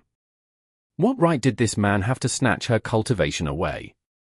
It turned out that even a formidable existence like the Mu clan was relying on such an evil, forbidden magic that abused the souls of young disciples to breed the pieces of the ice crystal bow. The pieces would eventually be given to a single person that would claim the complete ice crystal bow. It was an inhumane way to obtain power. The Mu clan has always been like this. Those that are valuable will be treated preciously, but those that lose their value will have to sacrifice themselves, so that the strong could become stronger. Panshi looked at Mu Ningxue, who did not show any sign of trying to run away. As such, he was not in a rush, either. So, who are you going to give my piece to? Mu Ningxue asked. Who do you think? Mu Tingjing. Mu Ningxue knew the Mu clan had been placing all their attention on her lately. But she doesn't own a piece. Panshi had said it. No one from the direct line was involved in the contract. The Mu clan would not allow them to be a sacrifice to the ice crystal bow. It's me, came a familiar voice from the side. Mu Ningxue could immediately identify the owner of the voice, without needing to turn around. She did not turn to the person, even though she was aware that they were slowly walking toward her on the bridge. Mu Ningxue was breathing heavily. She stared at the water flowing under the bridge, and could see her pale face in the reflection on the clear seawater. You're not an ice mage.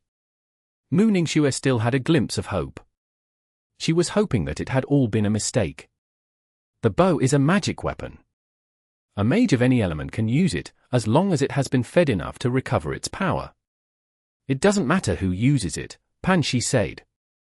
So, the strongest clan of the ice element is nothing but a joke. Those with the ice element are mere sacrifices to the people in power in the clan. Mu Ningxue tried her best to stay calm. Exactly. It goes without saying that such an enormous clan needs powerful mags to support it. Our reputation has convinced many mags to join us. They feel extremely honored, even if it meant forfeiting their surname, and among these people, a portion of them are selected as fertilizer, to serve the talented people. You were meant to be in the talented group, but not anymore. The Mu clan will not let you take part in the World College Tournament. It would simply destroy the reputation of the Mu clan that we have built over so many years. When you chose to take this path, you were actually heading toward self-destruction. I did ask your father to convince you, but you're too stubborn to listen. Without the clan's support, it's meaningless for you to participate in the World College Tournament. Not following the clan's decision, doing things your own way is an act of betrayal, and a betrayer must be punished, Panshi stated. How unbelievable, Mu Ningxue raised her head and let out a long sigh. It was a sigh of both relief and disappointment. I never thought I would hear that from a member of the clan's board. Cruel, isn't it? I bet you still saw me as your mentor not long ago, Panshi said. You're overthinking it. I was never grateful toward you, Mu Ningxue corrected coldly. Panshi shrugged indifferently. Mu Ningxue slowly turned around. She looked at the person walking elegantly in heels and said, As for you, Nanrong Ni, I'm interested in knowing, were you being real back in the East Maritime Fortress? Nanrong Ni shook her head. I see, Mu Ningxue wore a mocking grin, is it really necessary to lie to me now? Nanrong Ni was startled. She then burst out laughing and said, Why did you ask if you already knew the truth? Mu Ningxue placed her hand on the bridge. An icy aura started spreading from her body. In order to prevent the others from noticing it, she was keeping the energy close to her hand. It's useless, your capabilities are a mere joke in front of Panshi, another woman's voice came from the other side of the bridge. Sharp heels clicked on the bridge. Mu Tingying, dressed in a royal purple outfit, reached the highest point of the arc-shaped bridge and walked forward slowly, like a proud princess. She was followed by two men in luxurious silver robes. Mu Ningxue recognized the outfits. They were worn by the disciplinary mags under the clan's board. They were responsible for hunting down and punishing the members of the clan who had broken the rules. The disciplinary mags of the Mu clan were like the members of the enforcement union. Mu Ningxue had never thought a day like this would come. It was as ridiculous as an unreasonable nightmare. Two mags in silver robes also showed up on the other side of the bridge. The four disciplinary mags fixed their eyes on her, as if she was an unforgivable criminal. Watch out, she still has the ice crystal bow, one of the disciplinary mags warned sternly. Don't worry, as long as I'm here, the ice crystal bow won't listen to her. Panshi remained in place. It seemed like he had no intention of involving himself. As a matter of fact, it was quite torturous for him if he had to kill someone he had always treated as a genius. Unfortunately, the clan's board had already made the decision. They could not allow the ice crystal bow to be in the hands of a person who was no longer a part of their clan. If I get her contract, does that mean I can use it immediately? Can I use it in the World College Tournament? Nanrong Ni asked. You'll need to erase the mark of her soul imprinted on it first. Don't worry, the World College Tournament forbids forbidden magic, but it doesn't forbid magic equipment that is refined with forbidden magic. It's safe to use the ice crystal bow, Panshi said. The four disciplinary mags moved closer and blocked Mu Ningxue's escape, leaving her trapped on the bridge. The pedestrians close to the bridge started to gather in a circle after noticing what was going on. However, one of the disciplinary mags showed a document to the mags that were on duty to maintain the order in Venice, telling them that they were arresting a betrayer of their clan, and they were already being granted permission by the local government. The mags on duty surrounded the bridges, but they did not intervene. The Mu clan was incredibly powerful, that they could even legalize a battle taking place in a city. They could even accuse Mu Ningxue, who did not even do anything, of being a criminal, and lie to the others that they were simply arresting her. So, what does it feel like to have nothing left? Mu Tingying laughed recklessly. She had been waiting for this day for a very long time. To her amusement, Mu Ningxue had always treated Nanrong Ni as her friend, when she was actually her enemy. Since the Nanrong clan had attached themselves to the Mu clan, the clan's board had agreed to grant them the ice crystal bow.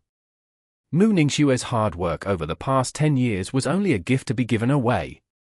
The truth is, even if your family wasn't involved with the Black Vatican, you would have ended up the same way in order for our clan to persuade the Nanrong clan.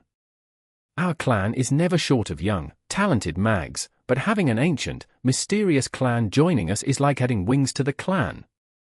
You thought you were the chosen one of our clan, yet you're only a gift that was wrapped up elegantly. Mu Tingying was laughing so hard that she could no longer stand straight. Chapter 1040. Tears of Snow in the City of Canals. Exodus Tales. Exodus Tales. Translated by Zephazid. Edited by Aelrianth. Mu Tingying had learned the truth not long ago. Nanrong Ni had planned to join the Mu clan around 2 years ago. The only condition they asked for was the ice crystal bow, as only by acquiring the Mu clan's magic weapon would they be confident that the Mu clan would not set them up. Disgraced by having a family member closely related to the Black Vatican. Losing her unequaled status. Losing the cultivation she had acquired from 10 years of hard work and the precious magic armor. Losing her most trustworthy friend. Mu Tingying felt like it was the happiest moment ever, even more perfect than having the best dream possible. She could finally experience the feeling of being overwhelmed with joy, as the person she hated the most ended up in such a miserable situation. Oh, if Mu Ningxue's face ended up turning ugly after losing the ice crystal bow, today would be the best day of her entire life. She actually hoped it would happen, since the woman would have to go through the excruciating pain of having something being torn out of her soul. Enough with the struggling, just accept it. Even though you've lost everything, you can still use your good looks to earn the compassion of a simple-minded man, and let him guarantee you a comfortable life, Nanrong Ni said calmly. The comforting words sounded extremely ear-piercing to Mu Ningxue. She had been suspicious of Nanrong Ni for some time. She tried to keep her distance after returning to the national team, yet she still underestimated Nanrong Ni. Underneath her gentle appearance was a vicious heart even worse than Mu Tingying's. It turned out that Nanrongni had always been seeking Ningxue's strongest weapon. The words she spoke even hinted at her jealousy of Ningxue's beauty. What impressed Mu Ningxue the most was that even though Nanrongni was even more jealous of her than Mu Tingying, she was still able to pretend to be her best friend, as if she was really concerned about her. Mu Ningxue was horrified when she recalled how the woman had treated her over the past few years. I almost forgot, there's still a man who cares a lot about you, but it won't make any difference, even if he's here. He's just a little mage that is slightly luckier than other people. How could he possibly stand a chance against the enormous Mu clan? Besides, you aren't the person he cares the most for. It's the girl in a wheelchair. I really don't understand how you can be so friendly toward her. Why don't you look at yourself with those eyes full of hatred, the same way you're looking at me? Nanrong Ni's words were like a long, poisonous spike, stabbing at the most vulnerable part of Mu Ningxue's heart. It was true that Mu Ningxue was thinking of Mo Fan for an instant, as she was filled with grief after being confronted by this group of people. However, even the slightest glimpse of hope had been shattered into pieces by Nanrong Ni. That being said, Mu Ningxue was not the kind of person who would fall to the ground, bury her face in her hands, and burst into tears after losing everything she could rely on. She did not shed even a single tear. Her sharp gaze showed that her icy heart would only become firmer when she lost everything. It was meaningless to talk further. If the two women were aiming to take everything from her, she had all more the reason to not give up easily. As the final thread of friendship was cut in half, she no longer carried any burden on her shoulders. All she had was a firm, resolute heart. A heart would burn fiercer as it grew colder. The angrier she was, the calmer she would be. There was one thing that Pan Shi, who had explained the truth behind the ice crystal bow, was unaware of. Unlike the other bearers of the pieces of the ice crystal bow, she had been tortured by the ice incubus every day and night after she received the ice crystal bow from her mother, as she never stopped trying to merge her soul with the ice crystal bow. It was an oath she had sworn when her mother grabbed Ningyue's hands by her sickbed, prior to her death. Because of it, Ningyue's soul had to suffer the torture of being frozen every day. Her hatred for her mother was actually greater than her love. Her mother did not give her anything, apart from the pain she had to endure on the path of cultivation. But today, she finally understood the reason behind it, why she had to do it despite the excruciating pain she had to endure every day. It was the only way to ensure that the unequaled power would actually belong to her. Bow. Extreme anger had frozen her to the bones. The ice crystal bow rose from deep within Mu Ningxue's soul. Ice crystals began to fill the sky above Venice. These were the tears her soul had shed in sorrow. She would rather turn them into a weapon representing her unyielding spirit than let them fall from her lonely eyes. The two women were of no importance to her. Snow started falling rapidly, freezing the intertwining canals of Venice, the ancient buildings, and the humid sea breeze.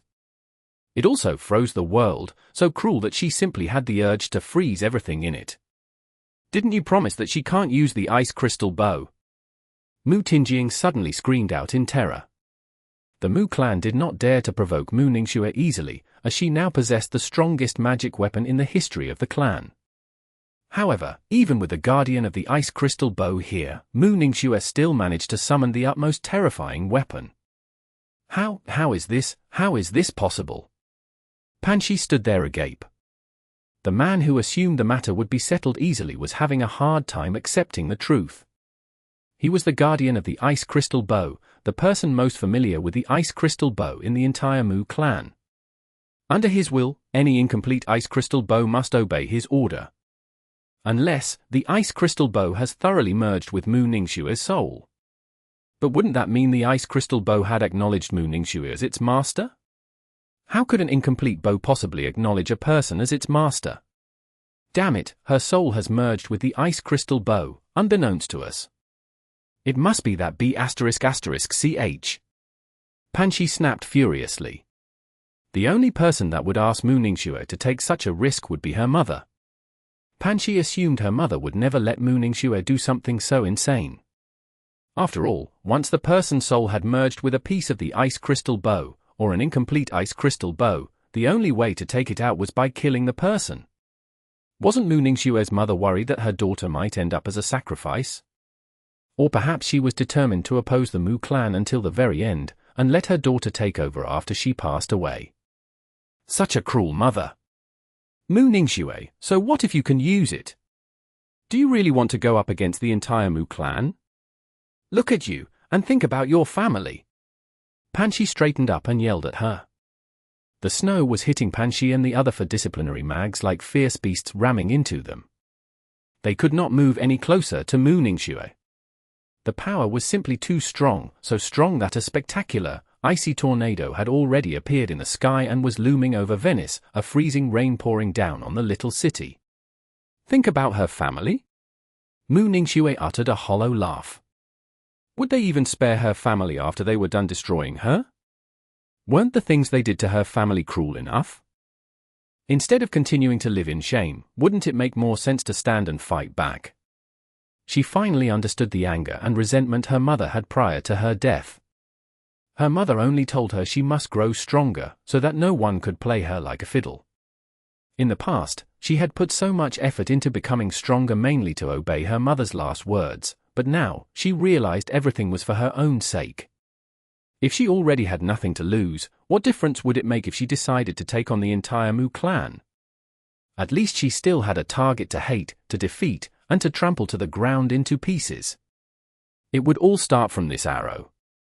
No matter how difficult the journey ahead would be, she, Mu Ningxue, had sworn to take down the Mu clan. Mu Ningxue grasped the ice crystal bow tightly. It was a curse, but the only power she could rely on now. The bow was made of pure crystal, not even the slightest impurity visible, yet it was easier for a purer object to be altered. The ice crystal bow was changing according to Mu Ningxue's feelings. She was pure, all that was in her thoughts was utmost anger. The bow suddenly turned bright red, like the color of blood about to erupt in flames. Streams of black energy gathered and turned silver white instantly, brilliant like a white rose, ice-cold like frost whiskers. Mu Ningxue slowly leaned backward, pointing the tip of the arrow on her curled finger at Venice's sky. The icy storm sent the arrow flying, soaring above the lines of buildings and into the sky above the city. The sky was clear, apart from the great icy storm looming over Venice. The arrow pierced through the blue sky, and despite its icy glow, it was like a signal used to declare war. It represented the woman's wrath as the overwhelming energy froze everything within its range. The sea in the distance had turned into an icy mirror with snowflakes drifting in the air. It was like the final drop of tears that the goddess of ice had shed after bidding farewell to the world she no longer loved.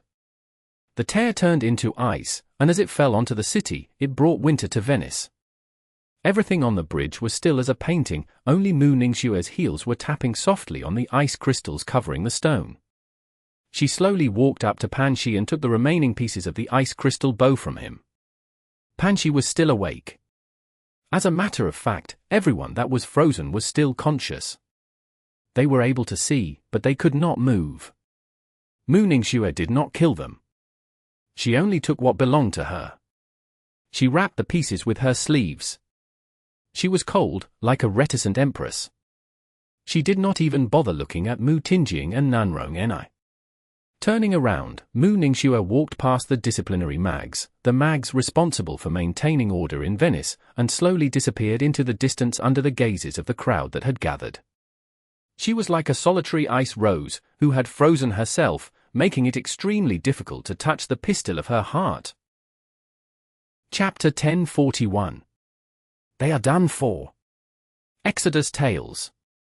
Exodus Tales. Translated by Zephizid. Edited by Aelrianth. Strange, isn't it supposed to be summer soon? Why is Venice getting colder? Mo Fan zipped past a bridge with fleeing shadow. He was heading toward the training ground where the team had been asked to gather. As soon as he arrived at the grassy training ground, he stumbled into Zhao Manyang. Holy crap, where the heck did you go? Zhao Manyang screamed as soon as he saw Mo Fan. Didn't I tell you I'd be away for some time? What's with the surprised look? Did something happen? Mo Fan asked in confusion. Of course something happened. Come here, I'll explain it to you slowly. Zhao Manyang pulled Mo Fan aside. Zhao Manyang had his own sources of information. He definitely had learned about the incident with the Mu clan. Besides, it was something to do with Mu Ningxue. He told Mo Fan everything he knew. The training ground had the style of ancient Rome. It was surrounded by stone pillars, with a grassy field at the center, and resembled a luxurious soccer field. The students were training by having friendly duels against one another. The tournament was just around the corner, so they would use every second to prepare themselves for it. At the front of the training ground, Mu Tingying and Nanrong Ni were dueling absent-mindedly. Their spells were flying back and forth, yet none actually posed any threat to the other person. Mu Tingying controlled her ice chains. They were supposed to be attacking Nanrong Ni, yet they landed on the edge of the barrier nearby and disappeared immediately. Nanrong Ni could tell that Mu Tingying was unfocused. She said, "You're still thinking about it." How can I possibly forget about it? That be ***ch days to challenge our Mu clan. I'm pretty sure that she's tired of living. Mu Tingying snapped anxiously. They initially wanted to humiliate Mu Ningxue, but she was still able to use the ice crystal bow on them and freeze them on the bridge for 12 hours straight. Even their souls were frozen by the powerful frost. Most terrifyingly, she had taken the remaining pieces from Pan Shi. Pan Shi had collected all the pieces. He only needed to collect the incomplete bow from Mu Ningxue and hand Nanrong Ni the full set, but he did not expect it to turn out like this. Mu Ningxue would soon have the complete ice crystal bow.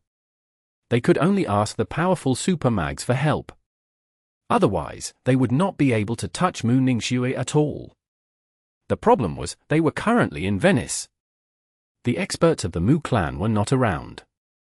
Even if someone was here, it was unlikely they would be willing to lend a hand for a matter like this. Even worse, not everyone in the Mu clan agreed with the decision to take Mu Ningxue out. They initially thought they could turn Mu Ningxue into a lowly tramp, yet things suddenly got so much more complicated. If she takes our advice and disappears, she can still live a normal life. But now, she can't even live like an ordinary human. Don't worry, she is going to suffer badly since she decided to fight back. I'm pretty sure the Mu clan won't allow anyone to disrespect its rules. Nanrong Ni said. Even so, we still need some way to gather the attention of the authorities in the clan. I'm just worried that some of the old folks will go easy on her, Mu Tingying said. It's very simple. If it's only between you two, those old folks will only think of it as infighting and get over it, but if Mu Ningxue actually hurts me, it meant she was disrespecting the close relationship between your clan and the Nanrong clan. Wouldn't she be in great trouble if I asked the people of my Nanrong clan to approach the authorities of your clan? Nanrong Ni proposed. But she didn't hurt you, her arrow only froze everyone. Mu Tingying saw the strange glitter in Nanrong Ni's eyes as she was speaking. The cunning look in her eyes was completely different than how she appeared normally, so even Mu Tingying was stunned when she saw it. You mean Mu Tingying looked at Nanrong Ni. Use your ice chains to hurt me, and everything will go according to plan. Nanrong Ni said. You are truly the smarter one. The Mu clan is very concerned about your clan's opinion of us, just so we could maintain a good relationship between the two clans. If you go on and complain about her, the higher-ups of my clan will be infuriated, and they will demand we arrest Mu Ningxue as soon as possible. They might even send disciplinary elders after her. Mu Tingjing smiled. It was such a brilliant idea. Nanrong Ni had a faint smile, too. She was better at hiding her thoughts than Mu Tingjing. No one could possibly think that she had such evil thoughts under her gentle appearance. As the two were talking, a scorching wave of heat appeared at the other end of the training ground. The two girls turned around and saw a man engulfed in wild flames walking toward them. His eyes were full of lava on the verge of spurting out. It's Mo Fan. For some reason, Mu Tingjing was frightened whenever she saw Mo Fan around. It had been like that since she had witnessed how Mo Fan had killed Lu Yilin without hesitation. Mu Tingjing was not afraid of strong mags, as she had an enormous clan supporting her. She did not need to be scared of people just because they were stronger than her. However, Mu Tingjing was scared of maniacs like Mo Fan, who did not seem to care about the overall situation. It was like he was clueless about how powerful a renowned clan was. He would only rush up and kill the person that had infuriated him, without thinking about the consequences. Don't be afraid, he is mostly here to vent his anger. We'll ask those two to lend us a hand. Nanrong Ni seemed a lot calmer. The flames were growing hotter as the carpet of fire reached Nanrong Ni and Mu Tingjing's feet. Bang! A pillar of lava erupted from the ground, powered by Mo Fan's wrath. When Mo Fan arrived in front of Nanrong Ni and Mu Tingjing, his eyes were glaring at them, and his hair was also standing on its end due to overwhelming anger. You two shameful chase. If anything happens to Mu Ningxue, I'm going to burn you two into ashes, snapped Mo Fan. Mu Ningxue is a disciple of our clan, meaning that she has to obey the decisions of the clan. We didn't decide her fate. Nanrong Ni retorted calmly. I had enough of your bullshit. Mo Fan had no intention to waste his time further talking to the 2B*** chase. Skyflame Funeral. He held the flames up and tossed them into the air. They turned into a huge fiery cloud looming over Nanrong Ni and Mu Tingjing.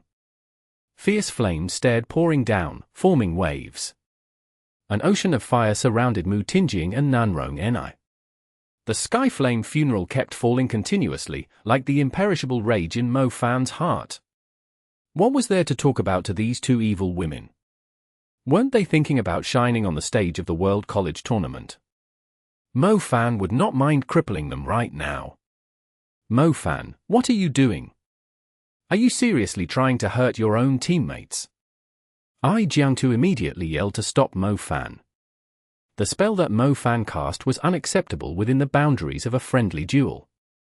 He was simply trying to burn the two to death, as the flames were lunging at them like a fiery demon. It's none of your business. If I don't turn them into cripples today, my surname won't be Mo anymore.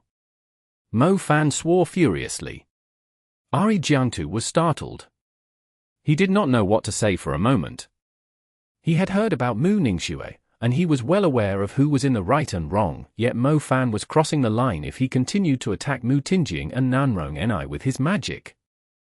Don't provoke him, he's basically a madman now. Nanyu shook her head at Jiangtu, telling him to stay out of the conflict. Mo Fan was indeed a maniac, just as Nanyu had mentioned.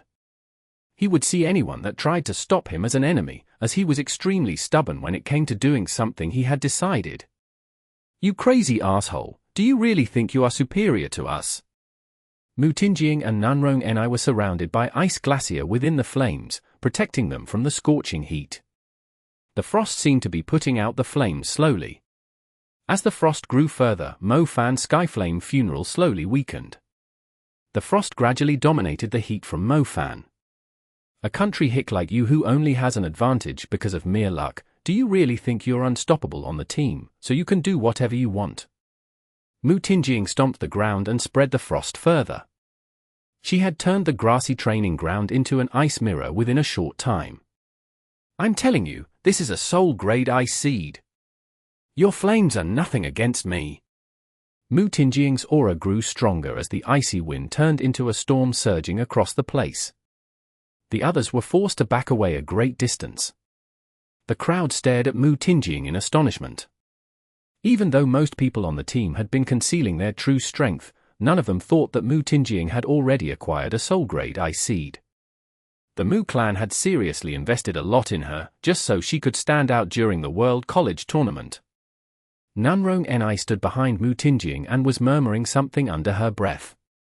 The chant seemed to possess the power of the Parthenon Temple, the blessing element. She was strengthening Mu Tingying's magic, allowing her frost to grow stronger and suppress Mo Fan's flames. Mo Fan, you've overdone it this time. We're going to teach you a lesson. Zhu Jiming stepped forward. It was obvious that he was on Mu Tingying's side. Humph, I've been waiting for this moment for a long time. Li Kaifeng stood beside Nanrong Ni, as if he had sworn to protect the woman if Mo Fan dared to harm her. Everyone knew how strong Mo Fan was, especially with the powerful little flame Belle as his contracted beast. Even though Mu Tingying had grown a lot stronger, she was still no match for Mo Fan. However, with the four teaming up, they were surely able to take down the maniac. Chapter 1042. Crushed, 1 vs 4. Exodus Tales. Exodus Tales. Translated by Zephizid. Edited by Aelrianth. We've borne your arrogance long enough. We didn't bother intervening because we simply assumed you to be a mad dog. It's unnecessary to be so fussy over a mad dog, but you have seriously infuriated us. We can get rid of you anytime. Mu Tingying pointed at Mo Fan disdainfully. She was no longer afraid of Mo Fan's powerful magic. Her soul-grade ice seed was able to perfectly suppress Mo Fan's flames. Even if Mo Fan was to summon his powerful contracted beast, it was still hard to tell who was going to win in the end, not to mention that she had 3 other people siding with her.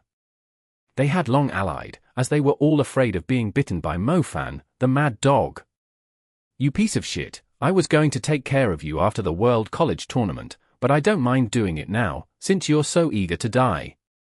Zhu Jiming laughed coldly. Mo Fan stood there. Even after knowing that the 4 had teamed up against him, the wild expression on his face remained the same. Mo Fan, we'll lend you a hand. Zhao Manyang, Jiang Yu, and Jiang Xiaoshu could not bear to just stand and watch. They immediately stepped forward. Mo Fan reached out his hand and signaled the 3 to stop. I'll handle it myself. Mo Fan did not let the 3 take part in the fight.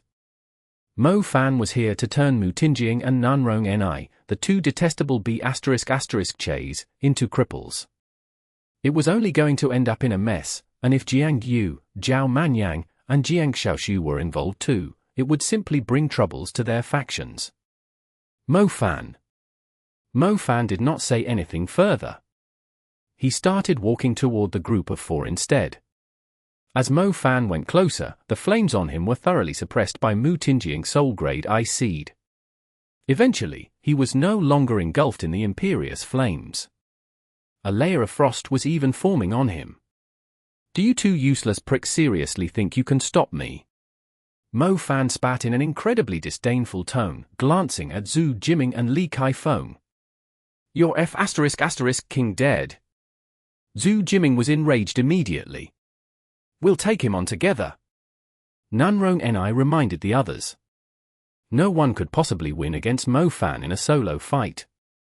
Nanrong Ni would not allow Mo Fan to provoke her team, so they would act recklessly. Cripple them? How bold of him to say that. She had no idea where the maniac had gotten his confidence from. I'll take care of his flames and flame Belle. Mu Tingying said. The frost grew stronger as bodies of ice-like vines extended toward Mo Fan rapidly. The spikes on the vines were deadly. Poison fangs. Zhu Jiming's eyes glittered. 2 enormous, poisonous fangs appeared behind Mo Fan, penetrating into his back like an invisible, deadly python. Li Kaifeng cast his spell too. His giant shadow spikes vanished in the air, hiding behind the icy vines and poisonous fangs to ambush Mo Fan. As for Nanrong Ni, she was at the back of the team, murmuring to strengthen their spells with her blessing element. Space Wall. Mo Fan finished casting his spell in an instant. A rhomboid space appeared around him with 6 sides, providing Mo Fan full protection. The power of the space element was heavily dependent on the mage's spiritual strength, and because Mo Fan currently had 6 different elements, his spiritual strength totally outmatched his opponent's. The defense from the intermediate spell Space Rhythm was enough to protect him from their attacks. I was right to call you guys useless. Are you really still trying to probe my strength in a situation like this? Mo Fan sneered, easily nullifying the approaching attacks. Mo Fan was not in the mood for this. He would rather be in a duel of life and death against the group of 4. He did not have time to waste on having a friendly duel with them. They had hurt Mu Ningxue badly, forcing her to disappear from Venice. Mo Fan never allowed her to feel any sadness, yet these scum dared to team up and bully Mu Ningxue when he was away. Did they seriously think they stood a chance against him by teaming up? Did they really think a soul-grade ice seed was enough to suppress his flames and defeat him? A bunch of idiots with low intelligence and personalities. He would not mind giving them a taste of the anger of the lightning tyrant. Lightning! Mo Fan withdrew his fire and let out a furious roar, looking into the clear sky above Venice. Wild black lightning arcs danced thickly around Mo Fan in a spectacular manner. The flickers of lightning that left Mo Fan immediately surged across the training ground. Some collided into the barrier in the distance with destructive force. When Mu Tingying was still feeling proud of her soul-grade ice seed when she noticed a lightning bolt coming straight at her. Its overwhelming power immediately shattered the ice she had formed across the place into pieces. Most importantly, she could feel that the ice element around her fleeing in terror. Her ice magic had weakened significantly. How is this possible? Mu Tingying looked at Mo Fan in disbelief and saw a wild, black domain made of lightning bursting out from Mo Fan. Suppressed! Her soul-grade seed was being suppressed. It turned out that her opponent had a soul-grade lightning seed, and to her utter surprise, Mo Fan's soul-grade seed had a domain. One could easily tell if a soul-grade seed had a domain or not. The whole place was covered in the strong presence of the lightning magic, to the extent that the ice magic could only hide timidly in a little corner. It was extremely difficult to control. Mu Tingying, Li Kaifeng, Zhu Jiming, and Nanrong Ni felt like they were about to suffocate from the extreme pressure from the lightning. Their eyes were filled with astonishment and terror. A soul-grade seed. Their enemy also had a soul-grade seed, and it was the utterly imperious kind, a soul-grade lightning seed. However, their confidence totally crumbled when they realized that Mo Fan's soul-grade lightning seed also had a domain. A mage with a domain was basically going to be one of the strongest of their age. How did Mo Fan even get a soul-grade seed, when he did not even have a formidable faction supporting him? Sky Lightning Claw. Mo Fan clenched his hands into claws. A sharp, black claw descended from the clear sky and landed fiercely between the 4 of them. The formation of the group, that had looked unbreakable at the start of the fight, immediately crumbled when they fled for their lives after seeing how terrifying the Sky Lightning Claw was. None of them dared to face the powerful lightning attack directly. The Sky Lightning Claw was absolutely shocking, even stronger than the silent deadly bolt, and more terrifyingly, the damage of Mo Fan's lightning spells had tripled after he obtained the soul-grade lightning seed. In the past, his spirit-grade seed, Chen Jun, was only twice as strong as an ordinary seed. It was a standard spirit-grade lightning seed, but the lightning tyrant was not merely an ordinary soul-grade lightning seed, it was the strongest kind of all. The 3 times amplification of his lightning spells was enough to grant even his intermediate spells awesome destructive power, let alone his advanced spells. Even a commander-level Wind Flame Lightning Vulture had trouble resisting the Sky Lightning Claw. It was unlikely that the fragile body of a human would be able to endure it without the help of defensive equipment. Mo Fan had destroyed the formation of the group with his first Sky Lightning Claw. However, Mo Fan aimed his second Sky Lightning Claw at Zhu Jiming. If he was targeting Nanrong Ni and Mu Tingying, it was necessary to take out their 2 annoying subordinates first. Zhu Jiming's primary element was poison. He was fairly reliable when using some little tricks on his target while under the protection of the team. However, he was simply no match when going up against a mage like Mo Fan. The Sky Lightning Claw easily pierced through Zhu Jiming's defense and tore his seemingly sturdy flesh open. Zhu Jiming fled for his life when he sensed that his life was in danger. He was extremely scared of dying. He had no choice but to run when facing such an overwhelming power. However, how could Mo Fan possibly let him go so easily when he was on a tantrum? Tyrant call! Mo Fan uttered before Zhu Jiming could run out of his domain. Hissing, crackling arcs of lightning immediately surged in Zhu Jiming's direction like a living carpet. Mo Fan's lightning spells had tripled their base strength, and the thunderbolt was currently in the 4th tier. As such, the damage of the lightning tyrant scars was not to be underestimated, either. Since Zhu Jiming's armor was already torn to pieces by the Sky Lightning Claw, the tyrant call immediately knocked him to the ground. He was entirely scorched black with bleeding, blackened wounds. He looked like a lump of rotten meat from a distance, motionless on the ground. It was difficult to tell if the man was still alive. Regardless, he could no longer rise back up and fight. It's your turn next. Mo Fan's eyes flickered with lightning, and locked onto Li Kaifeng as if he was marking attendance. You've left me with no choice. Li Kaifeng had an icy grin as his veins started to expand suddenly. Do you really think I'm going to let you cast that forbidden magic? Idiot! Mo Fan flung his arm out, and the long lightning claw slapping Li Kaifeng right in the face. Li Kaifeng was able to react fairly quickly, since he possessed the wind and shadow elements. He evaded slightly better than Guan Yu. Space rhythm, gravity. Mo Fan spread his palm and unleashed a gravitational space, entrapping Li Kaifeng. Death ray. Mo Fan followed up coldly. The deadly ray was fired directly at Li Kaifeng, who was still struggling to break free from the gravitational space. Chapter 1043. Earthquake, Lightning Storm. Exodus Tales. Exodus Tales. Translated by Zephazid. Edited by Aelrianth. The silent deadly bolt was 3 times as strong, and it was obvious that the defensive equipment the group of 4 had was nowhere strong enough to resist it. Li Kaifeng had already left the middle area the silent deadly bolt was focusing on. However, his body subconsciously shuddered when he saw the terrifying lightning arc spring up as the silent deadly bolt landed on the ground.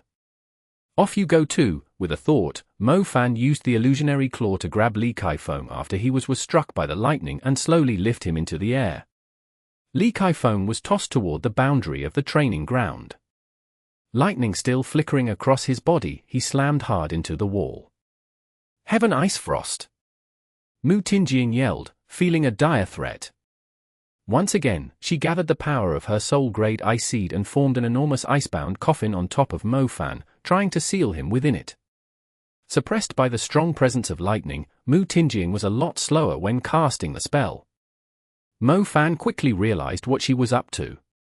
Mo Fan lifted his gaze and looked at the icebound coffin falling from the sky.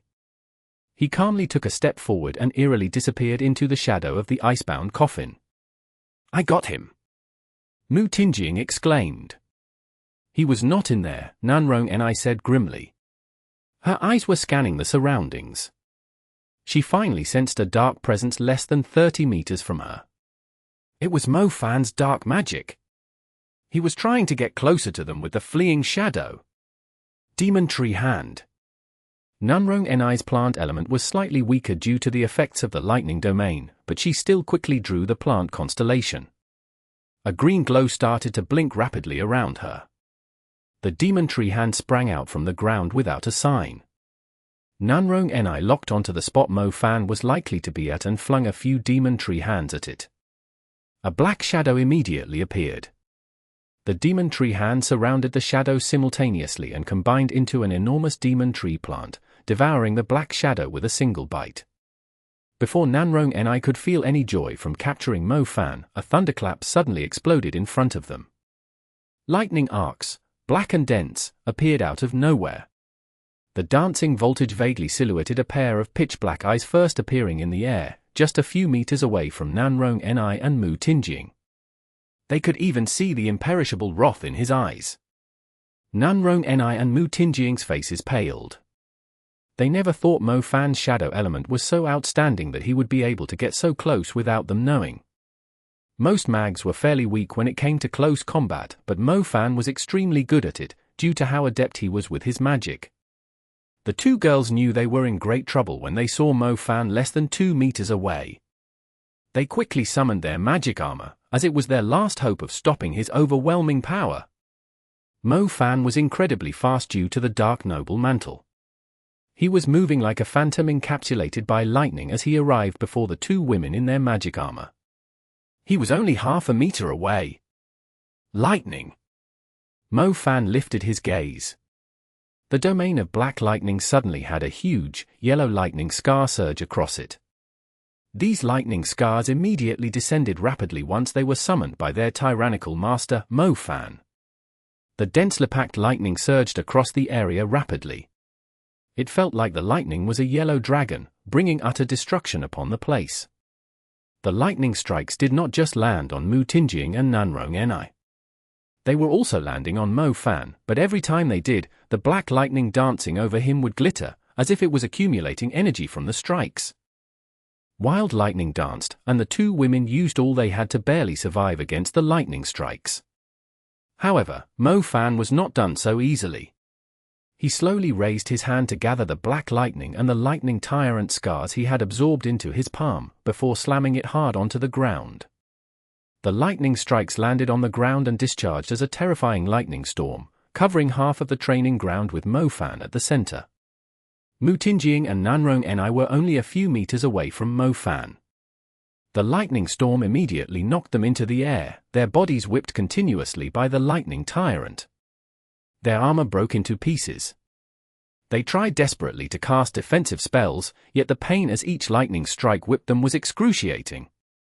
Fire Phoenix! Mo Fan switched between the lightning and fire elements fluidly. He had no intention of showing the two girls any mercy. He continued to cast his powerful fire spells, even when he knew they were defenseless. A fiery phoenix sprang forward. Mu Tingying and Nanrong Ni were trying to stabilize themselves from the aftershock of the lightning storm when the deadly fiery phoenix came down and devoured them. The four of them had stood no chance against the lightning tyrant. Their defenses were too weak against the soul-grade lightning seed that had amplified Mo Fan's lightning spells threefold. The fiery phoenix continued to bombard them with a series of explosions. There was no chance that Mu Tingying and Nanrong Ni could still fight after going through all that. As Mo Fan thought, the two girls were burned beyond recognition when they landed on the ground. They no longer had their proud, elegant demeanors. Their magic armor was broken, their clothes were ragged, even their tender skin had festered from all the burns or was scorched black from the lightning. They looked utterly miserable. Inside the area dominated by the lightning tyrant, more thunderbolts came down from the sky and transformed into lightning arcs after landing on the ground. They continued to surge toward Mo Fan. Mo Fan clenched his hands into claws. The lightning arcs immediately gathered around him. The long, wild lightning arcs were like the dangerous nails of a demon. Mo Fan, you aren't serious about killing them, are you?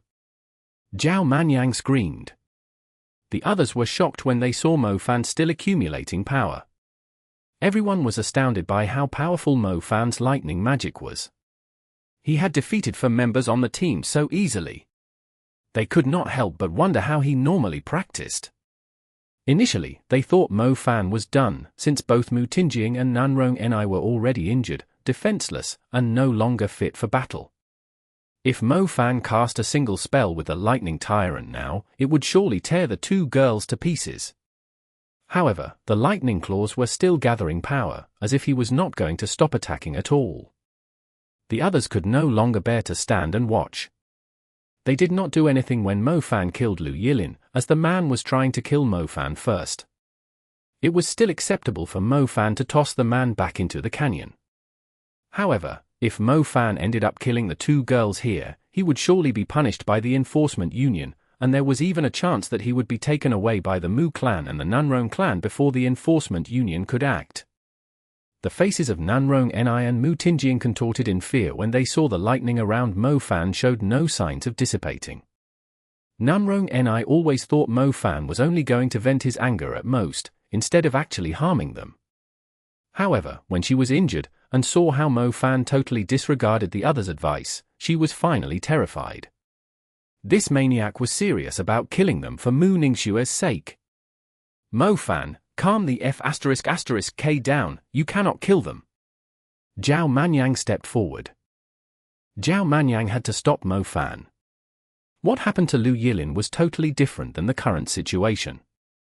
If Mo Fan insisted on killing the two girls, no one could possibly save him.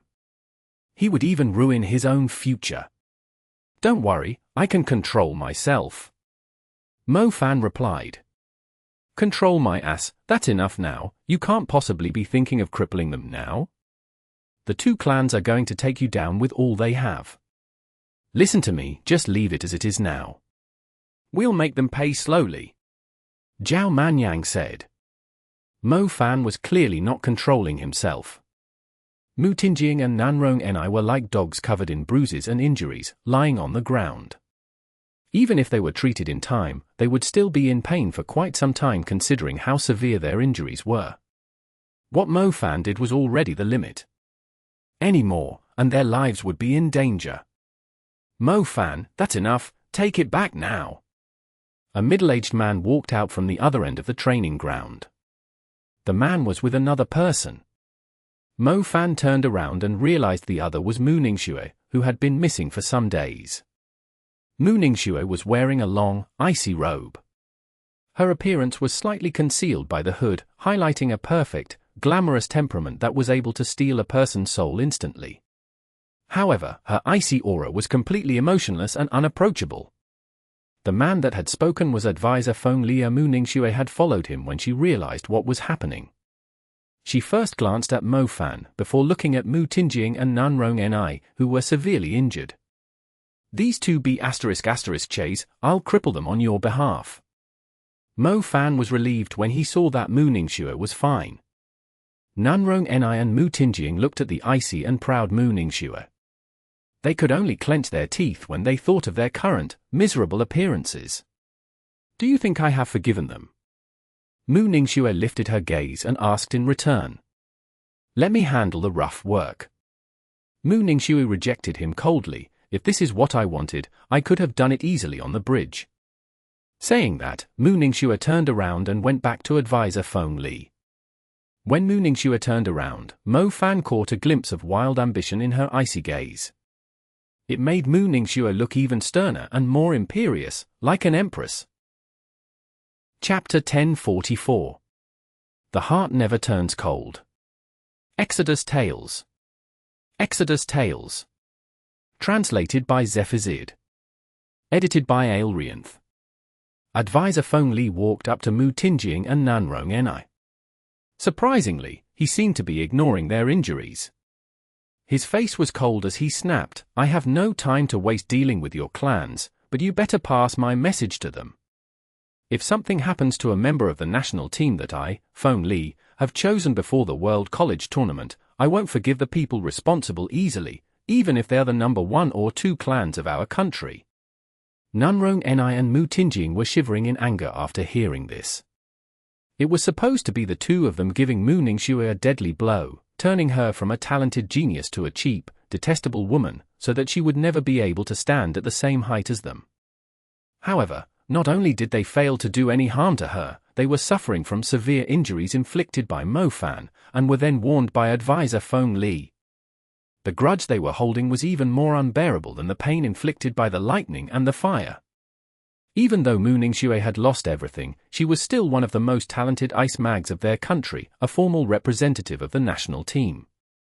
It went without saying that the advisors would not care about the rules of their clans. However, if their student was injured, they would seek responsibility. You have only yourself to blame for the injuries you're suffering, advisor Feng Li harumphed coldly. He then turned to Mo Fan and said, Mo Fan, you've slightly overdone it. Please control your temper, even if you're delivering punishment on behalf of me. Mu Ningxue was startled, but he quickly reacted. He nodded and said, I'll be more careful next time. It's just that I really despise people that try to hurt their own teammates. I was actually very gentle compared to before, considering that I see Mu Ningxue as even more important than myself. Feng Li glared at Mo Fan. His mustache curled up. This asshole, I already gave him an excuse to justify his actions. He just needed to follow suit, yet he is trying to take the lead instead. Feng Li was the main advisor of the national team. He was basically fully in charge of the team. No clan dared to touch him due to his overwhelming status. Both Nanrong Ni and Mu Tingjing were infuriated when they learned Mo Fan was punishing them on behalf of advisor Feng Li. It meant that they could not take revenge on Mo Fan. Li Kaifeng and Zhu Jiming had recovered consciousness. They also wanted to make Mo Fan pay, but they had no way of doing so. We'll consider it settled. You can deal with your personal conflicts after the World College tournament. If I see anyone breaking the rules again, I'll definitely take it to the factions behind you. Feng Li was so loud that everyone felt their eardrums hurting. Guan Yu, who did not take part in the battle immediately, helped those that were injured by Mo Fan. Anyone could see that the grudge the four had was on the verge of bursting out from their chests. Even with the four of them teaming up, they had still suffered an utter defeat. They had no chance of defeating Mo Fan themselves, yet they were scared to step on advisor Feng Li's tail if they asked for help.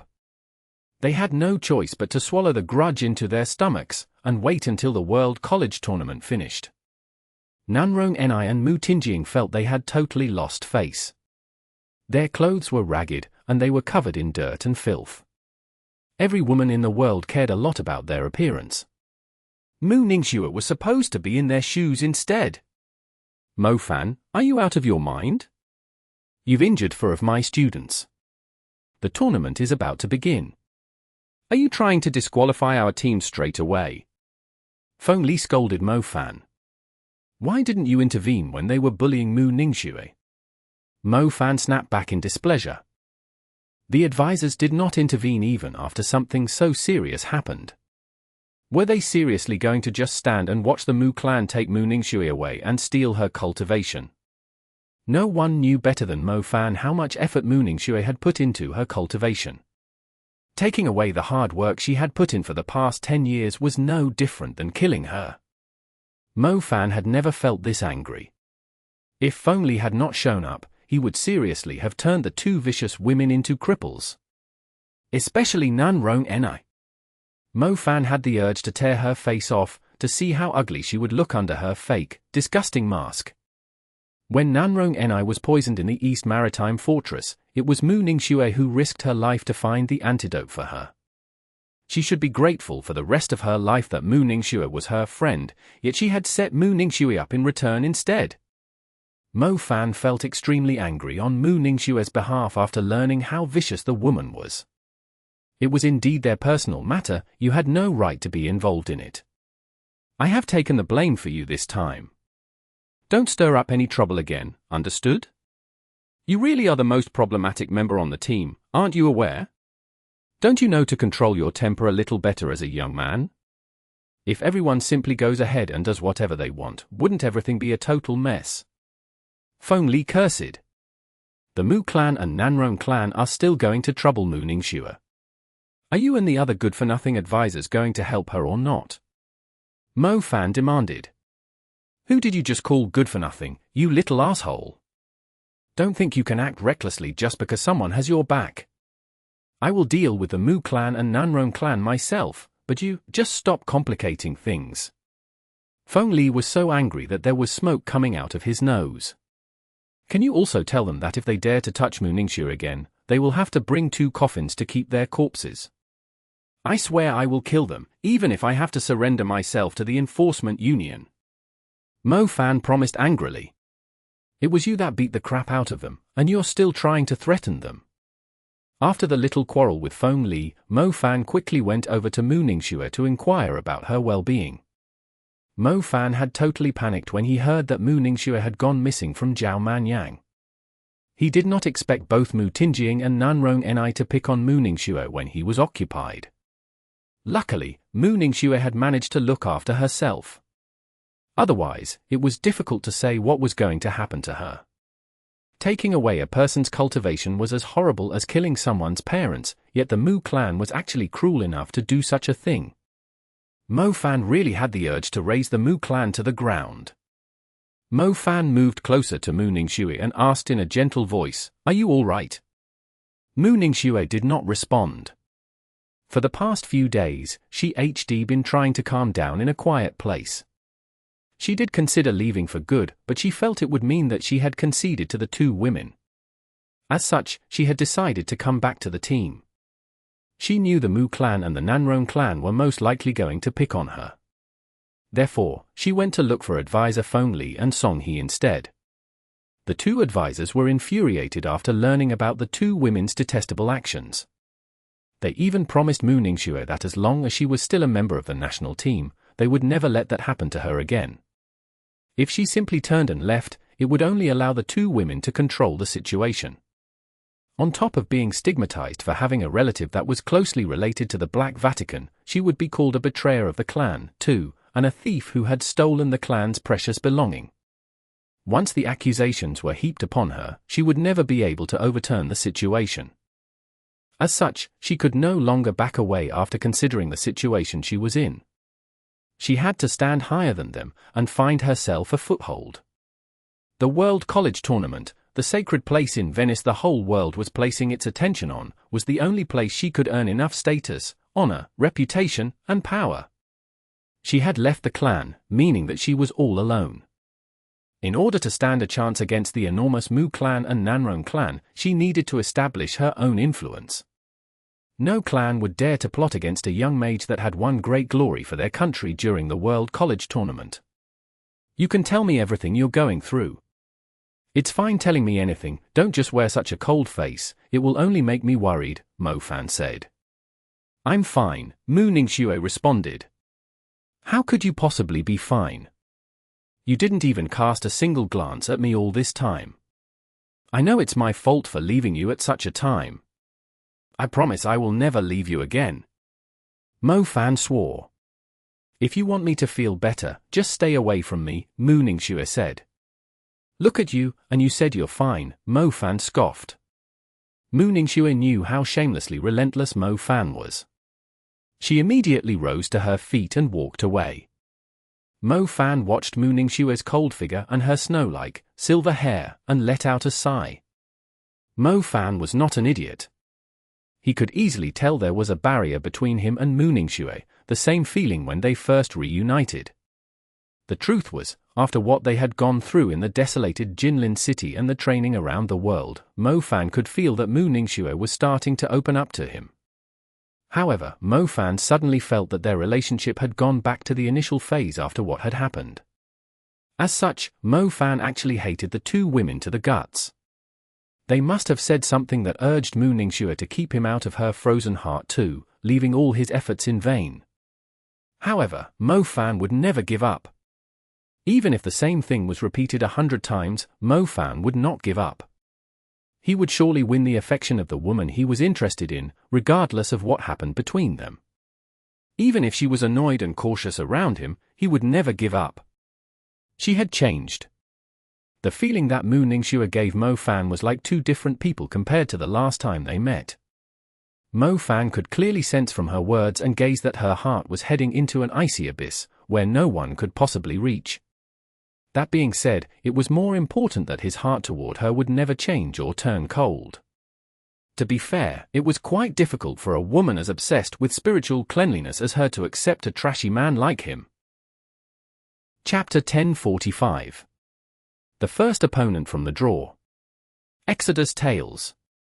Exodus Tales. Translated by Zephazid. Edited by Aelrianth. More people gradually arrived in Venice from different countries. The little place suddenly had 3 times the number of tourists it had previously. The canals, bridges, squares, public ferries suddenly felt a lot more crowded.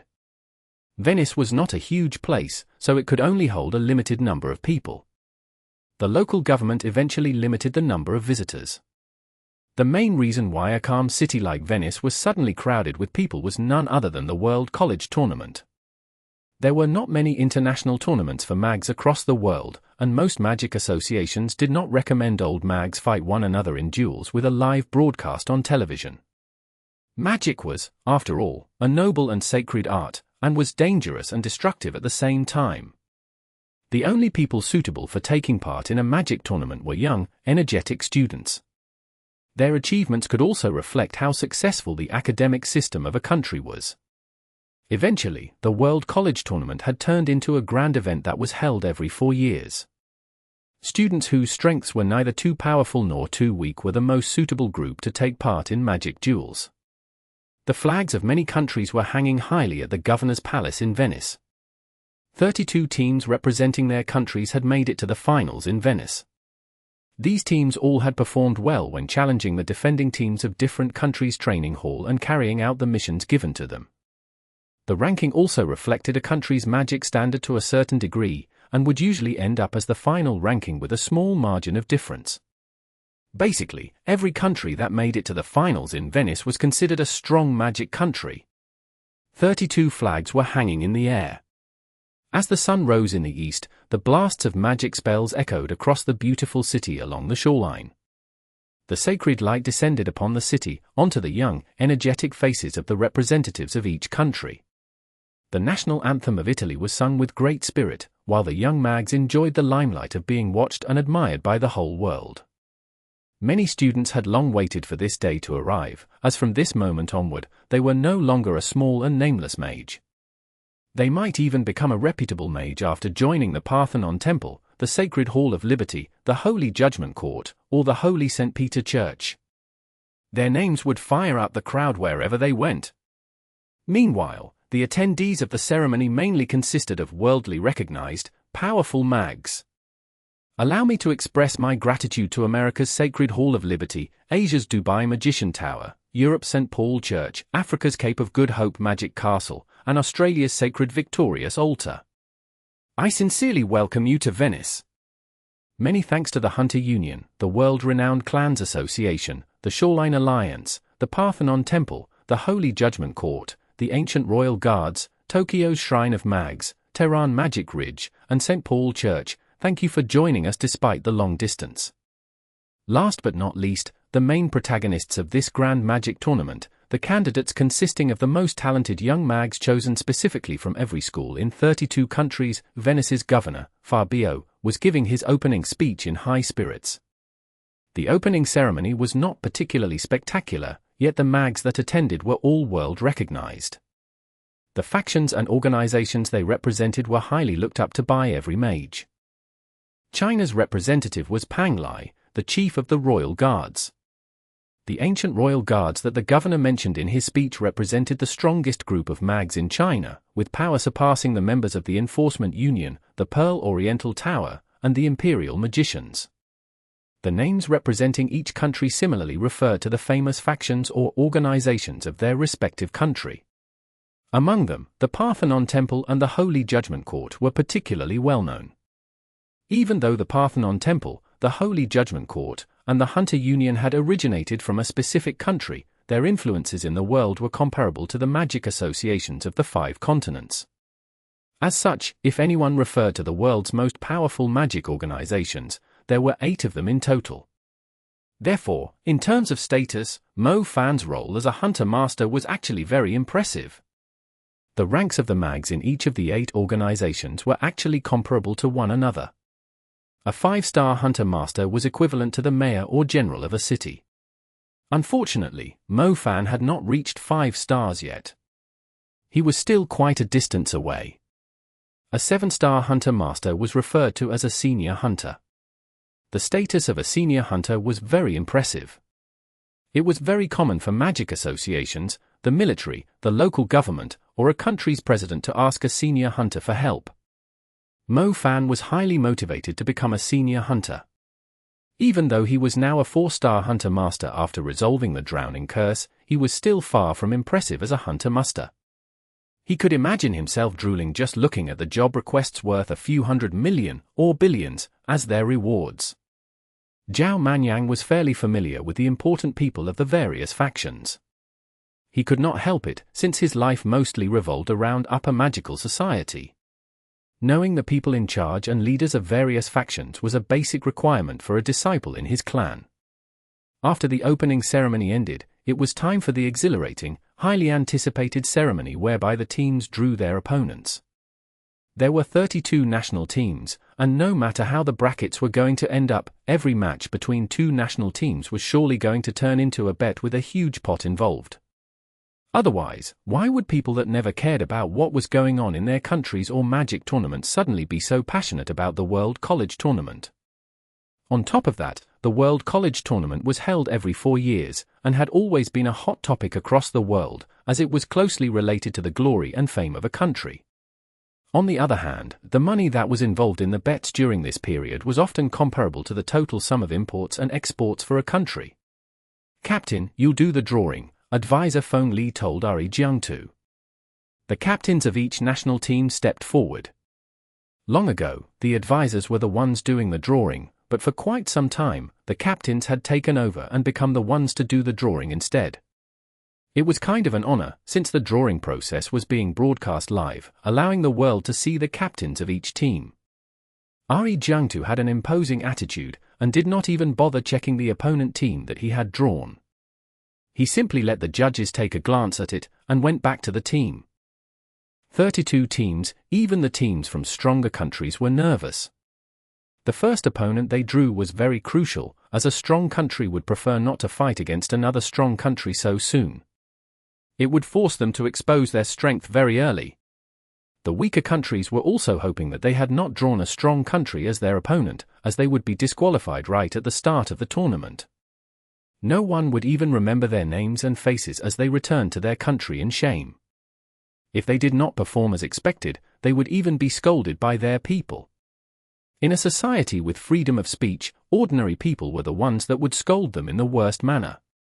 Even if they were utterly clueless about magic, they would still sound so righteous that others would mistake the person as being some smurf account from a respectful mage. As such, leaving the excitement aside, the members of the Chinese team were feeling great pressure, too. Apparently, the Chinese team was quite unlucky in the previous World College Tournament, stumbling into the American team in the second round, and were totally wrecked by their opponents. If they still failed to achieve an impressive result this year, the officials back home would probably be extremely mad. Could they even talk peacefully with other countries? They would simply be the target of mind games from the leaders of other countries when they suddenly said something along the lines of, "I heard that your national team lost again." It would immediately urge them to flip the table. The others placed their attention on Ari Jiangtu, trying to tell if he actually looked relieved or worried after learning who their opponent was. However, Ari Jiangtu kept the same stern face throughout the process. He looked pretty much the same all the time. The rest of the team was wasting their time trying to read his mind. Before Ari Jiangtu could announce who their opponent was, the Japanese team suddenly yelled out in joy and spoke in English in Japanese accents. "Lucky! So lucky!"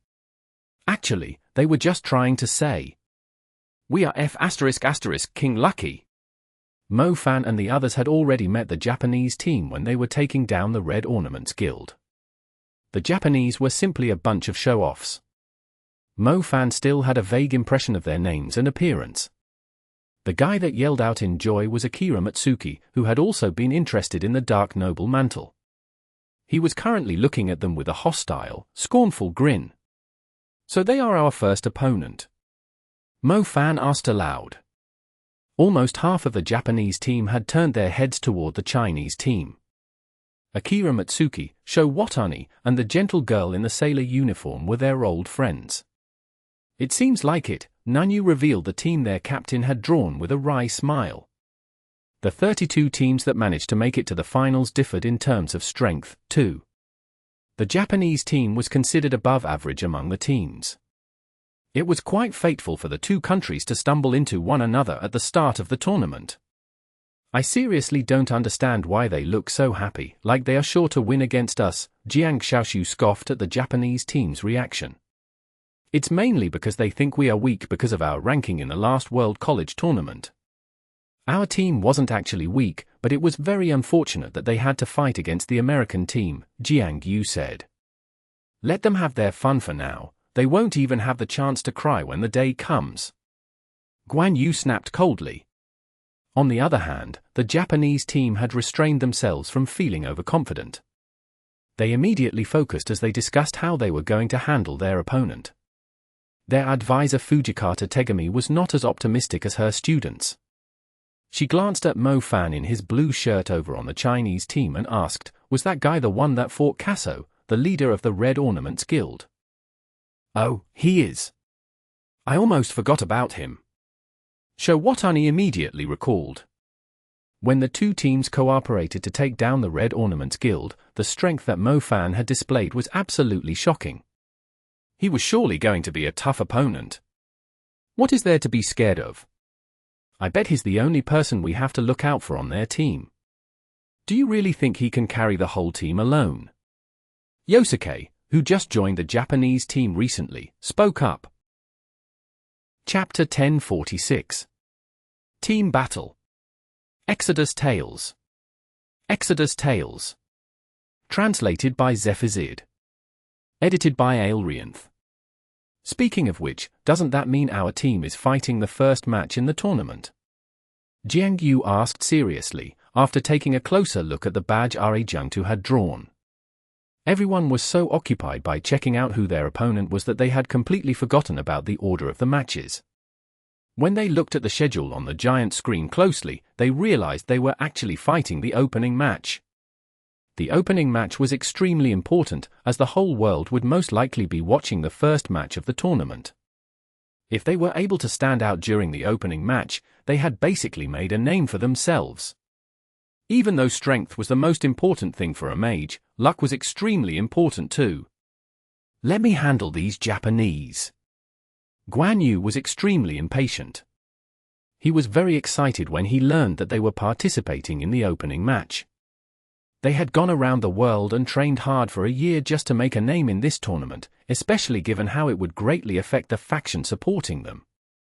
The opening match is a 5-on-5 team battle. We'll need to pick 5 representatives, and the Japanese will pick 5, too, advisor Feng Li said. Since the advisors were present, they were the ones making the calls. Feng Li scanned the team. He first looked at Mu Tinjing, Nanrong Ni, Li Kaifeng, and Zhu Jiming, and said calmly, "You four are still recovering from your injuries. You won't be taking part in the opening match." The 4 widened their eyes.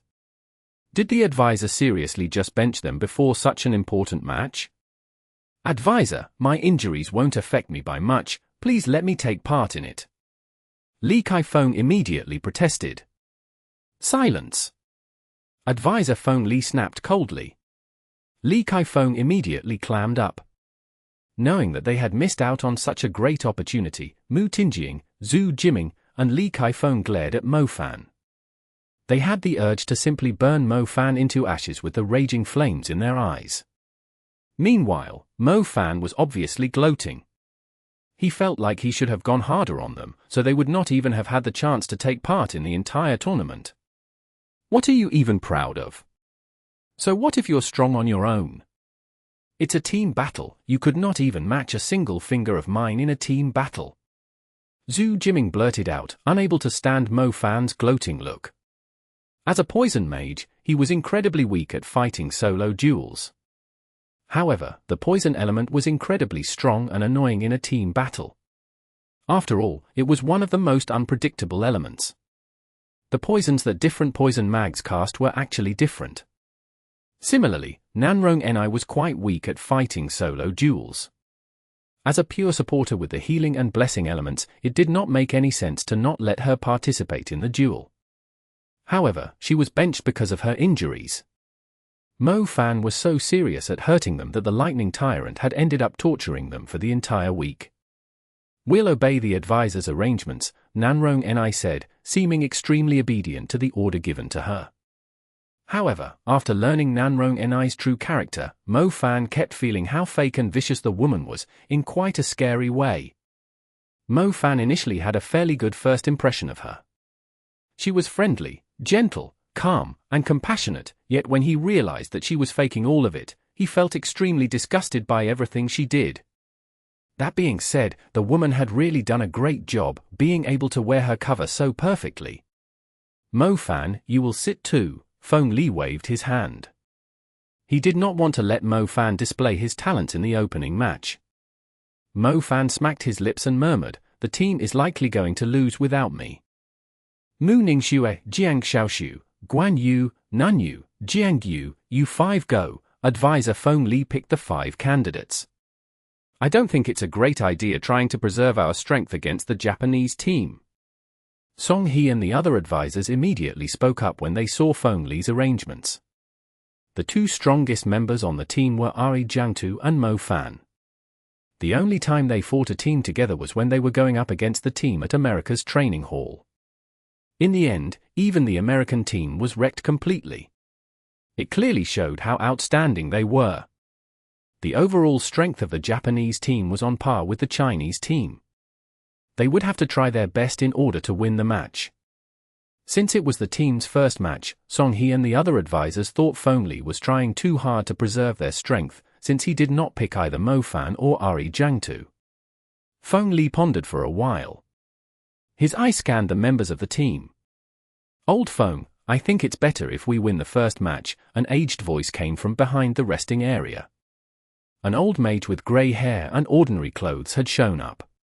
His vivid eyes naturally landed on Jiang Yu, who quickly went up to the old man and greeted him. Chief, you're here too. Song He was fairly surprised when he saw the old man with grey-white short hair. He's the Royal Guard's chief, Pang Lai, that I told you before. Jiang Yu is his star student. He's the strongest summoner in our country, Zhao Manyang told Mo Fan softly, knowing that he struggled to recognize people. Mo Fan immediately understood the implications. To his surprise, he saw someone else familiar standing behind old Pang Lai. It was the president of the Clock Tower Magic Association, Han Ji. Han Ji did not seem surprised when he saw Mo Fan. He said with a faint smile, not bad, you've made it to Venice. Were you seriously worried that I was going to be disqualified? Mo Fan asked in return. Not really, but I heard that you aren't the most well-behaving person, so I was worried that you were going to be expelled or something, Han Ji answered amiably. Han Ji talked to Mo Fan for a bit, before everyone went back to deciding on the candidates for the opening match. Feng Li was most likely trying to preserve their strength, since exposing it too early would place the team in a disadvantageous position. The other teams would surely pick on them, especially when an element was weak against certain elements. If they put Mo Fan or Ari Jiangtu in the opening match, the other countries would surely target them. If your fire was strong, they would send out 2 water mags. If your lightning was outstanding, they would send out a meat shield with the earth element. If your curse element was impressive, they would send out a psychic mage. The difference in terms of strength between the mags was no longer huge since they were chosen as representatives of their national team. Someone like Mo Fan, who could take on a few mags on his own, would be doomed if he encountered a strong psychic mage. Ai Jiangtu was the pillar of the team, and Mo Fan was the ace. Feng Li did not want to use both his trump cards in the opening match. Even if they lost the first match, it would not affect their team by much. However, others had different opinions. The first match is extremely important.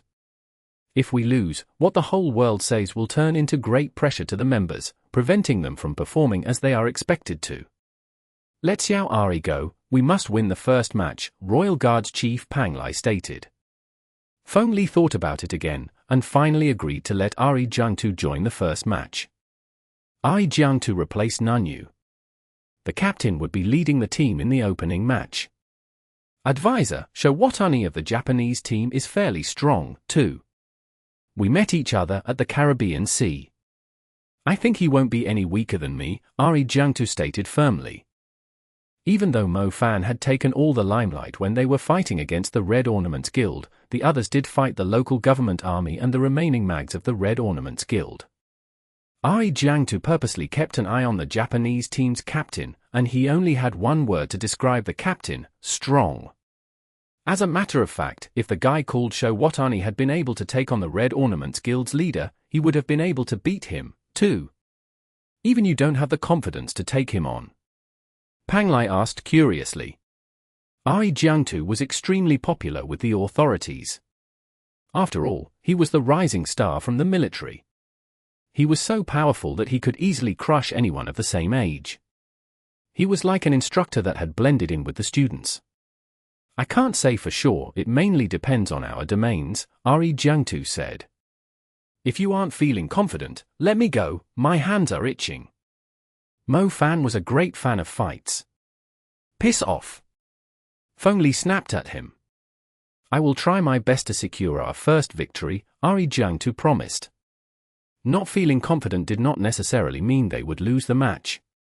Jiangtu was only feeling that Shou Watani's strength was somewhat hard to measure, so he would have to keep an eye out for him.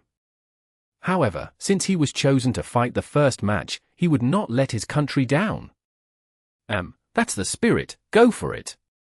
Feng Li nodded. In the end, the candidates were Mu Ningxue, Jiang Yu, Jiang Shaoxu, Jiangtu, and Guan Yu.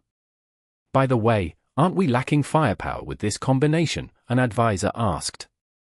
Just looking at the elements the 5 candidates had, none of them had the fire element, which was the best offensive element.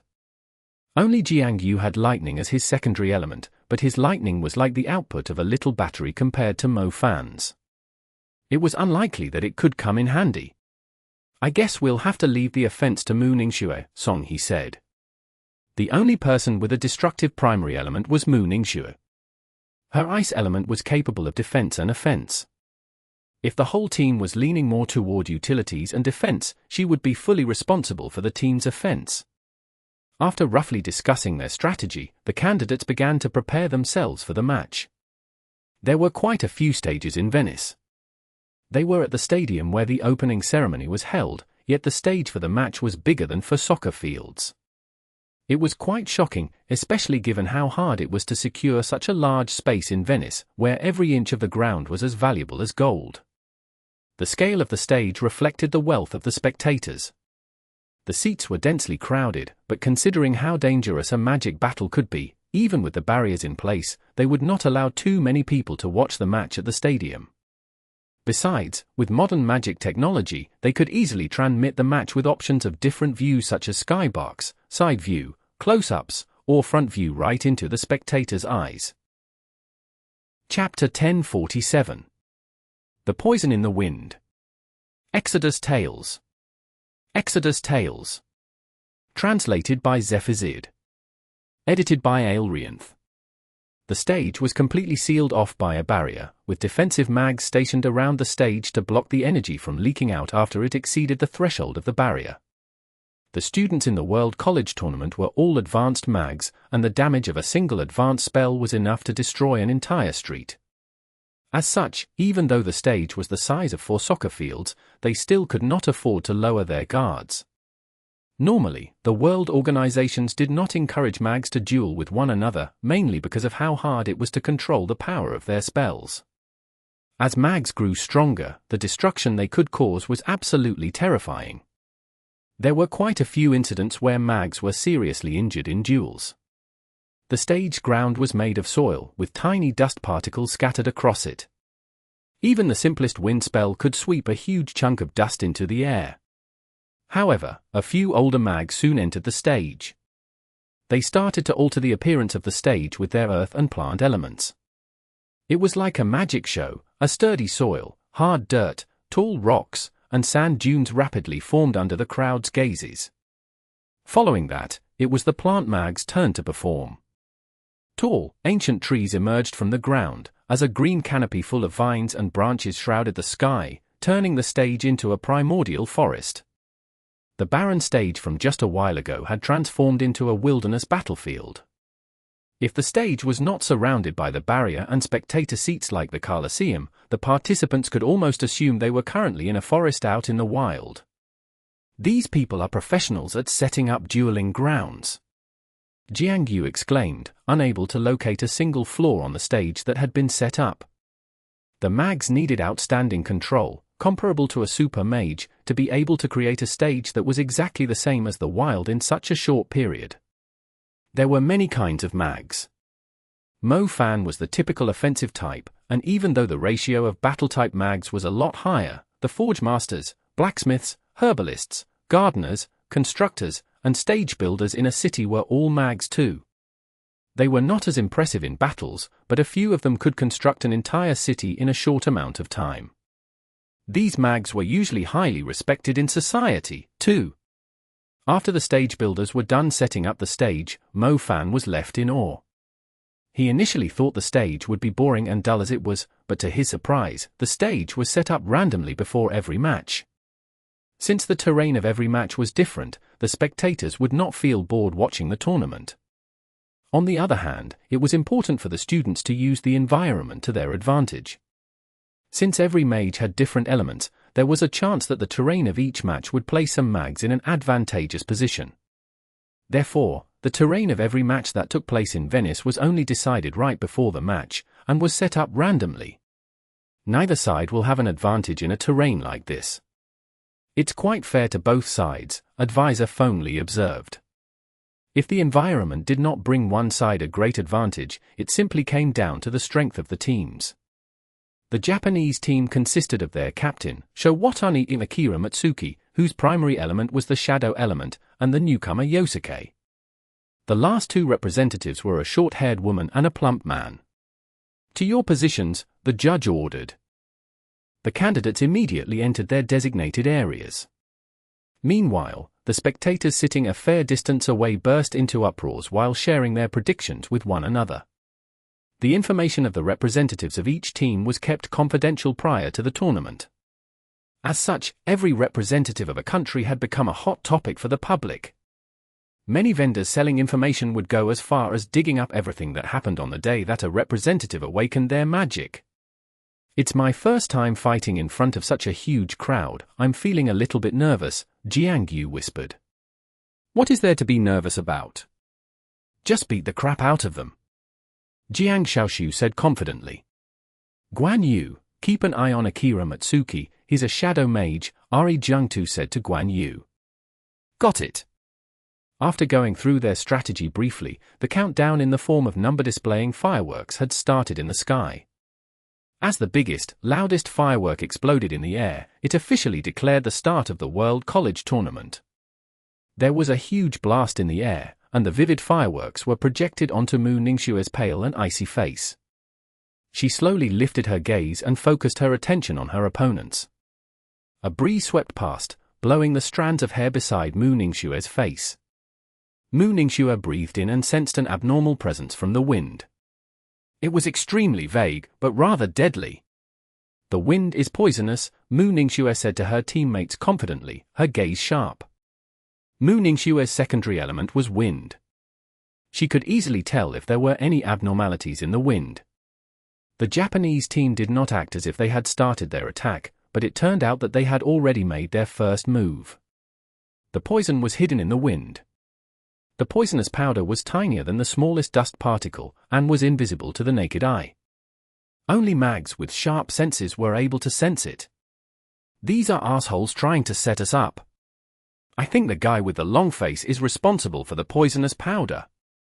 Jiang Yu cursed. Jiang Shaoxiu was fairly collected.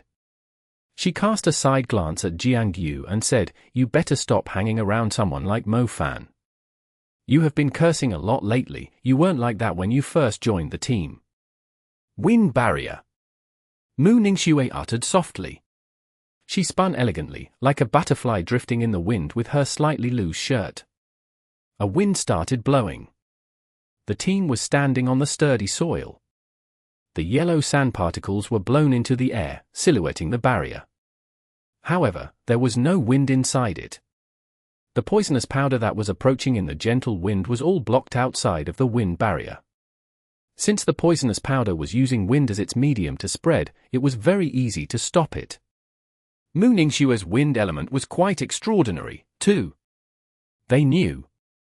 I told you, it's only useful against some immature, stupid mags, Akira Matsuki said to Yosuke in a mocking tone. Saying this, Akira Matsuki started making his way up toward the dense canopy. He totally disappeared as soon as he crossed into the canopy layer. The others had no idea where he had gone, as if he were invisible. Only the aged mags could barely catch a glimpse of a rapidly moving shadow among the leaves and branches. The sturdy ground was connected to the tall trees. Akira Matsuki was obviously trying to sneak up on his opponents through the canopy layer. However, as an assassin-type mage with the shadow element, there was no chance he would show himself when the enemy was alert. He would simply hide among the trees and wait until his teammates created a great opportunity for him. Whenever he made his move, it meant he was confident enough to take down the target. It was Akira Matsuki's principle. Patience was what he needed the most. Someone from their team has gone into the woods, Jiang Xiaoshu noticed. The shrubs were dense, preventing sunlight from penetrating through them. Not only would it give a plant mage an advantage, it was also ideal for a shadow mage to move freely about. If any of their team went into the woods, they would most likely meet an ambush. Guan Yu, go keep an eye on him, Ari Jiangtu ordered. The canopy basically covered the entire stage. No matter where the team moved, it would still be shrouded by the trees, meaning that a hunter hiding in the canopy layer could strike from anywhere and at any time. Everyone was an advanced mage. Even though they would first use basic and intermediate spells to probe their opponents and find an opportunity, the advanced spells were necessary to seal the deal. However, with someone hiding in the canopy like a shadow, they would have to be extremely careful when drawing a star constellation. The guy was like a sharp caltrop on the ground. If they moved around too fast, they would be stabbed by it. I can go and bother them too. It's unnecessary for me to go into the woods and chase after him, Guan Yu answered. Guan Yu was also an assassin-type mage. If the guy could strike at any time like a phantom, Guan Yu could do it too, and even better. Playing defense was not Guan Yu's style. He was not interested in searching for Akira Matsuki in the woods. Then you better pose a threat to their team, especially those in charge of attacking. Ari Jiangtu warned him.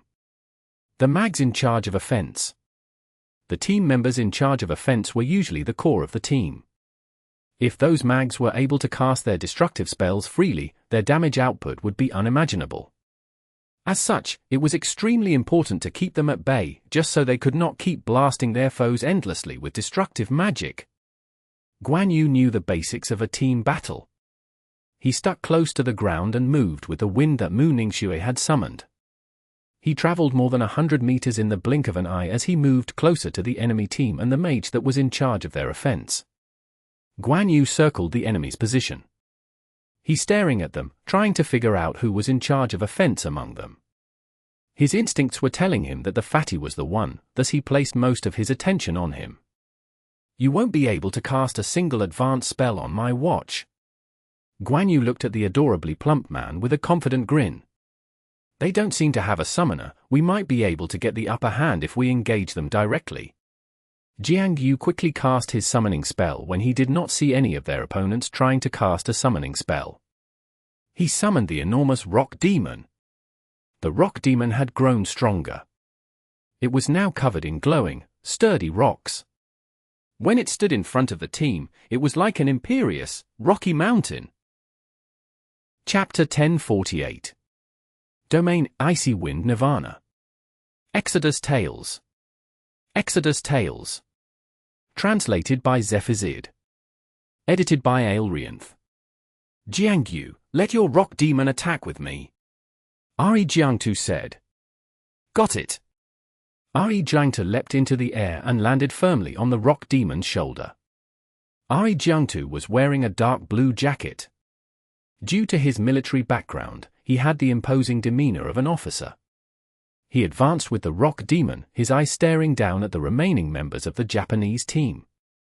Suddenly, Ari Jiangtu raised his hands. Stop! An invisible space energy spread out. When the team was confused about why he was reacting strangely all of a sudden, they soon discovered 6 shadow thorns within 10 meters of Ari Jiangtu. The thorns were flying rapidly toward him from the woods, yet they immediately came to a stop 10 meters away. The 6 thorns of the Shadow Rose failed to move any closer to Ari Jiangtu, despite their extraordinary power. It was like there was a magnetic field at 10 meters circling Ari Jiangtu. Any object trying to harm him was unable to move any closer. Break! Ari Jiangtu clenched his fist. The 6 shadow thorns were immediately crushed by overwhelming force. They immediately turned into black puffs of smoke, dispersing in the air. Within the woods, a pair of sharp eyes flickered. Jiangtu immediately turned around as his silver eyes emitted a brilliant glow. The owner of the eyes immediately realized the danger he was in. He quickly withdrew into the shadows and disappeared into the woods like a phantom. As soon as the figure vanished, a section of the woods was crushed into pieces, splintering in all directions. An area 100 meters square was razed to the ground.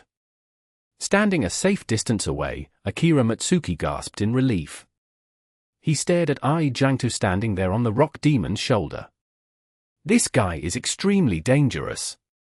He almost caught me. Akira Matsuki was drenched in cold sweat. He was only trying to ambush Jiangtu, who had clearly exposed himself. To his surprise, not only did the man nullify his attack with ease, his location was almost compromised. It was tricky to defend against the man's outstanding control of the space element. If he had been any slower, he would have to leave the match in shame. Stop! The rock demon continued moving forward. Jiangtu opened his hand as he began to emit a brilliant, silver glow. The fiery sparrows lunging at him from the air, the rupture approaching him along the ground, the fierce tide pouring down from above, and the gradually approaching storm, all spells meant to land on Jiangtu, had come to a complete stop, as if time had stopped flowing. The 4 spells had stopped completely before Jiangtu's power. They could not even move an inch closer to Jiangtu and the rock demon. The spectacular move immediately earned a loud cheer from the spectators. Such a strong space mage. He just stopped all the spells with a single wave. This man must be the captain of the Chinese team. He is so cool. I'm afraid even the advanced spells won't be able to harm him. He's like an adult facing the wild swings and kicks from a 3-year-old.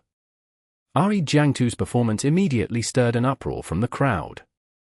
The incomparable strength of the space element had made him look unbeatable, as spells of multiple elements had failed to overcome the field of energy that Jiangtu had set up.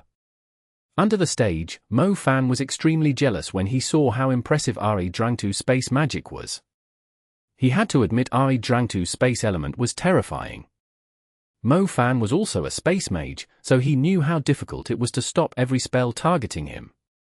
He could not help but be impressed when he recalled that his space rhythm, time stasis, could only reduce the speed of the spells within it. The path of cultivation was never-ending. His lightning and fire elements were very impressive now, but he still needed to put in more effort to improve his space, shadow, and summoning elements. However, it was just how the path of cultivation was. Mo Fan immediately felt great anticipation when he saw Jiangtu able to stop the opponent's attacks with a single wave. How cool would it be when he reached Jiangtu's level? Humph, I would like to see if you dare to stop my spell, too. Showotani immediately showed his pride. A brilliant brown star constellation appeared around Showotani, setting him off like a god of stars. As the star constellation formed from more than 300 stars condensed rapidly, his eyes changed, like they had turned to stone. They did not look lifeless, but were actually reflecting a sharp light. Eyes of the rock demon, earth dragon Spike. Showotani's eyes had transformed completely as he was granted the power of the rock demon. Anywhere he set his eyes on, spikes would suddenly spring up. Solid rocks like lines of thorns rapidly appeared on the initially flat ground. Soon, a few pointy rocks burst out from the surface in a line extending away from him. More rocks burst out of the ground, their height increasing. They went from 3 meters at the start to 15 meters high. The rocks continued to spring up with shocking force, like the backbone of a dragon rising from the ground, smashing anything along the surface into pieces. The earth dragon spikes reached the rock demon. A spike 20 meters long sprang up and knocked the rock demon to the ground. Jiangtu was aware of how powerful the spell was. His space stasis had no chance of stopping the spikes. Left with no choice, Jiangtu cast a spell and blinked a certain distance away while forcibly bringing the enormous rock demon along with him. The earth dragon spikes were still coming out of the ground, and the spikes that appeared later were absolutely massive.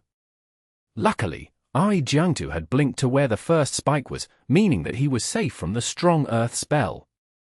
The rock demon had a few cracks on him. Despite its outstanding size, its strength was pretty average, although its sturdy, thick skin was able to take a fair amount of damage.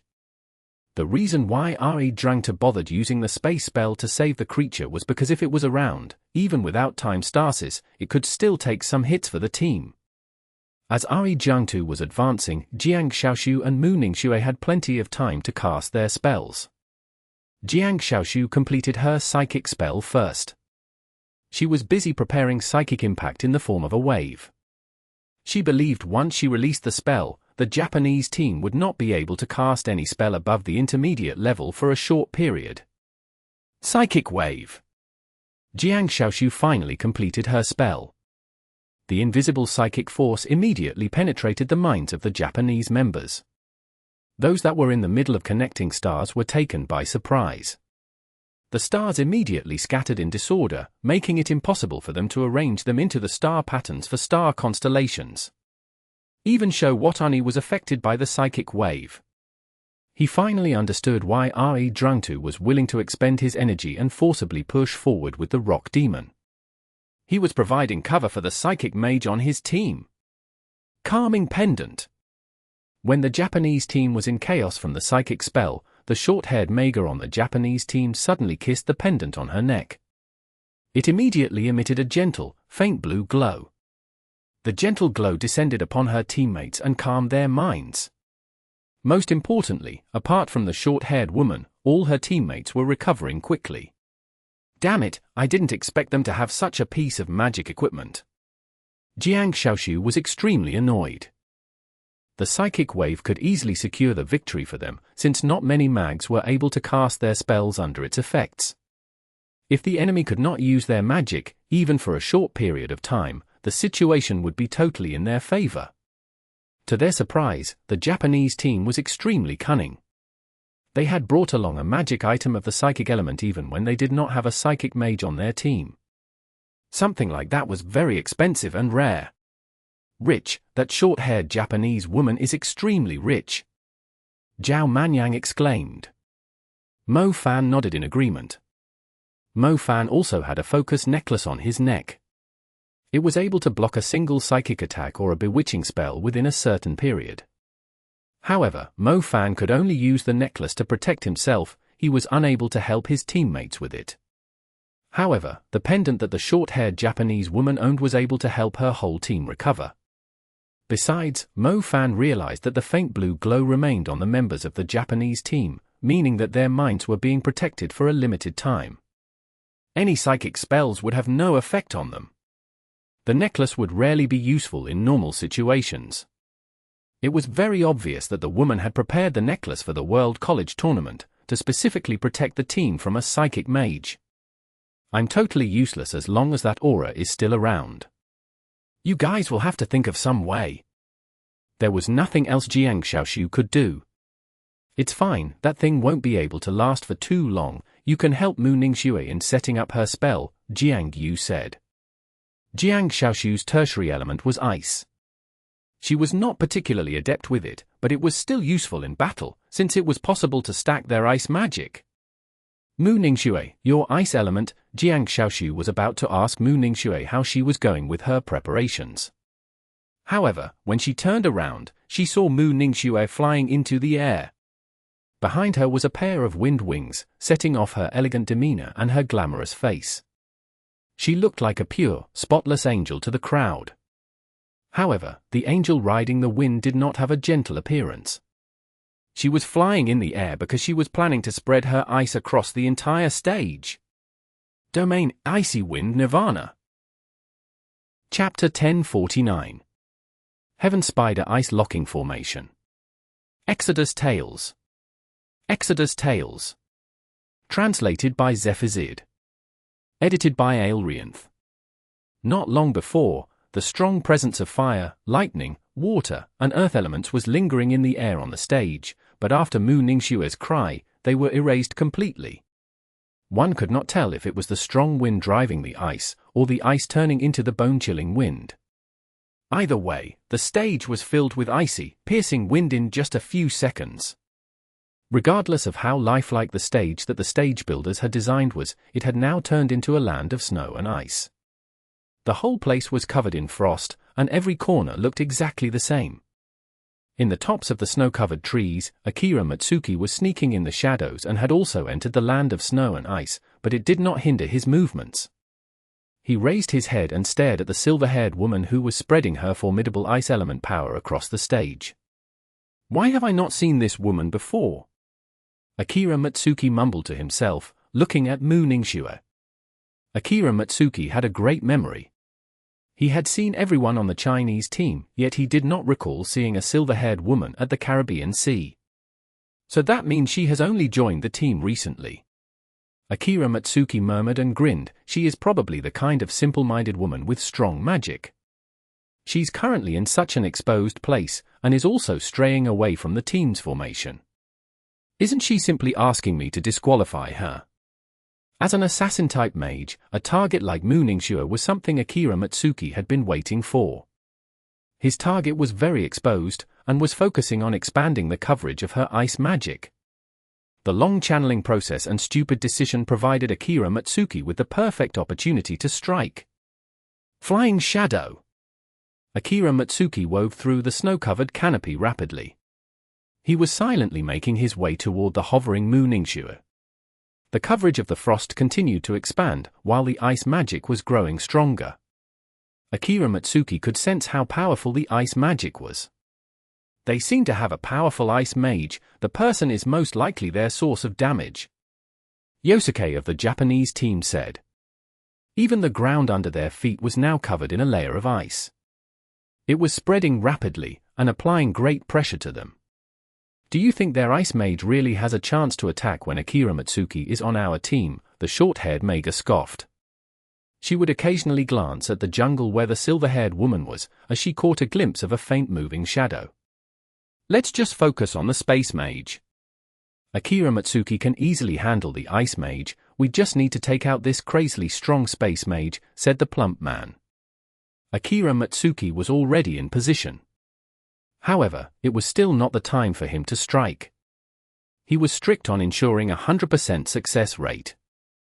Based on his many years of experience, it was not yet the best time to make his move. He would strike the moment the silver-haired woman was just about to complete her magic. It would take her by surprise, and she would have no chance to react. As he thought, the stupidly flamboyant woman was channeling a destructive spell. A blue star constellation had appeared around her, and she had already completed 6 out of 7 of the brilliant star patterns. Now! Akira Matsuki found the best time to strike. He sprang out from the white canopy. His body sank eerily in the air. He was as fast as a flying sword, emitting a dark, evil aura as he pierced through the air silently at a shocking speed. The dark sword that Akira Matsuki had turned into lunged through the air with a cold flicker, targeting Mu Ningxue's back. 50 meters. 30 meters. 10 meters. Akira Matsuki was grinning. If their team won the opening match, he would surely end up as the player of the match, as he was able to take out an important member on the opponent's team. At a distance of 10 meters, Akira Matsuki could pick up the alluring scent of the woman. However, he was currently in the middle of a match. He had no intention of going easy on her. Compared to the glory of reaching the finals, the woman was of no significance to him. A dark glow flickered as the dark sword swiped past Mu Ningxue's back. The strong dark energy spread rapidly into Mu Ningxue's body through the cut and reached her heart and mind. Akira Matsuki was still in the air. He could not help but turn around, to enjoy the disbelieving face of his target. He believed the silver-haired woman would be wearing the expression he enjoyed the most, and his utterly perfect move would soon earn a great cheer from the crowd. However, all he saw was an icy face, and a pair of emotionless eyes. Akira Matsuki was at first astounded. The silver-haired woman's beauty was otherworldly. However, the thought only stayed in his mind for a mere second before he quickly realized that the woman did not show any sign of panic or pain. It was like the glamorous face was just a reflection in a mirror that had started to crack. The silver-haired woman simply disappeared as the pieces started to fall. What just happened? Akira Matsuki was stunned. He had clearly landed his attack on her, yet it felt like he had attacked a mirror instead. She was perfectly fine, but the mirror had shattered into pieces. Akira Matsuki turned around quickly, and was shocked to discover that his target was actually standing in the opposite direction. The silver-haired woman slowly lifted her head and stared at him coldly, her eyes as attractive as the galaxy. To his astonishment, he could see a calm, collected glitter in her eyes. It was Akira Matsuki's turn to be filled with disbelief. He was completely dumbfounded. What kind of magic was that? An illusion created with a mirror of ice? Could a mage of our level and age really possess such outstanding control? A great cheer arose in the stadium, but it was not directed at Akira Matsuki for successfully ambushing his target, but at the silver-haired woman, who had perfectly tricked her opponent with the illusion. She was clearly floating in the air just beside the jungle, and looked so vivid and alive, yet it was just a reflection in a mirror of ice, so thin that no one could tell the difference. Meanwhile, Mu Ningxue was standing opposite the mirror as she played the experienced shadow mage of the Japanese team like a fiddle. Goddess Mu is putting up a show, Zhao Manyang blurted out. I'm guessing that Akira Matsuki has never seen Mu Ningxue before. He might have assumed Mu Ningxue was just a substitute, so he immediately picked her as his target without thinking twice. The problem is Mu Ningxue really someone he should be messing with? That Akira Matsuki is going to pay. Meanwhile, Showatani, Yosuke, and the others on the Japanese team realized that Akira Matsuki had failed his ambush. They felt it was a pity, and were surprised by the impressive strength and wisdom that the silver-haired woman had displayed. Is Akira Matsuki going to be fine? Him? He's going to be fine. Even if the woman is great at offense, she couldn't possibly hurt Akira Matsuki given how unpredictable his movements are. That being said, Akira Matsuki must be feeling terrible after failing the attempt. The Japanese team was in the middle of a discussion when an icy, dark blue glow suddenly appeared in the sky. Its light expanded in a sphere, like an icy wall, sealing off the entire area. Crap, it's a domain! Showatani's expression sank as he realized something. What, that woman has a domain? This is bad. We have to save him. Who said that the woman isn't strong? How else was she able to unleash her domain right away? Cold, so cold, crap, even this spot is covered by her domain. All other elements are driven away by her ice magic. But we're so far away from her, that's impossible. Don't be scared just because she has a domain, the plump man denied, but he soon realized his magic had weakened too. The energy particles of each element lingering in the air were like oxygen for their spells. When the presence of their respective elements weakened, it meant the effects of their spells were lowered too. Damn it! Showatani swore in agitation. Didn't they say we just needed to look out for the guy called Mo Fan? That guy wasn't even in this match, and we're still in such a bad spot, the short-haired woman said. Don't panic, we haven't lost yet. As soon as the words were spoken, they heard a cry of agony not far away. The owner of the voice was Akira Matsuki. The team lifted their eyes and discovered an enormous spider web in the sky, constructed by icy chains of frost. Akira Matsuki was like a little bug trapped right in the middle of Mu Ningxue's Heaven Spider ice locking formation. It was quite a spectacular sight from afar, with the ice chains forming a giant web just to trap a single person. It was like an execution rack of the Kingdom of Ice. Beep! Akira Matsuki of the Japanese team is disqualified, the judge announced in an emotionless voice. Mu Ningxue did not press her attack. Akira Matsuki had totally lost his ability to fight. Once caught in the Heaven Spider ice locking formation, it would only take half a minute for a living person's blood to freeze completely. Mu Ningxue tossed Akira Matsuki to the boundary of the barrier. Akira Matsuki landed on the ground. His body had turned purple because of the freeze. His face was blank. Fear began to surface on his face when he lifted his eyes and stared at the silver-haired woman. A domain. If it was just an ordinary domain, he would not be trapped so easily. The fact implied how terrifying this woman's domain was. Akira Matsuki could not even cast NYX regime, and even the mobility he was extremely proud of was not enough to escape the woman's control. Chapter 1050. Overpowering their opponents. Exodus Tales. Exodus Tales. Translated by Zephizid. Edited by Aelrianth. That Mage is so strong. Who is she? Does anyone know her name? Some old mags among the spectators sitting close to the stage had started whispering to one another. She must be Mu Ningxue, a very famous ice mage from the Imperial College. I heard her name a couple of times from the Mu clan, but I didn't expect her to be this talented. Akira Matsuki was knocked out from the stage, meaning that the Japanese team had lost an important member. They basically had no hope of securing an advantage in the match. He had been the key person needed to secure the Japanese victory. The crowd immediately burst into an uproar, and soon, many people had learned Mu Ningxue's name. The fact that she could overpower her opponents easily showed how overwhelming her strength was. Goddess Mu's strength is a lot scarier than before. Zhao Manyan's eyes almost popped out from their sockets. This student is impressive. Panglai, the Royal Guard's chief, fondled his beard with a gratified look. She is finally displaying her true strength. To be honest, even I didn't expect her to take out such a troublesome opponent so easily, Fengli said with a hint of surprise. The team knew Mu Ningxue was strong. In terms of strength, she was right behind Ari Drangtu and Mo Fan on the team. However, it seemed like Mu Ningxue had improved dramatically, enough to easily defeat one of the main representatives of the Japanese team. I thought the match was going to last for quite a while. I didn't expect Mu Ningxue to be able to turn the tables so quickly. Victory is within our grasp, as long as we take it slowly and steadily. The team continued to compliment Mu Ningxue's performance. Meanwhile, Mu Tingjing and Nanrong Ni only had twisted expressions. They had tried so hard to trample Mu Ningxue, yet even so, she had immediately entered the limelight in the opening match.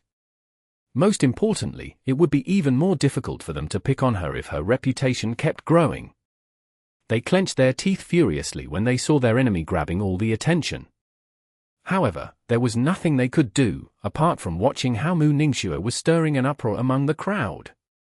Mu Ningxue's attack did not stop after taking out Akira Matsuki.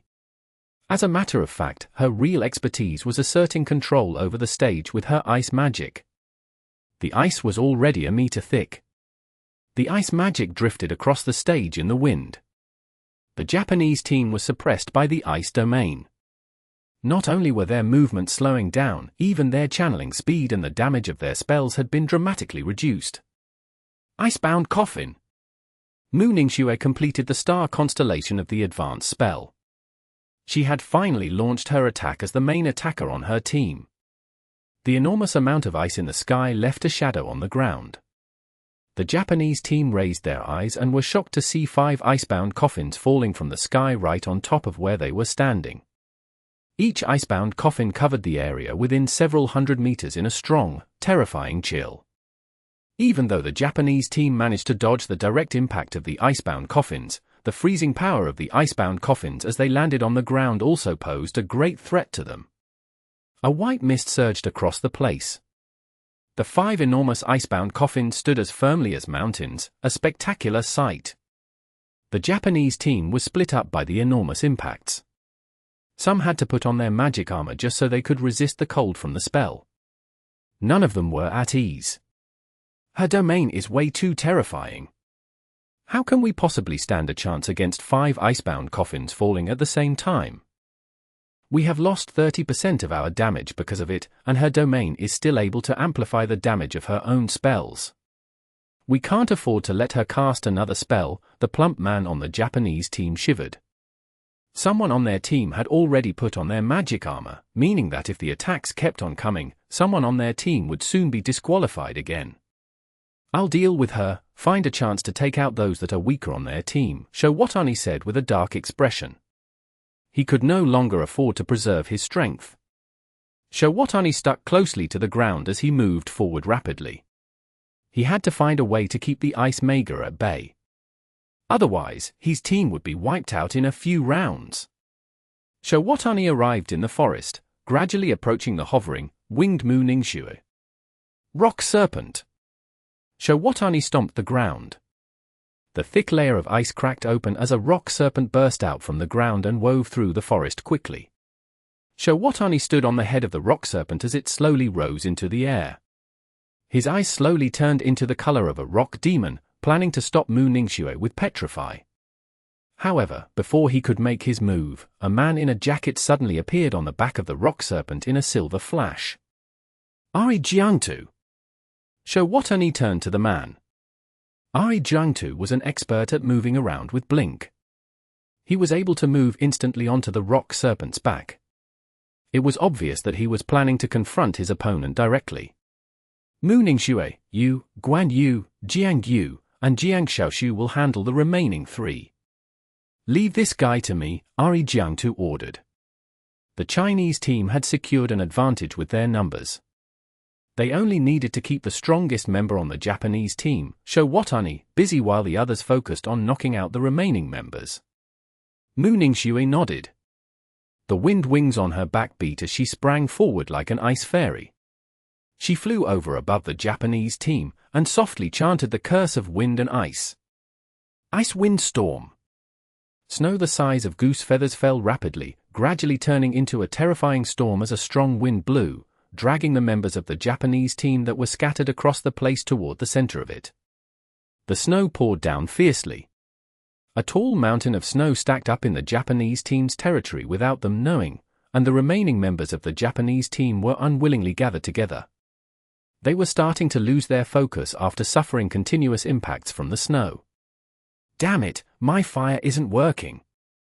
Yosuke snapped furiously. In Mu Ningxue's domain, even casting a single fire spell was extremely difficult, let alone trying to use fire to set up a safe zone for the team. The star orbits kept breaking as Yosuke was trying to connect them. It was driving the man crazy. When Yosuke was feeling anxious, a shadow in the storm moved past him quickly. A brown claw gauntlet stabbed into his leg. AHHH, you son of a b*****ch. Yosuke burst out screaming, feeling the pain from his leg. Lots of poisonous bugs immediately flew out of his body and chased after the shadow. Where do you think you're running to? Yosuke yelled out angrily. The poisonous bugs were called the Vengeful Flies. It was a unique passive ability that an intermediate poison mage had. Whenever the mage was hurt, the Vengeful Flies would appear and chase after the person that had hurt the mage relentlessly. As such, even though Yosuke was injured, he was grinning coldly. The Vengeful Flies carried a deadly poison. He firmly believed that the person that had stabbed him had no chance of escaping. Lots of Vengeful Flies were flying in the air. They did not have eyes, but they were able to locate the attacker precisely. Despite the snowy storm that was blocking everyone's sight, they were still able to lock on Guan Yu. Yosuke tried to treat his wound with some medicine when he saw the Vengeful Flies chasing the shadow into the distance. If their team was still complete, a drop of healing liquid was enough to help him recover. However, he was having trouble finding his own teammates in the storm. Damn it! Yosuke was about to treat his wound when he saw it get covered in a layer of frost. Normally, freezing a wound would reduce the pain to a certain degree and stop the blood loss. However, the enemy's frost was able to penetrate his body through the cut to freeze his blood. In just a few minutes, he would lose control of his leg, and there might be a chance that his whole body would stop moving. He had stayed in the ice domain for too long. Even though he did not suffer any direct hits from the spells, he was slowly losing his ability to fight. Did we really underestimate the Chinese team? The girl with a cute appearance on the Japanese team asked numbly. Fujikata Tegami was utterly speechless. Standing next to her was Mochizuki Chihaya. Even though she was not an instructor of the national team, she still had the right to observe the battle with the team. I initially thought Mo Fan was the trickiest to deal with. Who knew their team actually had a bunch of similarly tricky opponents? Mochizuki Chihaya sighed. Yeah, that space mage is able to keep Captain Showatani busy while the ice mega simply crushes the rest of the team. She's completely unstoppable. Our team would be unlikely to win even if Miss Ranko was in the match. I believe that Ice Mage is not any weaker than our captain, either. Her overpowering ice magic is simply too terrifying. Other teams will have a hard time stopping her, too. Since when is the Chinese team so strong? A Japanese instructor wondered. It's only a matter of time until our team loses. I thought we were going to win our first match, but we ended up losing so terribly. The members of the Japanese team all had grim expressions. The seats where the Egyptian team was sitting. Sate, do you still remember her? How could I forget her? Holy crap, since when is she so powerful? Sate cried out in amazement. In the past, Sate had dominated the team at Shanghai's training hall with the Death Saber mummy. Even though he was beaten up by Mooning Shui in the end, he believed a mage of her standard would surely join the national team in the end. As such, he had been waiting for the chance to earn his dignity back at the World College Tournament. However, it seemed like he would never win his dignity back after witnessing the woman's strength. She was too ridiculously strong.